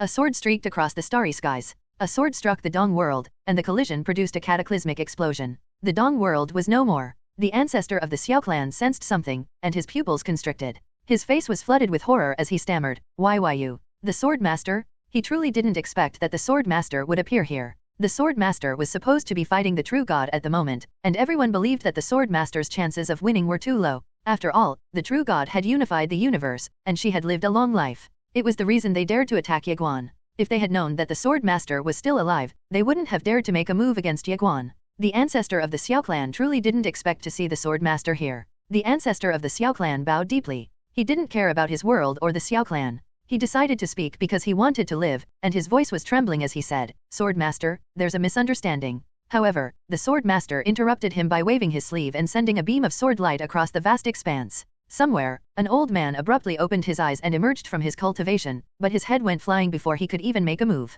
The avatar of the Xiao clan ancestor blurred, and he roared, you killed my original body. The Sword Master smirked and said, my apologies, that was an accident. Don't misunderstand, I didn't kill you on purpose. The ancestor of the Xiao clan was at a loss for words, but he soon vanished. An avatar couldn't last for long without its original body. Meanwhile, Xiao Yunshan fell to his knees, knowing that his fate was sealed. The Xiao clan had already been annihilated, after all. The old man wearing a black shirt was terrified. How come Ye Guan's father was here? This was just bullying. The old man wearing a black shirt prayed that the sword master wouldn't notice him. Foth. Ye Guan shouted. The sword master turned to Ye Guan. Ye Guan pointed at the old man wearing a black shirt and said, he said that he represents the all worlds. Just now, I told him that you're my father, and he said that you're nothing but a mere ant. The old man wearing a black shirt stared agape at Ye Guan. What? Goodness. Little Pagoda shivered and remarked, he's really shameless when asking for help. He's even fanning the flames. The mysterious voice said, you're wrong, he didn't ask for help. His father came here by himself. Little Pagoda was at a loss for words. The sword master turned toward the old man wearing a black shirt. The latter hurriedly bowed and was about to say something when the sword master said, if you have anything you want to say, tell me in your next life. Swoosh! A head flew into the air. It was yet another instant kill. The sword master turned toward the governor's mansion and roared, come out. Boom! A terrifying aura emerged from the governor's mansion. A middle-aged man appeared not too far away from them. He was the governor of the all-world city, Li Daoming. Li Daoming bowed deeply upon seeing the sword master. Sword master, this. The sword master pressed down with his palm. Li Daoming's expression turned sour, but before he could do anything, a powerful sword might pressed down on him. His knees grew soft, and he collapsed on his knees. The sword master glared at him and said, now speak. Li Daoming was upset, but he didn't dare to resist. The sword master said, come here, son. Ye Guan walked up to the sword master. The sword master ruffled Ye Guan's head gently while staring at Li Daoming. Isn't the all-world city supposed to be a neutral city? How come you're bullying my son? Are you looking down on the Guanxian universe? Asked the sword master.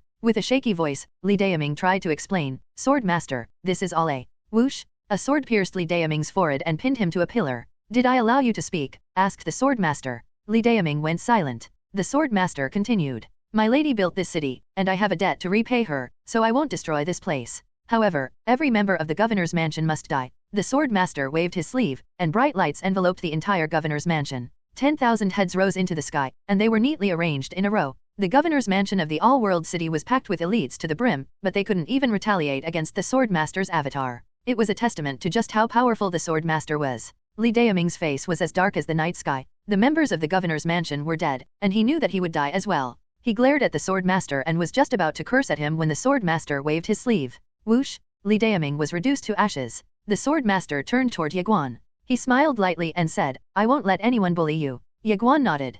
His heart felt warm, but he didn't say anything in response. The sword master could see himself in Ye Guan. He hated it when seniors bullied their juniors, and the sword master had gotten enough of such an experience when he was still a young man. The sword master also didn't want to become like his father. He resented his father, and the sword master didn't want to continue the cycle of resentment by allowing his son to resent him as well. The sword master smiled and said, "Remember, if you can't beat those in the same generation as you, it means that you're too weak. Leave the members of the older generation to me. If I can't beat them, it means that I'm too weak." The sword master stood straight and turned into a flash of sword light that zipped across the starry skies. His voice echoed throughout the all worlds as he announced, "Listen up. I will annihilate the clan and the world of those daring enough to bully my son." A deafening silence enveloped the all worlds. The all worlds had been thinking that the sword master wouldn't target them because the latter's main target was the true universe. However, it was clear that they were mistaken all this while, as the sword master had just killed every member of the all world city's governor's residence for the sake of his son. Most of them immediately got rid of the idea of bullying Ye Guan.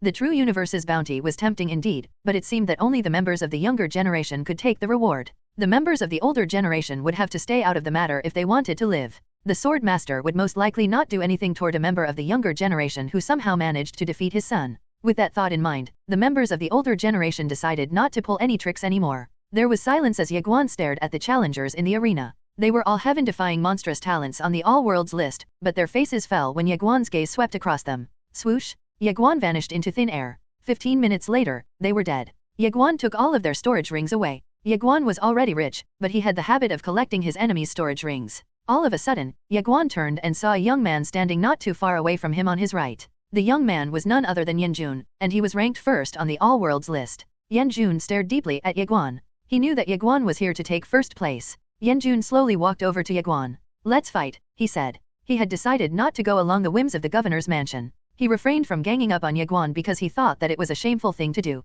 He wanted to have a fair one-on-one fight with Ye Guan. Yanjun's figure blurred, and a few dozen phantoms burst out of him. Ye Guan's eyes narrowed, and he dashed forward with his sword pointed at Yanjun. He didn't dare to be too careless in front of the strongest member of the all-worlds list. Ye Guan attacked with all his might. 25 swords? The surrounding space-time was torn apart as explosions incessantly rocketed across the arena. A kaleidoscope of dazzling sword light inundated the arena as Ye Guan and Yanjun exchanged multiple moves. Soon, the two had to back away, but Yanjun gestured with his hand while retreating. The space around his palm thickened, and his hand caught a sword, the invisible immortal. Yanjun hurled the invisible immortal away and turned into a beam of light that made a beeline for Ye Guan. He streaked across the starry skies while avoiding the invisible immortal. Ye Guan's eyes narrowed. He stepped forward and thrust his sword forward. Swish! A hole in space-time appeared, and there was a loud explosion as Ye Guan's sword collided with Yanjun's attack. The impact sent the two of them flying away as the surrounding space-time crumbled into nothingness. The governor's mansion was completely empty, so no one could mend the space-time of the city. Ye Guan and Yanjun recovered at the same time, and they rushed at each other at the same time as well. Crackle! A horrifying noise echoed as space-time continued to crumble, creating a terrifying sight. Ye Guan closed his eyes in the face of Yanjun's attack. Unity between heart and sword, man and sword unification? A dazzling sword light flashed, and both men were sent flying upon impact. However, a few swords chased after Yanjun as he streaked across the skies. Yanjun's eyes narrowed. He flicked his sleeve, and a brilliant beam of light burst out of him. Bam! The swords were stopped, but a rift in space appeared behind Yanjun. Yanjun's pupils constricted upon seeing a sword emerge from the rift. He placed both of his hands together and unleashed a domain. Unfortunately, his domain was too weak to withstand Ye Guan's sword, and it crumbled almost immediately upon contact. However, Yanjun's domain managed to buy him enough time to retreat a few hundred meters away. Sadly, a glimmer of sword light flashed a few inches away from his eyes. It was the invisible immortal. The sword had been waiting in ambush, and it managed to catch Yanjun off guard. Undeterred, Yanjun was about to make a move, but the cold tip of invisible immortal touched his forehead. Ye Guan stared at Yanjun and stretched his right arm out. "Where's the first place badge?" asked Ye Guan. Yanjun calmly said, "The governor's mansion was supposed to give you a badge, but your father killed everyone there, so, how about you make one by yourself?" "Make one for myself?" Ye Guan was dumbfounded. What nonsense was that? Ye Guan shook his head and waved his sleeve. The sword that was a few inches away from Yanjun's forehead returned to Ye Guan. Ye Guan stored it away and cupped his fist. "Thank you for the fight." He turned around to leave. "You should go to the true city because you've already taken first place," said Yanjun. Ye Guan stopped and turned toward Yanjun. "The true city?" he asked. Yanjun nodded and explained. "You can head there, and you might get lucky enough to obtain an inheritance." Ye Guan nodded slightly and asked, "How do I get there?" Yanjun stared deeply at Ye Guan before replying, "The people of the governor's mansion were supposed to bring you there, but the governor's mansion is no more, and I actually have no idea where it is." Yanjun had visited the true city, but he went there using a teleportation array in the governor's mansion. Unfortunately, the governor's mansion was now empty. Ye Guan was stunned. The mysterious voice chimed in, just fly across the starry skies, and I'll lead the way. Okay, said Ye Guan with a nod.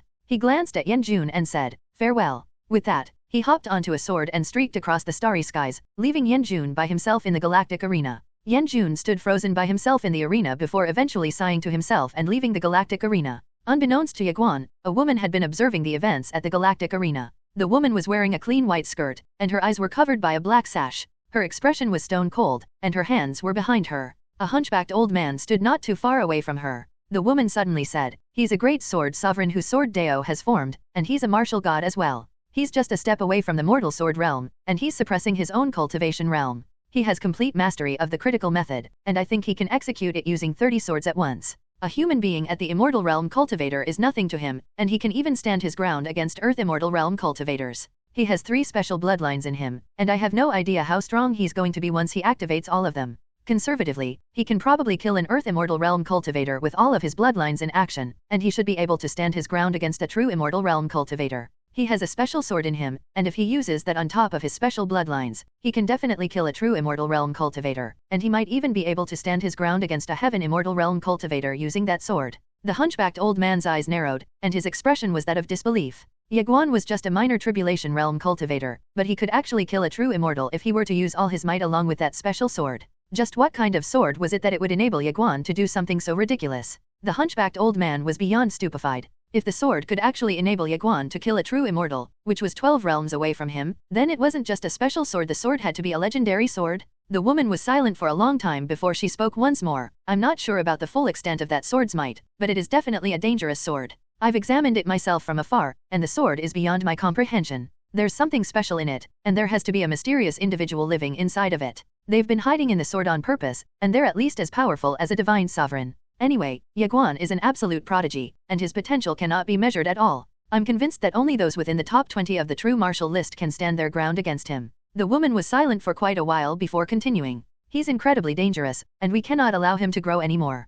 Pass my orders down. An additional 1 million true core crystals will be given as a reward in addition to the 100 million spiritual cores of bounty on Ye Guan's head. Ye Guan's killer will also be allowed to cultivate in the True God Martial Court for 3 years, and they can take any item they want from the True God Pavilion. The hunchbacked old man's expression turned grim. He bowed deeply and said, I heed your orders, Left Counselor. The woman was the Left Counselor of the True God Hall, Feng Qi. She was in charge of the True Universe and the All Worlds whenever the True God wasn't around. The hunchbacked old man hesitated for a while before asking, will we allow people to gang up on him? Feng Qi frowned. Do you really think that the True Universe is that lousy? The hunchbacked old man fell to his knees and cried out, I was wrong. Feng Qi turned to look into the distance and said, the True Universe respects talents, so I want you to pass my orders down. The younger generation of the True Universe shall challenge the members of the Guanshan Universe's younger generation. The members of the old generation aren't allowed to interfere, and those daring enough to violate this order will be summarily executed. The members of our younger generation will fight with the members of their younger generation.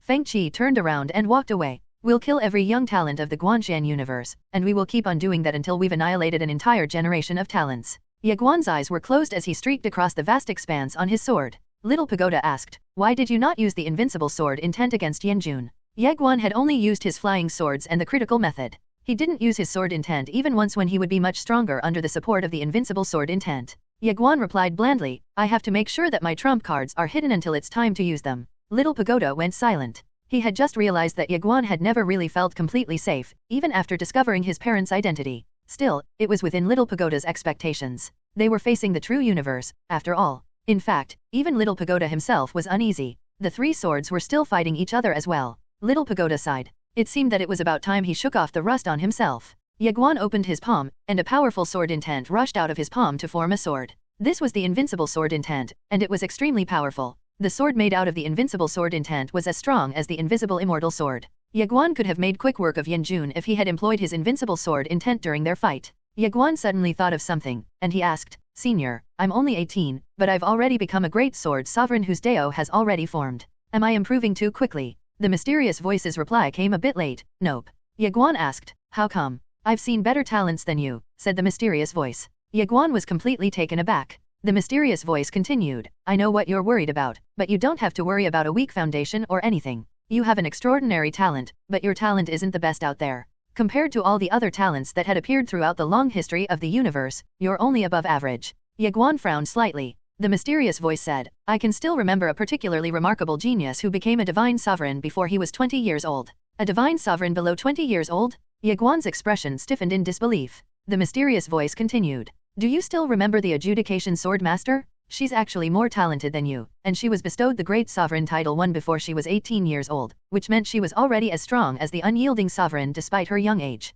When she finally turned 18, she became strong enough to take on divine sovereigns. In fact, she could even kill cosmic spirits. Of course, her accomplishment in the sword Dao was incredibly high as well. Only your father and the three swords could match up to her back then. The adjudication sword master. Ye Guan went silent. His memories about the adjudication sword were still vivid, and the sword left him with the impression that it was invincible. The Little Pagoda suddenly muttered, Mu Nianyan's talent in the sword Dao. The mysterious voice responded, she's incredibly talented with the sword, but she doesn't belong to the same generation as the adjudication sword master. She could probably become as strong as the adjudication sword master if she's given enough time to develop, but unfortunately, she's holding on to a belief in her heart. She has to let go of it, or her sword Dao won't be able to take the next step.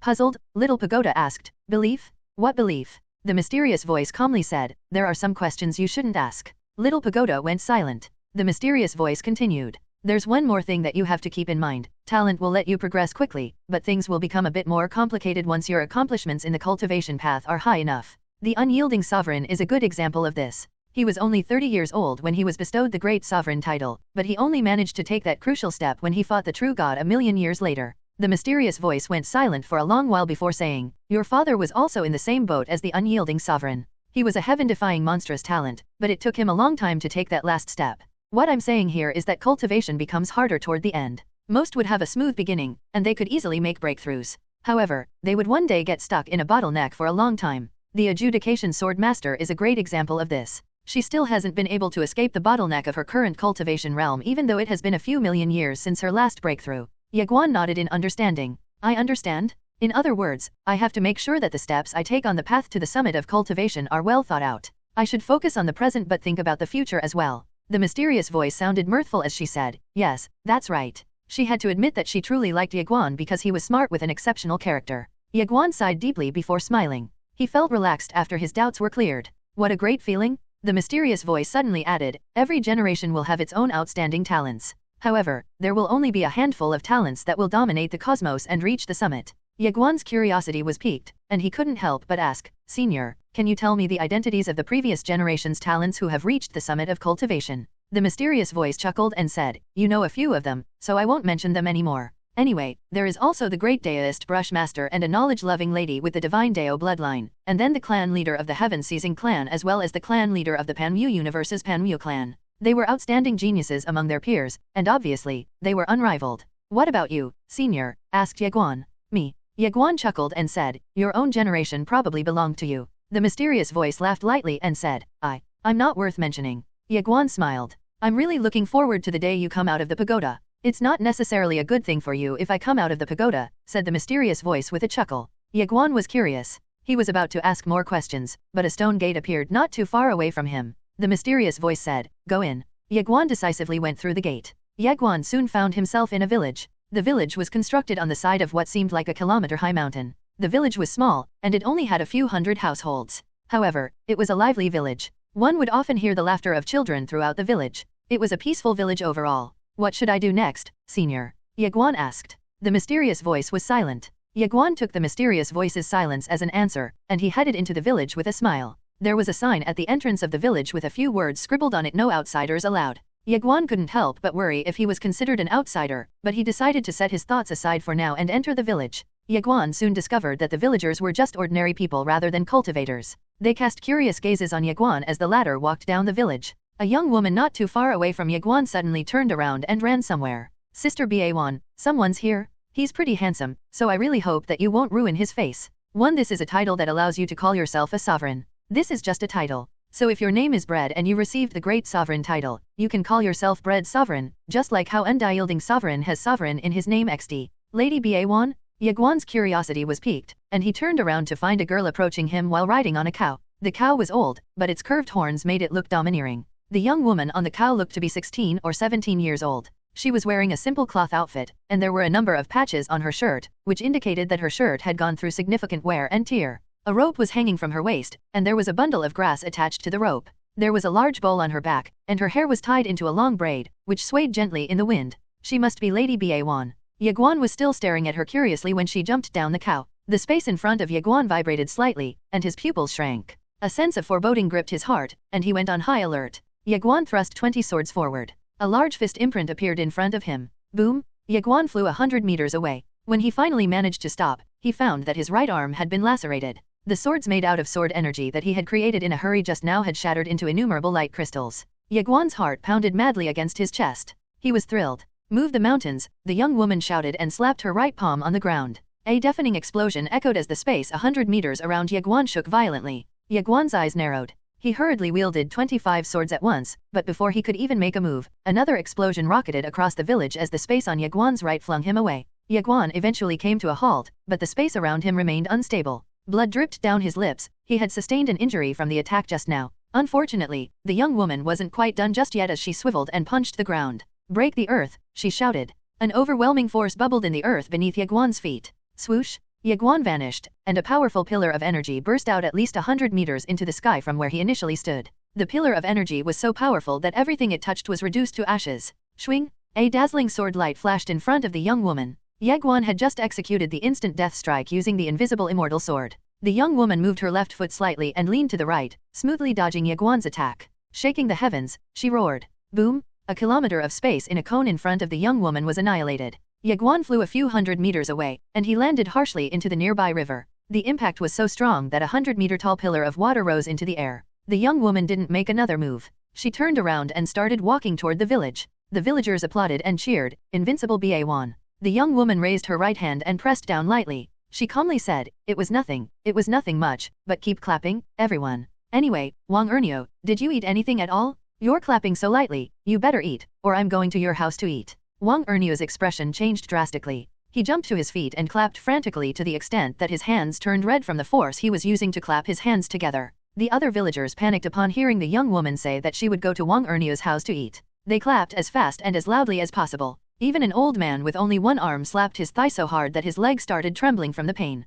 The thunderous round of applause echoed throughout the village. Ye Guan walked back to her cow, and she gave the cow the bundle of grass by her waist. The cow opened its mouth wide and chewed on the grass. Ye Guan stroked the cow's horns and said, "Old cow, I've fed you grass, so how about you give me some beef?" Hearing that, the old cow spat the grass and refused to eat despite Ye Guan's efforts. Ye Guan pouted and muttered, "Stingy old cow, I fed you so much grass, but you don't even want to feed me a little meat." Ye Guan dragged the cow away, and the villagers heaved a sigh of relief upon seeing her leave. The old man who had been slapping his thigh slumped to the ground. His leg was sore, but he had no choice but to keep clapping earlier. After all, Ye Guan was a scourge that would devour any food that she could get her hands on. Meanwhile, Ye Guan slowly crawled out of the river just outside the village. He was in a terrible state. His fleshly body was torn apart, and his blood had stained his clothes. The invisible immortal sword had shattered in the earlier battle, and Ye Guan lay on the ground in a daze. He couldn't quite believe that a young woman had overwhelmed him. To make matters worse, his speed, of which he was quite proud of, had also seemed like it was nothing in front of the young woman.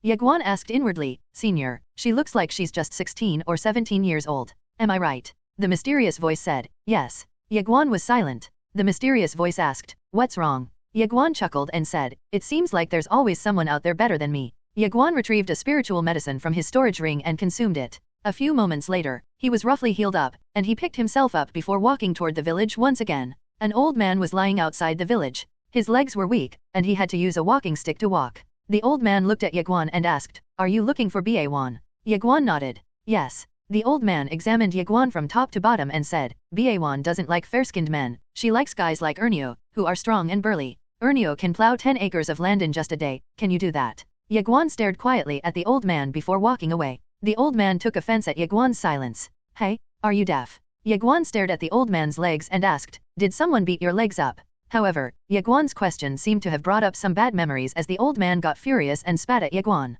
Ye Guan tilted to one side and stumbled forward. Ouch, ouch. The old man was so confused that his fury disappeared. In the end, he turned around and left, leaving Ye Guan all by himself to look around the village. Ye Guan noticed it earlier, but he had just confirmed that the villagers here were truly not afraid of him. They were actually staring at him openly with curiosity in their eyes. Some ladies even gossiped about him, but Ye Guan had no idea what they were talking about because he overheard them say skill, position, last long, and very big. In the end, Ye Guan chalked it up to the ladies' unique habits and the village's culture. Ye Guan soon found himself in front of a small hut. The old cow outside the hut was the same cow as earlier. The old cow glanced at Ye Guan and scoffed before looking away. Ye Guan frowned. What? There were some noises coming from the hut. Ye Guan approached the hut and saw Ye Guan crouched in front of a stove. Ye Guan whipped around and frowned upon seeing Ye Guan. Ye Guan was stunned. Ye Guan's face was dirty with the ashes from the stove. Ye Guan clenched her fists. Wait! Ye Guan hurriedly cried out. Ye Guan glared at Ye Guan and snapped, how dare you come back here? Ye Guan didn't know what to say to that. In the end, he asked hesitantly, can I come in? Ye Guan looked away and continued working on her fire. Ye Guan hesitated before walking into the hut. The small hut was indeed small, as it only had 3 stoves, 3 woks, and a large wooden chair. Ye Guan stood next to Ye Guan and said, Lady, I don't have any ill intentions. Ye Guan glanced at Ye Guan and asked, do you have rice? Rice? Ye Guan froze and went silent. Ye Guan frowned, what's with that look? Did you not come here to eat? Ye Guan answered, I don't have rice, but I have dragon meat. Does that work? Ye Guan asked, dragon meat? What's that? Ye Guan cast an incredulous gaze at her before asking, have you not seen a dragon before? Ye Guan shook her head and said, no. Are they delicious? Ye Guan crouched next to her and asked, do you want to try? Ye Guan nodded enthusiastically and exclaimed, sure.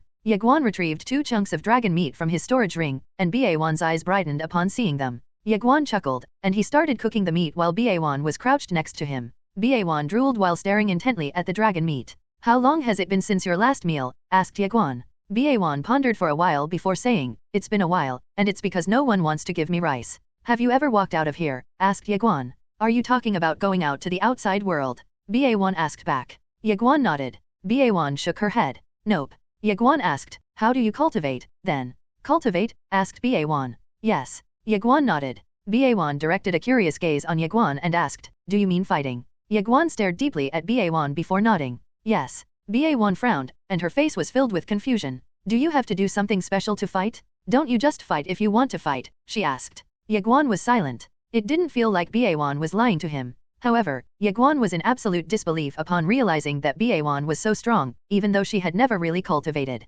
Ye Guan suddenly asked, do you have more dragon meat? Ye Guan nodded. Yes, I have more. Ye Guan blinked and asked, can you give me some? Ye Guan smiled and said, sure. With that, he gave her 2 chunks of dragon meat. Ye Guan had no qualms about giving away chunks of dragon meat, as he had enough dragon meat to eat for a lifetime. Ye Guan accepted the dragon meat and ran out of the hut, astonishing Ye Guan. Not long later, Ye Guan returned with a wooden bucket. Ye Guan looked into it and saw that it contained rice. Ye Guan grinned and said, how can we eat dragon meat without rice? She dumped the rice into the wok and started cooking it. 15 minutes later, the dragon meat and rice were ready. Ye Guan grabbed the large bowl hanging behind her and filled it up with rice. She seemed to have thought of something as she looked at Ye Guan cautiously and asked, are you not going to eat? Ye Guan seemed hesitant as he asked, can I? Ye Guan nodded and said, if you aren't going to eat, I'll eat everything myself. With that, Ye Guan took out a wooden spoon that was as large as her palm and wolfed the rice. After stuffing 2 spoonfuls of rice into her mouth, she picked up a piece of dragon meat and munched on it. Ye Guan's confusion reached its peak, and he stared at Ye Guan in a daze until the latter consumed an entire wok of rice. An entire wok of rice. Ye Guan was stupefied. Ye Guan sat and leaned against the large wooden chair. She seemed relaxed as she burped loudly and looked at Ye Guan. I owe you a favor for the food. Tell me what you want. Ye Guan stared at her carefully and said, I would like to spar with you again. Sparring? Do you mean fighting? Ye Guan asked. Yes, a fight. Ye Guan said with a nod. All right. Ye Guan nodded. Ye Guan grinned and stood up. He started walking outside the hut when Ye Guan suddenly ignited a wooden rod next to the stove and hurled it at Ye Guan. The flaming wooden rod flew so fast that Ye Guan couldn't react in time, and it struck him in the head, sending him flying out of the small hut. Ye Guan was sprawled out on the ground. His head felt extremely heavy as if it were filled with lead. Meanwhile, Ye Guan was holding a flaming rod in her hands as she stared straight at Ye Guan. To be more accurate, she was staring at his head, looking like she wanted to hit him again. However, she abandoned the thought of giving him another beating after recalling that she had just eaten his dragon meat. Ye Guan had fed her good food, so Ye Guan thought that she couldn't go too far. Ye Guan slowly stood up, and he shook his head fiercely to dispel the dizziness.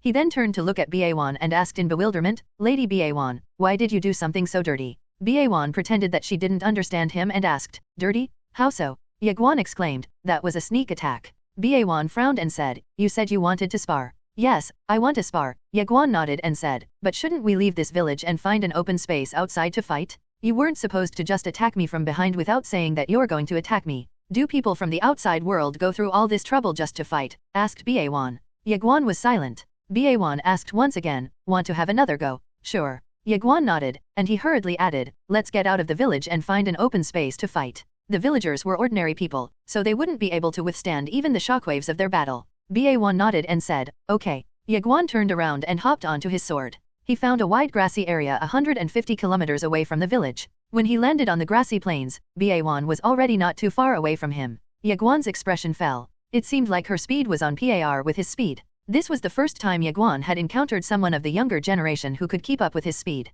Ye Guan was holding a flaming rod in her hands. Fighting is really exhausting, so you have to be responsible for my meals, okay, she said. Sure. Ye Guan smiled and said, you can just focus on eating. Ye Guan grinned, revealing some of her teeth. Let's eat. Ye Guan exclaimed, oh, I mean, let's fight. Swoosh. Ye Guan moved as fast as lightning as she made a beeline for Ye Guan. Her swift movements tore spacetime apart as she rushed toward Ye Guan, creating a terrifying sight. She arrived in front of Ye Guan in the blink of an eye. With a soft cry, she swung her flaming rod toward Ye Guan's head. Boom! The space around Ye Guan caved in beneath the flaming rod's power. Ye Guan's heart became filled with shock, but he didn't even attempt to dodge. Ye Guan's attack looked like an ordinary swing, but she had preemptively sealed all of Ye Guan's escape routes. Ye Guan could only face it head-on, and that was what he did. He thrust his sword forward 30 swords and the invincible sword intent. Ye Guan didn't dare to underestimate Ye Guan, and he decided to try and attempt to end the fight with just one sword move by going all out. Crackle! The surrounding spacetime shattered. Boom! Ye Guan's sword struck Ye Guan's flaming rod, and the spacetime within a kilometer around the two spontaneously exploded as if a giant hammer had struck it.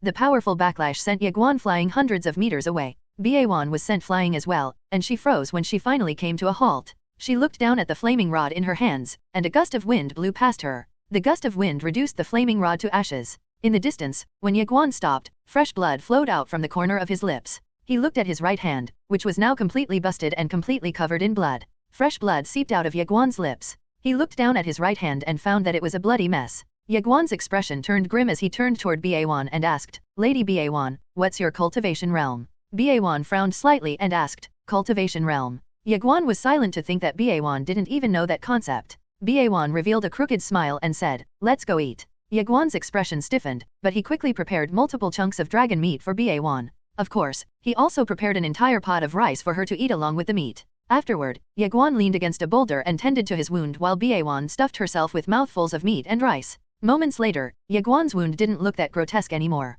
He made a sidelong glance at Ye Guan and asked inwardly, Senior, does she really not have a cultivation base? The mysterious voice replied, of course, she has a cultivation base. Ye Guan asked, really? The mysterious voice said, yes, but she doesn't know it. She was once a cultivator, but it seems that she has forgotten that fact. Ye Guan's confusion deepened. Meanwhile, Little Pagoda spoke to the mysterious voice in the tiny pagoda. She's not simple. Do you know anything about her? Asked Little Pagoda. She's not someone you can afford to provoke, said the mysterious voice before adding, so you should stop fishing for information from me. Little Pagoda had no idea what to say. Ye Guan put down her bowl and lay on the ground. She burped and revealed a look of satisfaction. Ye Guan laughed and asked, Lady Ye Guan, are you full? Yes, I'm full. Ye Guan nodded and said, it's been so long since I was this full. If you don't mind me asking, Lady Ba Wan, said Ye Guan before asking, how did you learn to fight? Ye Guan suddenly sat upright and asked, do you want to know that? Ye Guan nodded and said, if you want to tell me, sure. Ye Guan chuckled and said, I learned how to fight in a cave. A cave? Ye Guan was bewildered. A cave. Ye Guan nodded and asked, do you want me to bring you there? Ye Guan examined Ye Guan's expression. Upon realizing that she was serious, Ye Guan nodded and said, sure, why not? Ha ha ha. Ye Guan laughed and said, let's go, then. With that, Ye Guan got up and started walking away. Ye Guan followed closely behind her. Ye Guan and Ye Guan soon found themselves in front of a cave. The stalactites and the stalagmites started emitting light the moment they entered the cave, allowing the two to see clearly in the dark cave. Ye Guan brought Ye Guan to a certain wall, and Ye Guan saw a yellowed, ancient-looking book on the wall. Ye Guan plucked the book and handed it over to Ye Guan. I learned it from this book, she said. Ye Guan flipped it open and saw there were 3 words written boldly on the first page: Unbeatable Fist Art. Unbeatable Fist Art. Ye Guan flipped a few more pages, and his expression turned heavy. He had no idea just what rank the book belonged to, but it described 6 seemingly powerful moves: move the mountains, break the earth, shake the heavens, pluck the stars, seize the moon, and bury the gods. Ye Guan looked up at Ye Guan and asked, you learned all these moves? Ye Guan nodded. Yep. Ye Guan was silent. Evidently, Ye Guan had held back against him earlier. Ye Guan shook his head and laughed. He had always thought that he was talented, and it wasn't that strange of a thought considering his improvement speed. However, it seemed that he had grossly overestimated his self-worth. The mysterious senior in the tiny pagoda was right. The vast expanse held many worlds and universes, each of them containing a myriad of talents. In other words, there would always be someone better than anyone out there. Ye Guan chuckled and said, Lady Ba, this book is extremely precious, so why did you not take it with you? Ba calmly replied, what would I do with it? It's not like I can eat it. Ye Guan didn't know what to say. Ba was just unique. You should go ahead and read it if you want to learn the moves in it, said Ba. This book is precious in the outside world, said Ye Guan. Ba shook her head slightly and said, it doesn't matter to me. The book was already here when I first came here, and it's not mine, so I can't just take it away with me. Of course, it would have been a different story if it were edible. Ye Guan chuckled to himself. Ba words were so absurd that he truly had no idea how to respond to her. Eventually, Ye Guan flipped through the pages and memorized the moves within them before putting the book down. Are you not going to take it with you? Asked Ba. Ye Guan smiled and said, the book was already here when I first came here, and it's not mine, so I can't just take it away with me. Ba froze and stared at him. She asked softly, why did you repeat what I said? Pfft. Ye Guan boisterously laughed. Ba suddenly pulled him away. Let's go. Ye Guan asked, what's with the rush? Ba sounded serious as she said, it's time to eat. Ye Guan's expression froze. Didn't you just eat? Ba rolled her eyes at him and said, you really have to change that attitude. You have to be more enthusiastic when it comes to eating. Otherwise, you won't be able to find a wife in this village. Ye Guan's face darkened at that. Right when they were about to leave the cave, Ye Guan looked back to take one final glance at the cave when he noticed a fiery red rune on the cave wall. The fiery red rune trembled ever so slightly before disappearing. Ye Guan was astonished. Ba abruptly yanked Ye Guan away and started running out of the cave. Once they were out of the cave, Ba stopped in her tracks and took a deep breath before turning to look at the cave. It appeared again, she exclaimed. Confused, Ye Guan asked, what was that? Ba looked a bit scared as she replied, I don't know, but it felt dangerous. Dangerous? Ye Guan frowned. His curiosity was piqued, but Ba suddenly removed the large bowl hanging on her back and said, let's eat. Ye Guan was rendered speechless. Regardless, he proceeded to cook for Ba, but he made 2 pots of dragon meat and 2 pots of rice for her to eat this time. He believed that Ba would definitely be satisfied for a while with that much food. Afterward, he started studying the unbeatable fist art. He was a martial god, and the unbeatable fist art was a technique he couldn't possibly resist learning, so Ye Guan didn't waste any time learning it. At first, his progress was pretty smooth and fast. He learned move the mountains and break the earth in just 3 days, but he started having issues with shake the heavens. Ye Guan decided to approach Ba and asked, Lady Ba, I have a question about shake the heavens. The book said that the heart and the mind must be united when the move is executed, but the energy drain is insane whenever I attempt to execute the move, and it's not as strong as I thought it would be. Why is that? Ba swallowed a chunk of meat and replied, I don't know. Ye Guan froze and went quiet. Ba looked at him and asked, is it that hard to learn? Ye Guan hesitated for a while before he asked, how long did it take you to learn the unbeatable fist art? Ba annihilated a spoonful of rice and said, I mastered every move by the time I'm done eating a meal. Ye Guan was rendered speechless. Her words had truly disturbed him. She learned every move in the unbeatable fist art in just the time it took for her to finish a meal? Ye Guan suddenly felt like he was completely useless. It took him 3 days to learn just 3 moves, after all. In the end, Ye Guan shook his head and chuckled bitterly before walking over to the side and sitting down cross-legged to cultivate. The mysterious voice suddenly said, enter the unity between heart and sword man and sword unification state. Empty your mind and focus on the task at hand. Ye Guan nodded and closed his eyes. After a long while, he finally fell into a trance, and he felt as if he was an old man in the middle of meditation. His mind was empty, and he was completely focused on the task at hand. He started circulating his profound energy according to the unbeatable fist art's instructions, and his profound energy soon pooled in his arms. Ye Guan's eyes shot wide open, and he waved with both of his arms. Boom! A kilometer of space-time in front of him was obliterated in an instant. Ye Guan took a deep breath and grinned. He finally got it. He looked down at his arms and realized that he had to have been too eager to succeed earlier, which meant that his mind couldn't unite with his heart, causing him to fail his previous attempts. With that thought in mind, Ye Guan unconsciously turned to look at Ba, who was still in the middle of eating. Ba-Wan's power was beyond astonishing, and Ye Guan was convinced that there was another reason aside from her talent. Her mind was simple, and she had 0 distracting thoughts aside from thinking of when she would have her next meal. Ye Guan wanted to learn the other moves, but he soon discovered that he couldn't even afford to learn them. His cultivation base was too low, and his profound energy reservoir was too small to accommodate the other moves. The more powerful moves demanded more profound energy to execute. Pluck the stars was the next move after shake the heavens, and it allowed a cultivator to pluck a star with their bare hands. Needless to say, it was incredibly powerful, but Ye Guan was confident that he could definitely not afford to learn such a move for now. His low cultivation base was his greatest weakness. He did not feel that this was something that was holding him back in the past.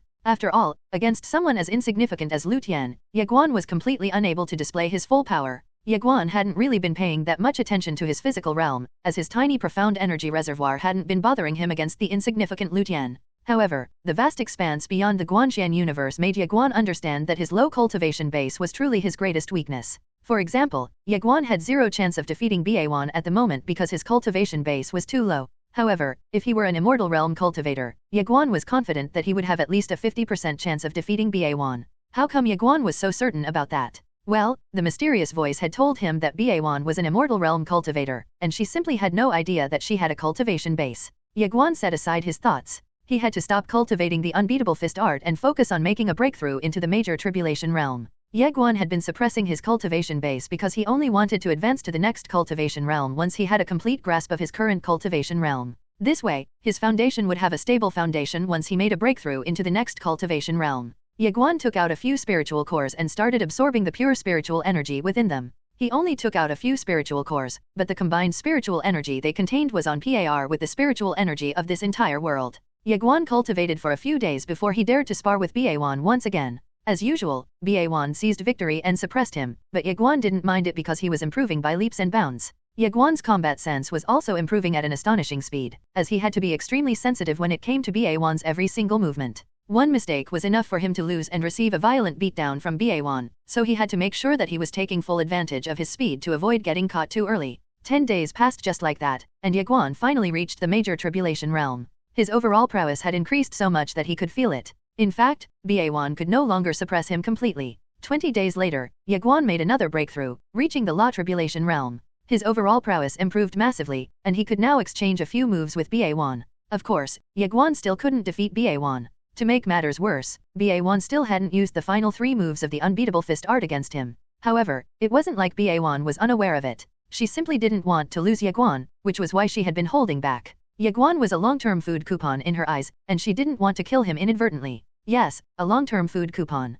She just had to spar with Ye Guan once a day, and the latter would cook 5 meals a day for her 5. It was a once-in-a-lifetime opportunity in her eyes, and she wasn't going to let go of it. Just like that, Ye Guan's routine remained the same for an entire month. Ye Guan was still a great sword sovereign, but his prowess had increased drastically, as he had already become a Dao Tribulation Realm cultivator. He broke through 4 cultivation realms in just over a month. Unfortunately, Ye Guan's breakthrough speed wasn't really that fast. His cultivation method was the universe beholdment skill, and he was absorbing spiritual cores along with the mysterious voice's guidance. He was supposed to be faster than this. Of course, Ye Guan had slowed down his breakthrough speed on purpose. Otherwise, his cultivation realm would have been higher than the Dao Tribulation realm. However, Ye Guan realized that his foundation was starting to get shaky, so he decided to suppress his cultivation base in the meantime. Ye Guan's recent breakthroughs had happened during his sparring sessions with Ye Guan. The first 3 moves of the unbeatable fist art were no longer a threat to Ye Guan. In fact, he was starting to push Ye Guan back whenever they sparred. His sword attacks had gotten incredibly quick, and Ye Guan was starting to have difficulties dodging Ye Guan's sword moves. Aside from his progress with his cultivation base and sparring sessions with Ye Guan was also starting to comprehend the 4th move of the unbeatable fist art, plucking the stars. Moreover, Ye Guan was also making progress in his quest to imbue the moves of the unbeatable fist art with his invincible sword intent. The resulting effect was awesome, and it made the moves incredibly powerful. Unfortunately, it consumed too much profound energy. However, Ye Guan was thrilled. He felt like he had just pioneered a new cultivation path merging martial arts and the sword Dao. It was also worth mentioning that Ye Guan could now wield 40 swords and execute the critical method with each and every one of them at the same time. An increase of 10 swords didn't seem that much, but it was starting to get difficult for Ye Guan to wield more swords. In fact, if he wanted to wield 41 swords, he would need to make another breakthrough. The profound energy cost had gotten too expensive for him to bear. Ye Guan decided to call it a day. He prepared 2 pots of meat and 2 pots of rice for Ye Guan. Ye Guan's appetite had never failed to shock him since the day Ye Guan discovered her shocking appetite. Ye Guan annihilated the food that Ye Guan had cooked for her. She washed the large bowl that she had been using and slung it over her shoulder. Ye Guan glanced at Ye Guan's stomach and wondered. It's really weird that she's not getting fat even though she's eating so much food every day. The mysterious voice suddenly exclaimed, "There's danger." Danger? Ye Guan's expression changed, and he whipped out the tiny pagoda. Little Pagoda was beyond speechless at what he had done. Little Pagoda really had no idea what to say. "You bastard! Stop taking me out whenever you're in danger. I'm just a tiny pagoda, you dumbass." Ye Guan hugged Little Pagoda while looking around warily. He seemed to have sensed something as he whipped around. A powerful explosion made the cave in the distance explode. No, the entire mountain exploded, sending debris all over the place. Ye Guan's expression changed. He could feel a terrifying aura from the cave. "Hurry up and run," the mysterious voice exclaimed. A great sovereign was actually sealed here, and he's about to break out of his seal. A great sovereign? Ye Guan was shocked. This place has been sealing a great sovereign? Ye Guan turned and ran furiously toward the village. Ye Guan saw innumerable pieces of debris falling like rain toward the village. Ye Guan pulled Ye Guan away and said, "It's dangerous. We have to go." Ye Guan didn't even spare him a glance as she said, "I have to protect the village. My cows are there." Ye Guan shook Ye Guan off and appeared above the village. She raised her hand and roared, plucking the stars. Boom! A giant hand, stretching a kilometer, manifested above the village and protected it from the debris. However, the enormous power of a great sovereign was too much for this tiny world to endure, and the world itself fractured along with Ye Guan's giant hand. Ye Guan was stunned. He transformed into a beam of sword light and appeared above the village. He waved his right hand, and the tiny pagoda hovered next to him. "Master Pagoda, I know that you're fine. Hurry up and absorb the village." Little Pagoda didn't say anything in response, but a golden light enveloped the village as he sucked the entire village into the world inside the pagoda. Ye Guan turned to Ye Guan and said, "He's too strong for us to handle. We have to run." With that, Ye Guan dragged Ye Guan away with him. Tens of thousands of golden light rays blossomed from the fractures in the world. An entire world was currently disintegrating beneath the full extent of a great sovereign's wrath, creating a terrifying sight.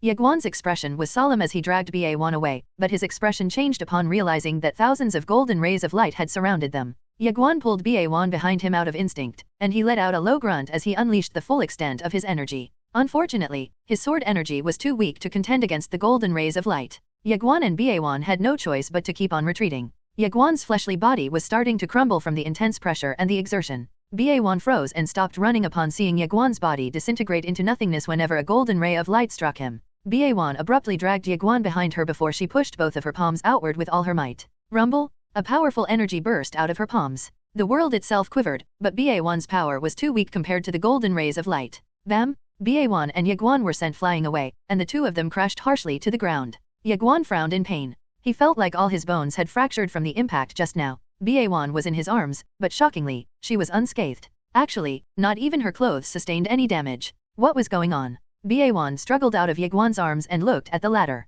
"Are you okay?" she asked. Ye Guan chuckled bitterly and said, "I won't die from this." Ye Guan went quiet. Ye Guan took out a spiritual pill and swallowed it. He looked around and saw that the debris was gone, but there was a middle-aged man not too far away from them. The middle-aged man was really tall. He seemed to be about 2.4 meters tall and was wearing a huge long robe. His long hair draped over his shoulders. Talismans were all over him, and they slowly fell off of him. The middle-aged man was someone who had been bestowed the Great Sovereign title. Ye Guan's expression was grim as he stared at the middle-aged man. Those with a Great Sovereign title weren't necessarily as strong as divine sovereigns, but they were still elite cultivators in their own right. In fact, any great sovereign out there would be a top cultivator in the true universe, not to mention in the all worlds. Ye Guan was curious. Who sealed him here? Was it the true god? The great sovereign's gaze seemed nonchalant as he stared at both Ye Guan and Ye Guan, but his gaze seemed capable of seeing through anything. His gaze also seemed like it contained the might of a world as the space-time around Ye Guan and Ye Guan shattered at once. Ye Guan quickly pulled Ye Guan behind her and punched out with her right fist.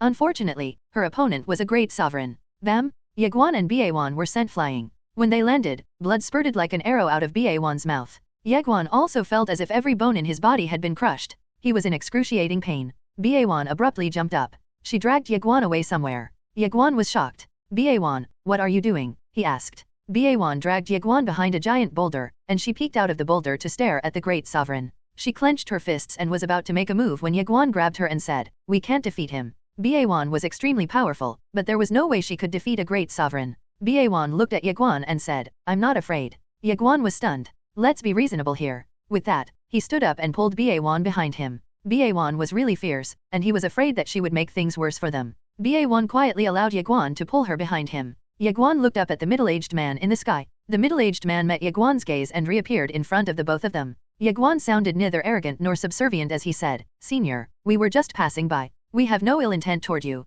The middle-aged man looked at him with a hint of surprise. "Peak Great Sword Sovereign and a martial god," he muttered. Ye Guan nodded. He wasn't surprised that the middle-aged man saw through him. His master pagoda wasn't hiding his aura at the moment, after all. The middle-aged man suddenly asked, "Was that a pagoda?" Ye Guan nodded and said, "It was a pagoda, and it was my master pagoda." The middle-aged man looked at Ye Guan and asked, "Can I take a look?" The middle-aged man didn't even wait for Ye Guan's response. An immense power enveloped Ye Guan and Ye Guan. Afterward, the tiny pagoda was forcefully ripped out of Ye Guan. Ye Guan quietly stared at the middle-aged man. The middle-aged man looked at the pagoda and nodded with bright eyes. "This is amazing. There's a huge time difference between the time in this pagoda and the time in the outside world." The middle-aged man stared at Ye Guan and said, "I want this pagoda. What do you say?" "So he wants to steal my pagoda?" Ye Guan froze. He didn't expect that such a powerful supreme elite would snatch his tiny pagoda. He was truly astonished. I'll take your silence as yes, said the middle-aged man. Ye Guan smiled. If you wish to take it, sir, then feel free to take it away. His master Pagoda hadn't protested, so he wouldn't protest as well. The middle-aged man nodded slightly and turned around to leave. However, he seemed to have thought of something as he stopped and turned around. I'm still worried. He stared deeply at Ye Guan and said, you're a peak great sword sovereign and a martial god at the same time. You're seriously talented. I don't want to bring trouble to my clan, so I've decided to kill you. Ye Guan looked at the middle-aged man and said, you're more than 10 realms higher than me. The middle-aged man smiled and replied, so what? Ye Guan explained, my mother said that I'd have to fight opponents within 10 realms above my current cultivation realm myself, but she said that my aunt would help me against opponents more than 10 realms higher than me. Little Pagoda was shocked. Your aunt? Wasn't it your parents? When did it change? Pfft. The middle-aged man chuckled and said, I was already peerless and invincible when I was 30. I defeated every talent from everywhere aside from the talents of the true universe, so do you really think that your aunt can beat me, young man? Ye Guan stared deeply at the middle-aged man and calmly said, you've been bestowed upon the great sovereign title, so don't you think you're going overboard by bullying someone like me with neither family background nor backup? The middle-aged man smiled and asked back, so what if I want to bully you? The middle-aged man had already reached the peak, so he rarely bothered with mere ants. However, he found it pretty fun to bully ants occasionally. It felt nice to see the helplessness and despair of those weaker than him. Ye Guan stared at the middle-aged man and said, my aunt is very good at fighting. The middle-aged man's curiosity was piqued. He chuckled before asking, she's very good at fighting. That's right. Ye Guan nodded and said seriously, my aunt is invincible, and she has never used more than one sword move to kill her opponents. The middle-aged man smiled in amusement and asked, what's her name? Ye Guan looked straight at him and replied, Plainskirt Destiny. Plainskirt Destiny. The middle-aged man frowned. He pondered over the name briefly before smiling. I've never heard of that name before. She's probably just a bigger ant somewhere. Buzz? The world quivered as a space-time rift manifested above the middle-aged man. A powerful sword energy exited the rift. The middle-aged man's expression changed as he looked up. He clenched his fist and sent a punch against the oncoming sword energy. He had moved in a hurry just now, but his fist still contained enough power to destabilize the world. Boom! The middle-aged man's fist exploded into a bloody mist, and the sword energy bored a hole in his fist and struck his head, pinning him to the ground. Ye Guan's eyelids twitched. He felt overwhelmed. Just how powerful is my aunt? I feel like it's impossible to deduce her true strength. He was a bit doubtful earlier, but now, he was thoroughly convinced. His aunt had just killed someone who had been bestowed the great sovereign title. In other words, Plainskirt Destiny had just killed someone on the same level as the unyielding sovereign. Ye Guan couldn't help but feel that great sovereigns were too weak, and they truly weren't at the apex. However, he also found the turn of events a bit too surreal. How come that the opponents his aunt had to face so far were like mere ants before her? Ye Guan was stupefied when his train of thought reached that point. Meanwhile, the middle-aged man's pupils had shrunk to the size of needles out of fear and disbelief. How can this be? This is impossible, he muttered. Ye Guan sounded serious as he said, I also think that it's a bit absurd. The great sovereign's expression froze, and he went silent. Ye Guan tugged on Ye Guan's sleeve and asked seriously, is he stuck right now? Ye Guan nodded. Suddenly, Ye Guan dashed out and punched at the great sovereign. Boom! Ye Guan was sent flying away. Ye Guan's expression stiffened as he rushed to help her up.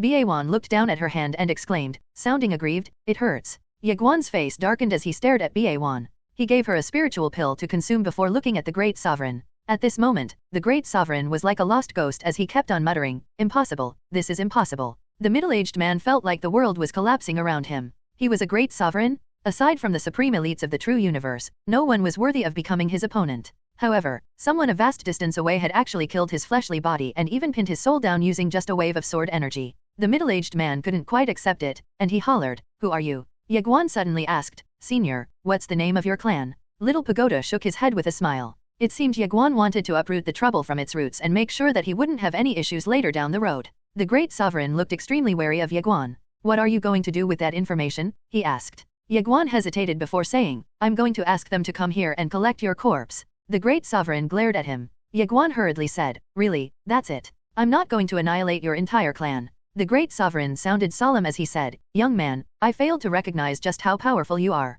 It is my fault, and I admit it, so can we just leave things here and let bygones be bygones? It turned out that there was a reason the middle-aged man earned his title. He knew when to advance and retreat. However, Ye Guan shook his head. No, I can't. Boom! The sword energy within the great sovereign spurred into action, and the great sovereign's soul was annihilated. Ye Guan was silent. His aunt had just killed a supreme elite right in front of his eyes. The great sovereign looked absolutely stupefied, and he perished without being able to resolve his unfinished business. Ye Guan's aunt had killed him as if he were an insect. Just how powerful was his aunt? Ye Guan stared at the starry skies in a daze. A woman wearing a blood-red skirt was somewhere in the vast expanse, and there wasn't a single hint of emotion in her eyes. Whoever utters my name shall die unless they're my relatives. After a long while, Ye Guan looked away. He shook his head and smiled. It was only after he left the Guanxian universe that he realized his insignificance. He truly had to work even harder for him to amount to anything? His father was powerful, but his father's strength didn't belong to Ye Guan but to his father. The same was true for his aunt and grandfather. Ye Guan could only call himself powerful once he actually became powerful in his own right.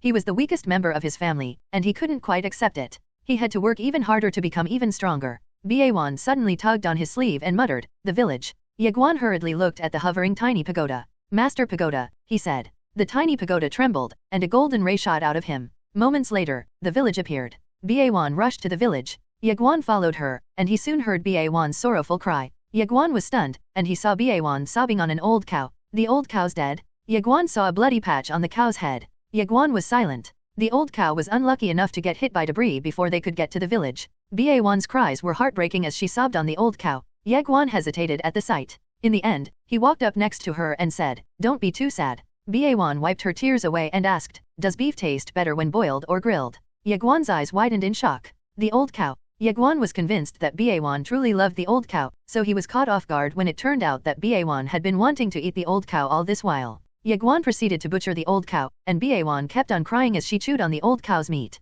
"My cow, it was already so old, but it died in such a painful way. It tastes great." Ye Guan picked up another slice of beef and nodded. "Brother cow, have a safe journey to the afterlife." The old cow. Soon, the two finished their meal, and Ye Guan buried the old cow's bones. Ye Guan looked at her and asked, "Do you want to go with me?" Ye Guan turned to look at Ye Guan. She seemed to be in a daze as she asked, "Go." Ye Guan nodded and explained, "I mean, the outside world." Ye Guan hesitated before saying, "I've never left this place." Ye Guan smiled and asked, "Are you not curious about the outside world?" "What will happen to my meals?" asked Ye Guan. "You can eat all you can outside," Ye Guan proudly declared. Ye Guan hurriedly slung her large bowl on her shoulder. "Let's go," she said. Ye Guan chuckled and exclaimed, "All right, let's go." With that, Ye Guan led Ye Guan, and the two eventually made it out of the small world where the village was located. Ye Guan suddenly asked, "Ye Guan, where are your parents?" Ye Guan chewed on a piece of dragon meat as she asked, "I don't have any parents." Ye Guan frowned. "You don't have any parents?" Ye Guan nodded. "I grew up in the village, and none of them knew the identity of my parents. All they know is that I suddenly appeared at the entrance of the village one day, and every household in the village worked hard to feed me. However, they suddenly didn't want to feed me anymore." Ye Guan stared deeply at Ye Guan and was convinced that her background was extraordinary. Ye Guan suddenly said, "You weren't the first cultivator to have arrived at the village. There were others before you, and they coveted that fist art." Ye Guan looked at Ye Guan and asked, "Why did you not bring them to that cave?" Ye Guan remained calm as she replied, "Aren't outsiders supposed to treat their hosts to a meal if they want to receive any help? How can I help them when they didn't offer me anything to eat?" Ye Guan had nothing to say to that. "Why did you save my village?" asked Ye Guan. Ye Guan smiled and said, "It's because we're friends." "Friends?" Ye Guan stared deeply at Ye Guan for quite a while before asking, "How much dragon meat do you have? Is there enough for me to eat?" Ye Guan laughed and said, "Yep. You'll definitely have enough dragon meat to eat." Ye Guan sounded serious as she admitted, "I drove several families into bankruptcy through eating. Don't worry." Ye Guan chuckled and said, "You can't bankrupt me through meals alone." Ye Guan was confused. "Why not?" Ye Guan smiled and explained, "My mother has a lot of money." Ye Guan blinked and replied, "Okay. From now on, your mother is my mother." Ye Guan almost fell to the ground, and his smile faded as he was rendered speechless. Ye Guan soon brought Ye Guan to the all-world city. Ye Guan looked around curiously. It was her first time seeing so many people, and everything was interesting to her. Ye Guan bought her a lot of things, and Ye Guan was all smiles throughout their shopping trip. Soon, Ye Guan brought Ye Guan to a clothing store. He looked around and found a dark blue dress. "I want this." The lady boss looked at Ye Guan. She could tell from Ye Guan's demeanor that he was someone of noble blood. Realizing that a valuable guest had arrived, she quickly took the dark blue dress and presented it to Ye Guan. Ye Guan handed the dark blue skirt over to Ye Guan and smiled. "Wear this." Ye Guan's plain clothes were beyond saving after their brief battle against a great sovereign. Ye Guan looked at the dress in surprise and asked, "Is this for me?" Ye Guan smiled and nodded. "Yes." Ye Guan hesitated before saying softly, "I don't have any money." A village elder had told her that money was necessary to get anything outside. "I have money," said Ye Guan, "don't worry, just hurry up and change." Ye Guan hesitated, but she eventually nodded and said, "Okay."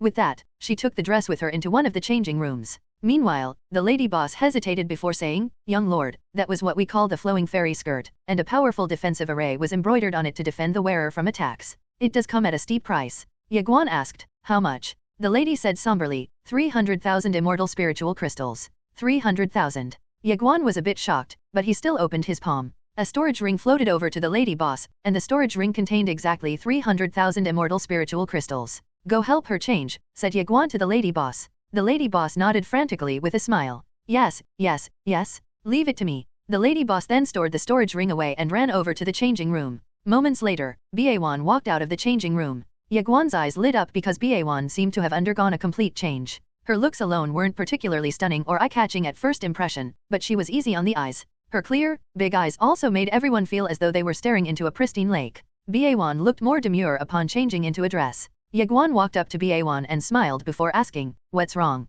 Ye Guan blinked and asked, "Can we eat now?" Ye Guan was startled, but he grinned and said, "Sure." He proceeded to buy a few more dresses for Ye Guan before bringing her out of the store. The two approached a noodle shop. Ye Guan believed that Ye Guan had to eat a variety of dishes rather than just meat every day, and he also felt obligated to make her taste dishes that she had never tried before. Ye Guan annihilated 8 bowls of rice in the blink of an eye, and not even a single drop of soup remained in her bowls, stunning everyone. Rumble? The space-time rift abruptly appeared overhead, and a golden ray of light shot out of the rift, surprising the entire city. The golden ray of light meant that the newcomer was most likely a divine spirit from the true universe. Ye Guan looked up and saw a young man in white looking down at the city. "I'm here to fight," he shouted. His voice echoed throughout the entire all-world city. Ye Guan placed a storage ring on the counter and said, "Boss, please keep cooking noodles for this lady. Keep doing it until she's full." With that, Ye Guan stood up. Ye Guan grabbed his arm and looked at him. "Are you going to fight?" she asked. Ye Guan nodded and smiled. "Yes." Ye Guan stared deeply at Ye Guan before saying, "Let me help you." Ye Guan grinned. "Just leave it to me." Ye Guan's motive for bringing Ye Guan out of that tiny world wasn't to turn her into his fighter. He truly wanted to show her the outside world. Perhaps she would have a brighter future here. Ye Guan turned around and hopped onto his sword. Ye Guan continued to annihilate bowls of noodles while staring intently at the young man in white in annoyance. Ye Guan appeared in front of the young man in white. The young man in white stared at Ye Guan and said, "The true universe has declared that it's going to fight using its younger generation against the members of the Guanshan universe's younger generation. Don't worry, we won't bully you, and we won't gang up on you as well." Ye Guan nodded and asked, "Are we going to fight now?" "Sure," said the young man in white. He stepped out, and an overwhelming energy enveloped Ye Guan. It turned out that the young man in white was an Earth Immortal Realm cultivator. The young man in white's domain was both massive and powerful. He was just in his 20s, but he could already control such a powerful domain. In other words, he had to be a prodigy even in the true universe. However, he shouldn't have come here. The True God Hall had already announced Ye Guan's true prowess, and everyone in the true universe was definitely aware that only the top 20 on the true martial list were qualified to fight Ye Guan. The young man in white wasn't in the top 20, but he was on the list. Of course, the young man in white was aware of Ye Guan's true prowess, but the bounty was simply too alluring for him to ignore. 1 billion spiritual cores meant 1 million true core crystals? It was an offer that the young man in white couldn't quite resist. Naturally, the young man in white man had another motive in mind. He wanted clout. Killing Ye Guan meant he wiping away the humiliation that the true universe had suffered under the hands of the Sword Master many years ago. It had been millions of years since then, but the true universe and its denizens were still resentful. The main reason the true universe had been fighting the Guanshan universe over the past 30 million years was in an effort to annihilate the Guanshan universe and wash away the humiliation that it had suffered on that fateful day. Unfortunately, the Sword Master was so strong that only the true god could fight him. However, what about his son? The young man in white grinned at the thought. Meanwhile, Ye Guan abruptly vanished. Boom! He unleashed 30 swords at once, and they were all empowered by his invincible sword intent. The 30 swords combined forces and shattered the young man in white's domain. The young man in white's eyes narrowed, and he was about to make another move, but he was sent flying under everyone's pensive gazes. The young man in white's fleshly body disintegrated as he streaked across the skies. Shockingly, even his soul was starting to disintegrate into nothingness. The young man in white perished in just one sword move from Ye Guan, rendering everyone speechless in disbelief. However, the young man's disintegrating soul was reformed under the effects of dimensional suppression. A divine spirit from a higher dimension couldn't die in a low-dimensional world, and it was primarily because divine spirits would often descend on a low-dimensional world without their true bodies. Ye Guan's brows furrowed. He was aware of just how difficult it was to kill divine spirits, and divine spirits could only truly die at the Suhen battlefield, and it was all thanks to the effects of the sky-connecting pagoda. The young man in white soul soon recovered. He looked down at Ye Guan and sneered, "You can't kill me. Do you want me to try?" asked Ye Guan. The young man guffawed and shouted, "Bring it on." Ye Guan nodded and vanished. The young man in white was confident that he wouldn't die, so he didn't even defend himself. Divine spirits could only die in the Suhen battlefield or against supreme elites like a great sovereign or cultivators with peculiar innate abilities. Ye Guan reappeared in front of the young man in white with another sword in hand, the Path Sword.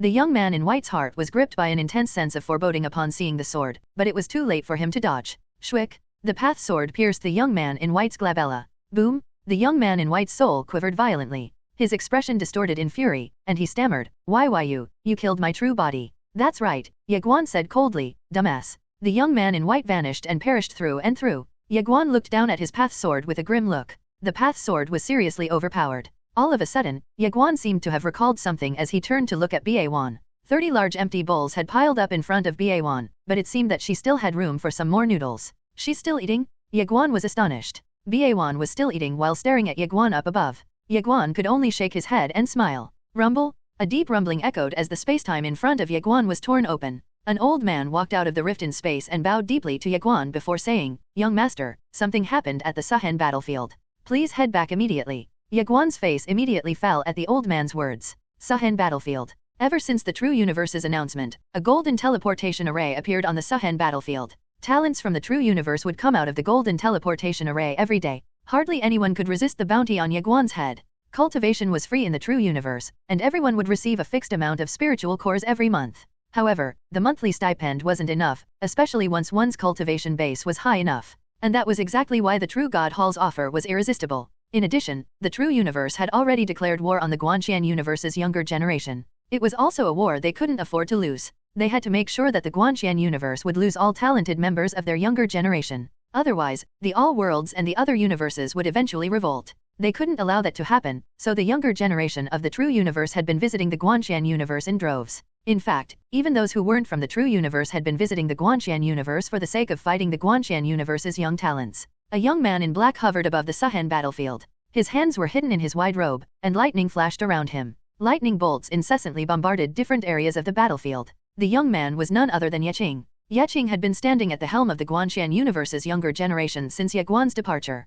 Ye Qing had gotten even stronger over the past few months, and he was now an immortal realm cultivator. In addition, he had gotten a hold of 9 laws from the initial 5, and it was all thanks to the Guanxian Academy's help. As Ye Guan's brother, the Guanxian Academy didn't neglect Ye Qing and provided him with everything. Ye Qing's power grew tremendously upon getting a hold of 9 laws. He had also been fighting non-stop over the past few months. Cao Bai, Ye Guanzi, and the other members of the Guanxian Universe's younger generation also received ample support from the Guanxian Academy and the Immortal Treasures Pavilion. The True Universe had lured talents to fight in the Suhen battlefield, and the Guanxian Universe had done the same. The young talents of the Guanxian Universe were all headed to the Suhen battlefield. The Guanxian Universe was doing its best to groom and grow the next generation of talents. Actually, they had been doing it all along. Mu Tiandao and the rest sought out cultivators to teach. The only difference between what they had been doing long ago and what they were doing now was just the scale. They had gone all out this time. Fortunately, they had the support of the Immortal Treasures Pavilion. Otherwise, there was no way they could do all this using the resources of the Guanxian Academy alone.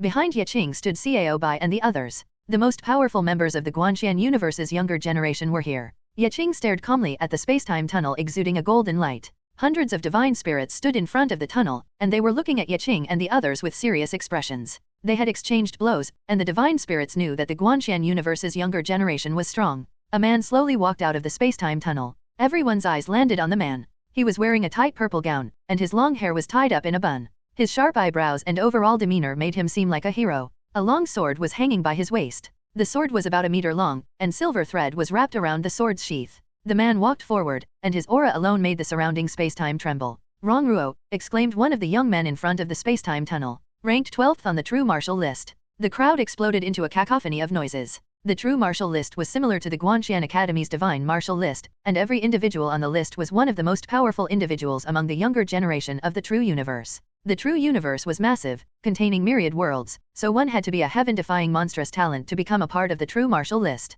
Rong Ruo was only 19 years old, but he was already an Earth Immortal Realm cultivator. Amazingly, Rong Ruo managed to defeat a cultivator 3 realms above him, which was the Peak Immortal Realm. The Peak Immortal Realm cultivator he had defeated wasn't simple, as he was previously ranked 20 on the True Martial List. He was an incredible talent who reached the Peak Immortal Realm despite his young age of 20. In other words, he was a monstrous talent capable of defeating cultivators multiple realms above him, yet he suffered defeat at the hands of Rong Ruo. How scary was that? The divine spirits were surprised to see Rong Ruo here. It seemed that the True Universe had truly mobilized the talents on the True Martial List. The war between the Guanxian Universe and the True Universe was previously between the members of the older generation. Therefore, the True Universe refrained from sending any of their younger generation talents to the Guanxian Universe. The members of the Guanxian universe's older generation were strong enough to charge into the true universe, and they even almost made it into the true God Hall, which meant that the younger generation of the true universe was bound to lose against them. However, the war was now between the younger generation of both universes. The older generation wasn't going to interfere, so the younger generation would have to step up and fight.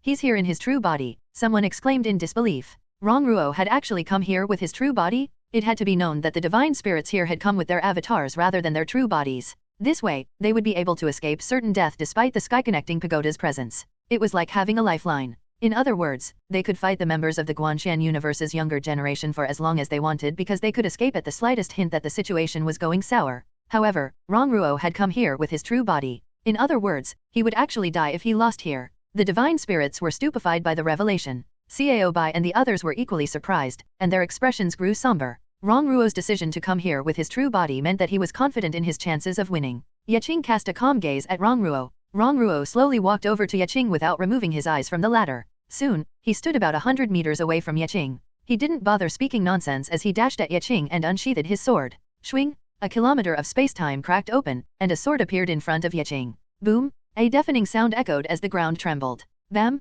A lightning bolt burst open in front of Yeqing, and the collision forced him to retreat several hundred meters away. However, a sword appeared in front of him before he could even recover. Whoosh! The sword contained a powerful energy that made it seem capable of splitting the world into two with just one slash. Yeqing's eyes narrowed, and his expression turned grim upon seeing the oncoming sword. Rongruo was the most powerful swordsman he had faced so far, so Yeqing didn't dare to be negligent. He clenched his fists, and lightning burst from his palm. Crackle! The lightning struck Rongruo's sword and deflected it. Both Yeqing and Rongruo were powerful cultivators, and the shockwaves created from their collisions shattered the surrounding space-time. Fortunately, the heavenly Dao of the Suhen world didn't dare to slack as it hurriedly repaired every space-time fracture. The heavenly Dao was aware that Mu Tian Dao was still here along with the other powerful ancestors. The heavenly Dao thought that it was time for it to show off, so it instantly healed every space-time fracture that appeared around Rongruo and Yeqing. Rongruo suddenly rushed at Yeqing and pressed his palm on his sword. Boom! Yeqing's lightning shield abruptly scattered, sending him flying away. Rongruo stepped forward and blinked in front of Yeqing.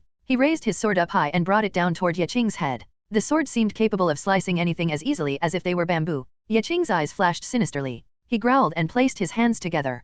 Crackle! Lightning and flames burst out of him, creating a terrifying combination that made Rongruo retreat. Yeqing stumped with his right foot and roared, "Come!" A golden imprint appeared between Yeqing's brows. Rumble! The ground rumbled as the great earth force in the Suhen world's mantle burst out of the earth and shattered space-time to appear in front of Rongruo. However, Yeqing wasn't quite done just yet. He snapped his fingers, and wind blades abruptly manifested. The wind blades spun like tops, and they all made a beeline for Rongruo. Each wind blade contained enough power to tear space into pieces. Rongruo frowned, but he remained undeterred as he swung his sword. Whoosh! 1,000 sword lights dazzled everyone as Rongruo's sword collided against the wind blades and the beam of great earth force. Rongruo's sword was deflected, but he quickly took on another stance to unleash another sword move. Unfortunately for him, Yeqing wasn't going to let him do what he wished. A star imprint appeared on Yeqing's glabella as star energy from the depths of the vast expanse converged on Yeqing. Star law? Starlight from the vast expanse flew at incredible speeds to the Suhen world and struck Yeqing. Yeqing's aura surged as the starlight entered him, and the surroundings seemed to throb as he got even stronger as time went on.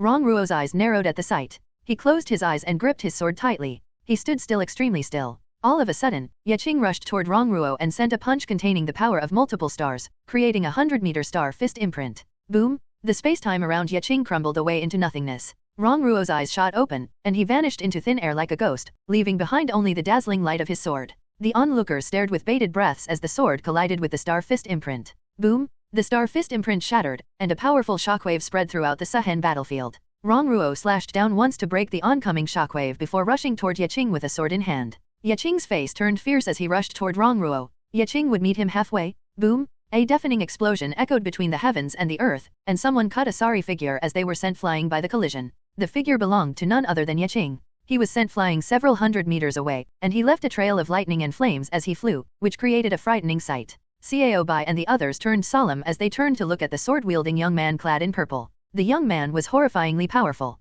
Meanwhile, Yeqing was still in midair when Rongruo slashed out with his sword. "Die!" roared Rongruo. Boom! The sword seemed to have split the world into two as it made a beeline for Yeqing. A lightning imprint appeared between Yeqing's glabella, and he kicked off of the empty air. Crackle! A lightning bolt exploded beneath his feet, sending him flying toward Rongruo. Once again, he remained steadfast and didn't retreat. He was going to meet Rongruo's attack midway. Rongruo was extremely powerful, but Ye Qing knew that if he were to retreat at this critical juncture, the other divine spirits would deem him weak. Moreover, Rongruo would become extremely powerful in the eyes of the Guanxian universe's talents. To make matters worse, Rongruo would easily destroy him if he were to retreat. Hence, he chose to fight. Everyone watched as the lightning clashed with the sword. Kaboom! Lightning crackled and pervaded the battlefield. The collision produced a powerful shockwave that swept across the battlefield, and it forced both Ye Qing and Rongruo away. When they finally found their footing, they discovered that they were over a kilometer away from each other. Rongruo was still holding his sword tightly in his right hand as his figure exuded a powerful sword energy and a dazzling sword light. The collision earlier made the space around them tremble violently as if it had become liquid. Ye Qing was like a lightning god as lightning danced about him. His aura wasn't as fierce as Rongruo's aura, but it was like a boundless ocean, making the space-time around him swell similar to the waves in the ocean. The divine spirits wore pensive looks as they stared at Ye Qing. They didn't expect that Ye Qing would be strong enough to actually match up to Rongruo. The Guanxian universe had always been resisting the true universe, but the younger generation of the true universe had always looked down on the younger generation of the Guanxian universe. The true universe's younger generation had always remained victorious whenever the younger generation talents from both sides fought each other, so the young divine spirits were truly surprised to learn that the Guanxian universe's younger generation was much stronger than they thought. Meanwhile, Rongruo stared deeply at Ye Qing. His eyes shone with delight and a desire to fight. It would have been too boring if the younger generation of the Guanxian universe were too weak. Fortunately, it didn't seem to be the case. Die! Rongruo roared and made a beeline for Ye Qing. Crack! The echoes of his voice could still be heard, but the space-time in front of Ye Qing had already split open, spitting out a sword.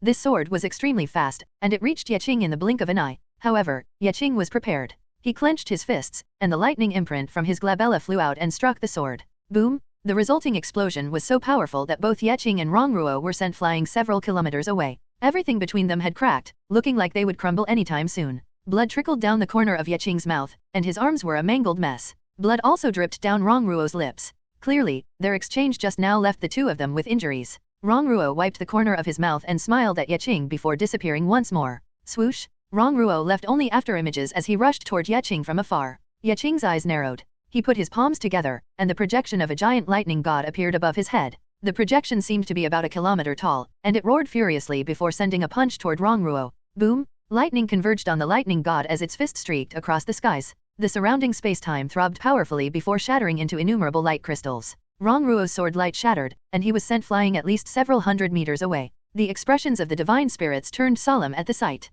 Ye Qing suddenly hollered, "Die!" Boom! The lightning god roared as it swung both of its arms at Rongruo. Kaboom! Lightning shot out from the lightning god projection. The battlefield was instantly transformed into a sea of lightning that threatened to drown Rongruo beneath its tumultuous waves. The divine spirits felt their organs shift, and their hearts were stuck in their throats. They glared defiantly at the sea of lightning. Swoosh! A dazzling sword light emerged from the sea of lightning. Rongruo flew behind the dazzling sword light. Upon emerging from the sea of lightning, he turned and slashed out a few times with his sword. His powerful sword energy lacerated the sea of lightning and tore it apart. Ye Qing's eyes narrowed. He spread his arms, and a star imprint appeared on his right hand. A flame imprint appeared on his left hand, while 6 different imprints appeared simultaneously on his forehead. The onlookers grew solemn at the sight. Law imprints? The law imprints Ye Qing had been carrying weren't the imprints of ordinary laws. They were the 9 Dao laws that the great Daoist Brushmaster had created himself, and they all represented the world's 9 order of forces. Rongruo closed his eyes slowly and gripped his sword tightly. His figure blurred, seemingly turning ephemeral. "That's his famous move, 1,000 dreams," exclaimed a divine spirit. Rongruo vanished when the divine spirit's voice fell. Boom! The spacetime in the 4 cardinal directions around Rongruo simultaneously exploded as a 4-kilometer tall sword manifested and inundated everything around Rongruo. Ye Qing's pupils constricted, and he clenched his fists. The giant lightning god projection roared and clenched its fists as well before sending a flurry of punches toward the oncoming 4-kilometer tall sword. Hundreds of thousands of lightning bolts cascaded toward the 4-kilometer tall sword. Rumble! A deluge of sword energy burst out of Rongruo and headed for Ye Qing. The skies above the Suhan battlefield were filled with nothing but deafening explosions. A beam of sword light would crumble into innumerable light particles with every explosion, creating an awe-inspiring but terrifying sight. The explosions lasted for an hour, and the lightning god projection above Ye Qing became more and more blurry as time went on. The expressions of the Guanxian universe youngsters turned solemn. "Die!" Rongruo roared fiercely. A ray of sword light plummeted toward the giant lightning god projection, shattering it into pieces. Boom! Following a cataclysmic explosion, a figure could be seen retreating in a hurry. The figure belonged to Ye Qing. Unfortunately, Rongruo seemed like he had no plans of letting Ye Qing go as he dashed toward the ladder. Ye Qing's expression stiffened, and he kicked off the ground with his right leg. A spacetime law imprint appeared on his glabella, and the spacetime in front of him shattered. A thought was all it took for him to destroy spacetime, and it was all thanks to the spacetime law imprint. Kaboom! The battlefield trembled as the two retreated from each other. The spacetime above the Suhen battlefield was crumbling, and the entire battlefield was in chaos as fragments of spacetime and sword energy rained down on the spectators. When Yeqing and Rongruo finally found their footing, blood flowed down the corners of their mouths at the same time. Their faces were as white as a sheet of paper, and a lot more blood poured out of their mouths this time. Rongruo threw away the sword sheath that he was holding in his left hand. He raised his left hand and sliced his palm. Blood flowed out of the wound, and his blood disappeared into his sword. He had fed blood to his sword. Cao Bai and the spectating swordsman stared with solemn looks. Rongruo's sword turned crimson as his sword devoured his blood. He looked up at Yeqing and exclaimed, "Again." Yeqing boisterously laughed and exclaimed, "Sure." Rongruo nodded and stepped out. A horrifying sword force surged out of him and enveloped the skies before turning into a dome that stretched out for more than a kilometer. A sword domain? Rongruo stepped out once more, and a monstrous sword energy descended on Yeqing. Yeqing's pupils constricted, and he clenched his fists tightly. Rongruo stepped out and muttered, "Return to silence." A crimson light flashed in front of Yeqing. It was Rongruo's sword. Yeqing roared, "Door of laws." Boom! The 9 Dao laws burst out of Ye Guan and shot to the skies, creating a door above his head. Moments later, 9 Dao laws flooded out of the door of laws. A battle of epic proportions was about to begin. Crack! The surrounding 1 kilometer of spacetime fractured, and Rongruo's sword lights exploded into a myriad of light crystals. Astonishingly, however, the 9 Dao laws had burst open as well. Boom! The two were sent flying backward from the collision, and their fleshly bodies disintegrated in midair. Their souls even started to fade at a rate visible to the naked eye. The divine spirits were stunned. A divine spirit wanted to step out and save Rongruo, but Rongruo raised a hand to stop the former. Yeqing also stopped those who wanted to save him from his side. Rongruo landed and held his sword tightly. He closed his eyes. His fleshly body had perished, so he was in his soul form. His soul was still fading away, but it had slowed down considerably. Yeqing closed his eyes, and his soul's deterioration rate slowed down significantly as well. The two were like candles in the middle of a storm. Rongruo stared intently at Yeqing and roared, "Burn." Shuai! Rongruo's figure shone fiercely as he burned. He still wanted to fight. The onlookers were stupefied. Rongruo's aura surged crazily. He wanted to win so badly that he had decided to burn his soul. He could die, but he couldn't afford to lose against the Guanxian universe. Yeqing's eyes shot wide open. He glared sinisterly at Rongruo and roared, "Burn." Shuai! Yeqing's figure shone brightly in the same manner. Yeqing had the same sentiment as Rongruo. He was willing to die, but he wasn't willing to lose. The two had chosen to greet death themselves. Translator notes, "I am loving this Yeqing screen time." The cultivators from the True Universe and the Guanxian Universe were shocked. They never thought that the two of them would choose to continue fighting, not to mention burning their souls for the sake of it. The fight was beyond the point of no return. They wouldn't rest until either of them was dead. Yeqing and Rongruo's aura grew fiercely as their souls burned brightly. Boom! Spacetime shattered as a horrifying shockwave spread between heaven and earth. Rongruo glared sinisterly at Yeqing while holding his sword tightly. Moments later, he vanished and turned into a beam of sword light. Rumble! A low rumbling echoed as Rongruo burned even fiercer than ever. His soul form had become blurry, but his sword energy had become stronger than it had ever been. The next sword move was akin to seeking death, as it would decide his fate. However, Rongruo remained steadfast as he swung his sword, tearing apart spacetime as the cataclysmic sword energy made a beeline for Yeqing. Yeqing saw that and muttered, "Teacher, I will repay your benevolence in my next life." Yeqing roared and rushed with the 9 Dao laws orbiting him. Rumble! Yeqing's power had also reached its peak, and he threw all caution to the wind. Life or death be damned. Fight! The onlookers stared with still breaths as both Yeqing and Rongruo's moves collided with each other. Boom! The sound generated by their collision shattered everything in the vicinity as a horrifying shockwave burst out, annihilating every inch of spacetime that dared to stand in its way as it spread throughout the Suhen battlefield. Yeqing and Rongruo flew several kilometers along with the shockwave. They soon managed to stop themselves in midair, but their condition was so severe it wouldn't be an understatement to say that they could die anytime. Swoosh! A figure dashed out of the golden spacetime tunnel and appeared in front of Rongruo. The figure belonged to a young man in white, and he opened his palm, revealing a black soul wood. The black soul wood emitted a dark light that enveloped Rongruo's dissipating soul. At the same time, a rift in the world itself opened up, and a mysterious soul power emerged from the rift, flooding toward the young man in white. The onlookers could see that the soul power belonged to Rongruo. It was what remained of his soul after he had decisively burned it up. The onlookers were stunned upon realizing that the young man in white was capable of reserving life and death by basically reforming the puzzle pieces of Rongruo's soul and returning it back to the latter. Cao Bai and the others stared at the young man in white with narrowed eyes. Rongruo's soul soon stabilized. Meanwhile, an illusory figure appeared next to Yeqing. The illusory figure belonged to Yeqing's teacher. Yeqing's teacher waved his right hand, and a powerful stream of energy flooded Yeqing. Yeqing's soul soon stabilized, and he started to recover from his injuries.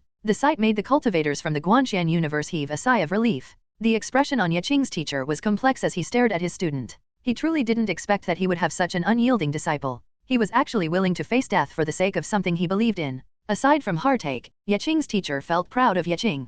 Clearly, his disciple placed great importance on morals and relationships. Yaqing's teacher seemed to have sensed something as he turned to look in the distance. His expression turned heavy upon seeing the young man in white. The young man in white would be a difficult opponent. All eyes were on the young man in white, as everyone couldn't quite believe what he had done to help Rongruo. A few divine spirits soon recognized the young man in white and one of them exclaimed, "Zhuge Haoyu." The remaining divine spirits were stupefied. Zhuge Haoyu was ranked 15th on the true martial list, and he was the youngest ancient divine sorcerer of the true universe. Divine sorcerers were equal to divine mages in the Guanxian universe. Those with the divine Dao bloodline running through their veins were the previous hegemons of the vast expanse, and the great Daoist Brushmaster used the divine Dao bloodline as the foundation for creating ancient divine sorcerers. Ancient divine sorcerers were individuals walking on the path to the summit of cultivation using spells and other forms of sorcery. When the great Daoist Brushmaster left the true universe, he shared his knowledge with the Guanxian universe, which led to the creation of canons for the sake of embarking on the divine mage path. The realms into which divine mages were categorized were strikingly similar to the physical realms.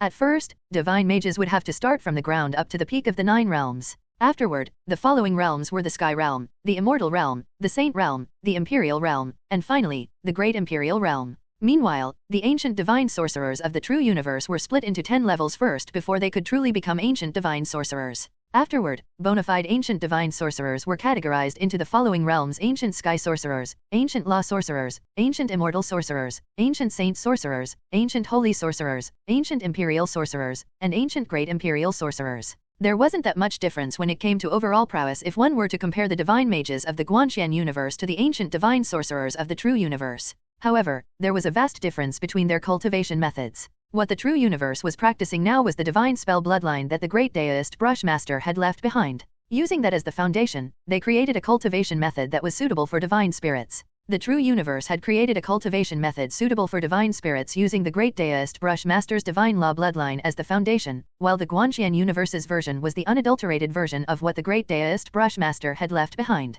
It was unclear which of the two was stronger than the other, but there was only one way to find out for sure. Fight. Rongruo slowly opened his eyes. His eyes widened upon seeing the young man in white. "Brother Haoyu," he exclaimed. Zhuge Haoyu nodded and said, "Go ahead and rest. Let us fight the rest." Rongruo went silent with a gloomy look. Zhuge Haoyu smiled softly and said, "You didn't lose, and you didn't make us lose face." Zhuge Haoyu gestured with his palm, enveloping Rongruo's soul with a gentle energy and pushing him aside. Rongruo stared deeply at Zhuge Haoyu before sitting down cross-legged. Zhuge Haoyu looked at Yaqing. Yaqing's soul was still blurry. Zhuge Haoyu turned to look at Cao Bai. "I want someone to fight me." Cao Bai stepped up. A sword light flashed, and he appeared in front of Zhuge Haoyu. "I'll fight you," said Cao Bai. Zhuge Haoyu nodded. "Great." Cao Bai stuck his finger out. Hum! 3 resonant sword hums echoed, and 3 swords flew out of Cao Bai's sword case. They moved extremely fast, and they appeared in front of Zhuge Haoyu in the blink of an eye. Cao Bai didn't dare to underestimate Zhuge Haoyu. He decisively used 3 swords.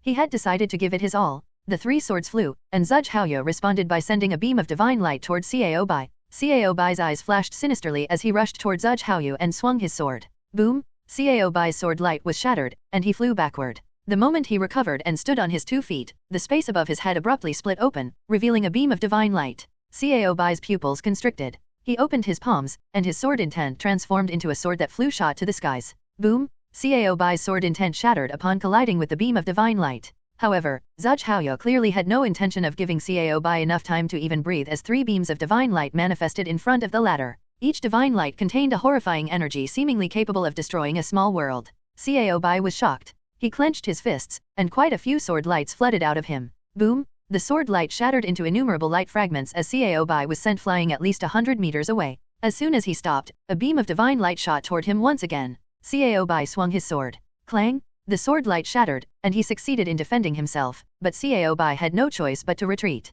The cultivators of the Guanxian universe looked somber at the sight. Zhuge Haoyu was completely dominating Cao Bai, and Cao Bai's sword seemed to be unable to stand up to Zhuge Haoyu's beams of divine light. Boom! Cao Bai was sent flying once more, and a beam of divine light chased after him. Cao Bai glared sinisterly at his enemy. He decided to throw all caution to the wind and abandon all defenses for the sake of attacking. He kicked off of the ground with his right leg and turned into a beam of sword light that made a beeline for Zhuge Haoyu. Rumble! Cao Bai's aura reached its peak as he unleashed the full extent of his power as a great sword sovereign. Clang! Cao Bai's sword struck the oncoming beam of divine light, and the divine light quivered before exploding. Cao Bai then resumed his journey towards Zhuge Haoyu. Meanwhile, Zhuge Haoyu remained calm. He extended his hand and gently pressed down. Boom! A deafening explosion echoed, and Cao Bai caught a sorry figure as he went flying. He flew at least a few hundred meters before being able to stop himself. Blood dripped down the corner of his lips, and his clothes were dyed crimson from the blood pouring out of the wound in his chest. Zhuge Haoyu stayed his hand. He stared at Cao Bai and said, "Admit defeat, and I won't kill you."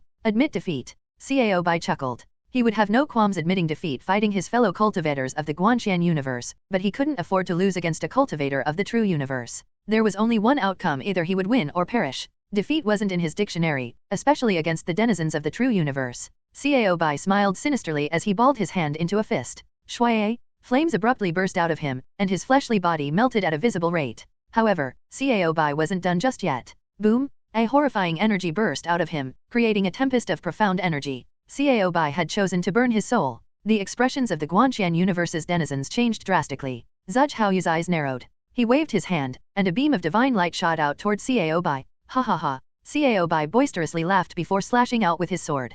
Clang! The beam of divine light shattered, and a sword light appeared before Zhuge Haoyu. Zhuge Haoyu remained calm. He opened his palm and closed it abruptly. Rumble! A space-time wall appeared in front of him. Boom! The space-time wall trembled as Cao Bai's attack landed on it. It seemed impossible to shatter the space-time wall, but Cao Bai remained undeterred. He growled and unleashed a flurry of attacks. Crunch! A crisp noise echoed as the space-time wall burst into pieces. Zhuge Haoyu took advantage of that explosion to move forward. He pointed at Cao Bai, and a concentrated ray of divine light struck Cao Bai's sword. Clang! A shrill noise reverberated, and Cao Bai's figure trembled upon being struck by the powerful vibrations that his sword had transmitted to him. The immense force that his sword had to take also sent him flying away. Swoosh! Zhuge Haoyu vanished into thin air, and a beam of divine light struck Cao Bai, sending him flying at least several kilometers away. It took Cao Bai quite a while to recover from the blow, and when he finally landed on the ground, his fleshly body was no more. He was in his soul form, and even his soul was unstable, looking as though it were a candle in the middle of a tempest.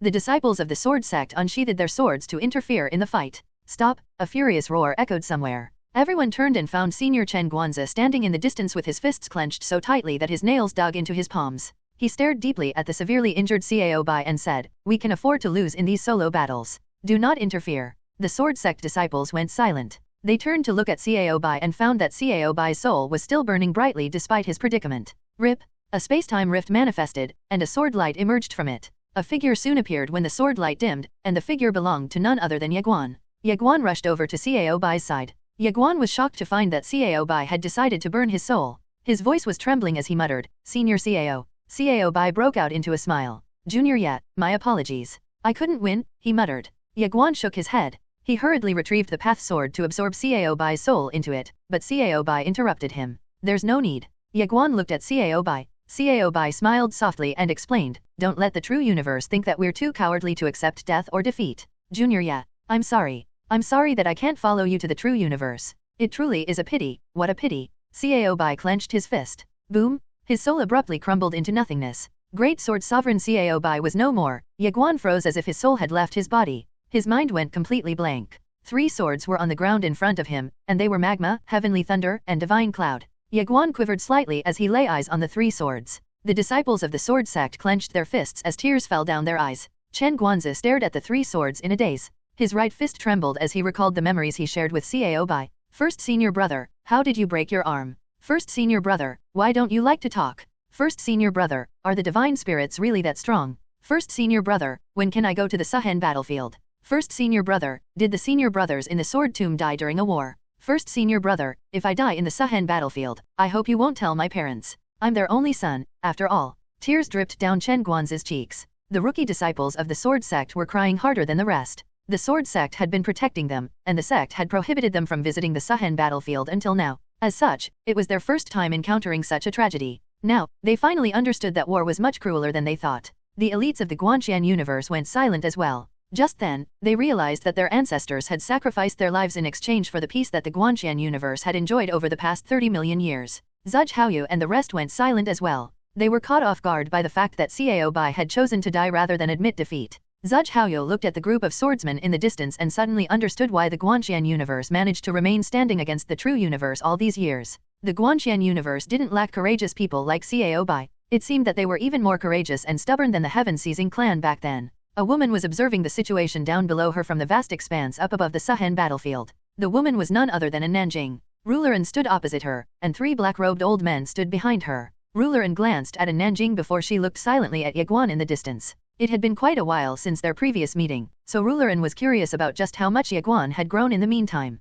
A Nanjing frowned upon seeing Ye Guan standing behind Ye Guan. Ruler and frowned as well upon seeing Ye Guan. Ye Guan was chewing on a piece of meat, and her gaze was transfixed on Ye Guan. Ye Guan stored the 3 swords away and turned around to face Zhuge Haoyu. Zhuge Haoyu stared at Ye Guan for a while before exclaiming, "You're Ye Guan." The other divine spirits turned to look at Ye Guan. There was no way they would fail to recognize Ye Guan, the Sword Master's son and the rightful ruler of the Guanshan universe. The Sword Master? A tinge of respect enveloped the hearts of the divine spirits upon recalling the Sword Master's name, and it made sense. The strong would always receive respect whenever they went, regardless of their affiliation. Of course, respect was all they felt for the Sword Master. They would still unhesitantly destroy the Guanshan universe. Respect was respect, an opponent was an opponent. Ye Guan slowly approached Zhuge Haoyu. Zhuge Haoyu remained calm as Ye Guan approached him. And that was when Ye Guan suddenly disappeared. Swing! Space-time was torn apart, and a sword light rushed toward Zhuge Haoyu. Zhuge Haoyu's eyes narrowed. He opened his palms, revealing 3 rays of divine light. Boom! The sword light collided with the rays of divine light, and Zhuge Haoyu was blasted hundreds of meters away. However, it seemed Ye Guan wasn't done just yet as a fiery red sword chased after Zhuge Haoyu. The sword was none other than the magma flying sword? Zhuge Haoyu's eyes narrowed into slits. He didn't dare to underestimate Ye Guan anymore. He took a step forward and opened his right hand, revealing 5 rays of divine light. They converged to a point and turned into a beam that shot toward magma. However, Ye Guan had become strong enough to wield 30 swords to their absolute limits. Rumble! The 5 rays of divine light shattered under everyone's shocked gazes. A powerful rebound sent Zhuge Haoyu flying hundreds of meters away, and the surrounding kilometer of space-time caved in at the moment of collision, creating a terrifying sight. Zhuge Haoyu eventually stopped himself in midair, but the shrill cry of a sword pierced his ears. He looked up and saw a flying sword rushing toward him. The sword was none other than Heavenly Thunder, and it flew toward Zhuge Haoyu along with 30 other swords. Zhuge Haoyu brought his hands down, and the space-time in front of him trembled violently before forming a space-time wall. Space-time seemed to have converged on the space-time wall in front of Zhuge Haoyu, creating a fortified wall. Boom! The space-time wall shattered upon impact, and Zhuge Haoyu was sent flying by 100 meters at the very least.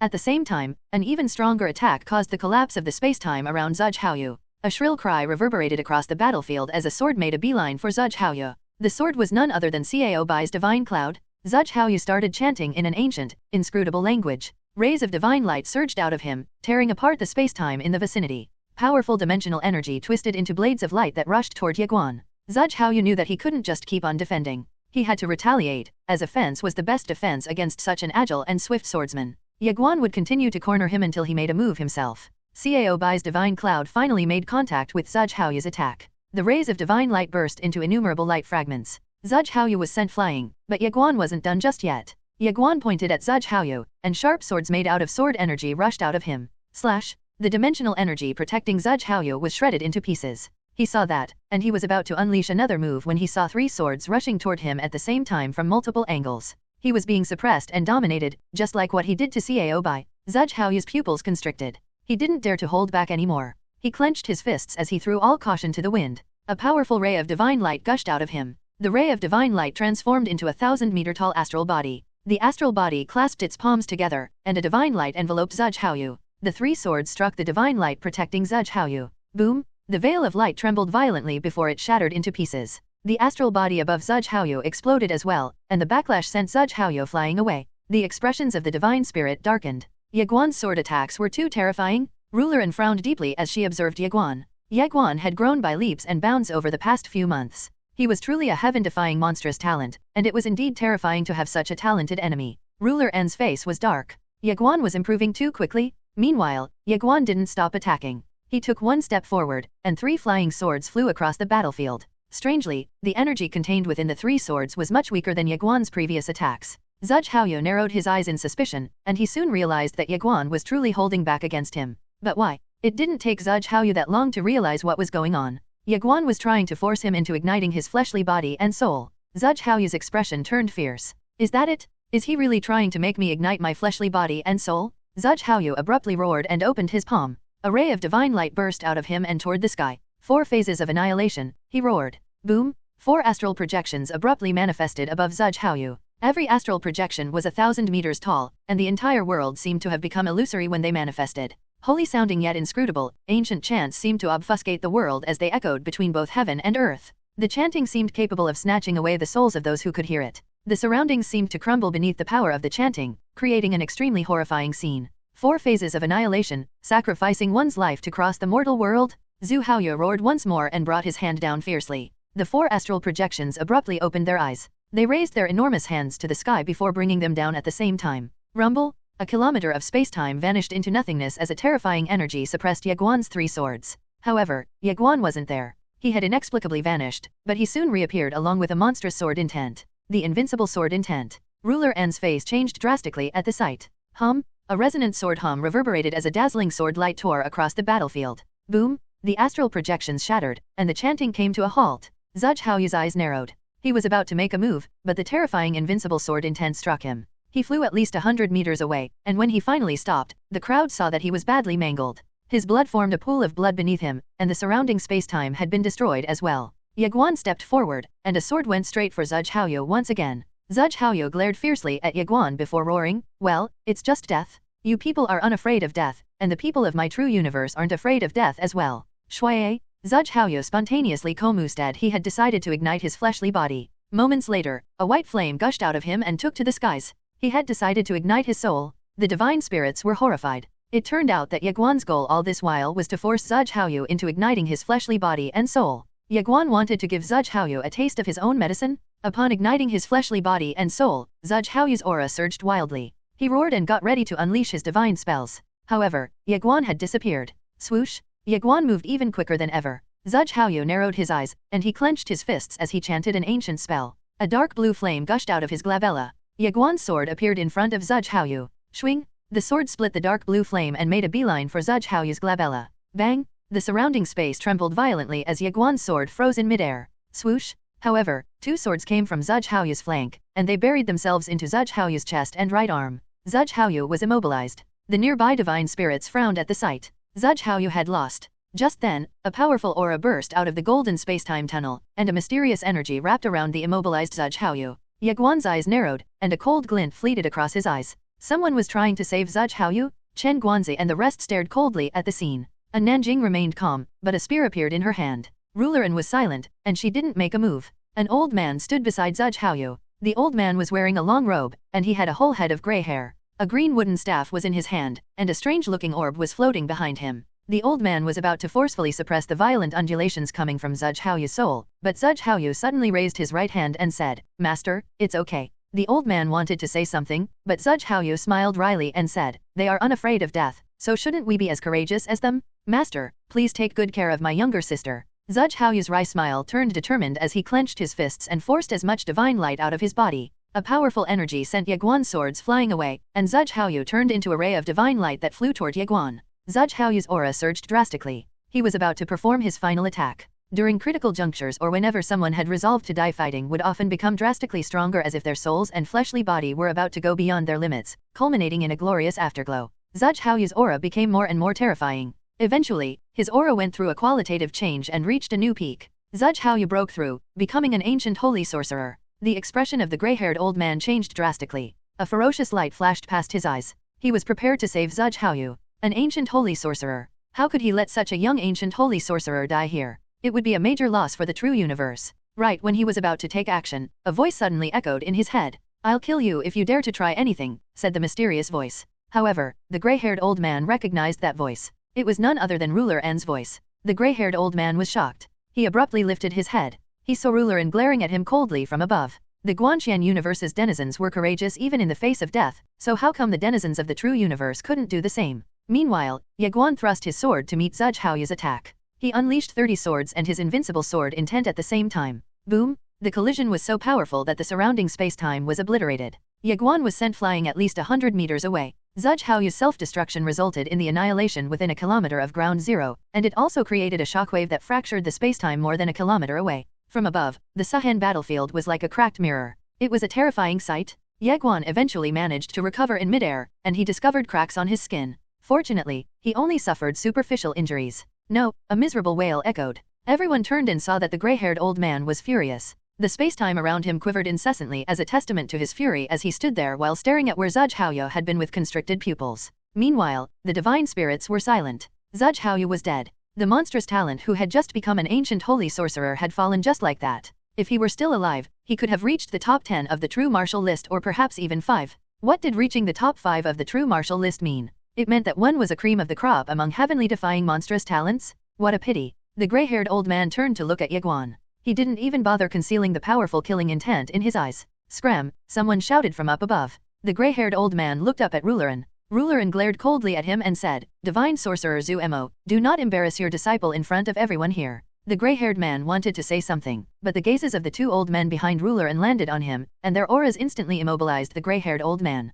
Zhu Mo immediately shut his mouth. He didn't dare to speak anymore. He glared coldly at Ye Guan one last time before turning around to leave. Rulerin fell silent. She also wanted to save Zhuge Haoyu, but she couldn't do it. It was a battle between the younger generation of two universes, so how could a member of the older generation interfere? Furthermore, martial goddess An was keeping her in check. Ye Guan walked up to Chen Guanzi and muttered, "First senior brother." Chen Guanzi nodded slightly and said, "It's great to see you back." Ye Guan lowered his head in silence. "Follow me," said Chen Guanzi before turning around to leave. Chen Guanzi brought Ye Guan and the rest of the sword sect disciples to the sword tomb. Chen Guanzi looked at Ye Guan and opened his palm. After a short moment of silence, Ye Guan handed Cao Bai's 3 flying swords to Chen Guanzi. Chen Guanzi accepted the swords and walked away. He found a boulder, and he inserted the 3 swords into it before carving the words "Here rests Cao Bai, who died in battle on the 13th of September of the Guanxian year." The swordsmen behind Chen Guanzi could no longer hold back their tears, and they started sobbing. Cao Bai got along pretty well with his junior and senior disciples, and it was all thanks to his outgoing, friendly, and sunny disposition. Unfortunately, Cao Bai was no more. Ye Guan glanced at the 3 flying swords before lowering his head in silence. Chen Guanzi glanced at the 3 flying swords and muttered, "Rest in peace." With that, he turned around to leave. However, Ye Guan didn't move an inch. Chen Guanzi suddenly said, "Let's go meet his parents." Ye Guan shuddered slightly. He felt slightly afraid, but he knew that he still had to go. A middle-aged man and a beautiful woman were sitting quietly in the Great Hall of the Cao family. Ye Guan followed Chen Guanzi into the Great Hall. The middle-aged man's expression remained unchanging upon seeing them, but he grabbed the corner of the table tightly. The beautiful woman next to him clutched the hem of her skirt tightly as she quivered ever so slightly. Chen Guanzi took out a box and walked slowly toward them. "A strand of junior disciples' hair is in here," he muttered. The tears that the beautiful woman was holding back immediately fell. The middle-aged man tried his best not to cry, but he trembled uncontrollably. Chen Guanzi put the box down and bowed deeply before dragging Ye Guan away with him. The beautiful woman picked up the box with trembling hands and muttered, "The pride of our Cao family." The beautiful woman looked at the middle-aged man. Her tears flowed down incessantly from her bloodshot eyes as she roared, "Why did my son have to defend this universe? Why did he have to carry such a heavy burden? He was just 18 years old. Why?" The middle-aged man made a sidelong glance at the box. His eyes were filled with tears as he responded, "Well, someone had to do it." Chen Guanzi and Ye Guan stood quietly outside the Great Hall. Chen Guanzi looked up at the sky, which was a bit blurry in his vision despite the clear skies. It was a surreal sight. There seemed to be a layer of mist obscuring his vision. The sacrifice of our seniors is the reason the Guanxian universe has been able to enjoy such peace. However, our seniors failed to end the war once and for all. It's our turn to attempt to end the war. If we fail, the next generation will have to fight and try again, said Chen Guanzi. Ye Guan was in a daze as he stared at the starry skies. Every sword in the sword tomb represented a swordsman. There were more than 1,000,000 swords in the sword tomb, so more than 1,000,000 swordsmen had perished for the sake of ending the long-standing war. However, the sword sect was just a part of the vast Guanxian universe. Ye Guan couldn't quite grasp the number of lives that were sacrificed for the goal of ending the war between universes once and for all. However, one thing was for sure: many people had given up their lives for the Guanxian universe. Ye Guan seemed to have thought of something, so he asked softly, "Master Pagoda, my aunt is very strong, right?" Little Pagoda's reply was a bit late as he said, "She's extremely strong, but she doesn't really care about anything else apart from her relationship with your father. So do you really think that she'll save a universe? Her kindness had always been exclusive to your father, and everything else is insignificant in her eyes." In her eyes, there wasn't any difference between the Guanxian universe and the true universe. Your father didn't allow your aunt to intervene, and she was so unhappy about his decision that she almost inadvertently annihilated the Guanxian universe. Anyway, your aunt has never really cared about anyone else aside from your father. Ye Guan went silent. Little Pagoda sighed to himself. "Is my cousin dead?" said someone from the side. Ye Guan retracted his thoughts. Chen Guanzi and Ye Guan turned and found a boy who looked to be only 7 or 8 years old. There was a wooden sword in his hand. The boy stared alternatingly between Chen Guanzi and Ye Guan before asking once more, "Is my cousin dead?" Chen Guanzi and Ye Guan remained silent. The boy walked up to them. He looked them in the eyes and declared, "I want to join the sword sect." Chen Guanzi asked softly, why do you want to join the sword sect? The boy raised his wooden sword and exclaimed with determination, I want to be just like my cousin and fight the divine spirits. I also want to protect the Guanxian universe. Ye Guan smiled. He ruffled the young boy's hair and said, leave it to us. The boy still wanted to say something, but Ye Guan suddenly took out a storage ring and handed it over to the boy, saying, train well at home and take good care of your parents. He didn't stop the boy from realizing his dreams of becoming a sword cultivator. The world was harsh, after all, and those who couldn't cultivate would only become prey. Of course, Ye Guan didn't want the boy to join the sword sect. Chen Guanzi and Ye Guan went silent and left. The boy stared intently at the two rays of sword light streaking across the skies and yelled, I'll join the sword sect in the future. Remember my name? My name is Xiao Xiu. True Universe, True God Hall. The True God Hall was thousands of meters tall, piercing the clouds. 8 tall stone pillars stood before the hall, and 8 ferocious-looking monsters were perched on top of the pillars. 10 guards dressed in pristine white armor stood next to the pillars. The helmets of the guards were adorned with feathers, and they each had a longsword hanging by their waist. Further down from the pillars in front of the Great Hall was a huge square that was about 100,000 meters wide. Every inch of it was paved with crystal stones, making it look extremely luxurious and a sight to behold. Millions of divine spirits had gathered on the huge square, and they were all young talents of the true universe. The gazes of the young talents were transfixed in one direction. Soon, a young woman walked out of the Great Hall. The young woman appeared to be 16 or 17 years of age, and she was dressed in a pristine white robe. Her gaze was icy cold, and a white jade staff was in her hands. There were 4 large words engraved on the white jade staff, Zhuge Haoyu. Zhuge Haoyu's death had already spread throughout every corner of the true universe, and everyone was here to send him off on his final journey. The divine spirit's eyes turned cold and gloomy upon seeing Zhuge Haoyu's white jade staff. How did Zhuge Haoyu die? The sword master's son had murdered him? The white-robed young woman turned to face the true God Hall and looked up at it before saying, Zhuge Haoyu died in battle against the Guanxian universe on October 3rd of the Zhenxian year. I hereby request that his final resting be the Heroic Spirits Hall. Heroic Spirits Hall? The true universe had created the Heroic Spirits Hall in honor of the divine spirits who had perished in battle. The dream of every divine spirit out there was to rest in peace at the Heroic Spirits Hall. The 2 biggest achievements that a divine spirit could ever achieve were the following, entering the True God Hall while they were still alive and entering the Heroic Spirits Hall once they perished. The divine spirits turned to look at the True God Hall. Moments later, a powerful booming voice declared, permission granted? A middle-aged man walked out of the True God Hall. He was wearing a crimson robe that resembled the color of blood, and his long hair fell past his shoulders. Both his hands were behind his back, and his gaze was domineering. He was none other than the martial chancellor of the True God Hall, Wu Qi. The divine spirit's gaze turned respectful as they lay their eyes on him. Wu Qi slowly walked toward the white-robed young woman. He took the white jade staff from her as he said, I really liked what Zhuge Haoyu said about how we should also be courageous even in the face of death. We should indeed be like what he said. I'll escort him to the Heroic Spirits Hall. With that, he turned around to leave with the white jade staff in hand. The white-robed young woman turned around to leave as well. To the Guanxian universe, someone yelled. The crowd erupted into chaos, and everyone hurriedly followed the white-robed young woman. The martial world was a special world in the true universe. Ordinary cultivators couldn't access the martial world, as it was a world made for the challengers of the true martial list.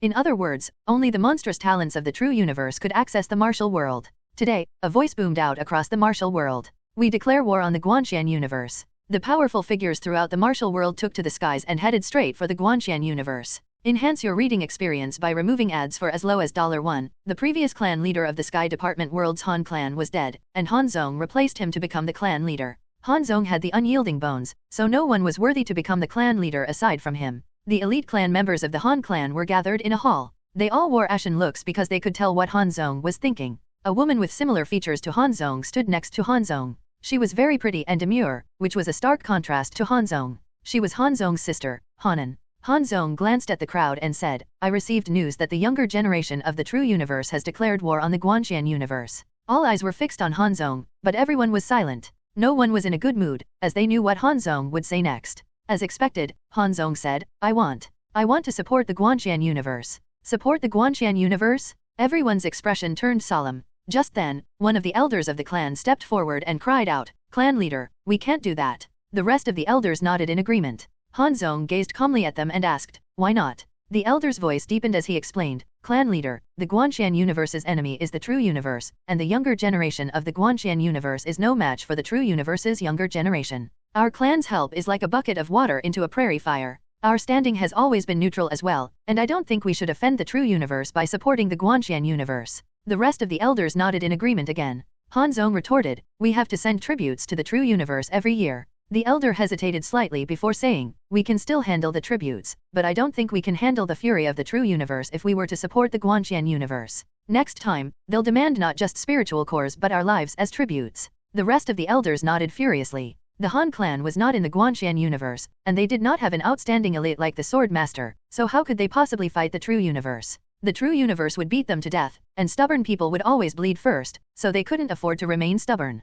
Han Zong was silent before saying, the young master of the Guanxian universe is Ye Guan, and I've acknowledged him as my big brother. The rest of the elders were hesitant, and they looked at the second elder sheepishly. The second elder had already become the grand elder. Grass was already growing on the grave of the previous grand elder. The grand elder pondered briefly. He was just about to persuade Han Zong again when a thought appeared in his mind. He looked at Han Zong and saw that Han Zong was also looking at him. The grand elder's heart beat wildly against his chest. He was suddenly reminded of the previous grand elder. Since clan leader has acknowledged Ye Guan as his big brother, it is only natural for us to help, said the grand elder. The elders in the hall were stunned. What is he doing? Han Zong was also confused, but the grand elder wasn't done just yet as he added, the all worlds know that Ye Guan is the big brother of our clan leader, so how could we ignore Ye Guan when he's in trouble? How would the rest of the clans in Sky Department world see our clan? What would the denizens of the all worlds think of us? They'll laugh at us for our cowardice. We'll become a laughingstock for not supporting our brother.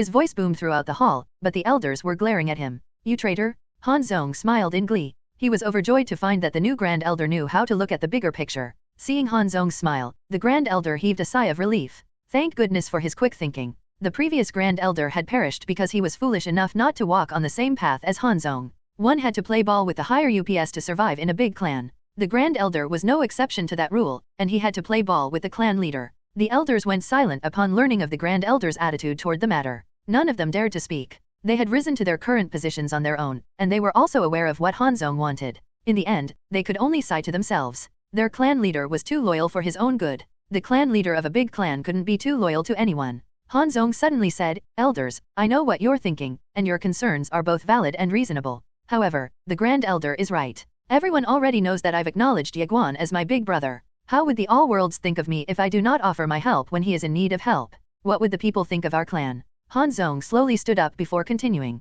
Of course, I still have to think of our clan's future. With that in mind, I've decided that I'm going to be the only one who's going to head over to the Guanxian universe. No, the Grand Elder exclaimed, Clan leader, it's too dangerous for you to go alone. Han Zong shook his head and stated, I've already made up my mind. Hanan suddenly added, if we're going to help, the whole clan has to do it. Everyone turned toward Hanan. Han Zong also looked at his sister in surprise. Hanan stood up and looked at Han Zong before calmly saying, you're already the clan leader of the Han clan. You represent the entire clan, so the true universe will definitely punish the entire Han clan if you end up being defeated. In other words, our clan will still have to take responsibility regardless of whether you go there by yourself or if we go there with you. With that in mind, why don't we just go all out and help them with all our might? Han Zong was silent. Hanan continued.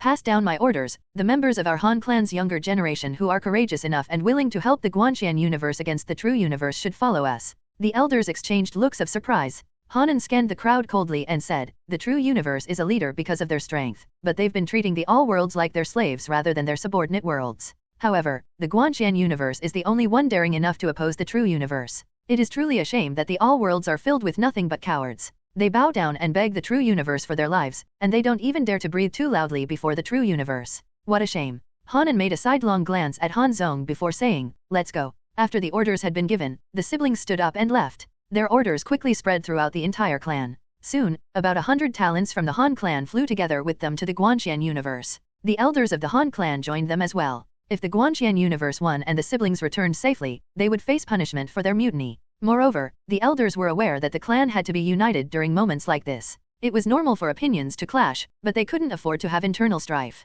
Their weapons had to be aimed at their enemies rather than themselves. Soon, the elites of the Han clan headed for the Guanxian universe. In the space-time tunnel, Han Zong looked at Hanan and muttered, Sister. Hanan had an idea about what Han Zong was about to say, and she hurriedly interrupted. Would you have agreed if I had asked you to stay? Han Zong shook his head. Hanan said, since that's the case, I choose to support you with all my might. Han Zong grinned. All right. Hanan stared deeply at him and asked, do you understand the consequences? Yes. Han Zong nodded. Good.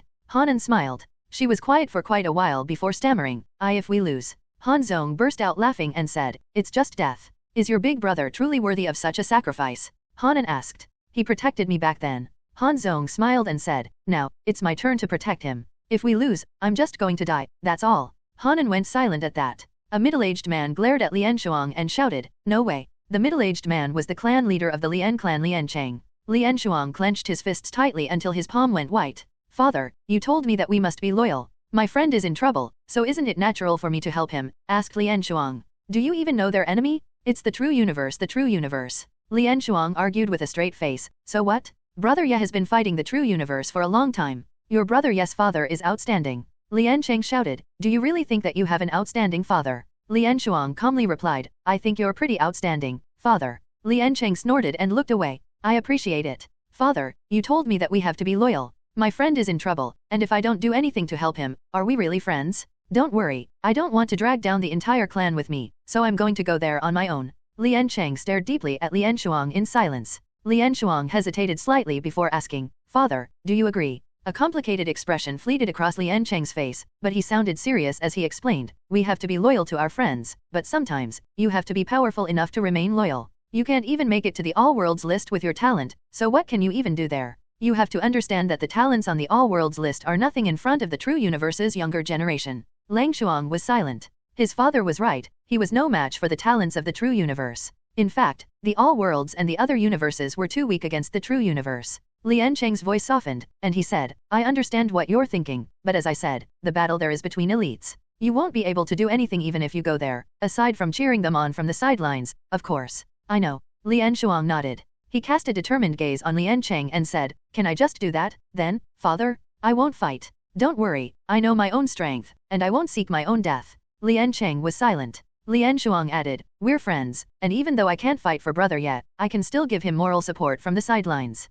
He's in trouble, and if I don't do anything to help him, how am I supposed to face him in the future?" Lian Cheng remained silent. After a while, he nodded and said, "I will go with you." He obviously didn't trust Lian Shuang enough. He had no faith that Lian Shuang wouldn't go ahead and seek his own death. The realization made Lian Shuang smile bitterly before saying, "Okay." Lian Cheng nodded and said, "Pass down my orders. The elites of the Lian clan who are at the immortal realm and above are to gather here as soon as possible." "Father!" Lian Shuang exclaimed, "What did you do?" Lian Cheng chuckled and explained, "Won't it be embarrassing if only the two of us went there to show our support? The true universe was strong, but the Guanxian universe wasn't weak. In other words, it was worthy of a gamble of a lifetime." Lian Cheng had decided to take a look at the matter with the bigger picture in mind. Lian Shuang was friends with Ye Guan, but they weren't close enough to give up their lives for each other. However, Lian Cheng reckoned that everything would change once the Lian clan went over to the Guanxian universe to support them. Bootlickers were a dime a dozen while one was at the peak, but once one was at the bottom of the abyss, perhaps not even a handful of people would offer a helping hand. The Lian clan had decided to help the Guanxian universe while it was at the bottom of the abyss. The Guanxian universe didn't have as many talents as the true universe, but the Lian clan would still profit from such a relationship. If the Guanxian universe won, the Lian clan would no longer have to pay any tributes to the true universe anymore. The Lian clan would also reach greater heights with the help of the Guanxian universe. Let's go for it. Soon, 1,000 elites of the Lian clan made a beeline for the Guanxian universe. In Zong World, an old man was staring at Zong Xiao in a hall somewhere in the Zong World. "Are you sure you want to go?" asked the old man. Zong Xiao nodded. "Yes." The old man said, "The true universe is too strong." Zong Xiao stared into the old man's eyes and said, "It's fine if I can't fight, but I have to be there." The old man was silent. Zong Xiao bowed deeply and said, "Grandfather, I'll go there by myself. I won't burden the clan with my own decision." With that, he turned around and started walking away. "Wait!" exclaimed the old man. Zong Xiao turned around. The old man stood up and shouted, "Man!" Zong Xiao's expression changed. "Grandfather, you pass down my orders," the old man yelled. "Every elite above the immortal realm must come here as soon as possible."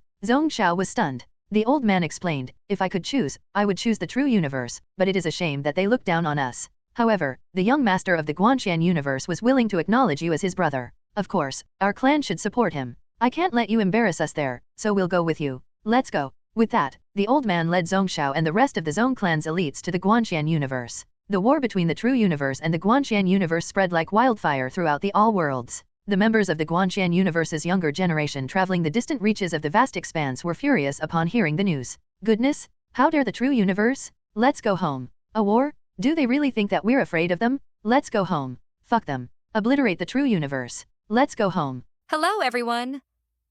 As we wrap up this video, I want to share a quick note. I have a Patreon account.